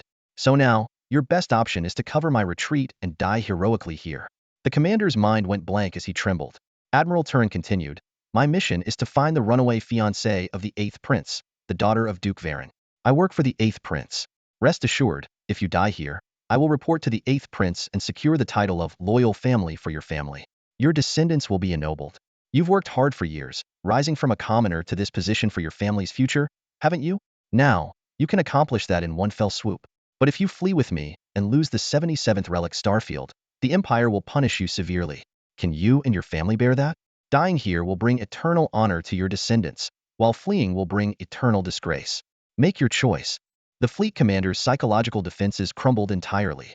He trembled as he replied, "Yes, sir. I obey." Admiral Turan turned and walked away, leaving the commander alone. The commander's face twisted with a complex, contorted expression, his eyes bloodshot. Finally, he roared, "Transmit my orders. Fleet advance, cover the friendly retreat." In the space battlefield, Turan's fleet split into two groups. One group began a rapid retreat while maintaining fire, and the other, consisting of just over 100 ships, launched a fierce charge at Tang Huang's fleet. Admiral Turan returned to an unassuming escort ship, beginning his escape from the battlefield. His face twisted with determination as he thought, "As long as I can get out, as long as I can report to the Empire's central command." "Supreme Commander, I've detected a change in the enemy fleet formation. They've left a rearguard and most of their ships are trying to retreat from the battlefield." Villia, the technical android, reported to Tang Huang on the bridge of the Truth Emperor. Tang Huang sneered, a cold glint flashing in his eyes. "Think you can just leave? Not that easy." He was about to order a split force to pursue when an unexpected communication interrupted him. A message from the Turan fleet popped up on the screen, accompanied by a complete Turan language dictionary. Tang Huang raised an eyebrow, quickly skimming through this unexpected gift. "Honorable Ancient Empire." The communication began. "First, with humble respect, I congratulate you on awakening from your long slumber. We acknowledge that this star region belongs to you, and the current conflict is a misunderstanding. We beseech your mercy and promise that the Turan Empire will compensate you in the future." A virtual projection of Turan Admiral Burn Turan appeared before Tang Huang. Narrowing his eyes, Tang Huang swiftly analyzed the situation. Clearly, they had mistaken the Mech Heavenly Court for some ancient empire newly awakened from a relic star region. Given the advanced technology of the Mech Heavenly Court fleet, it was an understandable error. Tang Huang was about to order the pursuit to continue when he recognized the admiral's face. He recalled information deciphered from Luo Xiuling's memories. This was Burn Turan, a subordinate of the 8th prince of the Turan Empire. "Hold on, don't pursue," Tang Huang commanded, a gleam of cunning in his eyes. A better plan was forming in his mind. Burn Turan, appearing here as the 8th prince's subordinate, was likely searching for the prince's fiancée, Luo Xiuling Varen, and had unintentionally become embroiled in the dispute over Relic 77. This was a prime opportunity. Luo Xiuling was currently in the Lingxiao star system, thoroughly reconditioned by the psychic girl Rika. Why not turn the tables, let Admiral Burn leave, and then arrange a chance encounter? Sending Luo Xiuling back with Burn as a spy was far more strategic than letting her return alone. Meanwhile, in the retreating Turan fleet, Admiral Burn Turan was nervously observing the movements of the ominous Black Fleet. "Admiral, they're not pursuing," a voice called out in relief. As Burn breathed a sigh of relief, a reply came through, written in Turan. "Turan Empire, latecomers. This is the Heavenly Court star region, and we are the Mech Heavenly Court. Recently, we awakened and nurtured an agent to notify the Yada Empire, but they ignored us and sent a fleet to attack. The Yada fleet has been annihilated by us. Ignorant juniors, a billion years ago, we ruled the entire Milky Way galaxy. Now, after eons of slumber, we have awakened. Your ignorance can be forgiven, but your offense cannot. According to the galactic code, you must sacrifice 90 of your fleet to atone. Furthermore, all civilizations under your command must withdraw from this star region. If not, the Turan Empire will be destroyed, and the Turan Interstellar Society will perish. Do not say you were not warned. Burns' pupils contracted, his heart pounding. The Mech Heavenly Court, an ancient civilization that ruled the galaxy a billion years ago. He completely believed the lie, as it aligned with his own conclusions, with Tang Huang merely capitalizing on the situation. Reading the part about the Yada Empire, Burns' anger flared. Damn the Yada Empire and their emperor, Saint Relitus 17. They knew about the Mech Heavenly Court and didn't report it? Now, they had to sacrifice 90 of their fleet to atone. Burn was deeply conflicted. This meant thousands of ships and millions of lives. But the ancient civilization's methods were indeed ruthless. Seeing the final sentence, Burn first felt fear, then a spark of cunning. If he could report this and broker a relationship between the Empire and this ancient civilization, even as a vassal, the technology gained from this billion-year-old civilization would immensely benefit the Turan Empire. Burn decided to accept the cost. If it meant earning their forgiveness and friendship, sacrificing 90 of the fleet was worth it. But he needed to figure out how to report this to the 8th Prince. If the prince could broker this deal, he might become the new heir, replacing the current Grand Princess. However, if mishandled, how would he explain to the prince about the missing fiancé? Didn't find the fiancé, but got ourselves a powerful patron? That might land him in prison. Resolute, Burn issued a false order to the fleet, claiming they were awaiting reinforcements. To prevent a mutiny, he activated a rare spatial jump inhibitor given by the 8th Prince for emergencies. Though reluctant to use it, it was necessary to ensure the plan's success. This would prevent the Suntoba-sacrificed fleet from escaping, avoiding the wrath of the Mech Heavenly Court and disrupting his entire plan. Vice Admiral Burn decisively abandoned his fleet, taking only a few loyal ships with him. Over 1,000 warships, accounting for 90 of his entire fleet, were left behind like discarded shoes. As Burns' flagship initiated a space jump to escape, the abandoned fleet soldiers were jolted awake. In their panic, they scrambled to activate their warp engines, only to discover in horror that space jumps were disabled. At that moment, Tang Huang's fleet closed in like a pack of wolves. The battle concluded swiftly. The system notifications followed one after another. You have destroyed a Turan Empire battleship, gaining 1,200 spirit sources. You have destroyed a Turan Empire battlecruiser, gaining 900 spirit sources. You have destroyed a Turan Empire destroyer, gaining 600 spirit sources. You have destroyed a Turan Empire frigate, gaining 300 spirit sources. In the end, this battle yielded an astounding 1,279,000 spirit sources for Tang Huang. More excitingly, the system detected a high-value technological item space jump blockade device. Without hesitation, Tang Huang opted to salvage it. Immediately, the system informed him that he had acquired a new technology, Space Jump Node Lockdown. This technology automatically filled a significant gap in the physical mechanics branch of his tech tree. The description revealed it could link and lock down space jump nodes within a star system or redirect enemy fleets to designated locations. Crucially, this was one of the prerequisite technologies for the Stargate in the ruined sector. Ha ha ha, who knew Vice Admiral Burn would leave me such a gift? Tang Huang laughed heartily as he read the introduction.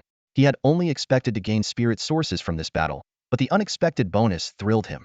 The Turan Empire, the overlord of the Turan Interstellar Society, truly lived up to its reputation. Even the spirit sources obtained from destroying a single Turan frigate nearly matched those from a Yada Empire battleship.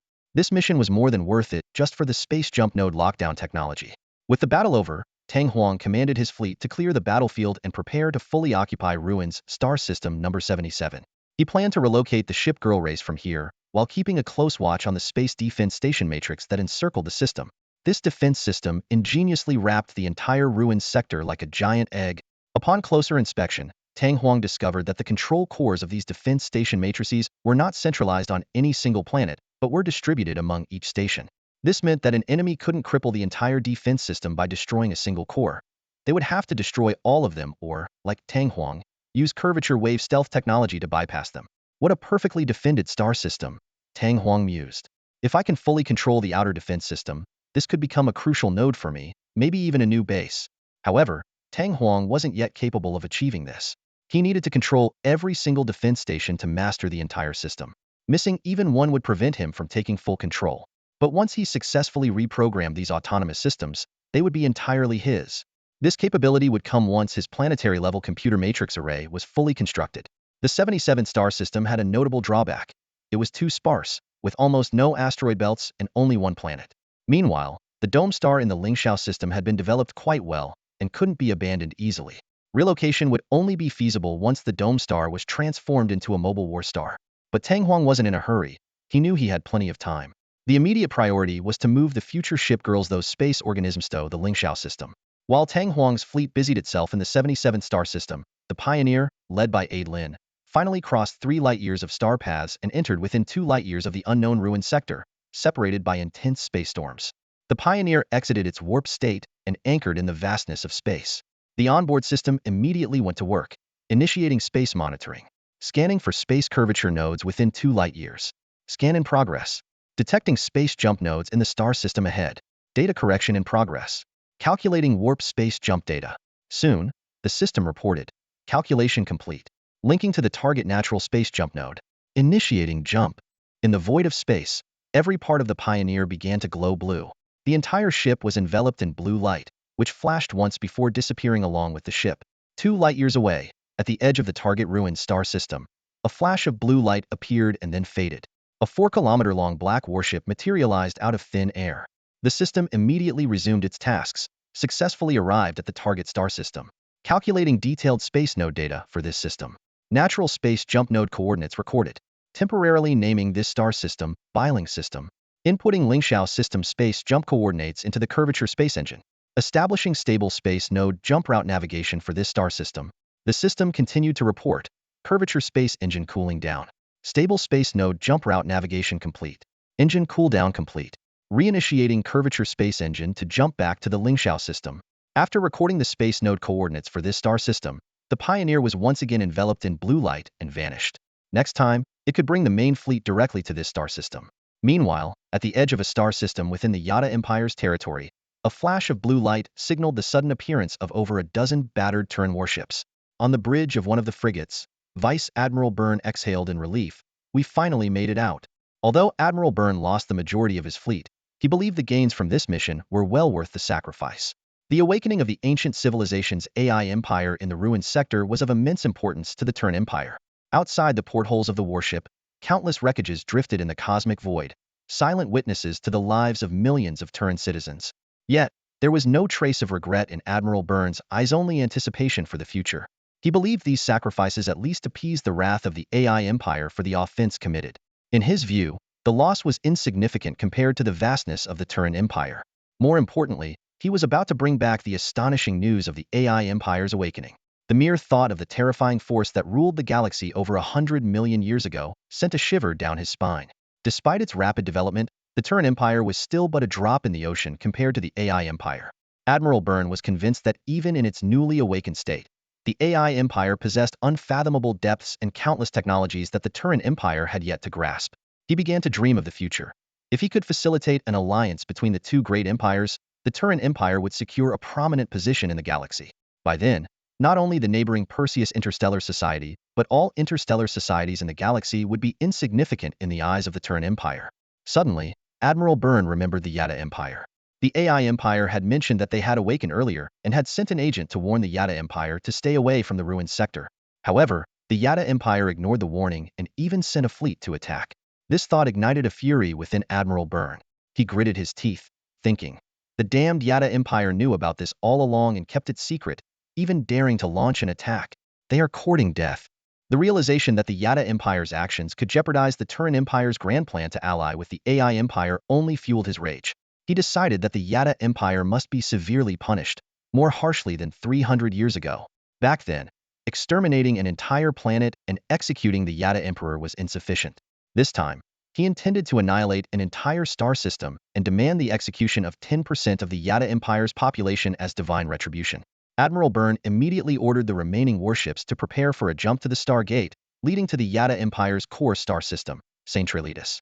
Simultaneously, he accessed the Yada Empire's network through the ship's interstellar communication device, preparing to contact Emperor Saint-Trelitas 17 directly. At that moment, Emperor Saint-Trelitas 17 was gripped by an inexplicable fear. It wasn't due to any foreknowledge of Admiral Byrne's arrival, but because of the arrival of a distinguished guest in the glory city of Yada Saint-Trelitas. Hovering above the high-altitude palace at the top of Glory City was a sleek, 200-meter-long shuttle-shaped spaceship from the Turan Empire. On the palace square, Emperor Saintralides 17, along with the high-ranking officials of the Yada Empire, knelt in fear to welcome the Turan envoy. The emperor, the army marshal, the highest commander of the Imperial Justice Department, the Minister of Internal Affairs, and other high-ranking officials all bowed their heads in submission. The spaceship slowly descended, and the hatch opened. A tall figure emerged. It was Luo Xioling. Her beautiful eyes scanned the surroundings with a look of disdain, and a haughty smile appeared on her face. She slightly raised her delicate chin, her forehead's twin horns gleaming in the sunlight. Her gaze carried a cold warning, and her entire demeanor exuded an aura of nobility and unapproachability. I'm tired of playing. Contact the Empire and have them send someone to pick me up, Luo Xioling said coldly, shifting her gaze away as if unwilling to look at the Yada people any longer.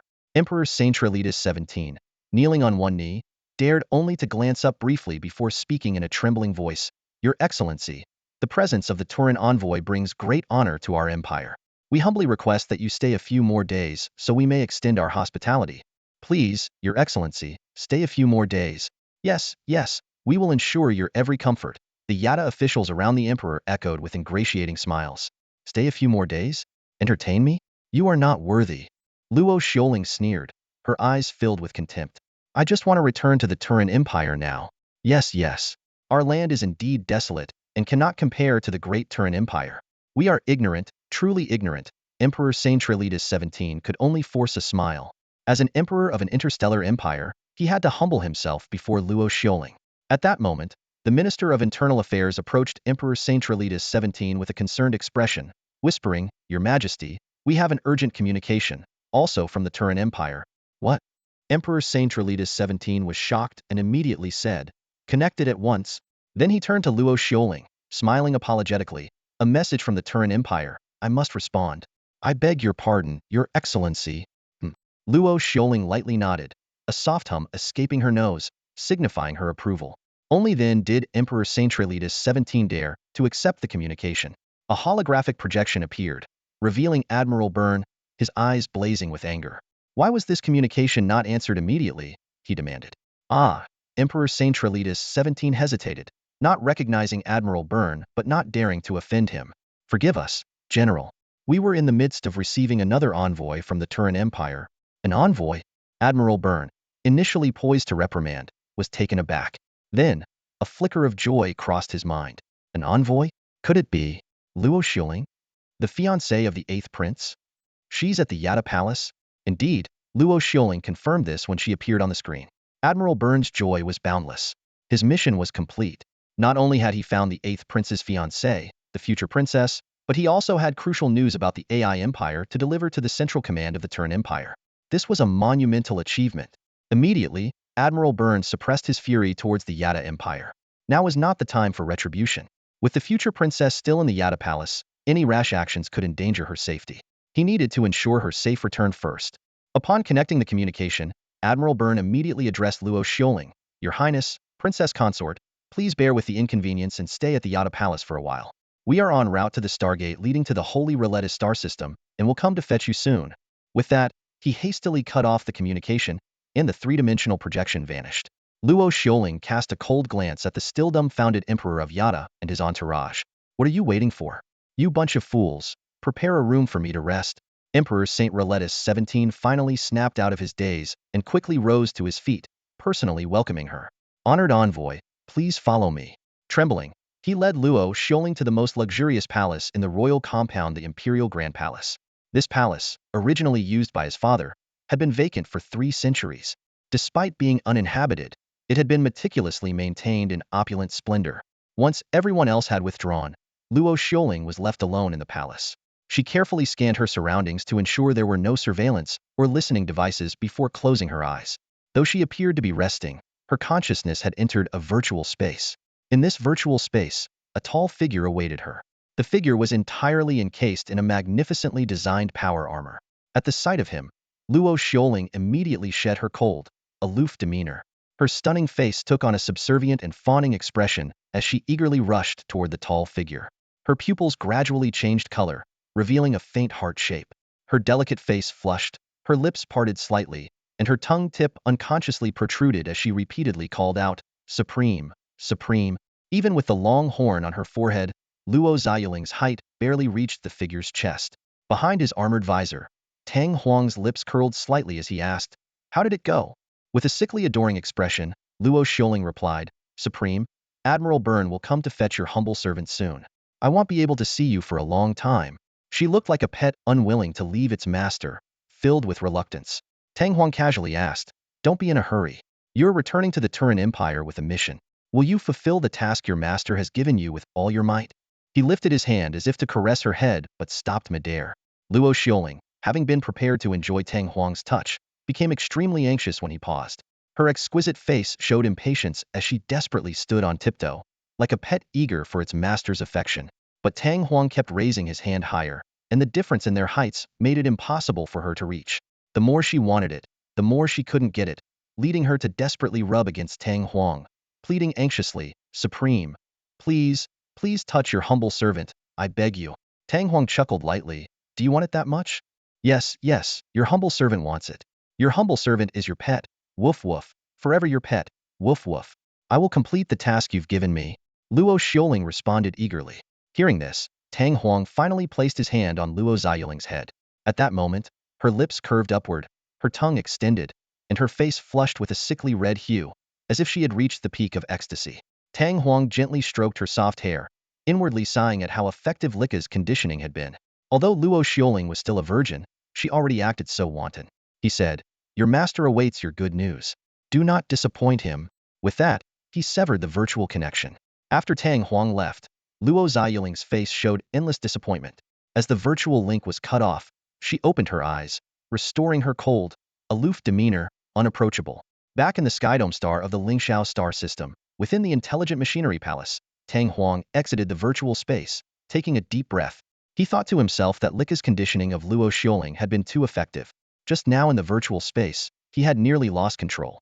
In this interstellar era, he had always been vigilant, constantly restraining himself. However, in the virtual space, he almost succumbed to his desires. Have I been too restrained all this time? Tang Huang took a deep breath, pondering, the great mission is not yet accomplished. How dare I think of personal affairs? At this moment, the psionic girls Ruby and Lika were watching from the side. Lika, with a mischievous smile on her sweet face, asked, "Supreme, how was it? Quite effective, right?" Ruby, on the other hand, stood nearby with a displeased expression, arms crossed. Tang Huang glanced at Lika, nodding slightly. "The effect is a bit too strong, to be honest." Just then, Ziva's holographic projection appeared before Tang Huang. In her usual icy tone, she reported, "Supreme, the spatial jump node blockade technology has been fully deciphered." "Excellent, Zivi, well done." Tang Huang nodded in approval. Despite Tang Huang's praise, Ziva's expression remained unchanged. She simply nodded in response before her holographic projection disappeared. In the central research room, Zivi hung up the communication, savoring Tang Huang's praise. She closed her eyes, a blush spreading across her face, and took a gentle breath before opening her eyes again. She found Valia standing beside her, watching her with a serious expression. Valia remarked, "Zivi, aren't you hiding your feelings for the Supreme too deeply?" "What?" Zivi instinctively leaned back, then quickly regained her composure, her demeanor turning icy. "I don't know what you're talking about." "Oh, come on, Zivi." Valia teased with a playful smile. "You might fool others, but you can't fool me." Another technical humanoid. "We've both been with the Supreme since the beginning. You can't let those latecomers steal the spotlight. But judging by the current situation, if you keep hiding your feelings, you might end up as a loser." Valia counted on her fingers. "There are already too many unsettling elements around the Supreme." "Loser? What do you mean? I'm not a dog." Sylvie's habitually rational mind, accustomed to processing everything through data, clearly didn't grasp the meaning of the term. Valia chuckled and explained, "A loser in this context means that although you were the first to appear, you kept your feelings hidden and never expressed them. In the end, a flashy newcomer swoops in and steals the heart of the one you admire. You're left to bury your feelings deeply, watching from the shadows as your beloved becomes close with someone else. Like a defeated dog hiding in a dark corner, silently observing the person you like being taken away and watching their growing intimacy." As Vilia's exaggerated description sank in, Sylvie's phoenix eyes shut tightly, her breathing quickened, and the nuclear heart in her chest accelerated. "Shut up, stop talking," she snapped coldly. Seeing Sylvie's reaction, a triumphant smile spread across Vilia's face. Her provocation had clearly worked. "So, Sylvie, if we don't make the first move, with his strict self-discipline, He's never going to approach us on his own, Vilya continued. You know Ruby has always coveted his body, right? Previously, Moonlight was in the way, and his physical strength wasn't high, so Ruby held back. But now his psychic power has increased significantly, reaching the 10 city level, and his body has been greatly enhanced. If this continues, Ruby might make her move on him at any time. Sylvie opened her eyes, her purple pupils fixed on Vilya's delicate face, now inches away. She took a deep breath and said, I need to think about it some more. More thinking? Sylvie, you're hopeless. Vilya shrugged. Adeline will return soon, and once she teams up with Ruby, do you think we'll still have a chance? Forget it. I'm done with you. I've decided to be the first to win him over. Sylvie, if you keep hesitating, you'll end up as the loser. Vilya left triumphantly, leaving Sylvie alone, her mind racing as she repeatedly analyzed her relationship with Tang Huang. Time passed, and the lights in the central research lab automatically dimmed. In the darkness, a pair of phoenix eyes slowly opened. A slightly manic laugh echoed as Sylvie's fingertips brushed her face, her mesmerizing eyes gleaming dangerously through her fingers. The night on Stardome was as usual.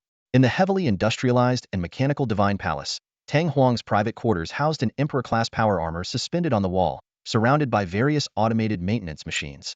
Tang Huang sat cross-legged on the carpet, his eyes closed, immersed in his daily psychic training within the Hivia space. His mind absorbed more subspace energy, seeking a way to physically enter, aiming to master subspace teleportation for faster spatial jumps. Hours passed, and the night deepened. The door to his quarters quietly opened, and Vilya, leading several technical android girls with optical camouflage, tiptoed in. Be careful, he should be in psychic meditation now, Vilya whispered to the excited android girls. They saw a figure sitting cross-legged in the center of the room. We've come for you, Supreme One. Vilya couldn't help but laugh. But just as they were about to make their move, the figure vanished. A hologram? Vilya exclaimed in shock. Suddenly, the environment changed, data streams flickering in the air as the holographic scene shattered. Moonlight appeared, leading a group of tactical androids to surround them. What are you doing sneaking into his room in the middle of the night? Moonlight's eyes, sharp and beautiful, glinted with menace. Vilya was stunned, realizing that only Sylvie could create such a realistic hologram.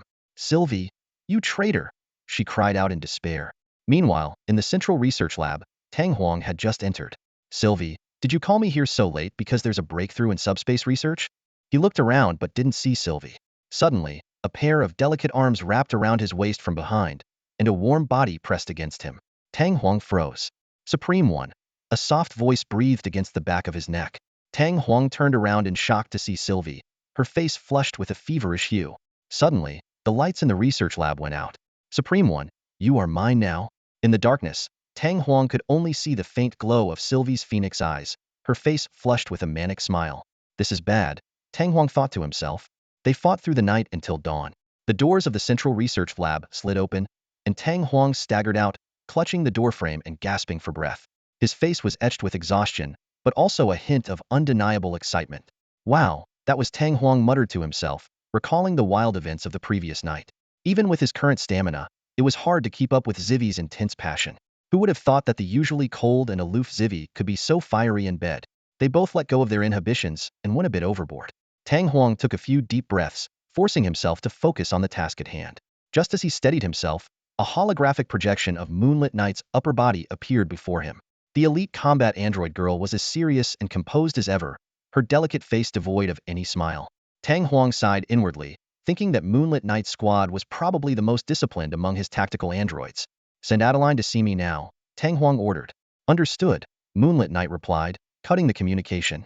A flicker of confusion crossed her face. Why did the Supreme Commander look so exhausted? Could it be that he and Zivi were discussing technology late into the night? Reflecting on the few technical android girls they had captured attempting a night raid, Moonlit Knight sighed. They must have been influenced by Rubus Insane Group. Luckily, the Supreme Commander was with Zivi last night. Someone so proper that nothing inappropriate could have happened. Tang Huang returned to his quarters and, with the assistance of automated machinery, donned his Tyanda-class power armor. He led his personal Black Wing Maiden Guards to the council hall. Inside, along with the familiar tactical android girls, there was a new group led by Andraith shipgirls. They attended in their tactical android forms, while their main bodies were docked at the spaceport in low orbit around the stellar dome. As Tang Huang stepped into the hall, he saw Adeline and the other psionic girls returning. Adeline rushed to him excitedly. Supreme Commander, I missed you so much. Stop. Moonlit Knight intervened again, her face full of helplessness. If it weren't for her, these lunatics would have already succeeded. Thankfully, under her protection, the Supreme Commander remained pure. All right, be serious. Adeline, report the mission outcome, Tang Huang signaled, his expression turning stern. Adeline pouted, but then waved her hand to summon a field of light dots. The dots quickly assembled into a three-dimensional star map, each representing a star. This is the Lingxiao star system. She pointed to a bright spot, and this, she pointed to another close spot, is our target system, currently named Bylan star system. A line connecting the two indicated the star route. After listening to Adeline's detailed report, Tang Huang nodded thoughtfully. So, the unknown ruins in that star region are bustling with new civilizations? Despite the numerous space storms, the existence of the star route makes competition even fiercer, he analyzed. The safe space between star systems has shrunk, leaving only the star route as a safe passage. These new civilizations will inevitably clash along the star route. A glint of determination flashed in Tang Huang's eyes. However, this is advantageous for the mech heaven. These civilizations, unaccustomed to external contact, will eventually become our subjects. A vast foundational base is about to form. Quickly, Tang Huang formulated a policy for dealing with potential new civilizations in the ruins: conquer and rule. He then began organizing the expeditionary fleet. Two fleets were swiftly formed. One was the regular fleet of the mech heaven, and the other was the shipgirl fleet. The regular fleet was led by the medium attack battleship Expedition, accompanied by 12 heavy firepower destroyers of the Haitian class, 34 heavy frigates of the Wuchang class, and 4 large comprehensive transport ships of the Tuyo class. Ruby served as the commander, Valia as the fleet's chief technician, Moonlit Knight led the ground tactical android units, and Qing Yin was in charge of logistics. The shipgirl fleet, led by Andra, comprised 300 modified and armed shipgirls. With their addition, Tang Huang's fleet rapidly expanded, capable of deploying hundreds of warships for a single star system expedition. As the mech heaven prepared for the expedition to the new star systems, changes were also afoot in the Yada Empire. Lieutenant General Byrne arrived at Yada's St. Relitas star, descended upon Glory City, and took Luo Shelling away. After confirming Luo Ziyuling's safety, Lieutenant General Byrne issued a reprimand before leaving. Lieutenant General Byrne's virtual projection questioned, Emperor St. Relitas 17 of Yada. You knew about the awakening of the ancient civilization in the ruins, mech heaven, long ago. Why did you not report it to the dueling empire immediately? Caught off guard by the sudden interrogation, Emperor St. Relitas 17 was utterly bewildered. What is this mechanical celestial court? Emperor St. Leletes 17 furrowed his brow in confusion, utterly perplexed by General Byrne's words. He racked his brain but had no recollection of this ancient empire. General of the Upper Kingdom, with all due respect, I truly have no idea what you're talking about, Emperor St. Leletes 17 said earnestly, his eyes reflecting his bewilderment. General Byrne sneered, clearly not believing the emperor. At that moment, a palace attendant discreetly tugged at the emperor's sleeve and whispered, Your Majesty, do you remember that news report? The reminder struck like lightning, instantly illuminating St. Leletes XVI's memory. He suddenly recalled that a news company within the empire had reported that the ruins of the 117 star system had been occupied by a faction called the Mechanical Celestial Court. At the time, the Internal Intelligence Department had briefed him on the matter, but he had dismissed it as insignificant gossip. Realizing the gravity of the situation, St. Leletes XVI's face turned as pale as a sheet. With trembling hands, he stammered, Could it be? Could that faction we dismissed as a mere armed group be the awakened ancient empire? This dreadful realization hit him like a hammer blow to the heart. He suddenly understood that the fleet led by Commander Pharos might have been completely annihilated by this mysterious mechanical celestial court. As St. Leletes 17 was on the verge of fainting, General Byrne's cold voice interrupted again. Emperor of Yada, you have made a grave mistake. I will report this to the Turan Central Command immediately. Prepare yourself. The Turan Empire's punishment will be harsher than it was 300 years ago. The Yada Empire should brace for losing 1/10 of its population. After General Byrne's hologram vanished, St. Leletes 17 felt all his strength drain away, and he collapsed backward. The palace attendants around him panicked, calling frantically for the court physician. In the midst of the chaos, an urgent communication from the St. Leletes System Defense Headquarters reached the Emperor directly. Your Majesty, a massive fleet has bypassed the outer defenses of the star system using an unknown jump method and has entered the inner system. This news shattered the last vestiges of hope in St. Leletes 17. Forcing himself to stand, he unexpectedly grabbed a plasma pistol from a nearby guard. Amid the horrified gazes of those around him, he pointed the gun at his own head. The Turan Empire's retribution has arrived, everyone, the Emperor said with a voice filled with sorrow. As the head of the Empire, I must face it first. 300 years ago, My father was executed by the Turan Empire and thrown into a black hole. I refused to meet the same fate. Although some tried to intervene, a look from one of the palace attendants stopped them. With trembling hands, Saint Leletes 17 pulled the trigger. In an instant, the plasma beam flashed, and the emperor's headless body collapsed to the ground. At that moment, another group of palace guards arrived and witnessed the shocking scene. One of the palace attendants calmly explained, "The emperor, fearing the Turan Empire's punishment, has taken his own life." The head of the palace guards, enraged by this revelation, immediately ordered his men to open fire on the attendants. The concentrated plasma beams quickly melted their powered armor, leaving charred remains scattered on the floor. "Seal off all information within the palace attendant ordered coolly. "Arrest the crown prince and execute him. Then, we shall welcome the return of Commander Pharos." "No, Emperor Pharos." Meanwhile, in the space surrounding the St. Leletes system, a massive fleet had just emerged from hyperspace. This fleet, consisting of nearly 200,000 warships, had once been the united fleet of the Yada Empire. Now, however, each ship appeared to be made of grotesque flesh rather than steel. At the center of the fleet, on the flagship's bridge, stood a terrifying figure. Outwardly, he still looked like Pharos, but in reality, the real Pharos was dead. The being now inhabiting his body was an unknown demon from hyperspace. He gazed coldly at the distant planet of Yada, as if eyeing his soon-to prey. High-dimensional space demons cannot manifest physically in the real universe for now, but they have found a loophole, occupying the bodies of those who enter subspace, thereby entering the physical reality.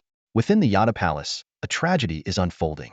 The suicide of Emperor Shung Leletes 17 could have been prevented, but those around him stood by indifferently, watching as he ended his own life. As the emperor fell, a palace attendant who was actually a spy for Pharos immediately ordered the execution of all other palace guards rushing to the scene.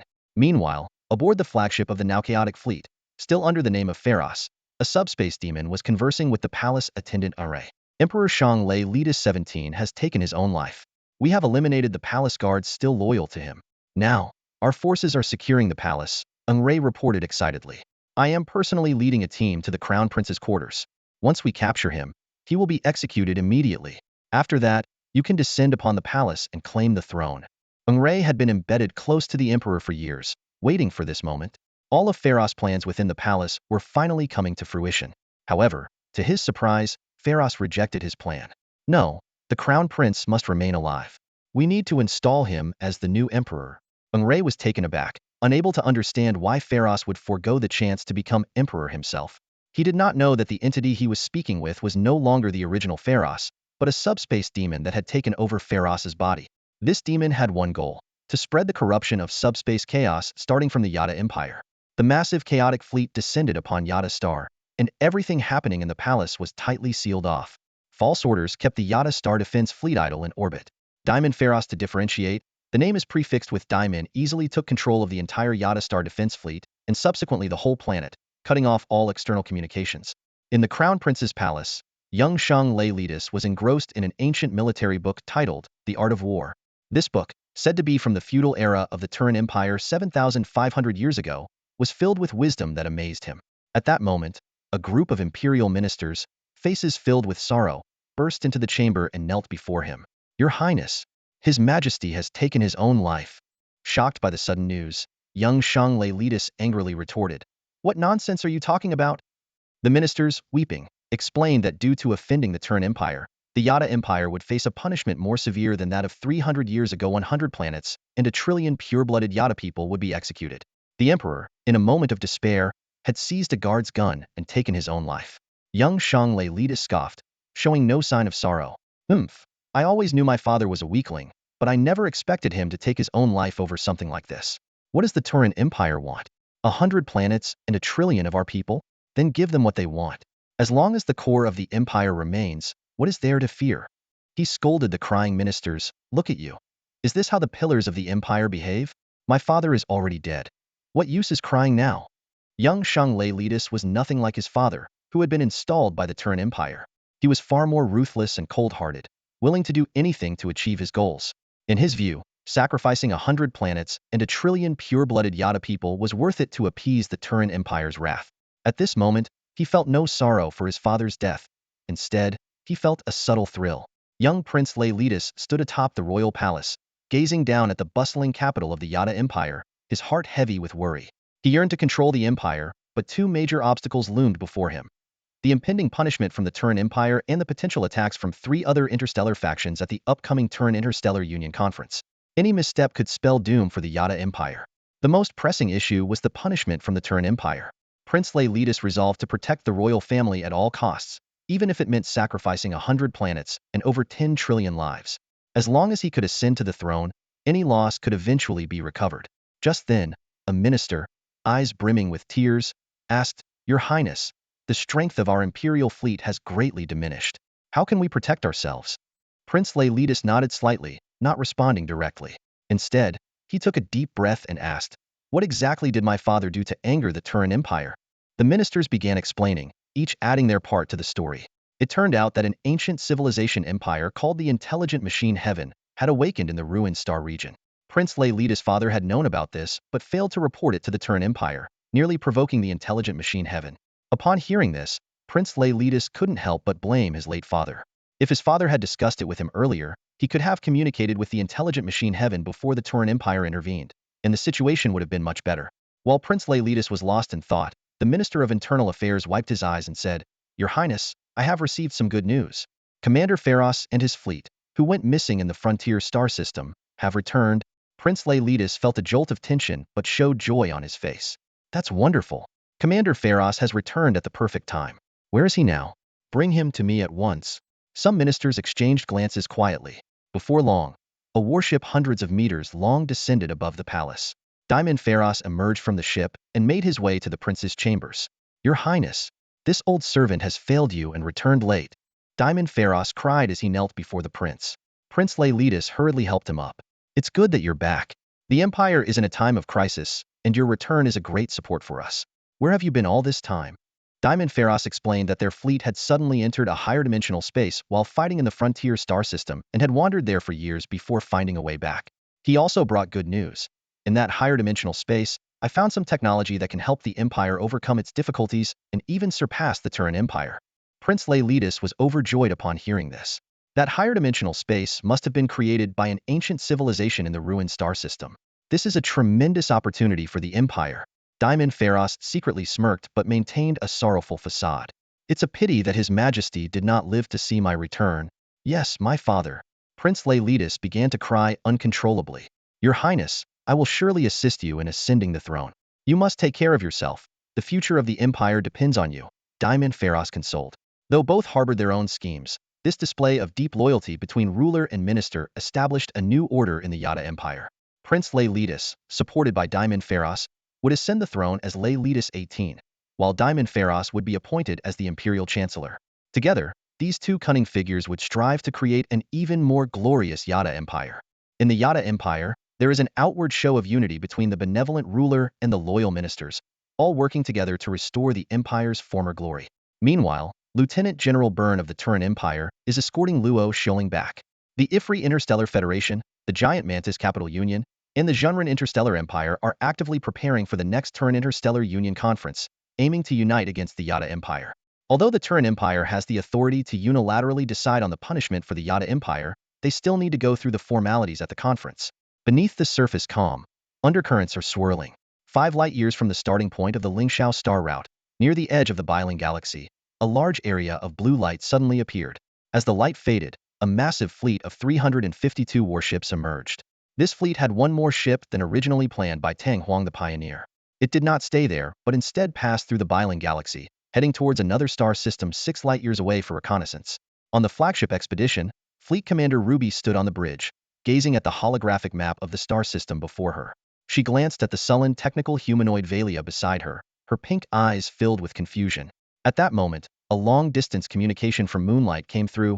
"Valia, I haven't forgiven you for last night, but don't bring your emotions into the mission now. Focus on completing the task given to us by the Supreme." Ruby, alert, asked, "What happened last night?"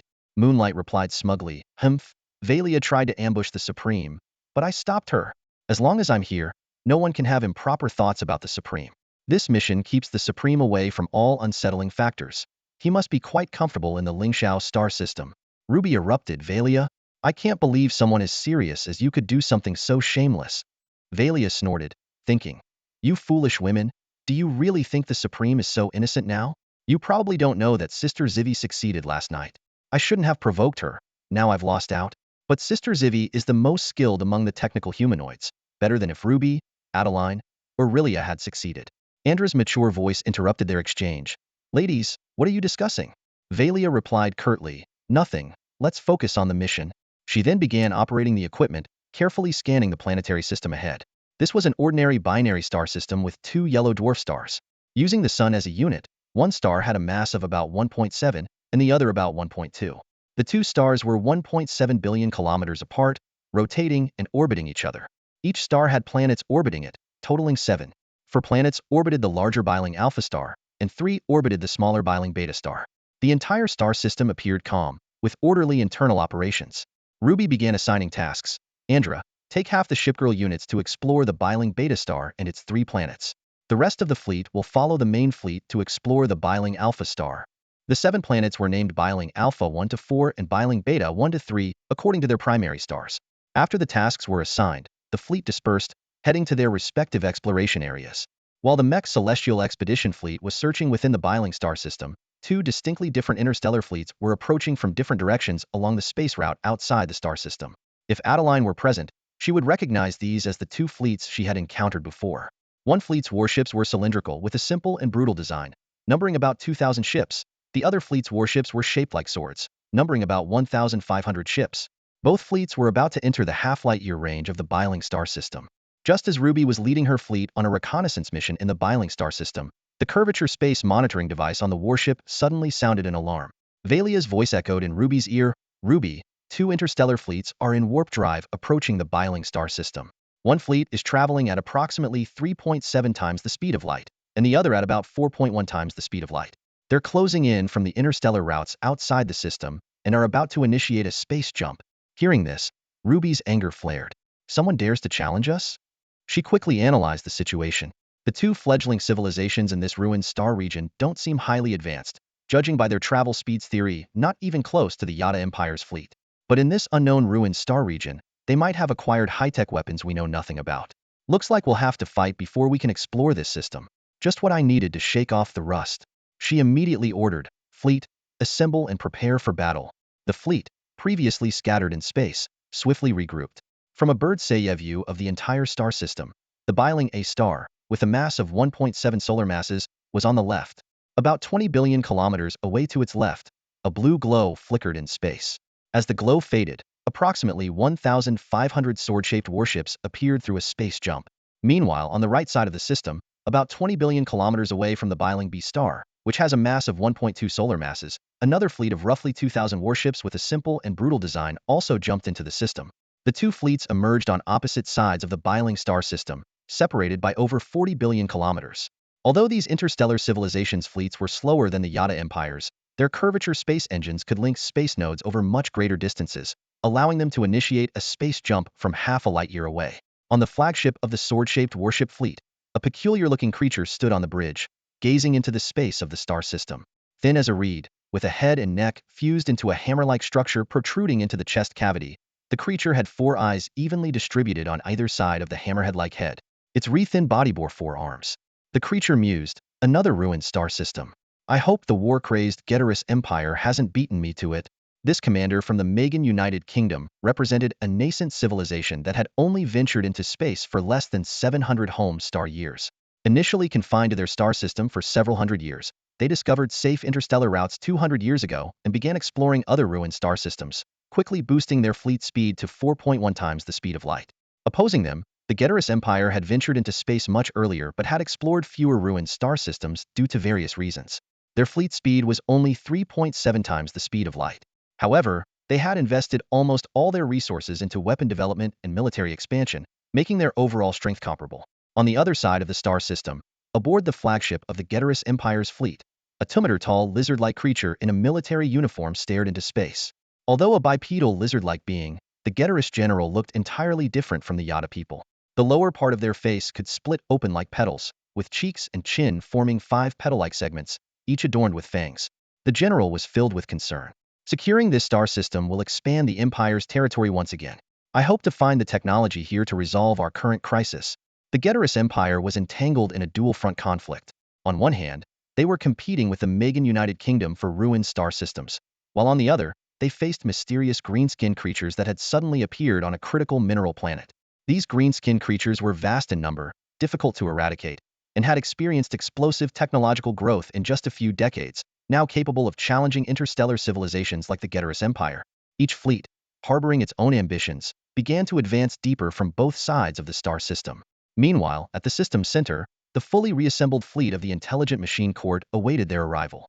Two fleets from different civilizations set sail towards the center of the galaxy simultaneously, with the newly regrouped fleet of the Intelligent Celestial Court following closely behind. Ruby planned to deploy space warp node blocking devices at the galaxy's center, marking the first combat use of this new technology. She thought to herself, if they want to seize this galaxy, they shouldn't expect to leave easily. 1 hour and 58 minutes later, the fleet of the Intelligent Celestial Court traveled 20 billion kilometers to reach the center of the galaxy. Near the Lagrange point between two stars, a massive disc-shaped space station hovered silently, about 40 kilometers in diameter. Surrounding the space station was a ring of broken automated defense systems, and within 1 million kilometers, a vast amount of debris floated, forming a makeshift asteroid belt. Calculations showed that the fastest enemy fleet would take another 2 hours and 42 minutes to arrive. Ruby decided to split her forces. One group would explore the space station, while the other would remain on standby, ready to engage the incoming enemy ships. Under the light of the two stars, the fleet of the Intelligent Celestial Court advanced towards the space station. When the distance was reduced to 5 million kilometers, the fleet halted. In front of them lay a dense debris field, forming a natural barrier. The warship's weapon systems activated, beginning to clear the debris ahead. The first to light up was the Wuchu 3 laser pulse cannon, with its narrow, high-temperature beams sweeping through space like a giant lightsaber, cutting through obstacles. In just over 10 minutes, the fleet had cleared a path. After passing through the debris field, the fleet stopped 1 million kilometers from the space station. Countless mechanical soldiers swarmed out of the warships like bees, flying towards the space station. As they approached within 300,000 kilometers, the station's broken defense systems suddenly activated, firing weapons haphazardly. The mechanical soldiers quickly dispersed, easily evading the inaccurate attacks, and then retaliated, destroying the barely functioning defense systems. After confirming there were no other threats, Ruby ordered the mechanical soldiers to enter the space station for reconnaissance. Soon, images from inside the station were transmitted back. It was an abandoned space city, with skyscrapers and ruins intertwined. The life support system had long been damaged, leaving a silent vacuum inside.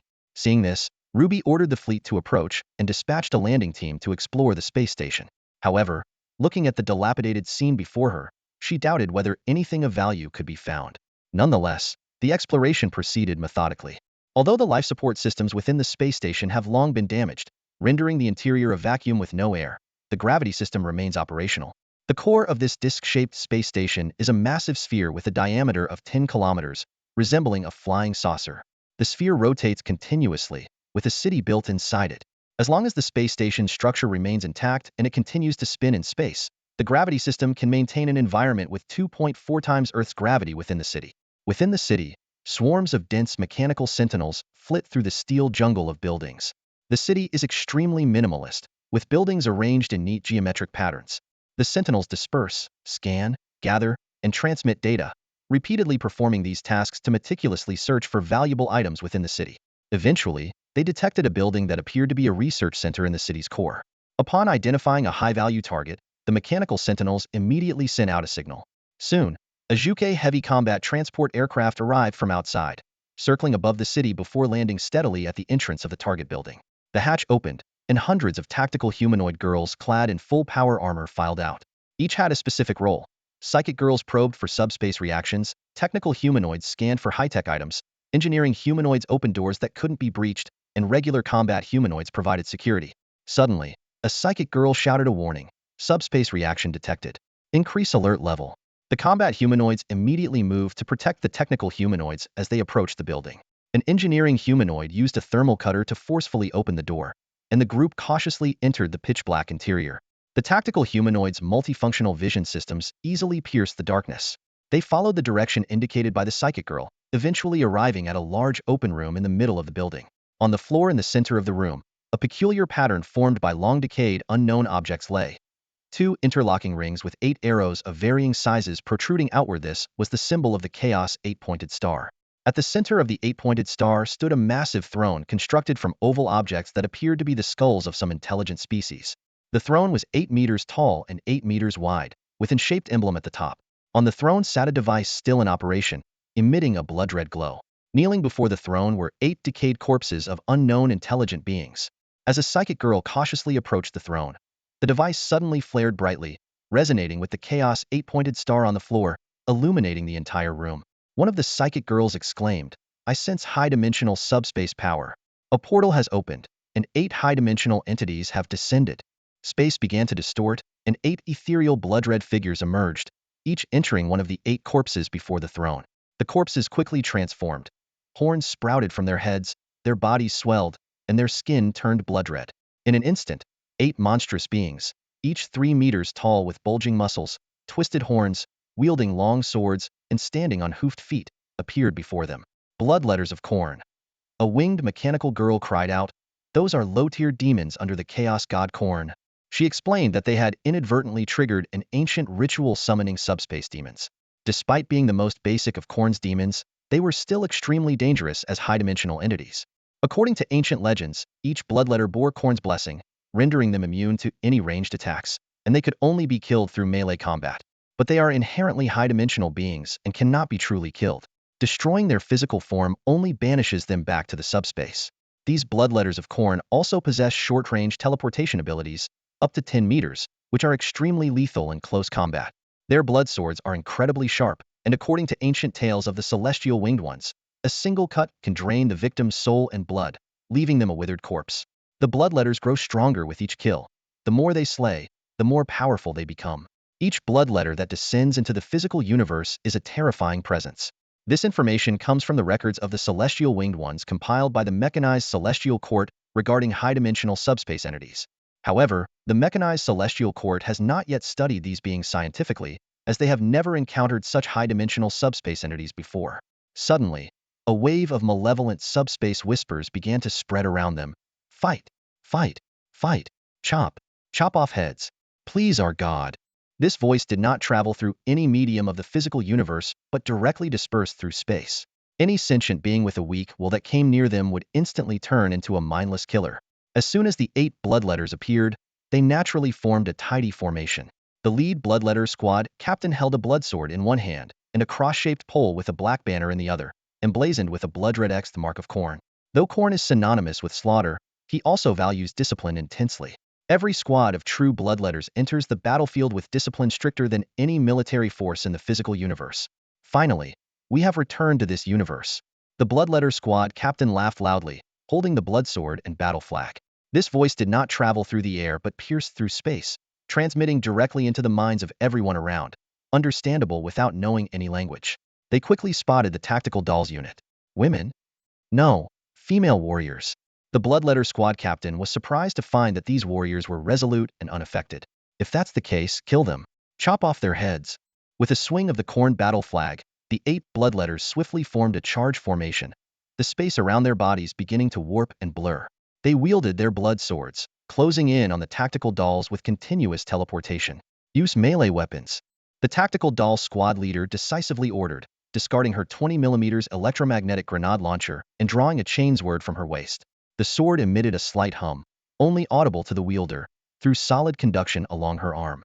In an instant, the 8 bloodletters teleported into the tactical doll's formation, each selecting a target with uncanny synchronization in their timing and movements. The bloodletter squad captain laughed maniacally, teleporting behind a tactical doll, swinging the blood sword down to claim its first head in the physical universe. However, the next moment it was completely stunned. The descending blood sword was blocked by a transparent shield that appeared out of nowhere, and a bright halo rose behind the tactical doll, enveloping her entire body. The tactical doll reacted instantly, swinging her chainsword backward without hesitation. As the bloodletter sword was blocked by the psychic shield, the chainsword noiselessly cut through the captain's arms. Roar! The bloodletter squad captain roared in anger, teleporting away with its severed arms, distancing itself from the tactical doll. Looking at the other bloodletters, for had already fallen in the initial attack. Only 3 injured bloodletters teleported back to the squad captain. The result shocked the bloodletter squad captain. Could it be you, this power? Are you servants of some chaos god? Is it that deceitful bluebird, or that disgusting bloated fat man, or that wench's underlings? You're all women. Are you that disgusting wench's followers? The wench, referred to Slainish, the chaos god Khorne despises the most. Huh, what nonsense are you spouting? How could we be servants of chaos gods? A tactical doll taunted the Bloodletter squad captain, holding her roaring chainsword. Enough talk, you don't seem that tough anyway. Let's fight. The Bloodletters were indeed strong, but the tactical dolls were no pushovers. Even the most ordinary tactical doll's brain functions like a high-speed computer. Combined with their robust mechanical bodies and the light phase shield system, which essentially harnesses subspace powers, their close combat prowess surpasses that of the Bloodletters. Meanwhile, in the fleet outside the space station, the technical dolls were quickly analyzing the Bloodletters' abilities. They considered these high-dimensional subspace Bloodletters as a form of high-dimensional quantum life, descending and inhabiting those 8 decayed corpses. Using some form of proton-level decomposition and reconstruction technology, they transformed the decayed bodies into powerful vessels, creating a special force field on the surface that could block almost all ranged attacks but was vulnerable to melee attacks. The Bloodletter's teleportation ability was seen as a form of short-range subspace jump, enabling them to teleport within a 10-meter range through high-dimensional subspace. Their blood swords, capable of draining the enemy's blood and so-called soul, also had a layer of decomposition force field. This field would automatically extract the blood components of the enemy upon contact, breaking them down into nutrients and transferring them through the blood sword to the Bloodletters' bodies, enhancing them. The essence of why Bloodletters cannot be truly killed lies in their nature as high-dimensional quantum life forms, with their current bodies being merely temporary vessels. Once killed, their quantum essence returns to the high-dimensional subspace. All these explanations are quite scientific. In the outer space, the fleet swiftly analyzed the abilities of the Khorne Bloodletters and transmitted the data in real time to the tactical humanoid girls engaged in the battle. Leveraging their formidable computational power, support from vast databases, crucial shield protection, and numerical superiority, the girls rapidly turned the tide of the conflict. 100 tactical girls joined forces to encircle the remaining 4 Bloodletters, creating an intensely fierce scene. The Bloodletter Vanguard captain, despite recognizing the slim chances of victory, chose to charge once more.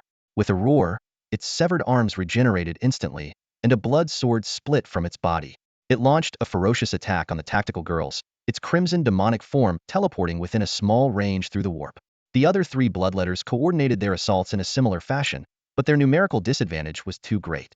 The tactical girls formed groups of 3, covering each other and sharing visual perspectives.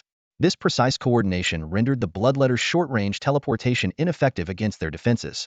When the Vanguard captain teleported behind one of the tactical girls and swung its blood sword, it was immediately besieged by multiple chainswords from the surrounding girls. Although the Bloodletters were formidable infantry units within the Khorne Demon army, they lost their advantage against this specialized mechanical force. The arrival of higher-dimensional warp entities usually brought invisible electronic demons capable of corrupting high-intelligence AI devices. However, the tactical humanoid units of the machine heaven were completely immune to such effects, representing a different form of demon in a battle against Khorne's demons. After 8 Bloodletters were slain, the Psyker girls began to carefully sense the warp reactions. Once confirmed that the enemies had been banished back to the warp, one Psyker girl, wielding a chainsword, approached the skull throne at the center of the Chaos 8-pointed star. The peculiar warp device emitting a blood-red glow caught her attention. The Psyker girl picked up the device with her hand and, after a detailed examination, excitedly discovered that it was a communication device capable of transmitting messages through the warp. This finding was of great significance to the machine heaven, as it could provide a way to surpass the limitations of light-speed communication. In the current interstellar era, most civilizations were still bound by light-speed communication, while faster-than-light communication technology was a key pursuit among major powers. For instance, in the conflict between the Turan Interstellar Society and the Perseus Interstellar Society, the Turan Empire maintained its edge against the more technologically advanced Perseus civilization thanks to a star network server excavated from a relic sector. For the machine heaven, acquiring this warp communication technology would not only free them from reliance on the Turan Empire's star network, but also allow them to completely erase traces of their previous use of that network. This technology, enabling instantaneous long-distance communication through warp jumps, opened up new possibilities for the development of the machine heaven. The tactical doll unit immediately began retrieving the subspace communication device. This device was so crucial to the mech heavenly court that they were willing to abandon all other relics in the galaxy to bring it back. After the retrieval was complete, the unit continued their thorough investigation. Inside the structure, they discovered a shocking scene. Tens of thousands of intelligent beings' skulls piled up like a mountain, likely the entire population of the space station city. Amidst the ruins, traces of past prosperity were faintly visible, but the ravages of time had rendered everything unrecognizable. Confirming there were no other high-value items, the tactical doll unit began their retreat. A Suzaku heavy transport ship carried the special cargo back along the same path. Besides the subspace communication device, there were 8 corpses of Khorne Bloodletters. These corpses had been reconstructed by the high-dimensional subspace forces into a completely new, unknown material, offering immense research value to the Mech Heavenly Court. All the findings were brought back to the flagship expedition. Ruby felt a surge of joy, imagining how the Supreme Council would reward her. However, Yueya's voice interrupted her reverie. Ruby, stop daydreaming. We have a situation. The two interstellar civilization fleets we detected earlier are approaching. Yueya detailed the positions and estimated arrival times of the two fleets. Ruby, puzzled, asked, why are they so slow? According to previous scans, they should have arrived by now. Yueya explained, do you think just any interstellar civilization can maneuver in warp state as freely as we do? Ruby decided to adopt an aggressive strategy. Let's make it quick. I'll take the main fleet to deal with the one on the left, Yueya. You lead the shipgirl unit to handle the one on the right. Leave some alive to interrogate about their civilization. Orders were swiftly relayed, and the shipgirl warships docked in space were thrilled. This was their first combat mission since their modification, and every one of them was eager to prove themselves. On the bridge of the Andra flagship, Yueya and Andra had a brief conversation. Andra joked that these shipgirls were youngsters, and she was also quite young. Yueya teased, got it, big sister who's a few thousand years old. Not some ancient monster of tens of thousands. Meanwhile, the interstellar fleet of the Megan United Kingdom was cautiously navigating through the star system in warp drive. They had detected unusual space warp fluctuations, but couldn't pinpoint their source.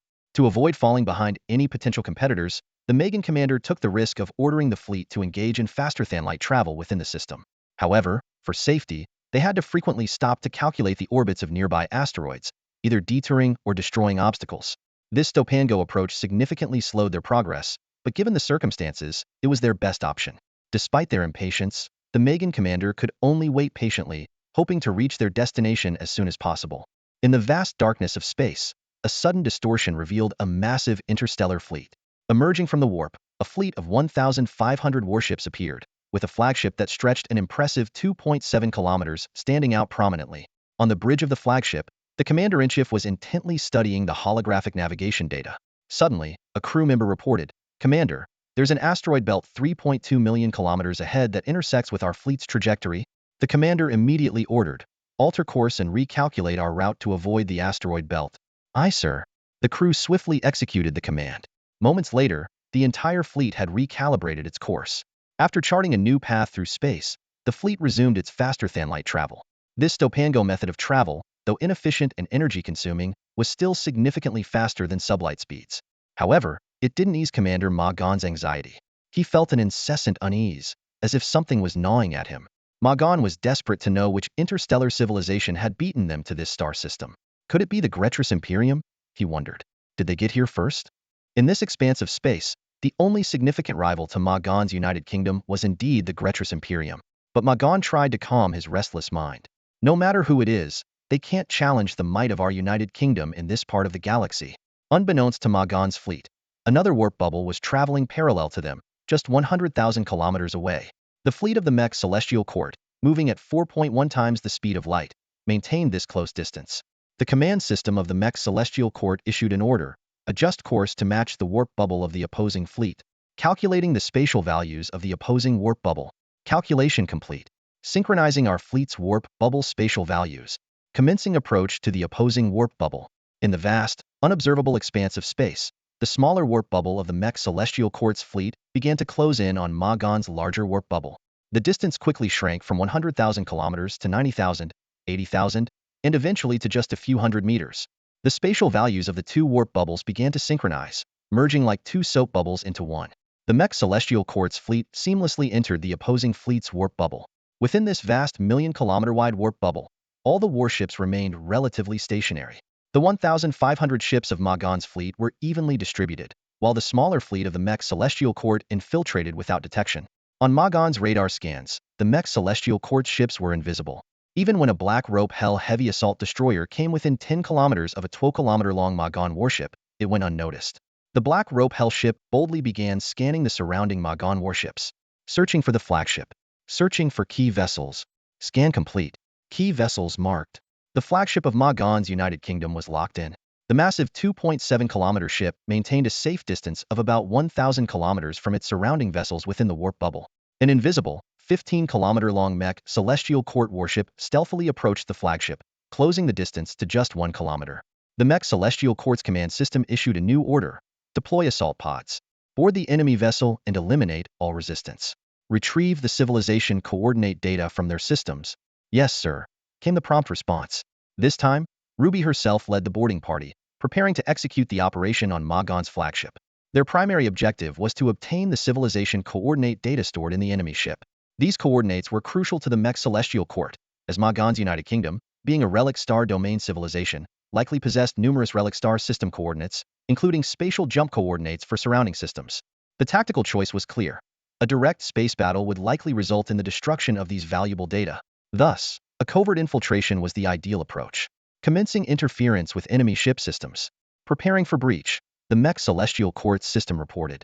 Hundreds of Vermilion Bird heavy combat transporters silently approached the Magon flagship, initiating system interference.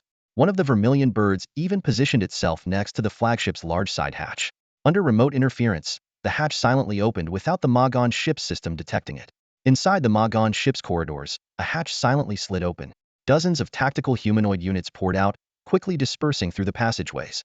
Their optical camouflage systems activated, making them invisible to the ship's internal sensors.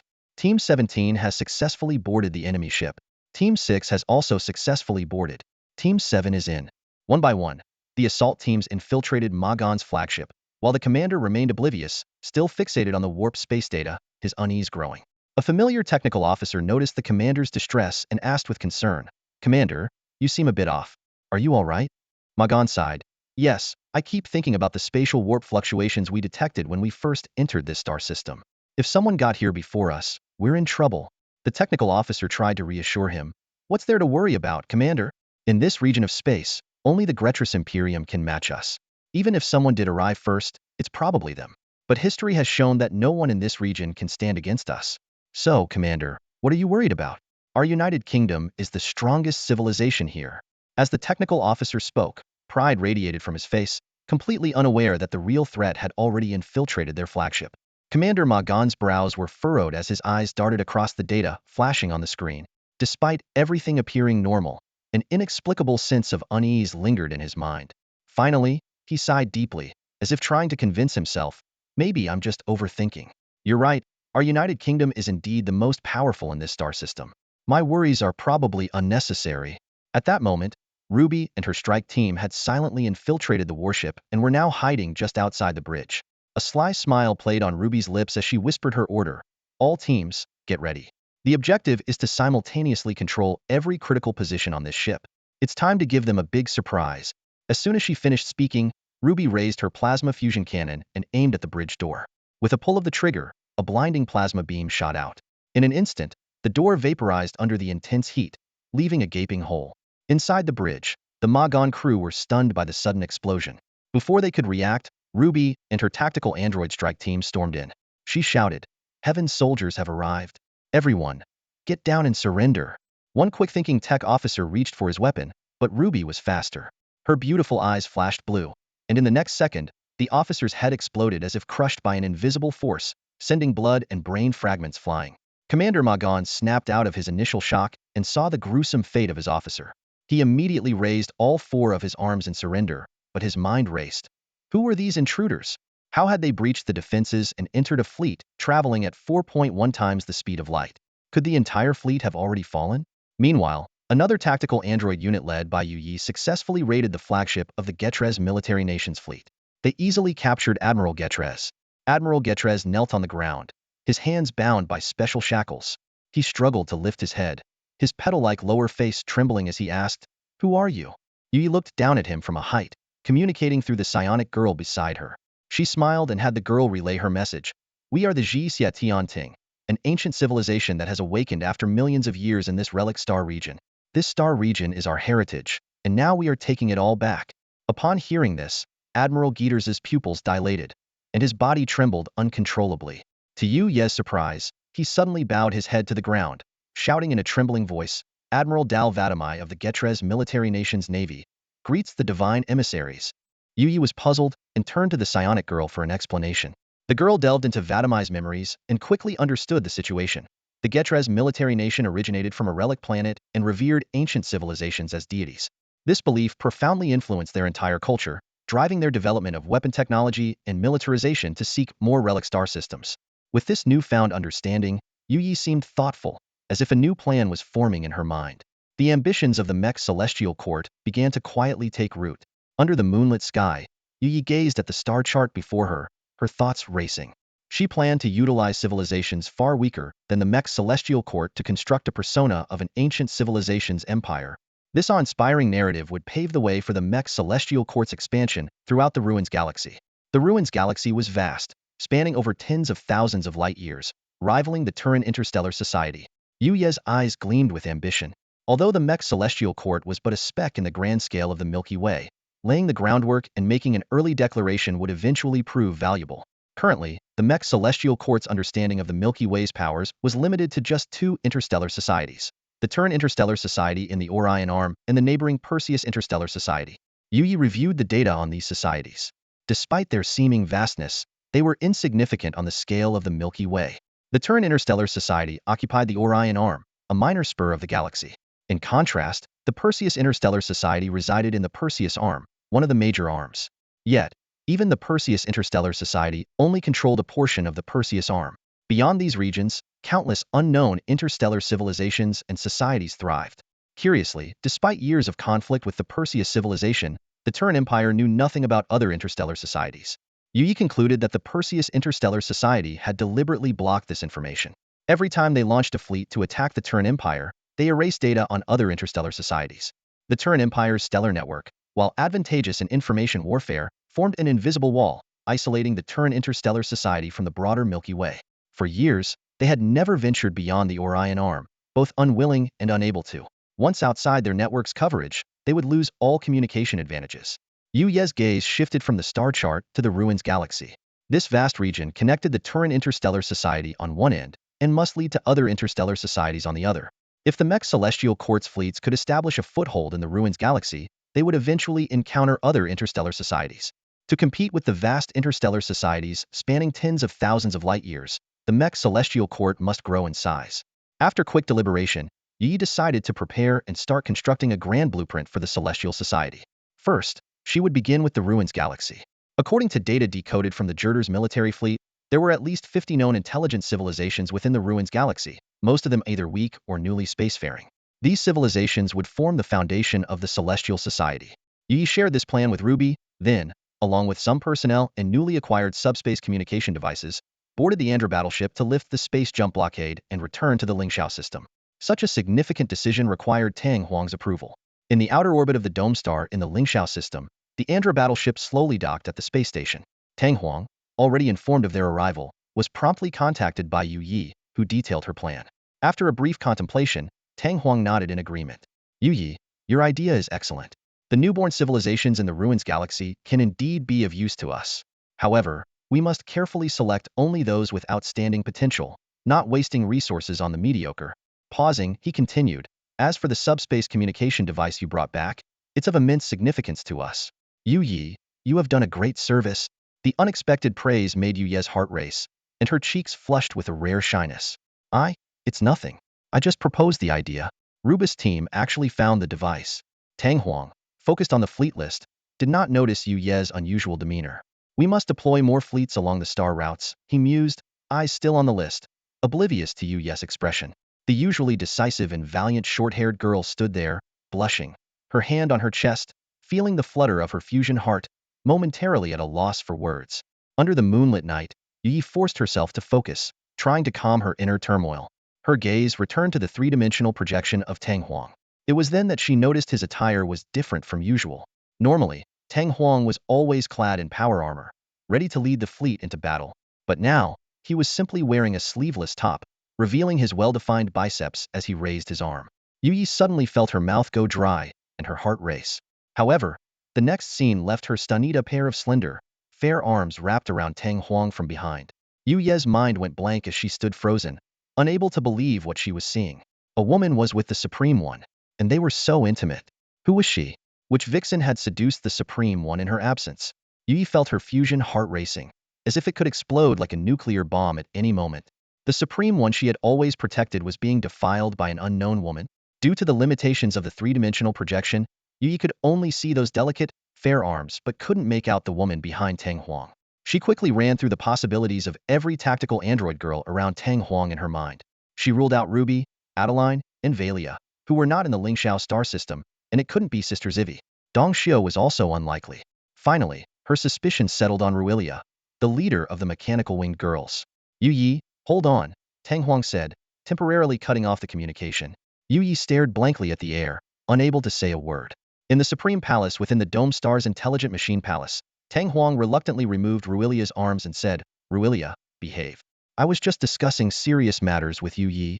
Ruilia giggled and replied, I didn't stop your majesty from discussing serious matters. Tang Huang sighed, his gaze falling on Zivi, who was napping with her head on his lap. He gently stroked her silky black hair, silently berating himself for his increasing decadence. It's time to get to work, Tang Huang said softly, waking Zivi. Her exquisite, cold phoenix eyes slowly opened, still a bit dazed from sleep. Zivi wrapped her arm around Tang Huang's neck and kissed him gently. After a moment, Tang Huang said helplessly, I wasn't referring to this kind of work. I know, Zivi replied.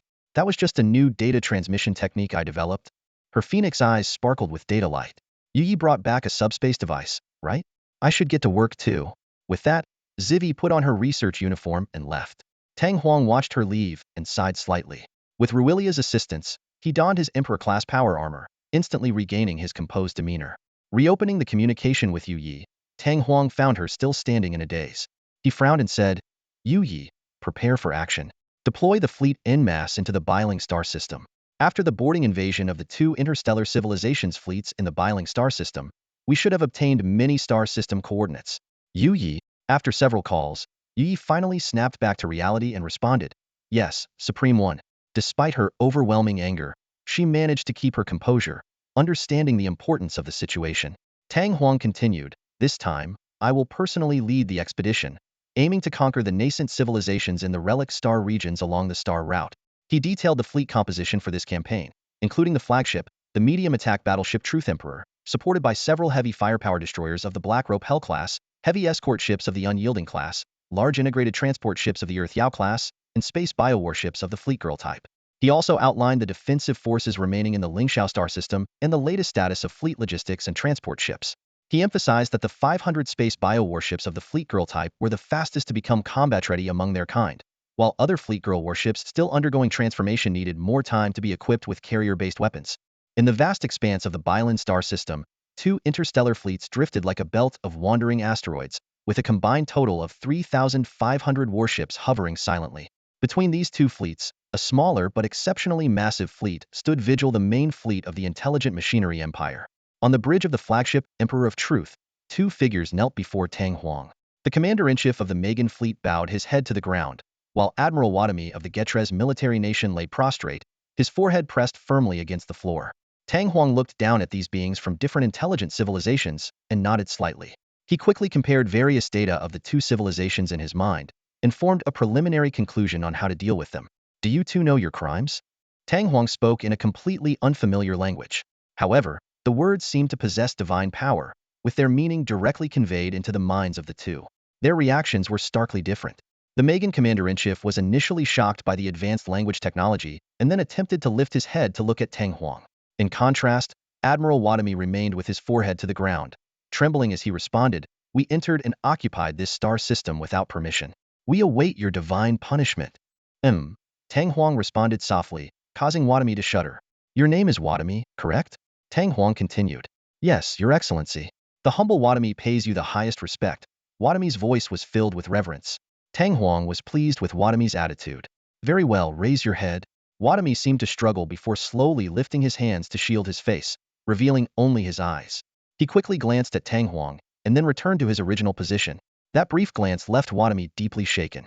He saw an immensely tall figure, clad in magnificent powered armor, backlit by a radiant red sun, surrounded by swirling clouds, resembling a living star. The Megan commander noticed Watami's reaction and was filled with curiosity. He wanted to look up, but was restrained by biological neural shackles.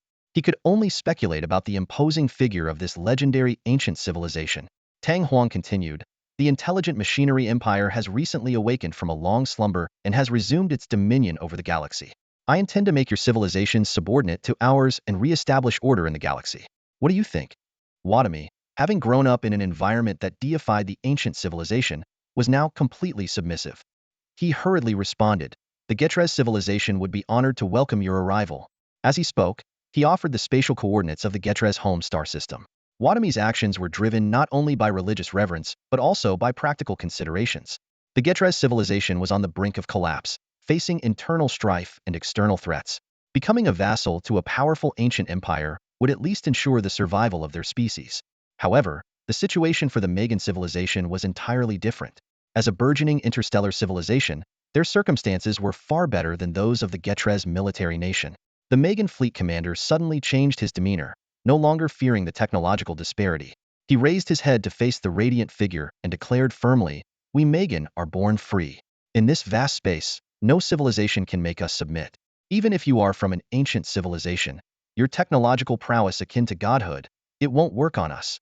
Tang Huang regarded the suddenly defiant Megan fleet commander and nodded slightly. Through data analysis, he understood that the Megan people possessed a partially degenerated but still influential hive mind trait. Paradoxically, this trait made them staunch believers in the principle of freedom above all. No matter the opponent's strength, they would not be coerced into any unwilling actions. It was a unique and contradictory civilization.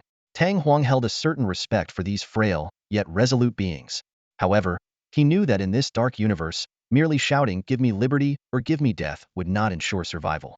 Under their current mindset, the Megan civilization would never submit to him, and he had no intention of wasting time on them. If you won't recognize the intelligent machinery empire as your sovereign, there are plenty of other civilizations that will, Tang Huang thought. The Megan civilization, while unique, lacked the technological prowess to justify their arrogance. Calmly, Tang Huang declared, "I understand. Therefore, your civilization will be annihilated. The intelligent machinery empire's fleet will commence an extermination campaign against the Megan civilization as my highest form of respect for you." Unexpectedly, the Megan commander did not show fear but instead appeared relieved, sincerely saying, "Thank you for your respect." In this universe where the strong prey on the weak, the highest respect for a civilization was complete eradication. Conversely, the greatest contempt was complete disregard. For the Megan people, Tang Huang, as a human, would maintain his respect. Tang Huang stood in the center of the command room, his tall figure encased in power armor, the electronic eyes on his faceplate glowing a menacing red. The commander of the Megan fleet stood before him, visibly tense. Tang Huang's voice was cold and resolute. "I will send only one warship to your home planet. You may leave now. Soon, my warship will arrive." With that, Tang Huang turned and left, leaving the Megan fleet commander standing there in stunned silence. A glimmer of hope sparked in his heart despite the vast technological gap between them. If it was just one warship, they might still have a chance to survive. Tang Huang did not kill the Megan people. He chose to let them go. To him, their fate was already sealed, and letting them leave now wouldn't change anything. After the Megan fleet commander departed, Tang Huang turned his gaze to Vadim, who was still kneeling on the ground. Compared to the Megan civilization, the Jurtals' military empire was easier to control. Their political system was based on the religious worship of ancient civilizations. All he needed to do was redirect their worship towards the Mech celestial court, and many problems would be solved. "Vadim," Tang Huang called out. "My God," Vadim replied, his forehead touching the ground in utmost reverence. "I will grant you a blessing, transforming your body into the immortal. Do you accept?" Tang Huang asked. Upon hearing this, Vadim was overjoyed. He crawled towards Tang Huang's feet, his robust body bowing even lower. "I am willing to offer my humble body to become your war machine. Our entire Jurtals race will become the sharpest sword under your command. Please, my God, bestow your blessing." Tang Huang was very pleased with Vadim's attitude. Though the Jurtals people were not as advanced in scientific research as the Megans, their preference for military matters perfectly suited Tang Huang's needs. He didn't need a research-oriented subordinate race. He needed loyal warriors.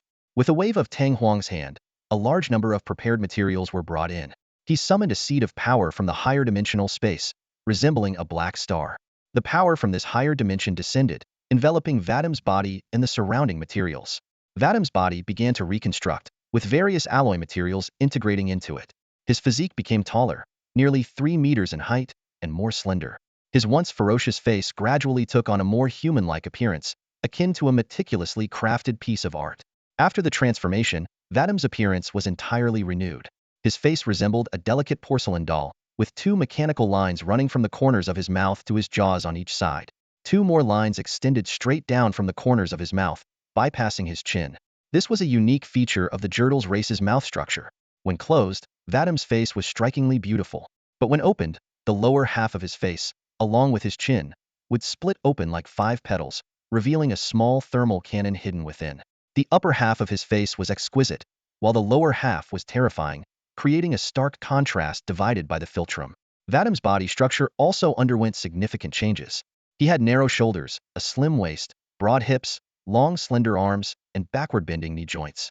Even without weapons, his hands could morph into 2 long blades, equipped with deployable disintegration fields capable of easily tearing through steel. My God, the entire Jurtles race will become your sharpest sword. The transformed Vadim knelt on one knee, bowing his head to Tang Huang. His mind had not changed. It was now filled with unwavering loyalty to Tang Huang. Though his body had completely transformed to resemble a human female, his psychological gender identity remained male. Very good. Tang Huang nodded slightly. Vadim, I have a task for you. Please, my God, command me. Reorganize the Jurtles military empire's religion. You are to create a new religion based on the existing one. This new religion will be called the Mech cult. Do you understand? Vadim immediately responded. Vadim understands. Rest assured, my God. With that, he shifted from a half kneel to a full kneel, bowing his head to Tang Huang. The Mech cult, as its name suggests, worships machinery and technology. The purpose of establishing this cult was to select elite talents for transformation. Although Tang Huang's spiritual power was strong, one person's energy was ultimately limited. The Jurtle civilization was already a legitimate star-level civilization with numerous planetary colonies and a vast population. With more civilizations awaiting conquest, Tang Huang couldn't personally transform each one. Therefore, the creation of the Mech cult was not only to be implemented within the Jurtle civilization, but also to be promoted in future conquered civilizations. This system would be standardized, allowing each civilization to develop and spread the faith autonomously. When a civilization fully embraced the Mech cult, the local sect would meticulously select only the finest individuals to receive the supreme honor of immortality. These elites would then be periodically sent to Tang Huang for transformation, significantly improving efficiency. The initial members of the Jurtles military empire's Mech cult were over 2 million war prisoners from the Jurtles fleet. Vadim was appointed as the first pope of the Mech cult. After making these arrangements, Tang Huang ordered the fleet to initiate a space jump. Vadim input the coordinates for the Jurtles' home star system. Tang Huang decided to personally lead the fleet and the initial members of the Mech cult to the Jurtles' home planet. After all, the Jurtle civilization was the first true subordinate race of the Mech celestial court, while the winged race had fully integrated into the Mech celestial court and was no longer considered a subordinate race. Tang Huang naturally had to take this significant moment seriously. The entire relic star region resembles a vast spider web, with star routes connecting galaxies as nodes, and dangerous space storms lurking outside these routes. In this expansive star domain, true galactic fortresses have emerged. Between the border fortress of the Gatresian civilization and the Biling galaxy lies a distance of 120 light-years, connected by 6 galaxies. The home galaxy of the Gatresian civilization is even farther, separated from the Biling galaxy by 260 light-years, passing through 18 galaxies. In terms of space node jumps, it requires 6 jumps and 18 jumps respectively to reach these destinations. Tang Huang obtained all known galactic jump coordinates of the Gatresian civilization from Watami. These coordinates are like a precious set of keys, allowing him to skip prolonged faster-than-light travel and directly perform space node jumps. This highlights the importance of galactic space jump coordinates. Watami also revealed to Tang Huang that not every part of the relic star region contains ancient civilization relics. Some galaxies are completely barren, while others are densely packed with relics. The Lingxiao galaxy, occupied by Tang Huang, is one such area with a significant number of relics. In contrast, the galaxies controlled by the Gatresian militaristic civilization have relatively fewer relics.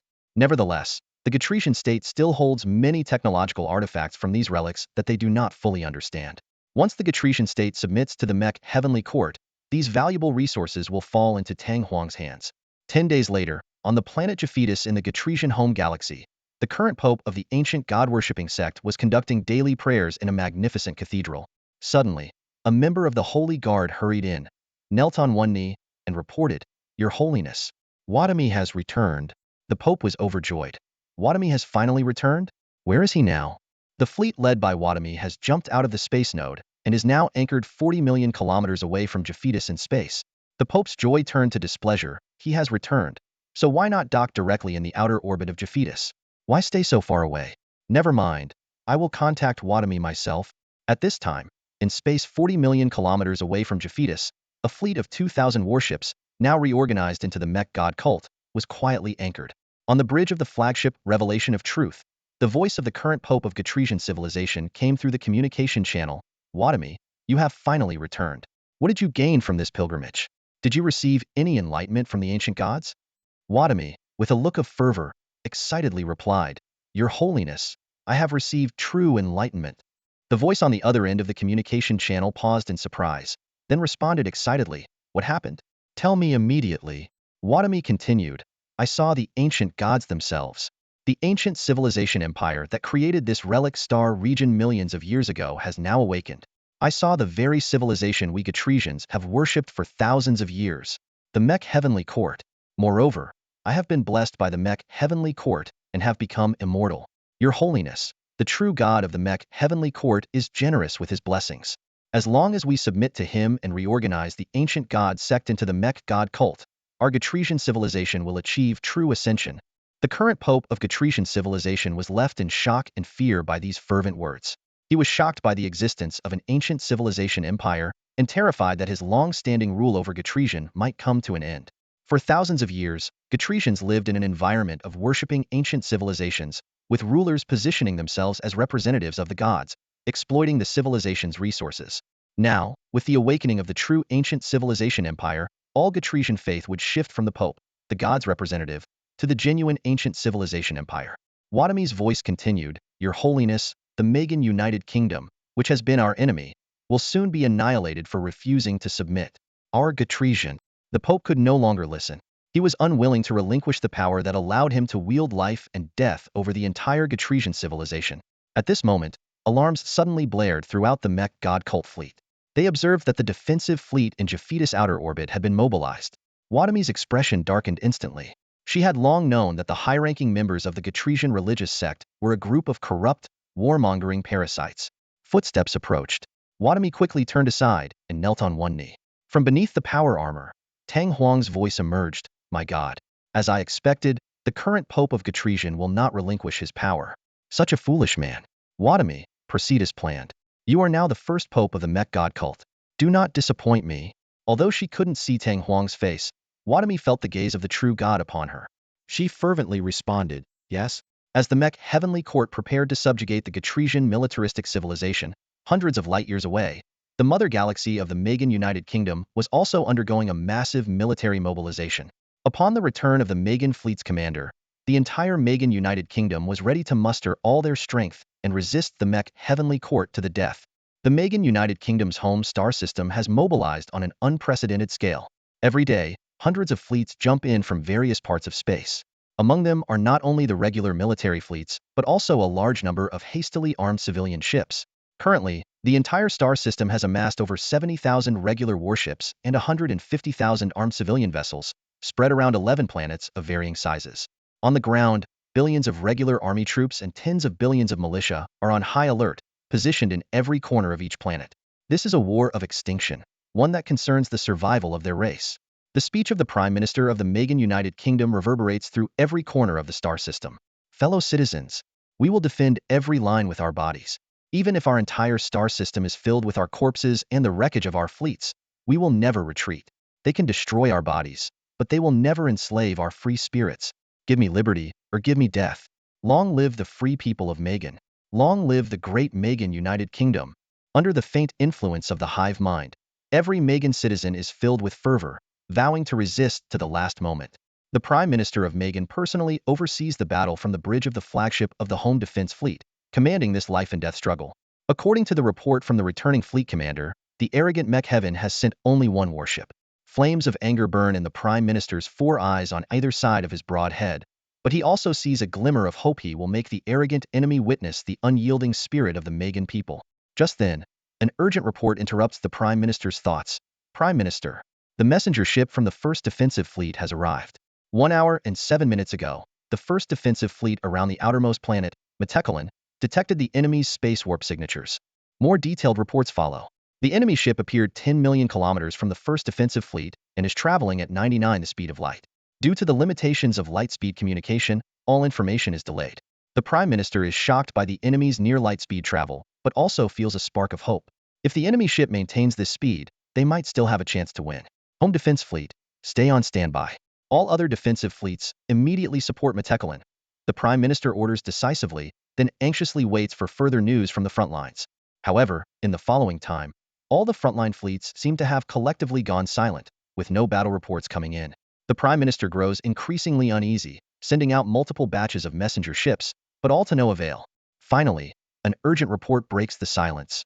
Prime Minister, the battle footage from the front lines has arrived. Play it immediately. The Prime Minister commands sharply. On the virtual screen, a dense formation of fleets guards Metekalan. Suddenly, a space distortion appears in the distant space, and a strange mechanical object, only a few dozen meters long, emerges. It travels at near light speed, crossing 10 million kilometers in half a minute, rapidly approaching the defensive fleet. Tens of thousands of laser beams and missiles pour onto the small target. However, the object displays incredible agility, easily maneuvering through the dense barrage. It slices through the first warship like cutting through butter and then makes an impossible sharp turn, instantly destroying a second warship 2,000 kilometers away. In just 2 minutes, the Metekalan defensive fleet's 15,000 warships and 20,000 armed civilian ships are completely annihilated. How is this footage transmitted? The Prime Minister asks in shock. It was transmitted at normal light speed. Hearing this, the Prime Minister's heart skips a beat, and an immense fear washes over him. He quickly turns to look into space, and the optical scanners show that 10 million kilometers away, a strange mechanical object is heading straight for them. If you were to ask what the most powerful weapon of the Mech Heavenly Court is today, the answer might surprise you. It's not the Lucian star system instant gamma pulse generator, which can cover an entire galaxy with its immense power. Nor is it the WUTSUIV high-energy laser pulse cannon, capable of melting a planet in an instant with its terrifying millions of degrees of heat. The true might of the Mech Heavenly Court lies in the mechanical sentinels they acquired from ancient civilization ruins. Tang Huang discovered and amassed these mysterious constructs in the Lingxiao star system. Upon obtaining the first batch of mechanical sentinels, the Mech Heavenly Court took only 7 days to replicate a basic inertialess engine. Yet, to this day, the internal structure of these sentinels remains a mystery.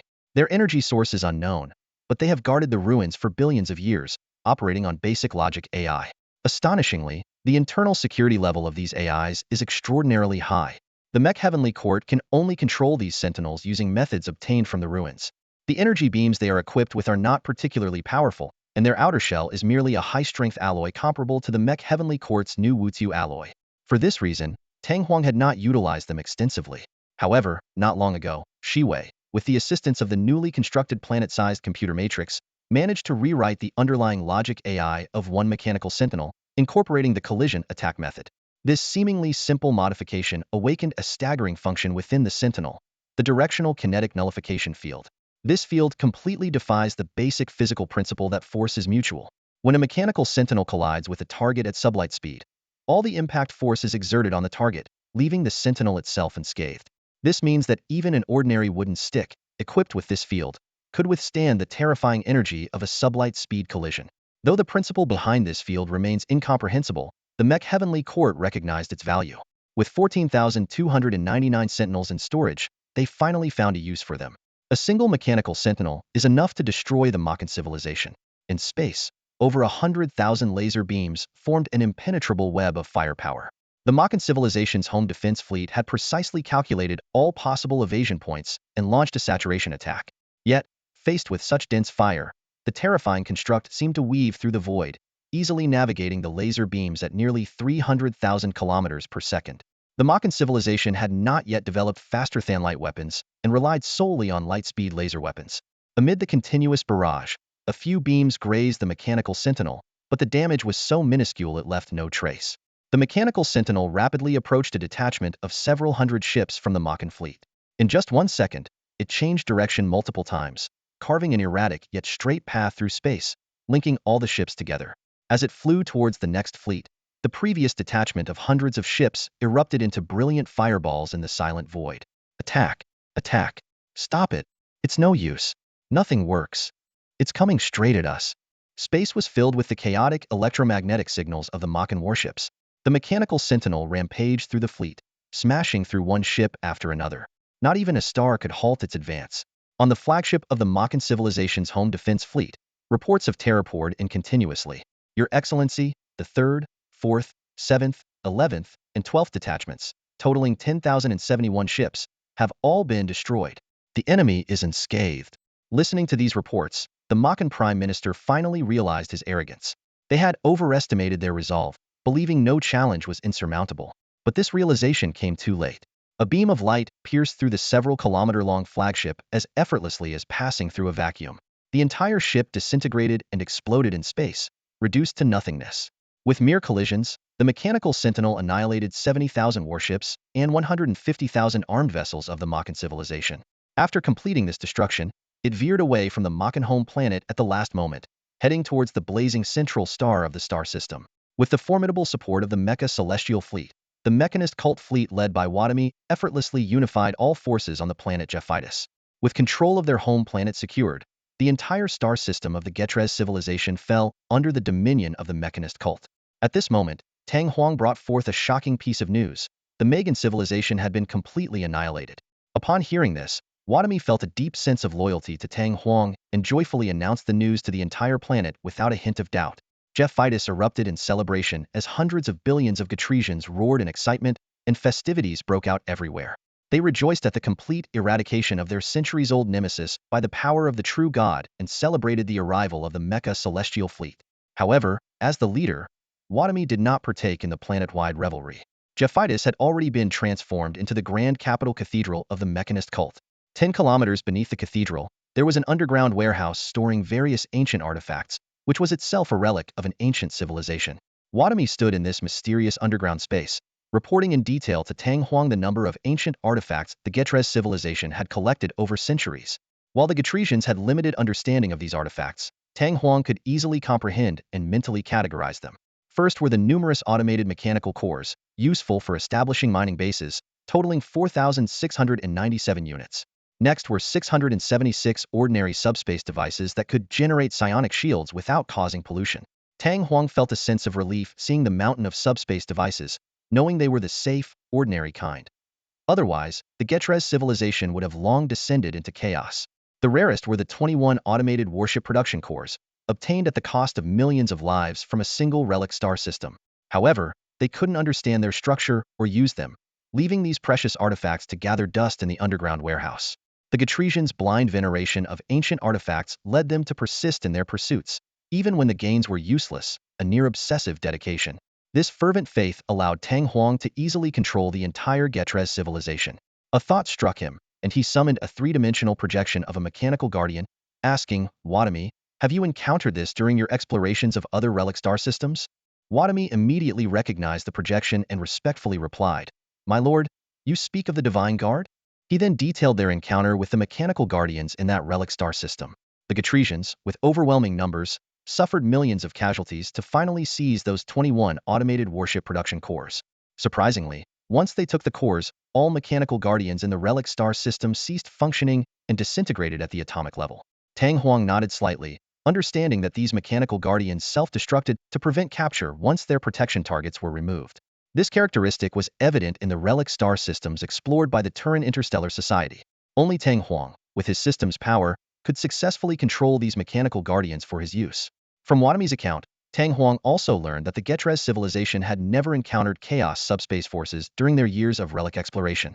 This natural insensitivity to subspace forces meant that even ordinary Getresians were hard to corrupt, a significant advantage. Tang Huang became increasingly convinced that incorporating the Getrez civilization as a vassal was a wise decision. Given the limitations of the Getrez civilization, their collection of these ancient artifacts over centuries was quite an achievement. Tang Huang, not sparing praise, said to Watami, Watami, you have done well. These artifacts will greatly aid us in reclaiming relic star systems and unifying the galaxy. Now, you may make one request on behalf of the Getrez civilization, and the Mecha Celestial Fleet will assist you. Watami immediately knelt on one knee and respectfully said, My lord, I have no other request but to beseech you to use your divine power to help the Getrez civilization eliminate the green skin menace. Tang Huang had expected Watami to request some ancient artifacts and help in using them since these artifacts were acquired at great cost by the Getrez civilization. As the suzerain civilization, the Mecha Celestial Fleet was supposed to help the Getresians utilize these artifacts, representing the image of the Mechanist cult. Hearing about the green skin menace, Tang Huang pondered, searching his mental database for related information. He knew that the Getrez civilization's rear had long been troubled by a species of green skin creatures. I grant this request, Tang Huang said. The celestial soldiers will descend to help you eliminate the green skin menace in your territory. Additionally, The celestial fleet will bestow further rewards upon your civilization. Tang Huang's curiosity was piqued, wanting to see if the legendary greenskins were indeed as extraordinary as rumored. But before that, he needed to transport these ancient artifacts to the Lingxiao star system. He also had to consider how to utilize the psionic energy obtained from the Megan civilization's fleet destruction. That's all for today. Thank you so much for watching. I hope you guys enjoyed. If you wish to have another part of this recap, please give us at least 1,000 likes. Please don't forget to comment and subscribe to our channel for more content like this. Until next time.